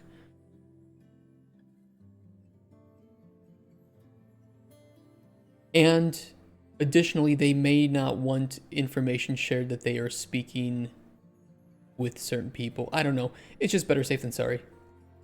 Yeah, I don't see any time a publisher would agree to that.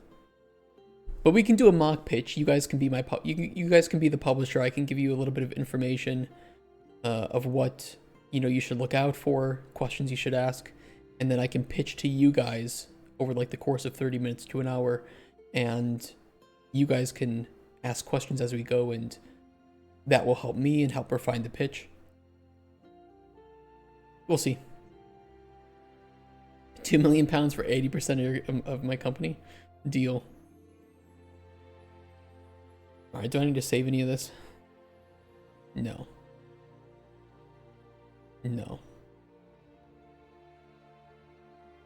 I'll move these.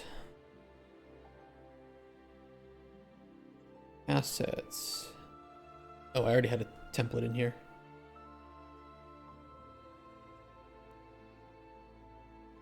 Good enough. What percentage would I can invest at 100K? Do you have 100K to invest? I mean, we'd have to do a valuation of the company. Realistically. I think that might even be required. Your dad is Asmongold. I'll put in a good word for you at Mad Mushroom. Yeah, right. As if Asmon is going to have a kid. What do you think I'm asking? If you legitimately have 100K and you would want to invest, you can talk to me on Discord and we can find a way to write up a contract about like revenue share. Because again, right now we do not have shares of the company, but we could do a revenue split on the net revenue of the game. And if legitimately would want to do that, we can discuss that and what that might look like. And then once the time comes to actually start to seek funding and diversify those sources, we can start to write that up. But if you have that money to spend, I would not type that in Twitch chat. But yeah, send me a Discord message or an email. Add microtransactions and make it a battle royale. You know, make it lame game, put a chick in it. That's right. That's the plan.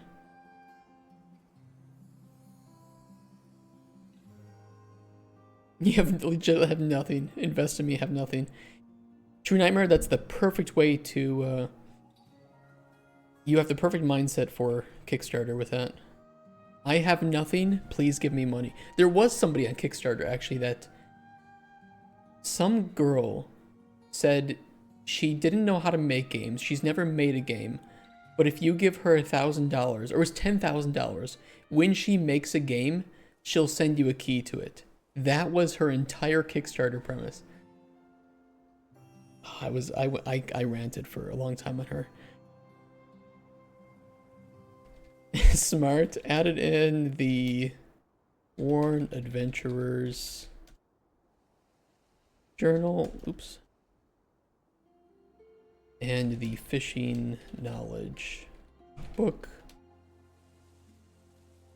Pretty much all we did today. Was it an MMO? No, she didn't have any ideas for games. Her entire Kickstarter was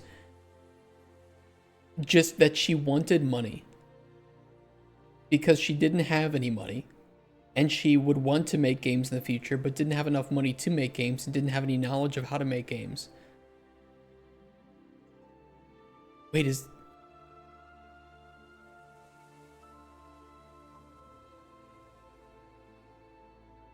This was not it, but... What? Huh? Dear Internet, I'm a 26-year-old lady who's been developing a science-based 100% Dragon MMO for the last 2 years. I'm finally making my beta website now and using my 3D work as a base to create my 50+ concept images. Wish me luck. You'll be the first to see the site when it's finished.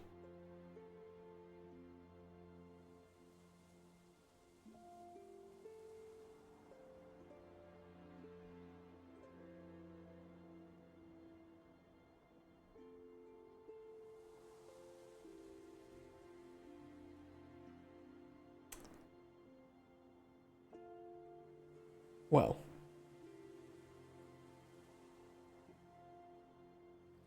Oh wait, what is this message? Hold on, I want to read this.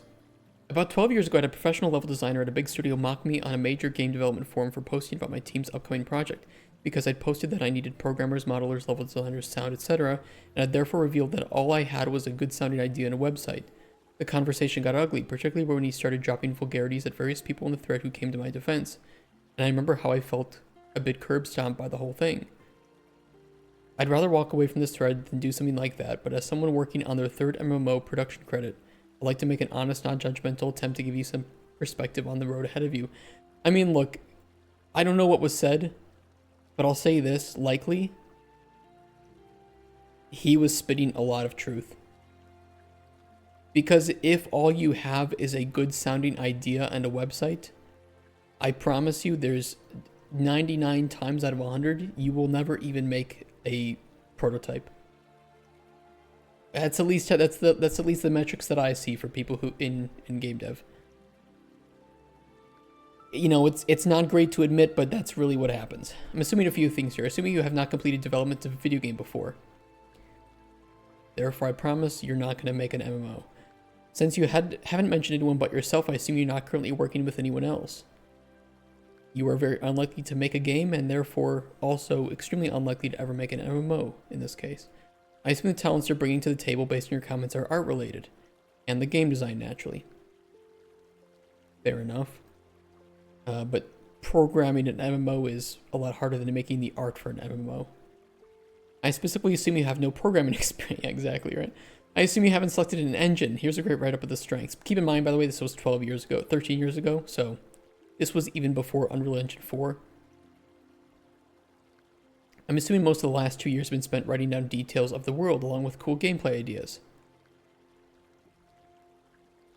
As with most people who want to get into game dev, this is all they will ever have. And this is a good start. If you want to work on a game, yeah, having good details of the world and the game you want to make is key. But that is not the game. And a paper idea, which sadly is 70% of what I see on Kickstarter, is not the game. There were engines before Unreal Engine. There were. They weren't great, but there were. With that in mind, here are a few of the pitfalls I foresee in the road ahead. If this is the first game you've ever made, I'm begging you, don't go straight to the MMO. True. Take a little subsection of your game, a mini game if you will, and build just that. This is still true, by the way. 13 years later, this is still very solid advice. As a single player game, you learn so much you didn't even know what you needed to know. Even the big guys do this. Yep, take Spore for example. I have a grand MMO design that I'm splintering into small game sub-designs and fleshing out in my spare time, because I understand how detailed the design needs to be, and I recognize that I can't design it properly as one giant whole. Still factual. Still true, still fantastic advice. No one has successfully made an MMO alone. Yep. Game that persists online and builds a community simply requires too many features, too much art, too complex a server infrastructure, too much community oversight for even a genius master of all trades to do it alone. One person, and honestly even half a dozen, doesn't have enough time to create a full MMO's worth of content in a short period of time. Still true. Well, we'll just take a few years, doesn't work, because you have the same problem Duke Nukem Forever had. After 3 years or so, the bar for acceptable quality has been raised so high that your work from 3 years ago needs to be scrapped and started over to get back to acceptable quality. Star Citizen? Hello, Star Citizen, do you hear that? This applies no matter how low you set the bar, unless you drop it to Minecraft levels and don't care at all. Again, this is completely factual still to this day. Wasn't even RuneScape like half a town when the first version came out? It was 3 brothers that initially made the first versions of RuneScape. And by the time I think that they were starting to work on the game for RuneScape 2, I don't remember, but it was definitely over half a dozen people. And I think they only had one server, and that was in their headquarters. Why Star Citizen in your basement? With a team, you have a different problem. Unless you pay them, you don't have an effective way to control what they produce or how quickly they produce it. Also true. If your team is online, there's an added danger they can disappear at any time. They will. Without a trace, they will. If you didn't make them store their work on a server you control, this was before, good cloud storage and version control, then they can vanish and take their part of the project with them. If the person who disappears is a programmer, it doesn't matter that you have a working build. You no longer have the code needed to make changes. Speaking of programmers, an MMO is ludicrously programming intensive. It is, especially foundationally. One of the first things that I would recommend hiring if you want to work on an MMO is a server technician, a server programmer. That's it. I mean, you need to have that from day one, and that needs to be constantly fixed and maintained. Security, safety, optimization, that needs to be done from day one. If your programmer hasn't made an MMO before, your game's top risk and most likely cause for failure is that you're building an MMO engine with no experience. Conversely, a programmer with MMO experience is likely working on an MMO with a lot of unpaid overtime and isn't available for a side project, or at least not an MMO-sized one. It's true too. Unity, by the way, is a client-side engine. You still need the server infrastructure and code, and mixing and matching client and server engines has led to at least one MMO failure that I've witnessed firsthand. Full MMO engines exist, but the ones that have actually shipped a working title are priced at least in the 6 digits. Yeah, this was true back in the day. This was very true back in the day. If you're going for an art style, it can stick to it. It can last forever. But realistic is always, it will always change. That's true too. Yep. You remember seeing an MMO engine that worked well but came with nothing outside of spawning and outside of the box. Everything else needed to be coded correctly. Art is one of the biggest expenses in a commercially produced MMO. There is a lot of it. I mean, that's true for any game these days. It's time intensive to create. It has to be turned around fast. One person might be able to turn around mid-grade art for a small multiplayer game that's reused content constantly, but you're generally looking at a team, which means you're looking at an art director to keep up all the art at the same style and help manage anyone who needs who needs to make what and when. Yep. World building is great, and I love doing that for games of all types, online and offline, but again, to do this with other people, you need a full-fledged design document. Yes, you will. I'm sorry, but your world helps define the content that you put in it, but not the content that you put in it. Like, not the content that the foundational systems in the game and how they work. And I'm sorry, but that's something, especially for an MMO, that only super experienced game designers can do super well. Because there are a lot of moving parts to an MMO, not the least of which is the most chaotic variable in any game, players. And now you have players interacting with other things together.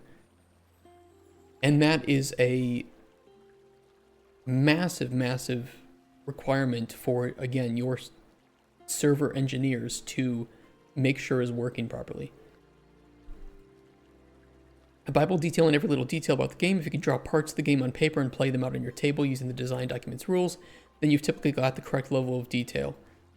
Depends on the genre. If your notes talk about a feature with the level of detail of the typical IGN interview, you need to design in more detail. Yeah, it's high level versus low level, right? Your comments here suggest this, if only because they're vague enough to hide the possibility that specific implementations don't yet exist. I obviously don't know the truth, so I can only provide what warning I can. Your high-level design is not low-level design. Simple as that. And you might be good at writing high-level, but you might not be good at designing low-level. Economy and system design is a tough skill to hire for, too. It's not just game design, it's a whole other skill. Yeah, it is. It really is. As a systems designer myself with a lot of experience balancing, I can tell you it's not as common as I thought it would be. I thought more designers would be good at balancing. Turns out, it's not true. So that's a good thing that I can offer and leverage into getting good jobs. People that love spending days in spreadsheets. Me. I love it. Give me a game, I'll give it back balanced. So to drive this home, fully half of all MMOs commercially developed never release. That's even worse now, by the way. Half the survivors immediately fail. If I was building an MMO on a budget, I wouldn't do that. And I had what I considered a ridiculously good design, and I wanted to ensure that it had greater than 50-50 odds of success. I planned to use a minimum of 10 to 20 people and wanted 2 million. That has increased only, by the way, over the years to hundreds of people and at least 50 million, unfortunately. That makes you spit take. If you look at it and think that absolutely impossible, then I can't stress it enough. Don't try to make an MMO. Start small. True. All true. Funny, I focus on balancing, but I don't know if I am any good. I mean, players themselves, their feedback and their feelings about things will be the most crucial aspect to determining if balancing is good. But there is also a difference between balancing for tabletop and balancing for video games. Very, very different fields. I once worked with a tabletop game maker who, you know, made a lot of successful tabletop games, but he just couldn't really balance for video games because it's just a very different. You even have different, you know, player interactions, player expectations. Also, usually, traditionally, board games are turn-based, and a lot of games are not turn-based. So there's different expectations of the gameplay loop and what the player obtains from one loop of the game. You remember the Russians? They will hack and break your game, so be ready for that. I mean, sometimes that doesn't matter, but for MMOs, that does matter. And that's additional security that you have to layer and pay people for on top of the engine, is to prevent botting and hacking and all that shit. Project Gorgon is an indie MMO made by a husband and wife team. Project Gorgon?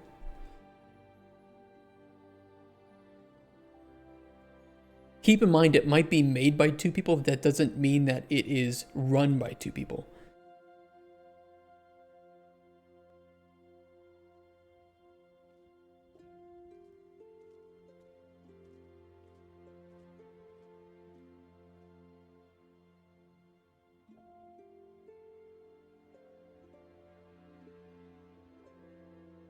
Some nice looking stuff. How many people are playing it?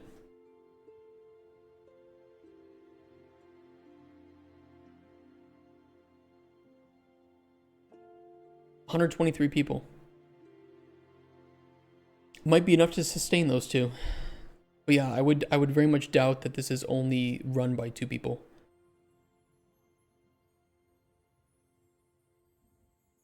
Breaking the game is the game. Don't hold it against them. They're good at it.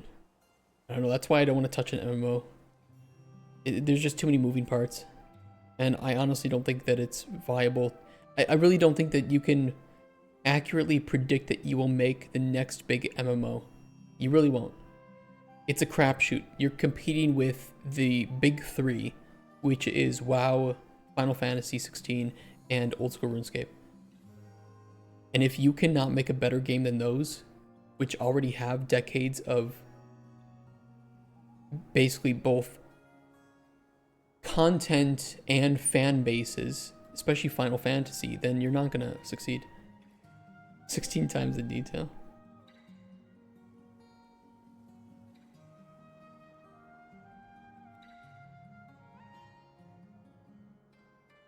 To be fair, Fallout 76 did get better.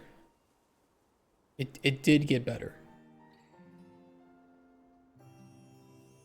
But it was not a good launch experience.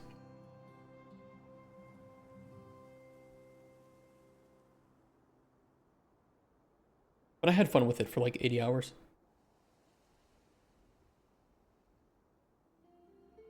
Best Reddit targeted SEO. Yeah, I don't know. It's just, I don't know. This happens all the time.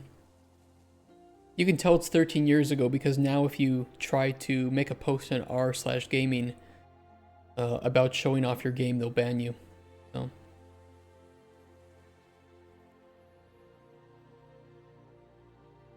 That was a fun read, though. Thanks for sending that. All right, guys, I'm going to get going. It's 5:11 p.m. I need to go eat.